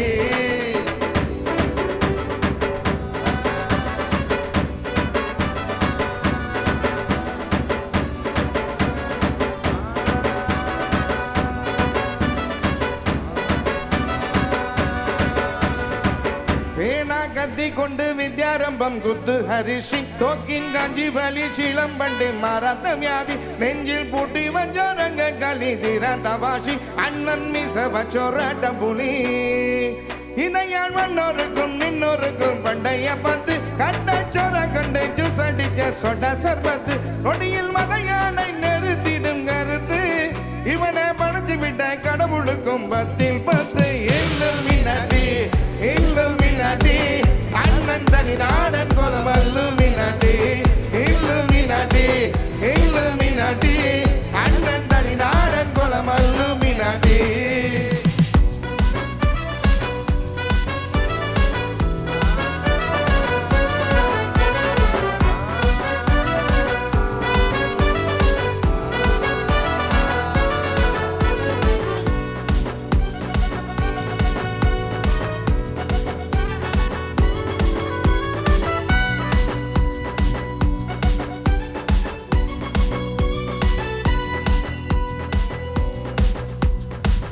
உலகிதில் ஆரோடும் தோல்கா வீரன் அறதில் அம்மைக்காய் தேங்கும் பைதல் மடியில் பாலூட்டும் சிநேகம் நீயே மறைஞ்சோ தாராட்டாதெந்தே கடையா கண்ணீரில்லா கண்ணீரத்தான் நாடும் போரண்டா எரியும் மூணா கண்ணில் கோபம் கொள்ளும் சம்ஹாரமூர்த்தி மரணம் அடிவாதில் கடனிடம் மாடிக்கும் பாம்பே நகரவினம் வருண தினம் ஸ்வப்னம் காணும் தானன்னா தானன்னா தான தனனான தனனான தனனா தானன்னா தானன்னா தான தனனான தனனான தனனா இல்லுமினாட்டி இல்லுமினாட்டி அண்ணன் தனி நாடன் குலம் அல்லுமினாட்டி இல்லுமினாட்டி இல்லுமினாட்டி அண்ணன் தனி நாடன் குலம் அல்லுமினாட்டி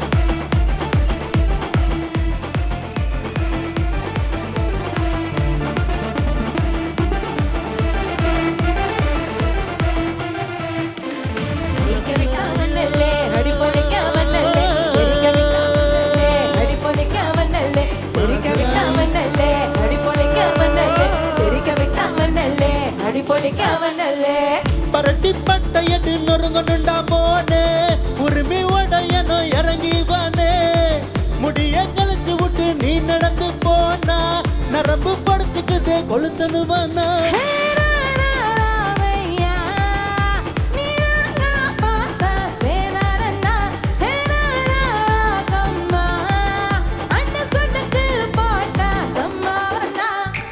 அடி அடி அடி அடி அடி உண்மை சொன்ன மனசிலாயோ அடி அடி அடி அடி அடி ஒன்ன நின்ன மனசிலாயோ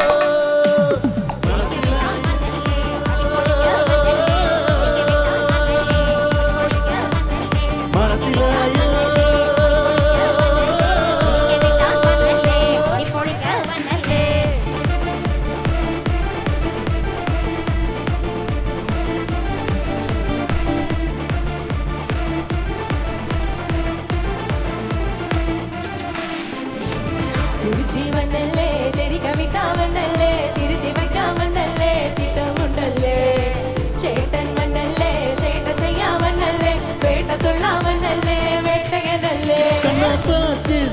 ஃபாஸ்ட் டைம் ரொம்ப ஃபாஸ்ட் விட்டா சிக்காதுடா கடவுள் பேரில் கலவர நூறு படைச்சவ ஊரானுடா லைஃப் ஒரு வாட்டிமா லவ் யோ டியூட்டிமா அதில் அவன் கூட இவன் கூட ஓய் போட்டிமா நீ உனக்கானில் ஊர் கிடக்கும் தள்ளு நீ நரவிட்டு மனம் பார்த்தா ஒன்று புல்லு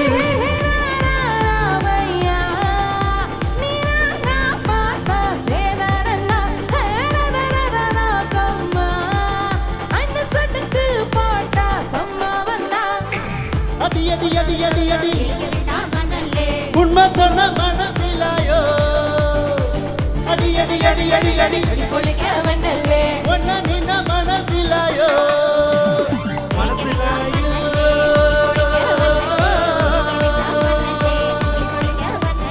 மனசிலாயோ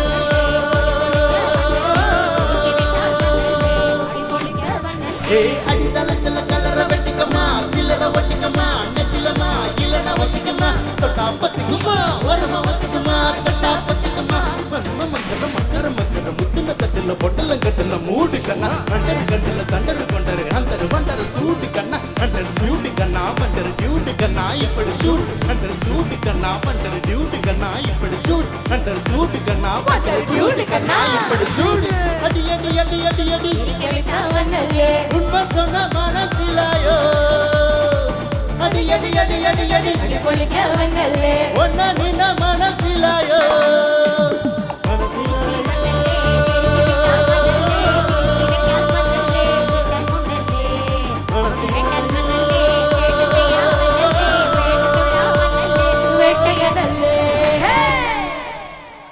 Thank you.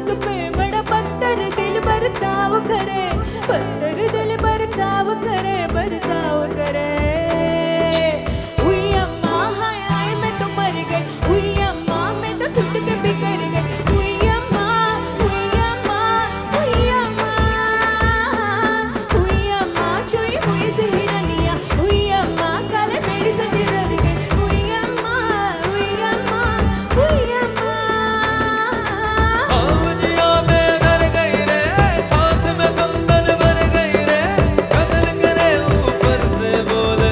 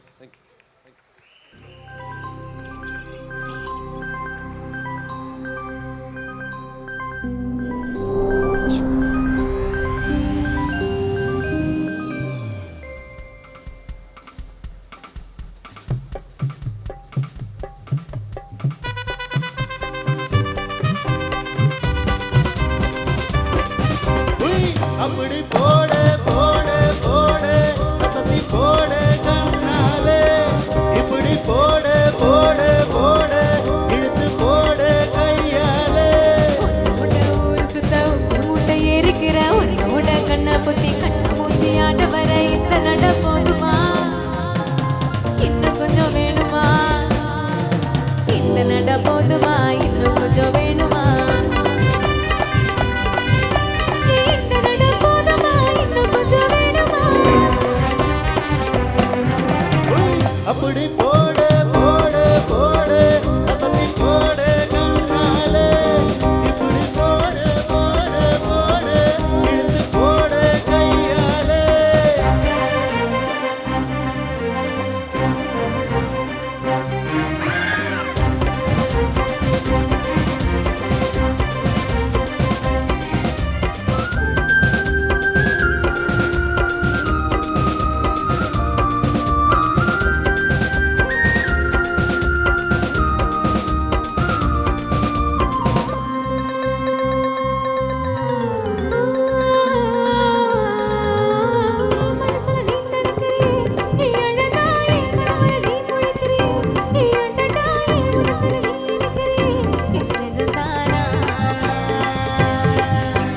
என் உசுருல நீ துடிக்கிறியே என் அழகி என் வயசுல நீ படுத்துறியே என் மெதுவா என் கழுத்துல நீ மணக்கிறியே அதுதானா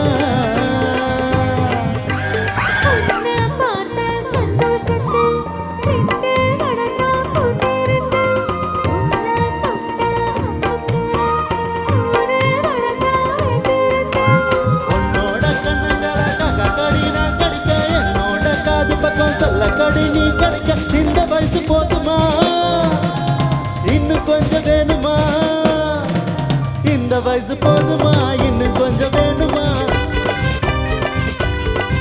ஹே, இந்த வயசு போதுமா இன்னும் கொஞ்சம் வேணுமா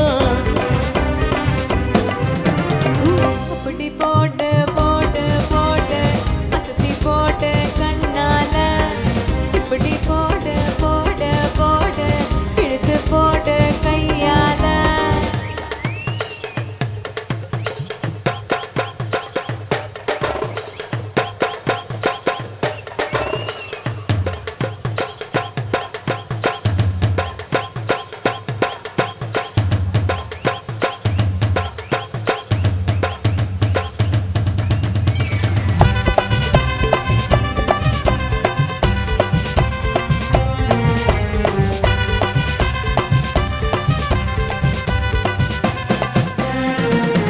விக்க வைக்கிற திணற வைக்கிறியே நீ மெதுவா விக்க வைக்கிற வேர்க்க வைக்கிறியே நீ என்னத்தான் பத்த வைக்கிற பதங்க வைக்கிறியே இது சரிதானா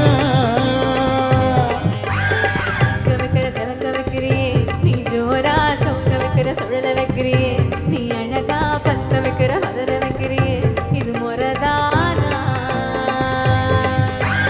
ஒத்த பார்த்த நெஞ்சுக்குள்ள ஊசி நூலும் கொட்டுதடி பெத்து பல்லு சிரிப்பில் எல்லாம் 10 நிலவு தெரிக்குதடி ஆடிக்கிட்டு உன்னோட நானும் வரேன் நைனு பேசிக்கிட்டு உன்னோட சேர்ந்து வரேன் இந்த ஆட்டம் போதுமா இன்னும் கொஞ்சம் வேணுமா இந்த ஆட்டம் போதுமா இன்னும் கொஞ்சம் வேணுமா இந்த ஆட்டம் போதுமா இன்னும் கொஞ்சம் வேணுமா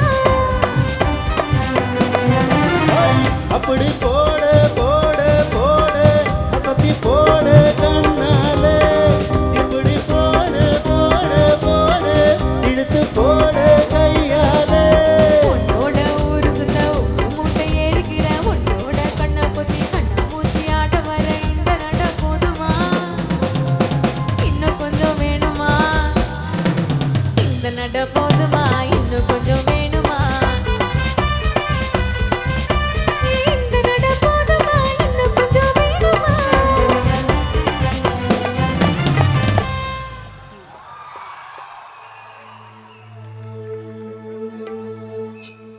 जिनके सर हो इश्क की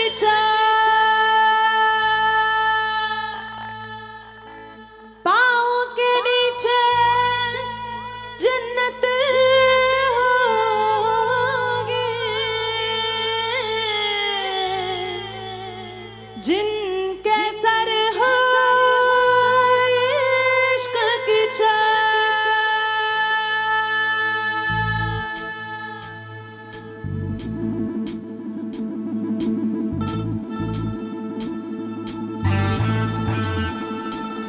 चल छैया छैया छैया छैया चल छैया छैया छैया छैया छैया छैया छैया छैया चल छैया छैया छैया छैया चल छैया छैया छैया छैया चल छैया छैया छैया छैया छैया छैया छैया छैया चल छैया छैया छैया सारे इश्क की छाँव चल छैया छैया सारे इश्क की छाँव चल छैया पाँव जन्नत चले चल छैया छैया पाँव जन्नत चले चल छैया चल छैया छैया छैया छैया चल छैया छैया छैया छैया छैया छैया छैया छैया चल छैया छैया छैया छैया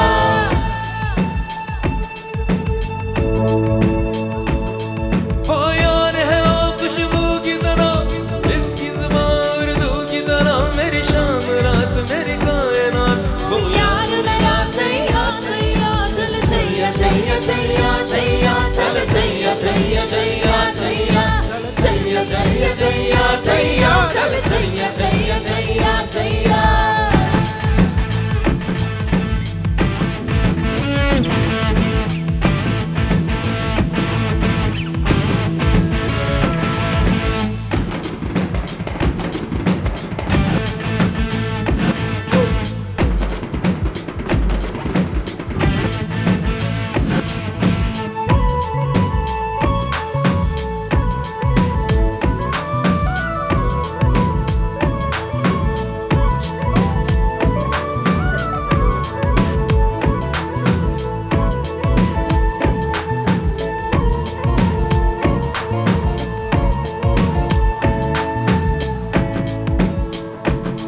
गुलपोश कभी इतना है कहीं महके तो नजर आ जाए कहीं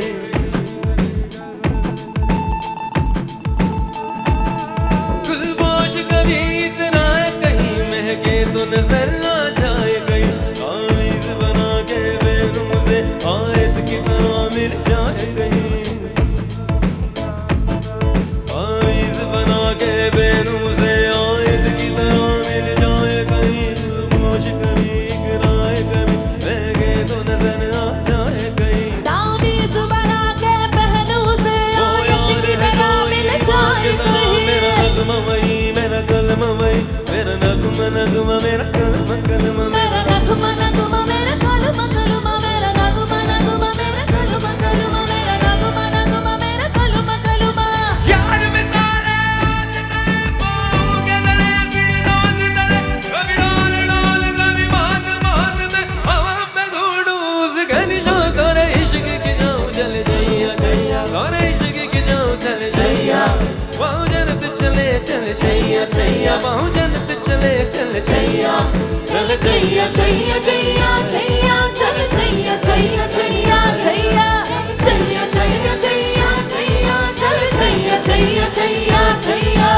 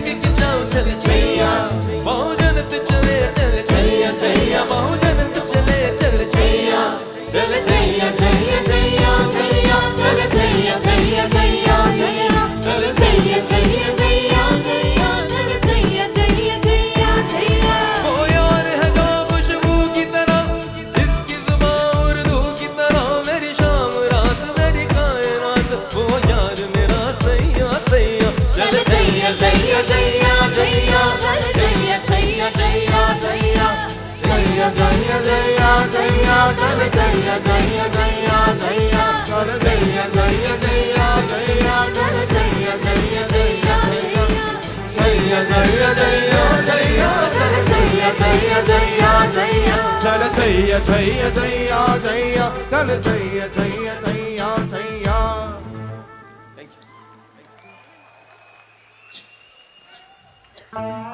உம்மா ஏய் காட்டு மல்லி அம்மா ஏய் கனகமல்லி உம்மா ஏய் பாச்சமல்லி ஹே ஹே ஹே ஹே கனிமா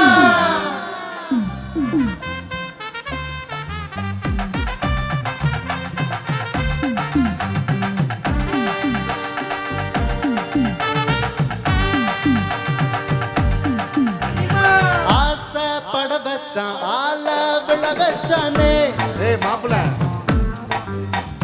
போலாம் இரு மச்சான் ஆட வர வச்சானே ஏய் ஒன்னாத்தா ஏய் மயிலாட்டம் இருக்கா மலர்கூடை மாமனுக்கா ஏ பரா பூவரா கைசிரா யங்கிரா என் நெத்தியில நல்லா வட்டம் பச்சை வட்டம் சுறா வட்டம் ஒட்டு மொத்த தென்மா வட்டம் ஓச கட்டி வந்து நிக்கட்டும் வாங்க ஏய் குர்ரா குர்ரா ஆண்டி சந்தன கட்ட ஆட்டம் அமர கட்ட பாத்தா வச்சிடு பட்டாசு பாத்தா பல்லாட்ட நம்ம ராஜா பல்லாட்ட ரிங்கா நம்மோட ஹே ஹே பட்டை பட்டா உம்மா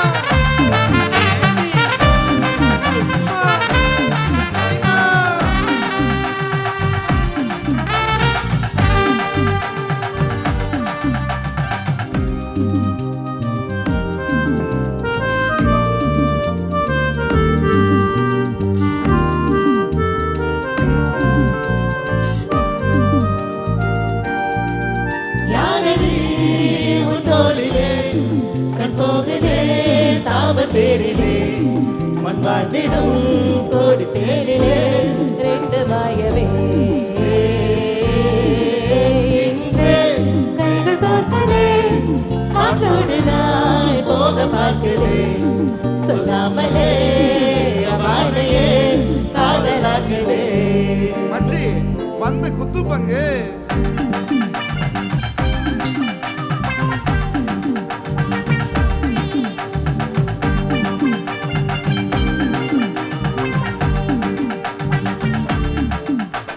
காட்டு மல்லி கனகமல்லி பாச்சமல்லி பதன மல்லி மயிலாட்டம் இருக்கா மலர்கூடை மாமனுக்கா ஏ பரா பூவரா கைசிரா எம்மரா ஏ நெத்தியில நல்லா வட்டம் பச்சை வண்ணம் சுறா வட்டம் பட்டு மொத்த தென்மா வட்டம் ஓசம் கட்டி வந்து நிக்கட்டும் ஏ கன்னிமா ஆத்தி சந்தன கட்ட ஆட்டம் அம்பர கட்ட பாத்தா வச்சுட்டு பட்டாசு பாத்தா பல்லாட்ட நம்ம ராஜா பல்லாட்ட இந்த நம்மோட ஹே ஹே நம்மட்டீனா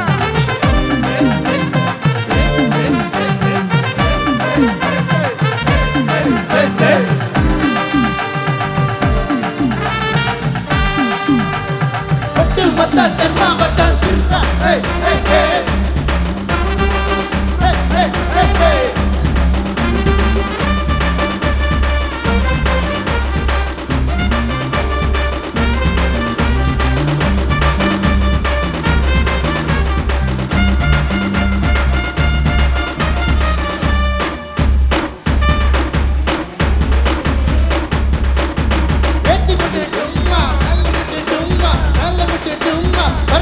கண்ணிமா விட்டா விட்டா விட்டா விட்டா விட்டா விட்டா விட்டா விட்டா விட்டாத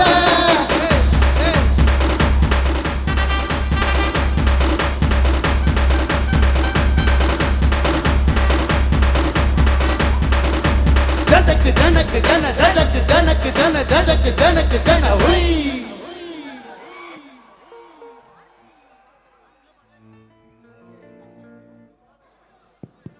செக். அடுத்து வரும் பாடல் பிரியங்கா பாடற்கின்றார். இணைந்து உங்கள் சார்பாக திரு இளங்குமரன் அவர்கள் பாடல். Check check. Hello.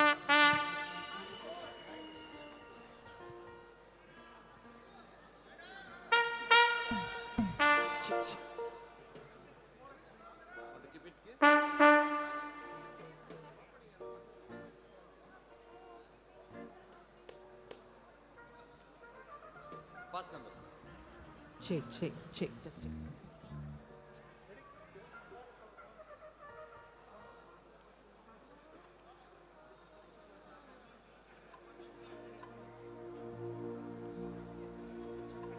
Check, check.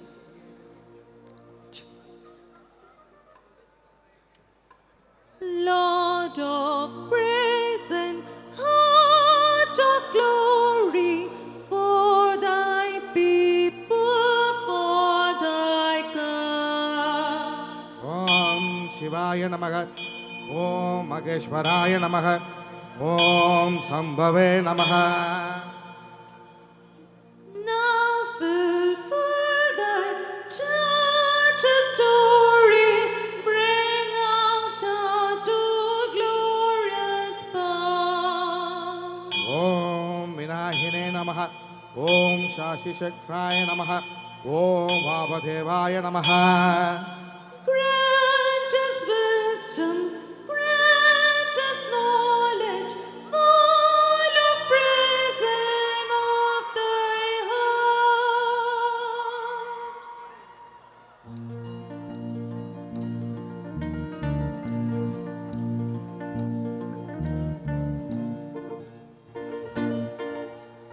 Margo, margo, margai, jorgo, jorgo, jorgai. Margo, margo, margai, jorgo, jorgo, jorgai. Kasuko, kasuko, pusuko, pusuko. மாலையில் ஆடிக்கோ, மந்திரம் பாடிக்கோ. மாறுகோ, மாறுகோ, மாறுகை. ஜோருகோ, ஜோருகோ, ஜோருகை.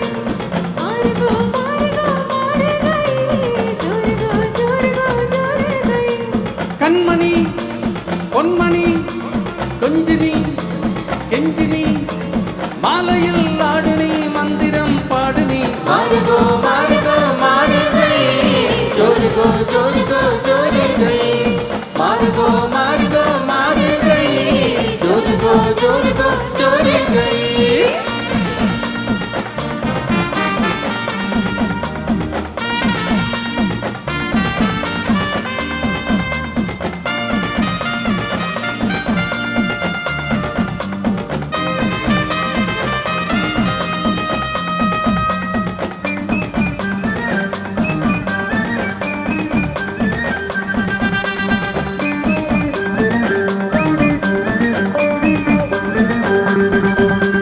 சம்பா சம்பா அடி ரம்பா ரம்பா இது சோம்பேறி பூச்சிரிப்பா கும்பா, கும்பா, இது வம்பா, வம்பா, நீ கும்பேறி மூக்கலப்பா.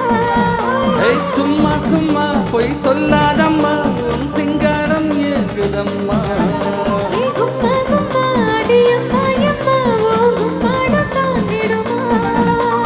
ஆசையாக பேசினால் போதாதம்மா தாகத்தோடு மோகம் என்று போகாதம்மா ஆத்திரம் காட்டினால் ஆகாதையா? என்ன சேத்துக்கடி வாலிபம் ஆடுது வெப்பமோ ஏறுது மாறுகோ, மாறுகோ, மாறுகை. ஜோருகோ, ஜோருகோ, ஜோருகை. மாறுகோ, மாறுகோ, மாறுகை. ஜோருகோ, ஜோருகோ, ஜோருகை. கண்மணி பொன்மணி கொஞ்சினி கெஞ்சினி மாலையில் ஆடினி, மந்திரம் பாடினி. மாறுகோ மாறுகோ மாறுகை ஜோருகோ ஜோருகோ ஜோருகை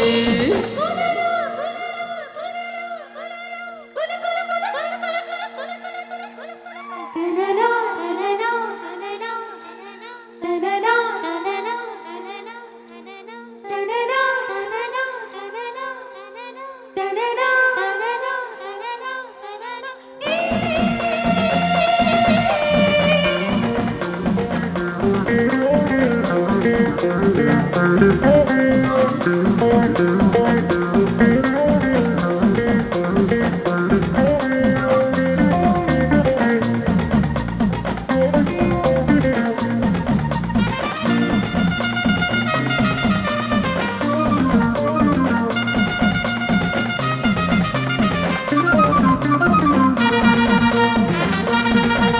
நான் சின்ன பொண்ணு செவ்வாழை கண்ணு நீ கல்யாண வேலி கட்டு என் செந்தாமரை கை சேரும் வரை நான் நின்றேனே தூக்கம் கெட்டு உன்னாசை என்ன உன் தேவை என்ன நீலே சாக பாடுக்கவே என் எண்ணங்களை நான் சொல்லாமலே நீ என் நேரம் கண்டுபிடி கேக்குது கேக்குது ஏதோ ஒண்ணு பார்த்து பார்த்து எங்குது லவ் பண்ணு தாக்குது தாக்குது ஊத காத்து தள்ளி தள்ளி நிக்கிற ஆள பார்த்து காலம் வரும் நல்ல நேரம் வரும் அள்ளி நீ சேர்த்துக்கோ ஆசையை தீர்த்துக்கோ மாறுகோ மாறுகோ மாறுகை ஜோருகோ ஜோருகோ ஜோருகை ஜிகு சக்கா மாறுகோ மாறுகோ மாறுகை ஜோருகோ ஜோருகோ ஜோருகை கண்மணி பொன்மணி கொஞ்சினி கெஞ்சினி மாலையில் ஆடுனி மந்திரம் பாடுனி மாறுகோ மாறுகோ மாறுகை ஜோருகோ ஜோருகோ ஜோருகை ஹை ஹை ஹை ஹை ஹை ஹை ஹை ஹை ஹை ஹை ஹை ஹை ஹை ஹை ஹை ஹை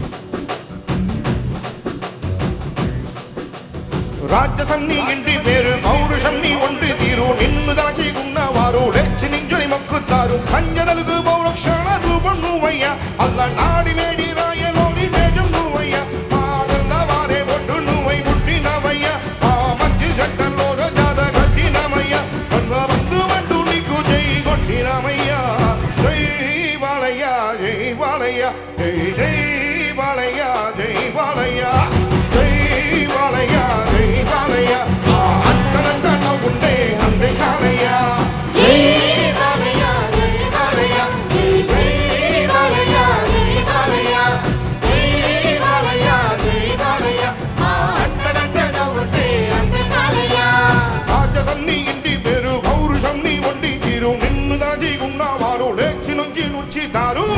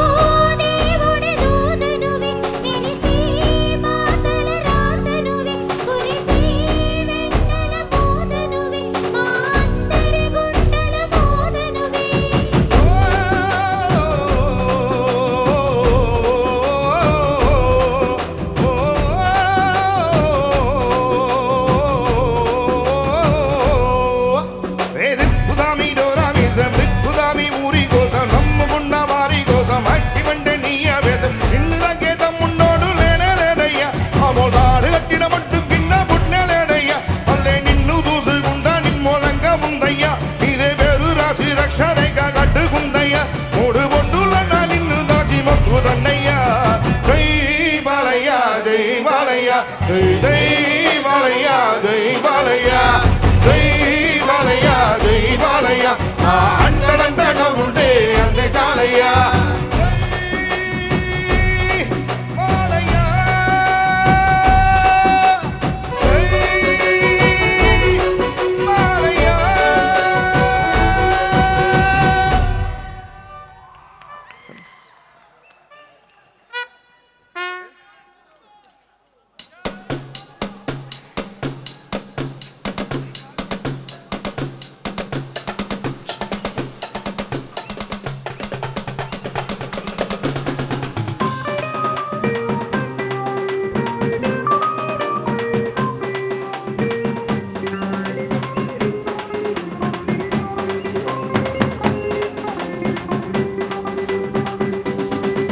అరే హా హా ఏ హా அடியே மனம் நெல்ல நாணி காதடி கொடியே என கண்டு நீ சொக்காதடி தாப்பால போடாம கேப்பார கேளாம தூப்பாடு போடாதடி அடியே மனம் நெல்ல நாணி காதடி கொடியே என கண்டு நீ சொக்காதடி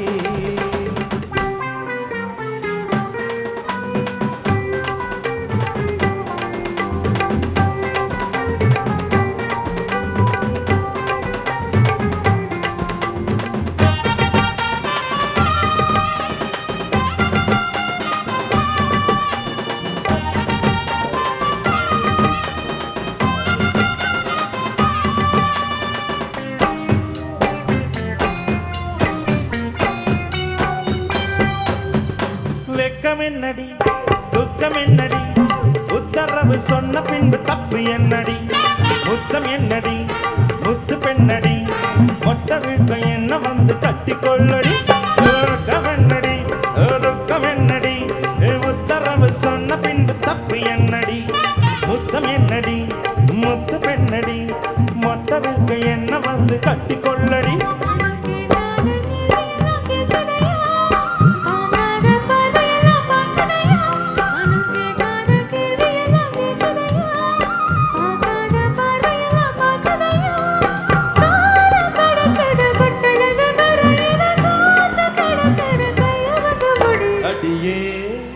மனம் நெல்ல நாணி காதடி கொடியே என கண்டு நீ சொக்காதடி காப்பால போடாம கேப்பார கேளாம கூப்பாடு போடாதடி அடியே மனம் நெல்ல நாணி காதடி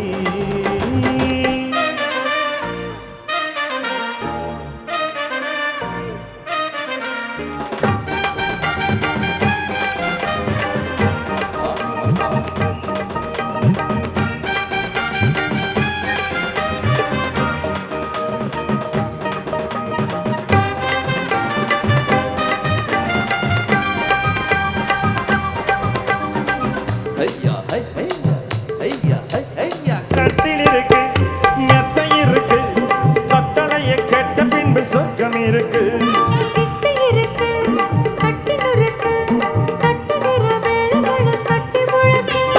கட்டில் இருக்கு மெத்தை இருக்கு கட்டளைய கேட்ட பின்பு சொர்க்கம் இருக்கு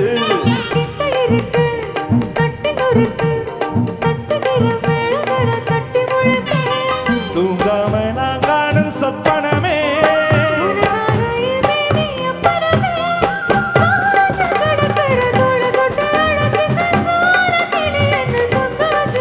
அடி ஏ மனநில நாடி காதடி கொடியே என கண்டு நீ சொக்காதடி போட போடாம பார கேளாம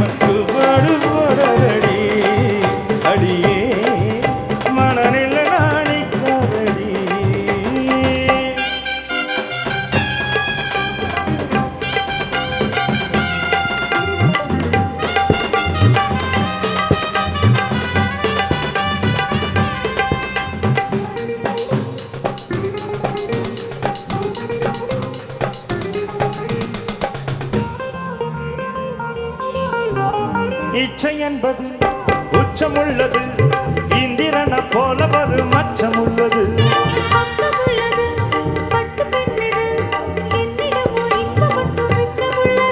இது பாலாக தேனாக கூறுவது பாசம் இருக்குது பக்கம் வந்து அணைச்சுக்க அடியே மணநெல்ல நாடிக்காதடி கொடியே என கண்டு நீ சொக்காதடி தப்பால போடாம தூப்பாட கேளாம தூப்பாடு போடாதடி அடியா மணநெல்ல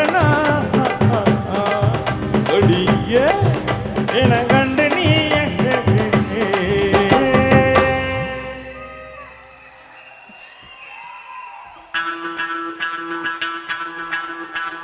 ಮಲ್ಲಿಗವಾಡತೆ ಅಂಬುಗಳೋ ಕಣ್ಮುಣೆ ತುಂಬುಗಳೋ ಅಂಬಿರಿ ಬೋನಿರ ನಾಬುಗಳೋ ಪುಂಜಿರಿ ತುಂಬಿಗಳೋ ಮುಲ್ಲ ಮಲರ್ ಮಣಿ ಚೆಂಡುಗಳೋ ನಿನ್ಮೊಳಿ ಚುಂಡುಗಳೋ ನೆಂದಿಡಿ ಎತ್ತನ ಮಂಡುಗಳೋ ಮುಗಿನ ತೊಂಡುಗಳೋ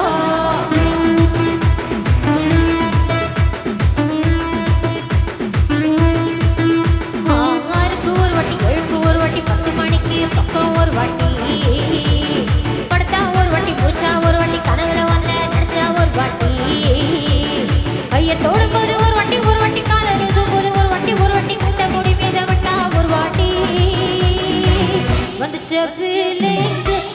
ஃபீலிங்ஸ் வண்டி வண்டியா வந்துச்ச ஃபீலிங்ஸ் வந்துச்ச ஃபீலிங்ஸ் வண்டி வண்டியா வந்துச்ச ஃபீலிங்ஸ்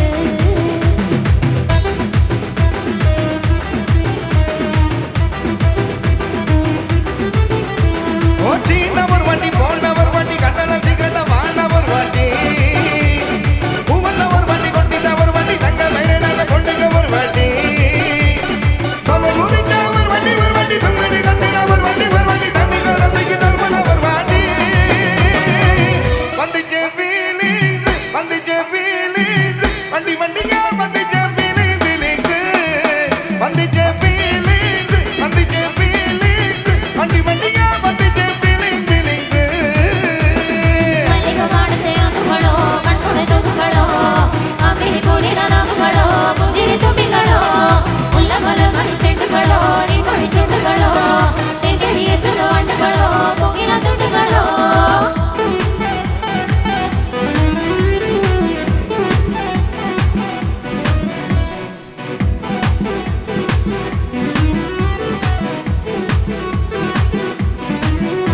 வெங்காய பச்சடி கடறி விரலுது பையில வேர்வ மகத்த முன்னாடையால் தொடக்க நேரத்துல கீரை சட்டைய பொடியில் காய பொடையில்ல அந்த வாசம் நாசி போறா என்ன மயக்கும் விளையில்ல முதல் முடியடி கொண்ட படையில தலைமணியோட நீ தண்ட படையில சும்மா நீ கொண்ட நீ என்கையில வந்துச்சே ஃபீலிங்ஸ் வண்டி வண்டிங்க வந்துச்சே ஃபீலிங்ஸ் வந்துச்சே ஃபீலிங்ஸ் வண்டி வண்டியா வந்துச்சே ஃபீலிங்ஸ்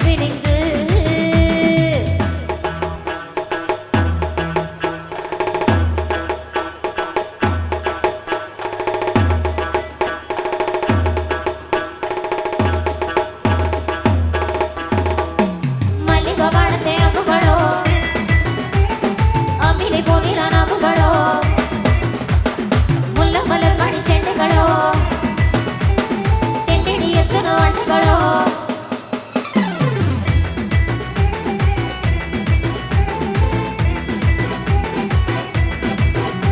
நீ துண்டெடுத்து ஏன் தனைய துவண்டு நேரத்துல மொரட்டு விரல் கிடுப்பு திருட்டு வேலை பக்கையில் நீ குழந்தைதாத பிசைஞ்சு வாயில் ஊட்டு நேரத்துல அந்த எச்சு வாயில எச்சு வச்சு உச்சு கொட்டையில் மனித வர படி தனி மண்ணு மழுதுல ஒத்த சயானி ஒரு கிணிட்டையில் கட்டிட வேலைக்க வெக்கத்த கடையில வந்துச்சே ஃபீலிங்ஸ் வண்டி வண்டியா வந்துச்சே ஃபீலிங்ஸ் வந்துச்சே ஃபீலிங்ஸ் வண்டி வண்டியா வந்துச்சே ஃபீலிங்ஸ் ಮಲ್ಲಿಗವಾಡತೆ ಅಂಬುಗಳೋ ಕಣ್ಮುಣೆ ತುಂಬುಗಳೋ ಅಂಬಿರಿ ಬೋನಿರ ನಾಬುಗಳೋ ಪುಂಜಿರಿ ತುಂಬಿಗಳೋ ಮುಲ್ಲ ಮಲರ್ ಮಣಿ ಚೆಂಡುಗಳೋ ನಿನ್ಮೊಳಿ ಚುಂಡುಗಳೋ ನೆಂದಿಡಿ ಎತ್ತನ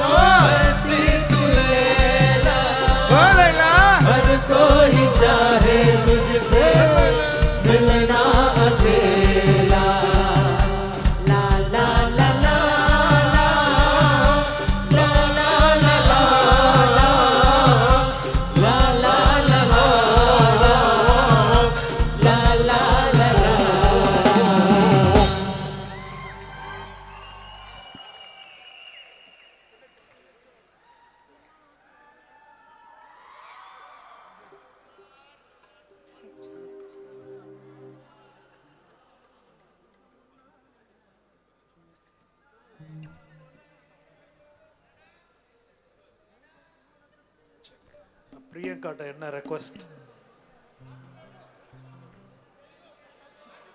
நாட்டு அது மேல் வாய்ஸு, ஃபீமேல் வாய்ஸ். பிரியங்காட்ட ஒரு Monica.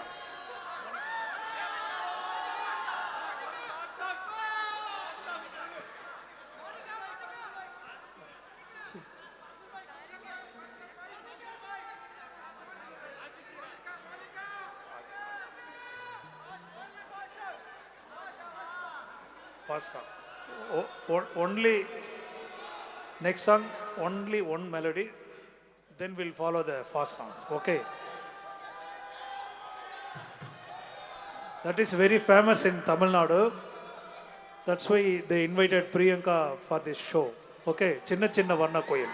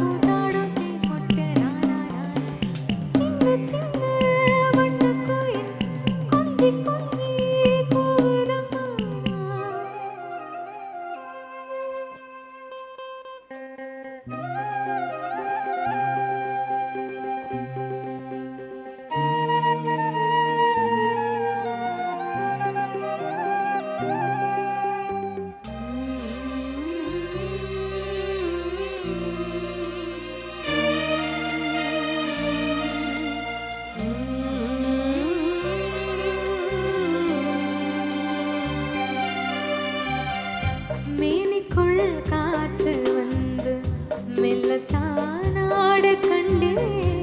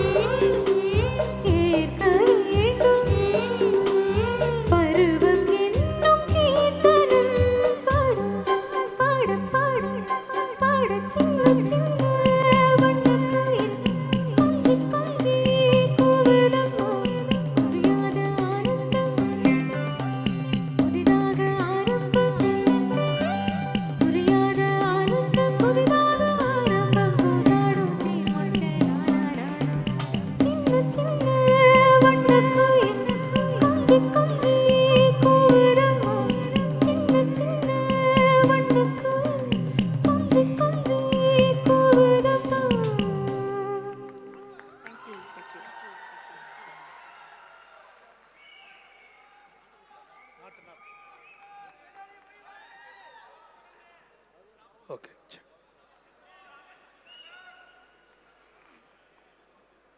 They are going to send not, but in Tamil only.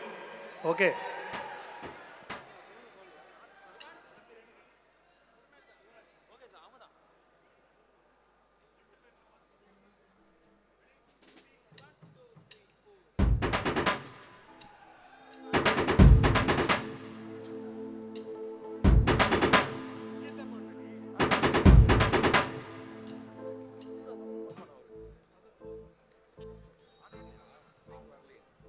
Check, check.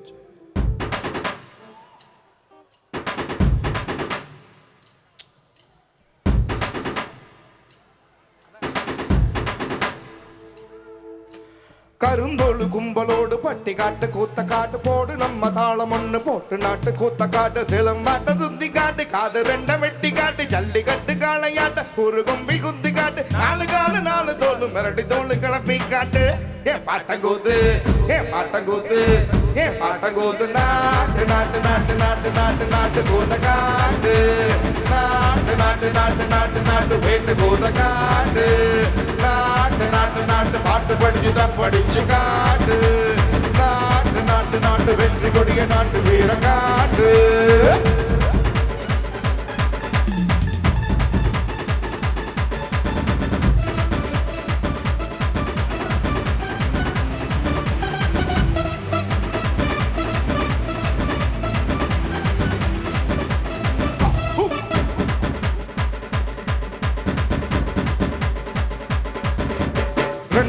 மண்ணாகி டண்டனக்குன்னு மேளம் கொட்டி குளியும் குயில பாட்டு காடி கிச்சு கிட்டு கோவி கிட்டு ஐயோ தொடங்கு தாளத்தில் வானந்தாச்சி காட்டு தாளத்தில் நிலமெல்லாம் அதிர வெட்டு சொட்டு சொட்டு மேம கொண்டு சத்தாத கை தட்டு ஏ பாட்டங்கூத்து ஏ பாட்டங்கூத்து ஏ பாட்டங்கூத்து நாட்டு நாட்டு நாட்டு நாட்டு நாட்டு நாட்டு கூத்த காட்டு நாட்டு நாட்டு நாட்டு வெட்டு கூத்த காட்டு நாட்டு நாட்டு நாட்டு கல்லு போத ஆட்டமாடி காட்டு நாட்டு நாட்டு நாட்டு கோட்டை மேல வெற்றி கொடிய நாட்டு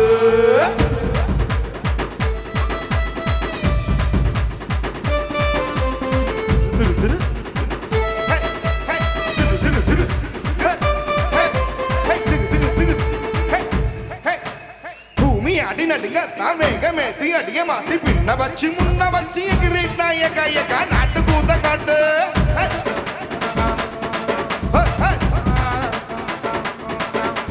தும்மு தும்மு துடிப்பெல்லாம் வெளிய விட்டு உள்ள விட்டு தம்மு தும்மு கட்டிக்கிட்டு துள்ளி காயக்கா நாட்டு கூத்த காட்டு சிக்கு சக்கா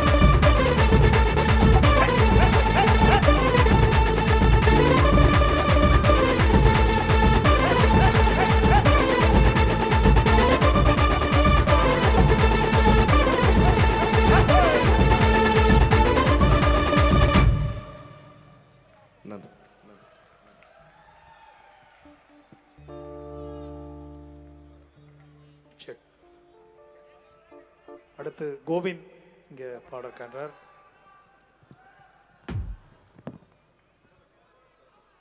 உங்கள் சார்பாக கோவிந்த் பாட இருக்கின்றார்.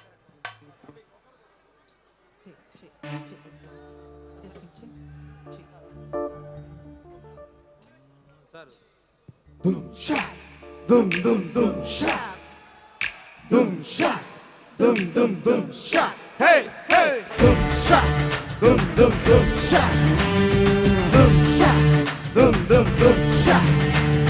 dum sha, dum sha, dum sha. வீடிய கங்கரக்கோ இருந்த இருட்டெல்லாம்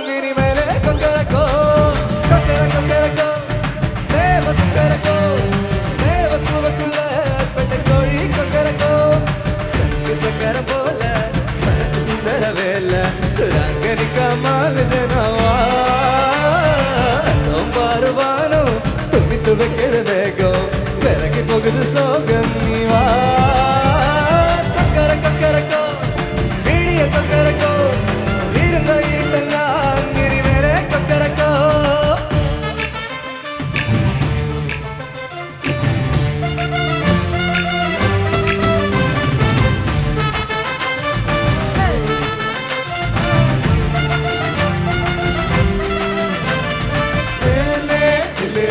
gile gile lele gile gile no lele lele gile gile lele lele gile no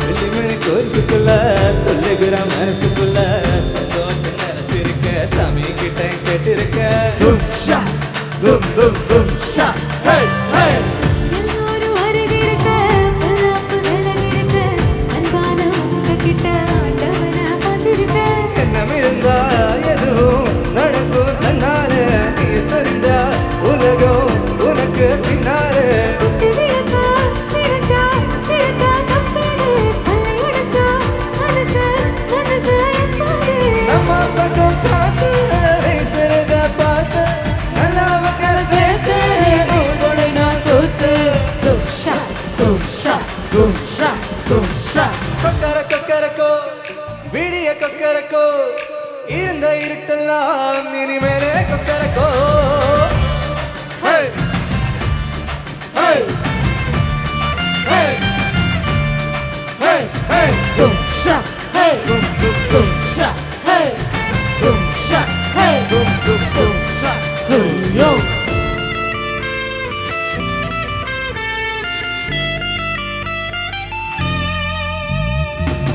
கண்ணனுக்கு வள்ளிய போல கண்ணனுக்கு ராதைய போல ஆசை கொண்டு உயிருக்கெல்லாம் துணை இருக்கு பூமியில dum sha dum dum dum sha hey hey கண்ணுக்குள்ள கண்ணன் இருக்க நெஞ்சுக்குள்ள நினைப்பு இருக்க யாருக்குள்ள யாரு இருக்க தெரிஞ்சவங்க யாரும் இல்ல ரெக்கபட்டி மரக்கும் மரக்கும் வில்லாடு ரெக்கபட்டு மரக்கும் மரக்கும் நெஞ்சோடு சிட்டுக்குருவி சிரிக்கும் சிரிக்கும் கண்ணோடு கொட்டு வருவி குதிக்கும் குதிக்கும் என்னோடு சிட்டா சிட்டா சினுக்கு இப்போ உள்ளதெல்லாம் நமக்கு கெட்டதெல்லாம் எதுக்கு இனி நம்ம விட்ட கிழக்கு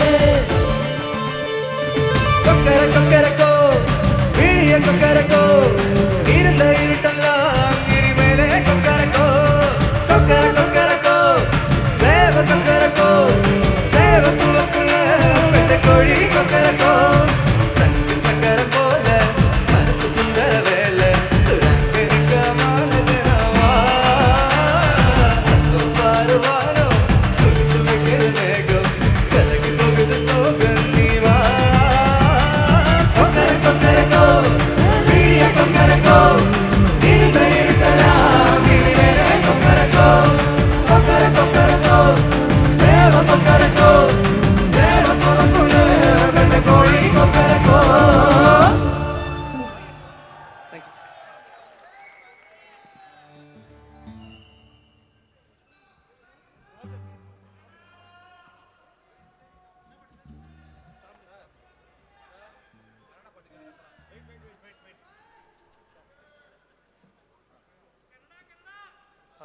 Next one is Kannada number.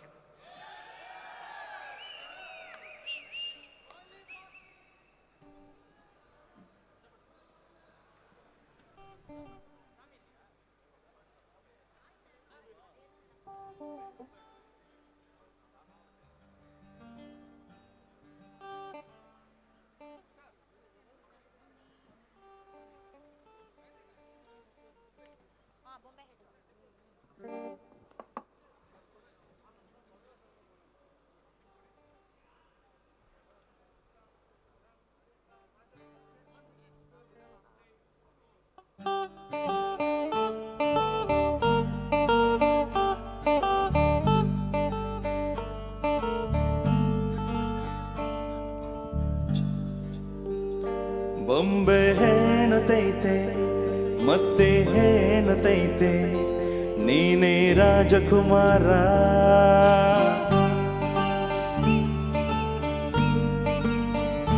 ಬೊಂಬೆ ಹೇಳುತ್ತೈತೆ ಮತ್ತೆ ಹೇಳುತ್ತೈತೆ ನೀನೇ ರಾಜಕುಮಾರ.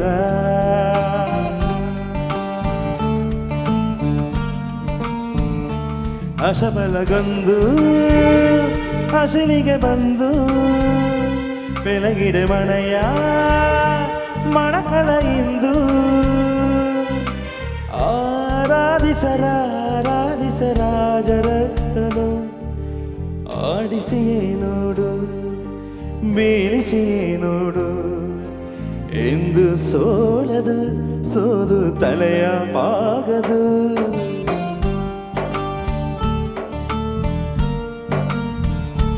ಬೊಂಬೆ ಹೇಳುತ್ತೈತೆ ಮತ್ತೆ ಹೇಳುತ್ತೈತೆ ನೀನೇ ರಾಜಕುಮಾರ.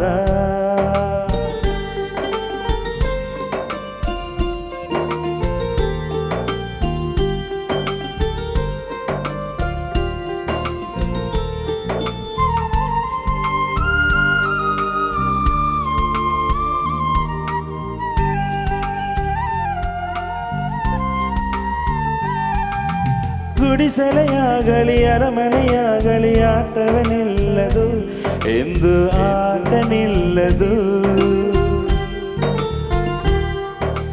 ಹಿರಿಯರ ಇರಲಿ ಕಿರಿಯರ ಬರಲಿ ಭೇದವೇ ತೋರದು ಎಂದು ಭೇದ ತೋರದು.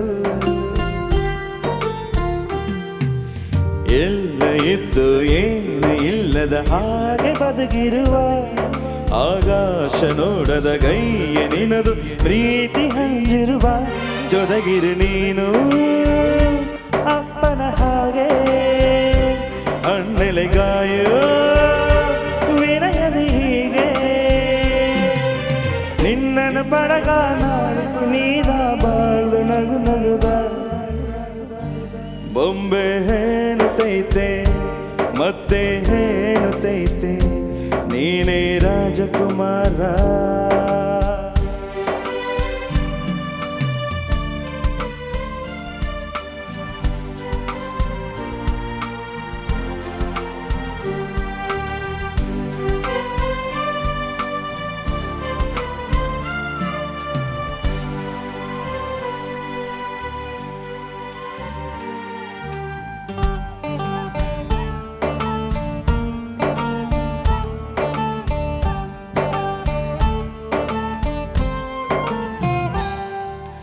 ನಾನೇ ಉರಿದು ಮನೆಗೆ ಬೆಳಗು ಕೊಡುವ ದೀಪವಿದು ನಂದ ದೀಪವೇ ಇದು. ಆಡಿಸು ನಾಗನ ಕರುಣೆಯ ಮೇಲೆ ನಮ್ಮ ಪಾತ್ರವು ಸಮಯದ ಸೂತ್ರವಣದು. ಒಂದು ಮುತ್ತಿನ ಕಥೆಯ ಹೇಳಿತು ಈ ಬೊಂಬೆ ಆ ಕಥೆಯಲ್ಲಿದ್ದ ರಾಜನಂಗೆ ನೀನು ಬಂದೆ. ಯೋಗವು ಒಮ್ಮೆ ಬರುವುದು ನಮಗೆ ಯೋಗಿದು ಒಂದೇ ಉಳಿವುದು ಕೊನೆಗೆ.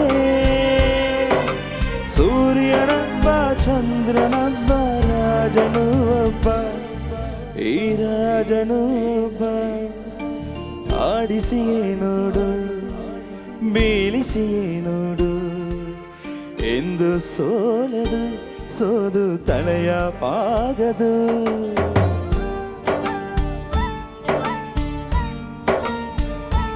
ಬೊಂಬೆ ಹೇಳುತ್ತೈತೆ ಮತ್ತೆ ಹೇಳುತ್ತೈತೆ ನೀನೇ ರಾಜಕುಮಾರ.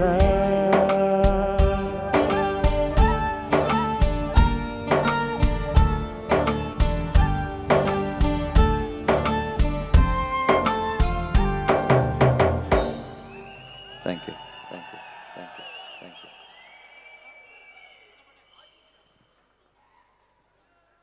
Check, check.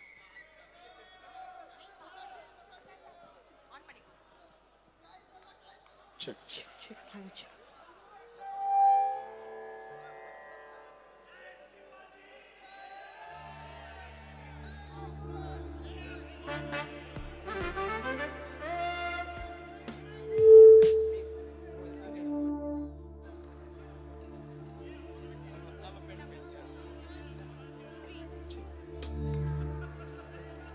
song is a request from the audience.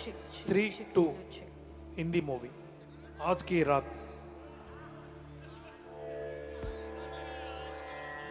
ना आना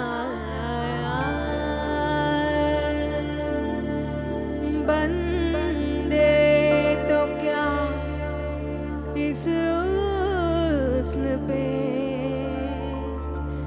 फरिश्ते भी फना है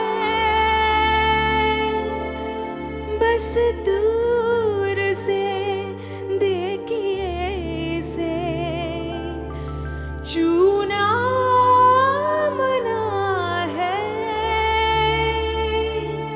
चूना मना है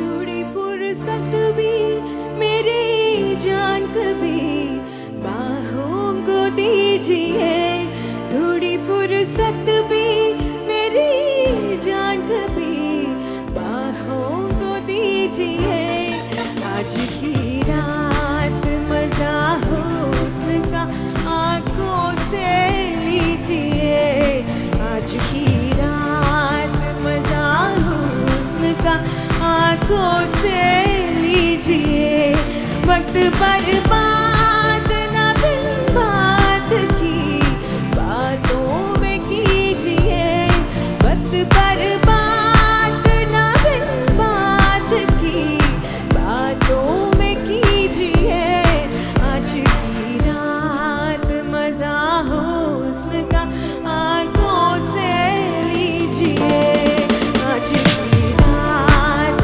मजा हुस्न का आंखों से लीजिए जान की कुर्बानी मेरे दिल पर जानी तबाही पक्की है आग तू मेहरबानी जान की कुर्बानी मेरे दिल पर जानी तबाही पक्की है आग तू मेहरबानी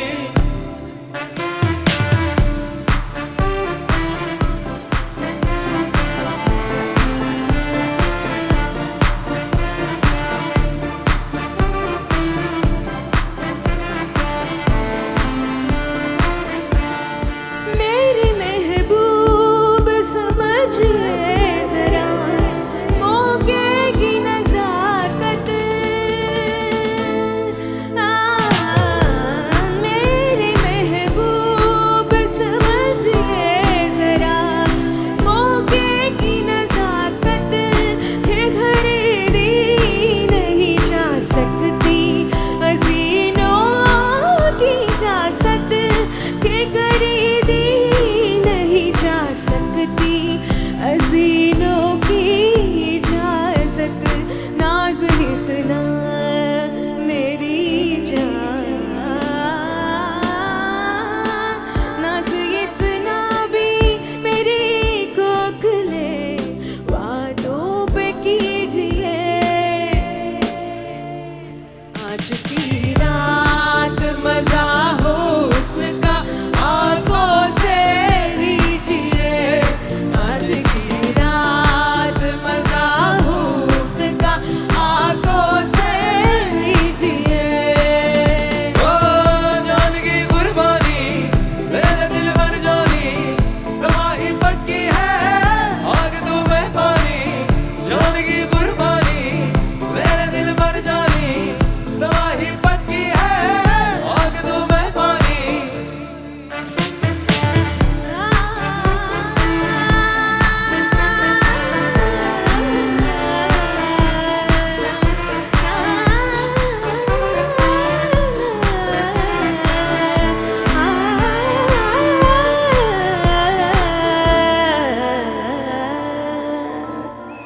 Thank you.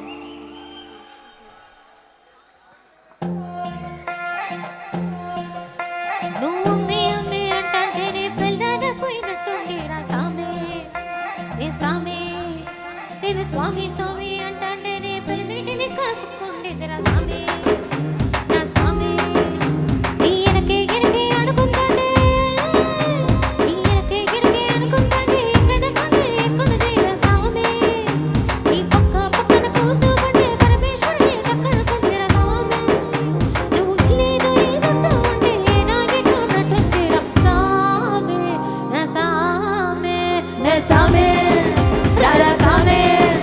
बगर सामे मिशल सामे रोसल सामे सामे रर सामे बगर सामे मिशल सामे रोसल सामे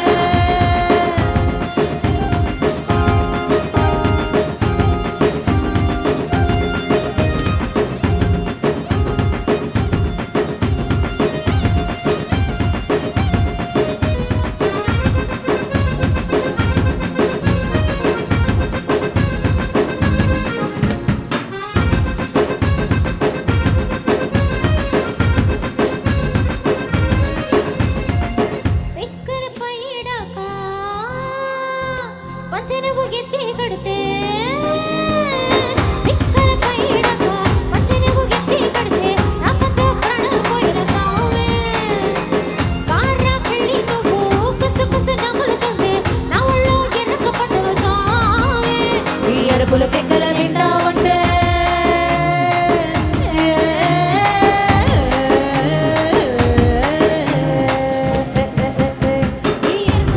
వింటా ఉంటే పులకారి పుల సామి ఓ కాల మీద కాలేసుకుంటే పోనే కాలే సామి రెండు గుండు కన్నెలు ఇప్పి గుండెన గుండు కన్నెలు ముక్కిపోతా సామె నా సామె రే సామె రారా సామె బంగారు సామె విసల సామె రసల సామె రే సామె రారా సామె బంగారు సామె విసల సామె రసల సామె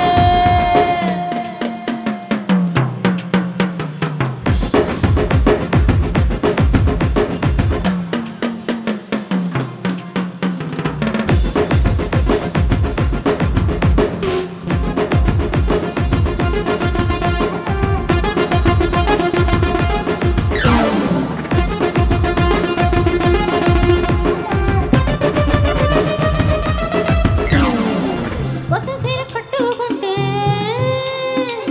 ఎట్టు ఉండి చెప్పకుంటే కొత్త సీర కట్టుకుంటే ఎట్టు ఉండి చెప్పకుంటే కొట్టి ఇల్లు సున్నా ఒడసావే కొక్కలన్న పువ్వులు పడితే కుక్కున్న నువ్వే పిగిలితే పూల కొంటే రాలి కొడతా సావే నా కొంగే జారే తప్పుడు నువ్వు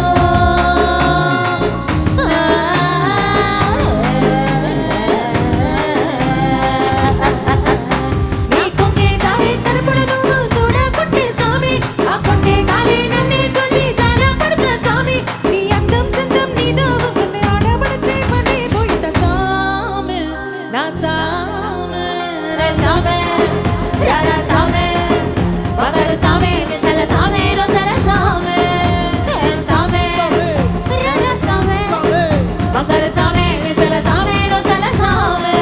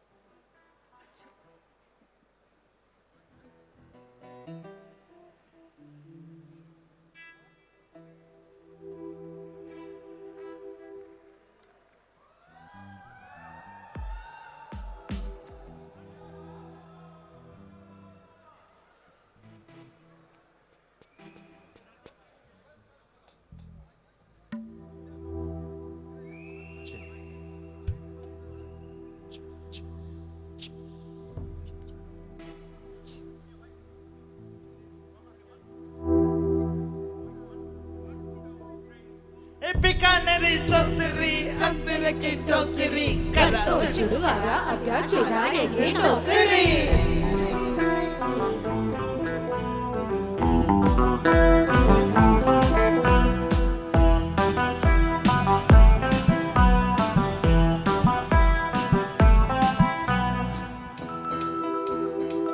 रोमियो रोमियो हल्के रोमियो भोले शक्ल वाले सर के सरे मारे पियो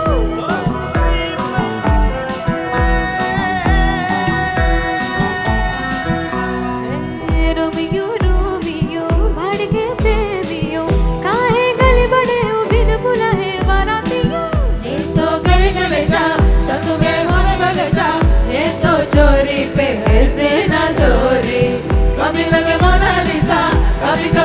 ललिता और कभी जैसे कादम्बर हाय मेरे परम परम परम परम परम सुंदरी हाय मेरे परम परम परम परम परम सुंदरी सर से पैर तलक बेटा हाश हुस्न से भरी हाय मेरे परम परम परम परम परम सुंदरी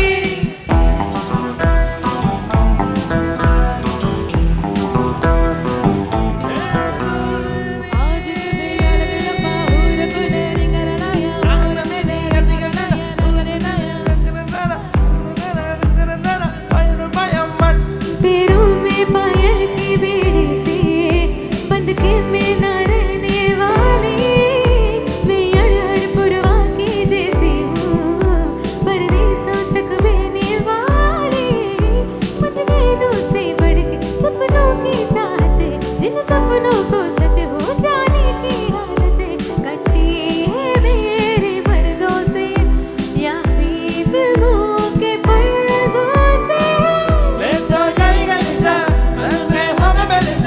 एक तो चोरी बहे से न चोरी कभी लगे मोनालिसा कभी कभी लगे ललिता और कभी जैसे कादम्बरी हाय मेरी परम परम परम परम परम सुंदरी हाय मेरी परम परम परम परम परम सुंदरी सर से पैर तलक बेटा हाश हुस्न से भरी हाय मेरी परम परम परम परम परम सुंदरी हे चुरा नहीं चुरा चुरा नहीं चुरा चुरा नहीं मुझको हे होना नहीं तेरी होना नहीं तेरी होना नहीं मुझको हाथ जोड़ चाहे माँ बन परवाह नहीं मुझको ना ना ना ना ना ना ना ना ना ना ना ना ना ना ना ना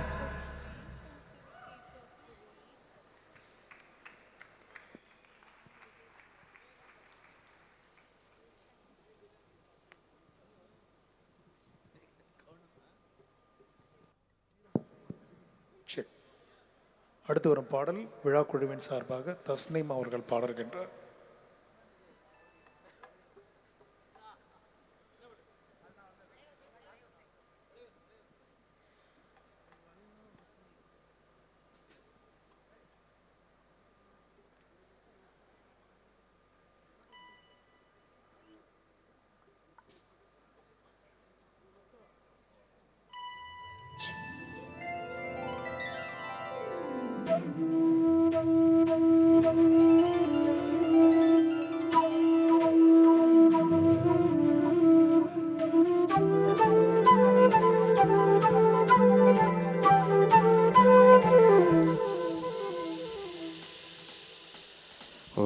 ஓசை கலகலகலவென கவிதைகள் படிக்குது குழு குழு தென்றல் காற்றும் வீசுது சில நேரம் சில சில சில என சிறு விரல் படப்பட துடிக்குது எங்கும் தேகம் கூசுது சின்ன பெண் பெண்ணல்ல வண்ண பூந்தோட்டம் கொட்டட்டும் மேளம் தான் அன்று காதல் தேரோட்டம் வளையோசை கலகலகலவென கவிதைகள் படிக்குது குழு குழு தென்றல் காற்றும் வீசுது சில நேரம் சில சில சில என சிறு விரல் படப்பட துடிக்குது எங்கும் தேகம் கூசுது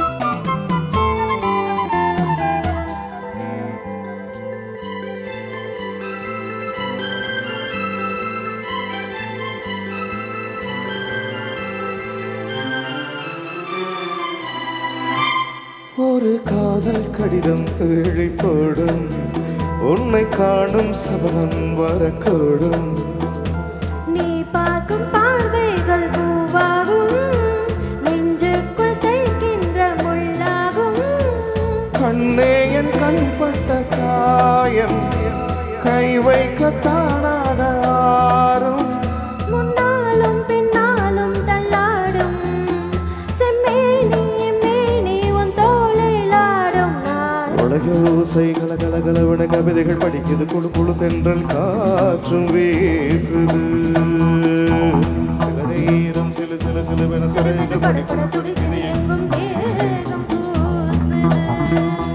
சின்ன பெண் பெண்ணல்ல ஒன்ன பூந்தோட்டம் கொட்டட்டும் மேளம்தான் அன்று காதல் தேரோட்டம் வளையோசை கலகலகலவென கவிதைகள் படிக்குது குழு குழு தென்றல் காற்றும் வீசுது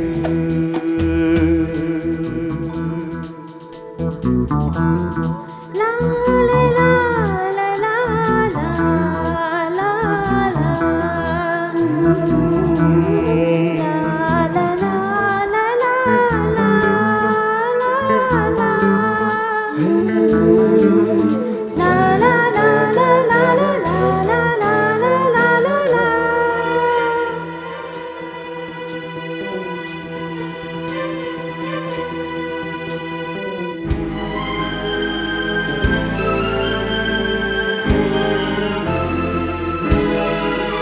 உன்னை காணாதொருகும் நொடி நேரம் பல மாதம் வருடம் என மாறும் நீங்காத ரீங்காரம் நான் தானே நெஞ்சோடு நெஞ்சாக நின்றேனே ராகங்கள் தாளங்கள் நூறு ராஜா உன் பேர் சொல்லும் பாரு சிந்தாமல் நின்றாடும் செந்தேனே சங்கீதம் உண்டாகும் நீ பேசும் பேச்சு தான் வளையோசை கலகலகலவென கவிதைகள் படிக்குது குழு குழு தென்றல் காற்றும் வீசுது சில நேரம் சில சிறு சிறு என சிறு விரல் பட பட துடிக்குது எங்கும் தேகம் கூசுது சின்ன பெண் பெண்ணல்ல வண்ண பூந்தோட்டம் கொட்டட்டும் மேளம் தான் அன்று காதல் தேரோட்டம் வளையோசை கலகலகலவென கவிதைகள் படிக்குது குழு குழு தென்றல் காற்றும் வீசுது சில நேரம் சில சிறு சிறு என சிறு விரல் பட பட துடிக்குது எங்கும் தேகம் கூசுது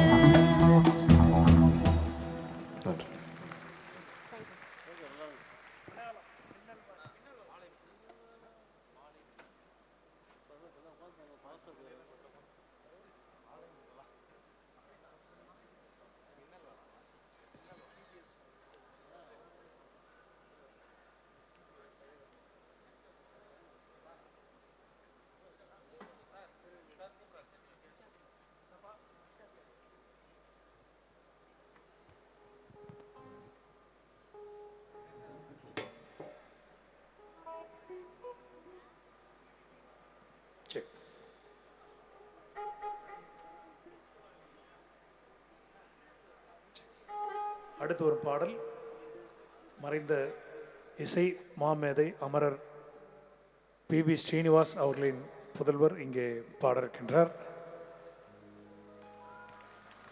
பேக்ரவுண்ட் மியூசிக் ஒன்றும் வேண்டியதில்லை. I sing solo.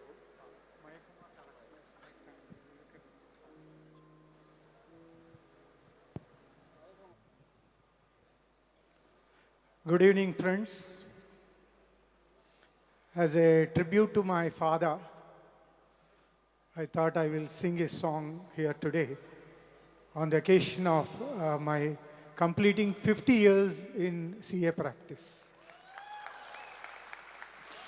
Thank you. This is a Tamil song from Sumaitangi, Mayakkama Kalakkama. I'm not using background because I thought that will be better because they are not properly sync ஆகுமான்னு தெரியாது அதனால. மயக்கமா கலக்கமா மனதிலே குழப்பமா வாழ்க்கையில் நடுக்கமா மயக்கமா கலக்கமா மனதிலே குழப்பமா வாழ்க்கையில் நடுக்கமா வாழ்க்கை என்றால் ஆயிரம் இருக்கும் வாசல் தோறும் வேதனை இருக்கும் வாழ்க்கை என்றால் ஆயிரம் இருக்கும் வாசல் தோறும் வேதனை இருக்கும் வந்த துன்பம் எதுவென்றாலும் வாடி நின்றா ஓடுவதில்லை பாடி நின்ற ஓடுவதில்லை எதையும் தாங்கும் இதயம் இருந்தால் இறுதி வரைக்கும் அமைதி இருக்கும் மயக்கமா கலக்கமா மனதிலே குழப்பமா வாழ்க்கையில் நடுக்கமா ஏழை என்ற ஏழை மனதை மாளிகையாக்கி இரவும் பகலும் காவியம் பாடி ஏழை மனதை மாளிகையாக்கி இரவும் பகலும் காவியம் பாடி நாளை பொழுதை இறைவனுக்கு அளித்து நடக்கும் வாழ்வில் அமைதியை தேடு நடக்கும் வாழ்வில் அமைதியை தேடு உனக்கும் கீழே உள்ளவர் கோடி நினைத்து பார்த்து நிம்மதி நாடு மயக்கமா கலக்கமா மனதிலே குழப்பமா வாழ்க்கையில் நடுக்கமா மயக்கமா கலக்கமா மனதிலே குழப்பமா வாழ்க்கையில் நடுக்கமா. Thank you very much. Actually, my very close friend R. Balakrishnan, past president of our institute, wanted me to sing his favorite song, or only 2 lines. மனிதன் என்பவன் தெய்வமாகலாம் மனிதன் என்பவன் தெய்வமாகலாம் வாரி வாரி வழங்கும் போது வள்ளலாகலாம் வாழை போல தன்னை தந்து தியாகியாகலாம் மெழுகு போல உருகி மீண்டும் ஒளியை வீசலாம் மனிதன் என்பவன் தெய்வமாகலாம் தெய்வமாகலாம். Thank you.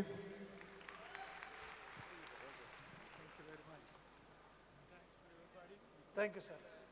Thanks. Sir?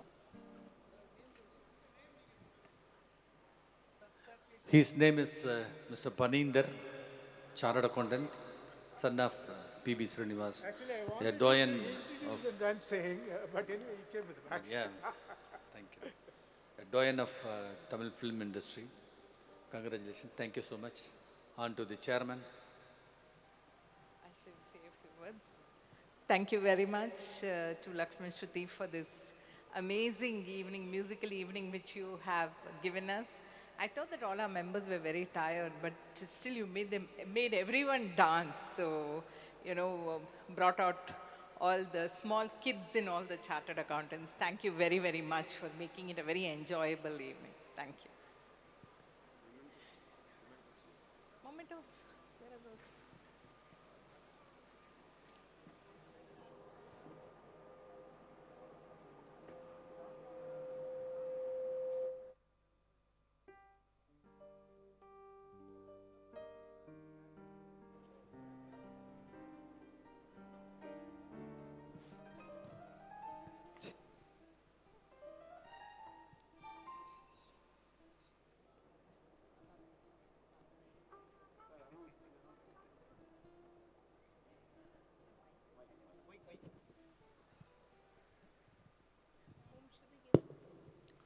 Lakshman Shruti Orchestra is one of the biggest orchestra in the part of this part of the world. Congratulations and best wishes to you for the wonderful show, to all the musicians and the singers. That was fantastic. I would like to recognize Mr. Lakshman on behalf of the SIRC. Our request our chairman to honor Mr. Lakshman. Please give a round of applause.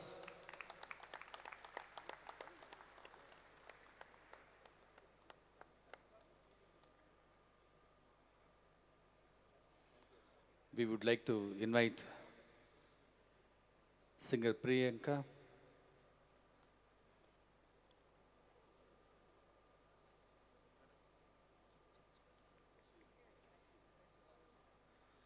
She is a dentist and as well as she is a playback singer.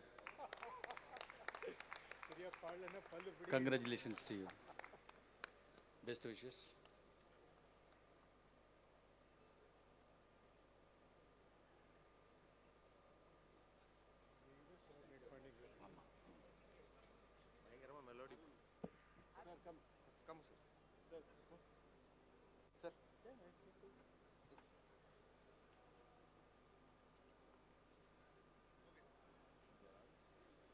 One of the best orchestras which we have attended so far.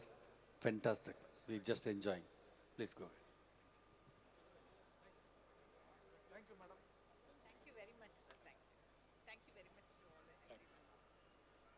அடுத்து வரும் பாடல் கேரளாவிலிருந்து வருகை தந்துள்ள திரு வர்கீஸ் பால் அவர்கள் அடுத்து வரும் பாடலை இங்கே பாட இருக்கின்றார்.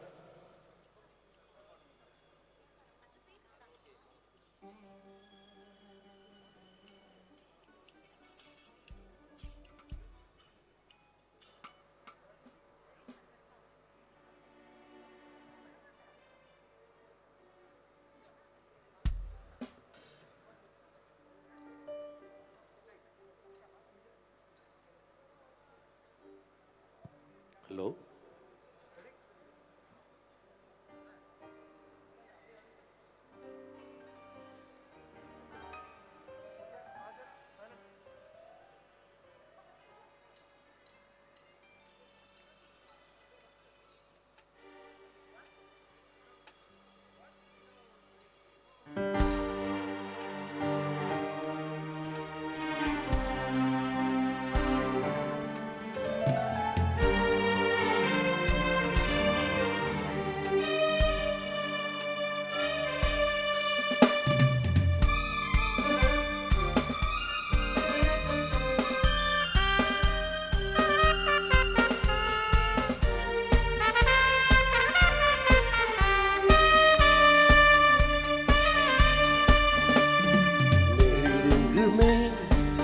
रंगने वाली हरी हो या हो परियों की रानी या हो मेरी प्रेम कहानी मेरी सवालों का जवाब दो ना मेरी रंग में रंगने वाली परी हो या हो परियों की रानी या हो मेरी प्रेम कहानी मेरी सवालों का जवाब दो ना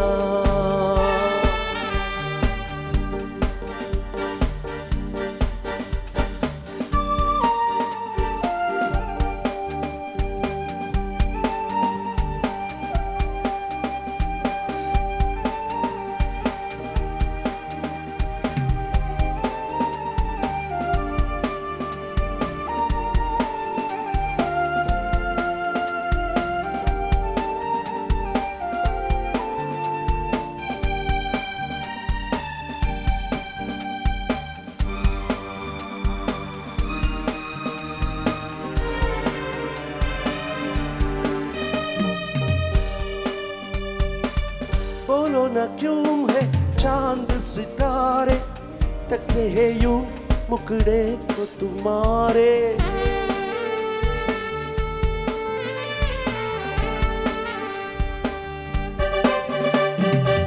बोलो ना क्यों है चांद सितारे तकते हैं यूं मुखड़े को तुम्हारे झुके बदन को हवा क्यों महकी रात भी है तू बहकी बहकी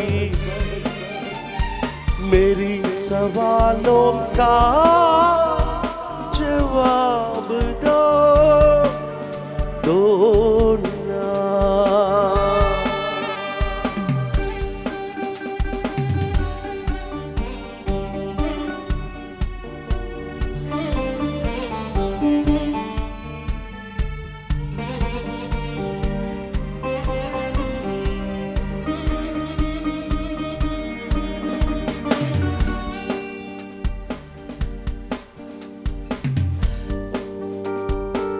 दोनों तरफ बेनाम सी उलझन जैसे मिले हो दूल्हा दुल्हन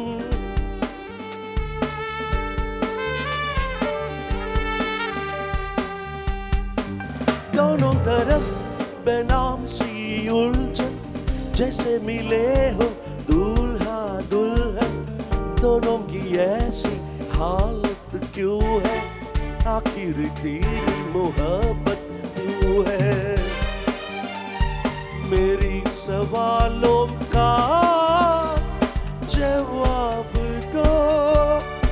दो ना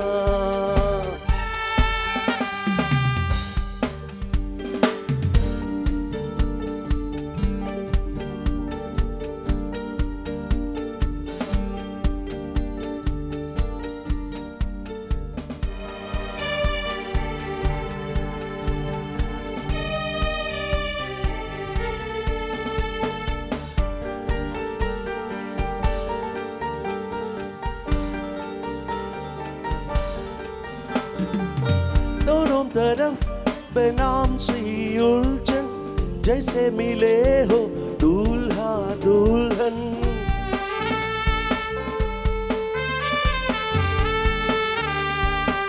दोनों तरफ बेनाम सी उलझन जैसे मिले हो दूल्हा दुल्हन दोनों तरफ बेनाम सी उलझन आखिर तेरी मोहब्बत तो है मेरी सवालों का जवाब दो ना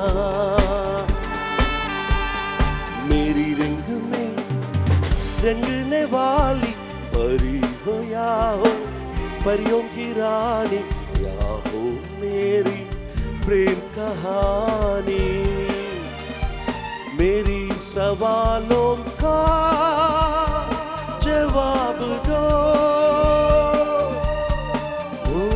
ना दो ना दो ना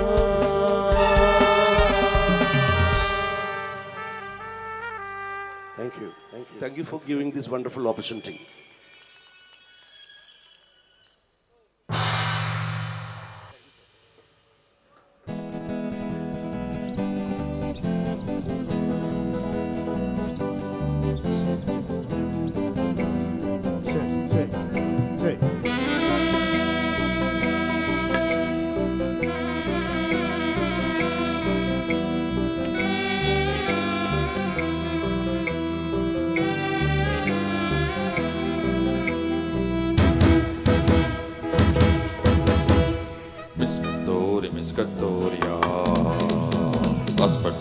Mascatonia, Vipasonia, Vicasamia, Vicasumia, Vicasamia, Subar Jupaparu, Olio, Cara, Horgatomi, Sotomi, Jomi, Mommy, Miscatori, Miscatori, Miscatoria, Mascatoni, Mascatonia, Jodi Manjakuruvi. சாஞ்சாடு நெஞ்ச தழுவி ஆட்டம் போடடி பாட்டு பாடடி ஆட்டம் போடடி பாட்டு பாடடி சூடான பொட்டல் காடு ஜோராக கத்திப்பாரு மண்ணம் பாரு மண்ணம் பாரு பொண்ண போல மின்னம் பாரு என் ஜோடி மஞ்ச குருவி சாஞ்சாடு நெஞ்ச தழுவி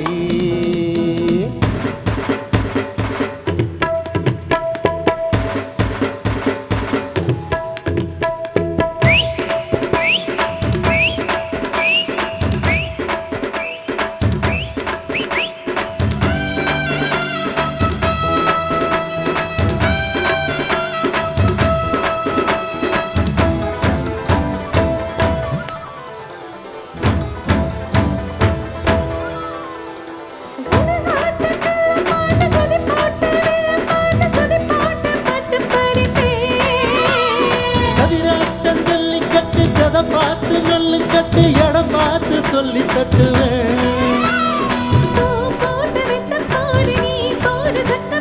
காயாத வெக்க போரு அக்கம்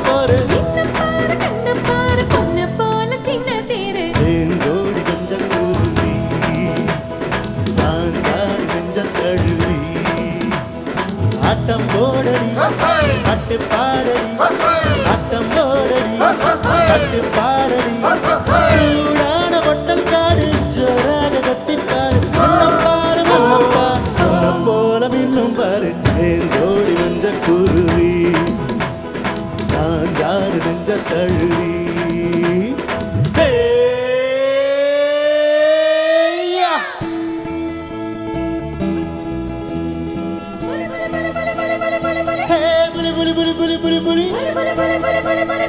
லாபம் புலி புலி புலி புலி புலி புலி லாபம் புலி புலி புலி புலி புலி புலி ஏறு புடிச்சா சோறு கொடுக்கும் ஊரு அது நீரு குடிக்க காசு கொடுக்கும் ஊரு இது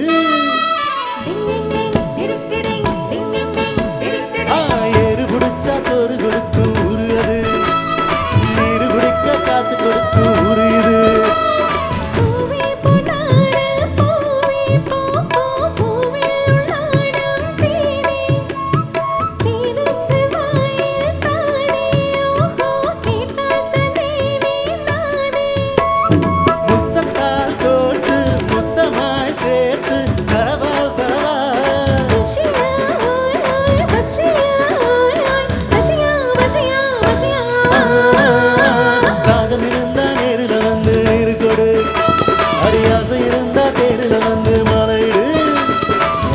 இருந்தா நேரில் வந்து நீர் கொடு அடியாசை இருந்தா பேரில் வந்து மலையிடு மலையிடு மலையிடு ஏன் ஜோடி மஞ்ச குருவி சாஞ்சாடு நெஞ்ச தழுவி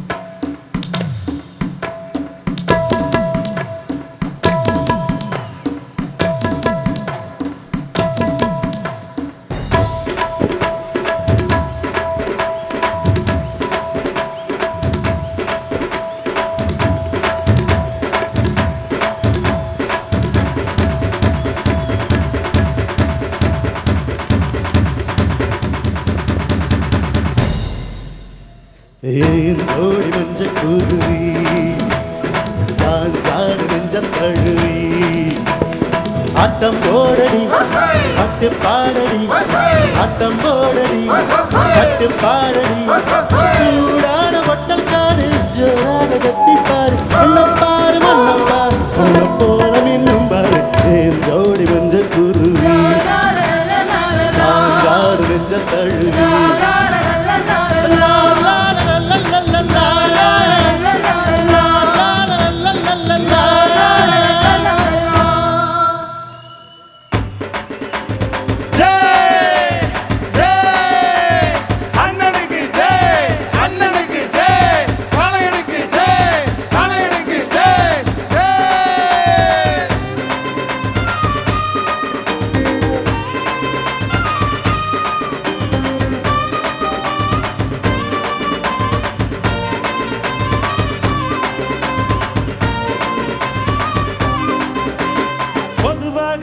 மனசு தங்க ஒரு போட்டியிலே வந்து விட்ட சிங்க பொதுவாக என் மனசு தங்க ஒரு போட்டியிலே வந்து விட்ட சிங்க உண்மையே சொல்வேன் நல்லதே செய்வேன் வெற்றி மேல் வெற்றி வரும் ஆடுவோம் பாடுவோம் கொண்டாடுவோம் ஆனந்தம் காணுவோம் என்னாலுமே ஆடுவோம் பாடுவோம் கொண்டாடுவோம் ஆனந்தம் காணுவோம் என்னாலுமே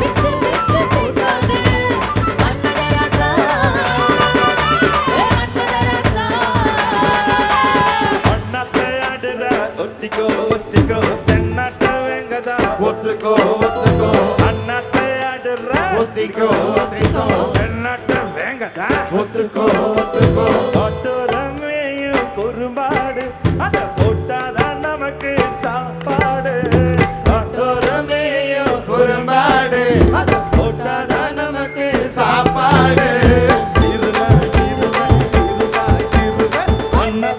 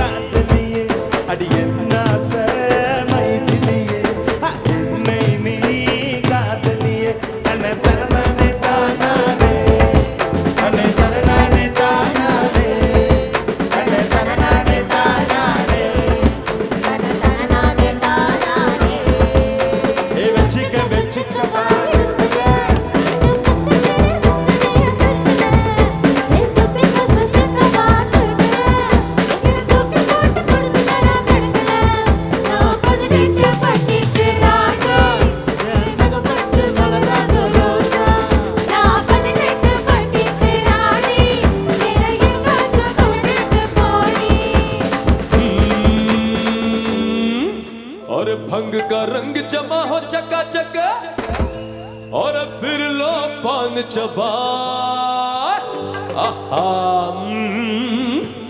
अरे ऐसा झटका अरे झटका तो लगा दिया भाई उधर बैठ के मतलब नींद आ जाओ अरे ऐसा झटका लगे जिया पे पुनर्जन्म होई जाए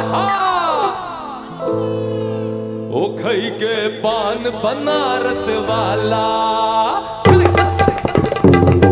ओ खई के पान बनारस वाला खुल जाए बंद अकल का ताला ओ खई के पान बनारस वाला खुल जाए बंद अकल का ताला फिर तो ऐसा करे धमाल ओ सीधी कर दे सबकी चाल ओ छोरा गंगा किनारे वाला ओ छोरा गंगा किनारे वाला ओ खाई के पान बनारस वाला खुल जाए बंद अकल का ताला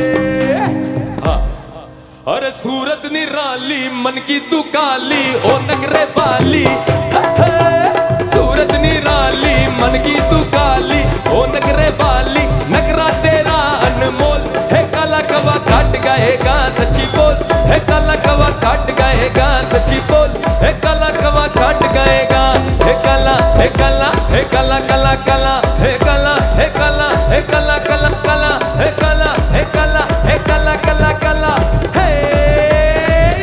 है काला कवा काट गएगा सच्ची बोल, है काला कवा काट गएगा सच्ची बोल, है काला कवा काट गएगा।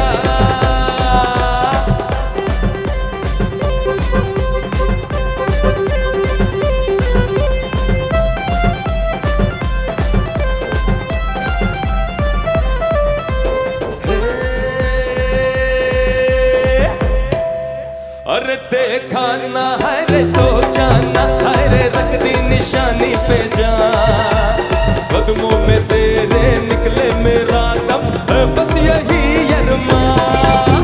अरे देखा ना है रे सोचा ना है रे रख दी निशानी पे जा, कदमों में तेरे निकले मेरा दम है बस यही अरमान। अरे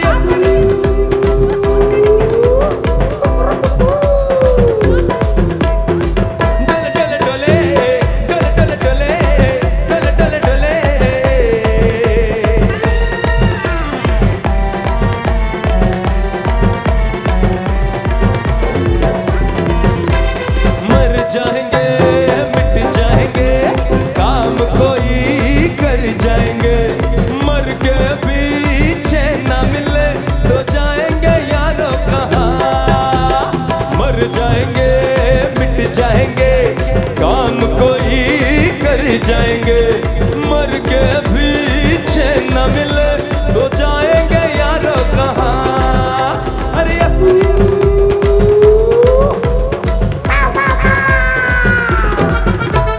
देखा ना है रे सोचा ना है रे रख दी निशानी पे जा, कदमों में तेरे निकले मेरा दम है बस यही अरमान, बस यही अरमान है बस यही अरमान।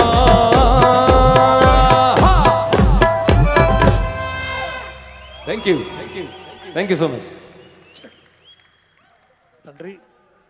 இந்த விழாவில் எங்கள் இசைக்குழுவிற்கான வாய்ப்பினை வழங்கிய விழாக்குழு நண்பர்களுக்கு எங்களுடைய நன்றியை தெரிவித்துக் கொண்டு, வருகை தந்து இந்தியா முழுவதும் வருகை தந்து சிறப்பித்த அனைத்து நண்பர்களுக்கும் நன்றியை தெரிவித்து, இந்த நிகழ்ச்சியில் பங்கேற்ற பிரியங்கா அவர்களுக்கும் நன்றியை தெரிவித்து நிகழ்ச்சியை நிறைவு செய்கின்றோம். அதேபோல் இந்த மேடை அமைப்பிலும் ஒலி அமைப்பிலும் உதவிய நண்பர்களுக்கும் வீடியோ மற்றும் புகைப்பட கலைஞர்களுக்கும் எங்களுடைய நன்றியை தெரிவித்துக் கொண்டு, இந்த நேரு ஸ்டேடியம் தந்து உதவிய நிர்வாகத்திற்கும் நன்றியை தெரிவித்து நிகழ்ச்சியை நிறைவு செய்கின்றோம். விடைபெறுவது ஸ்ருதியின் இன்னிசை மடை. நன்றி, வணக்கம்.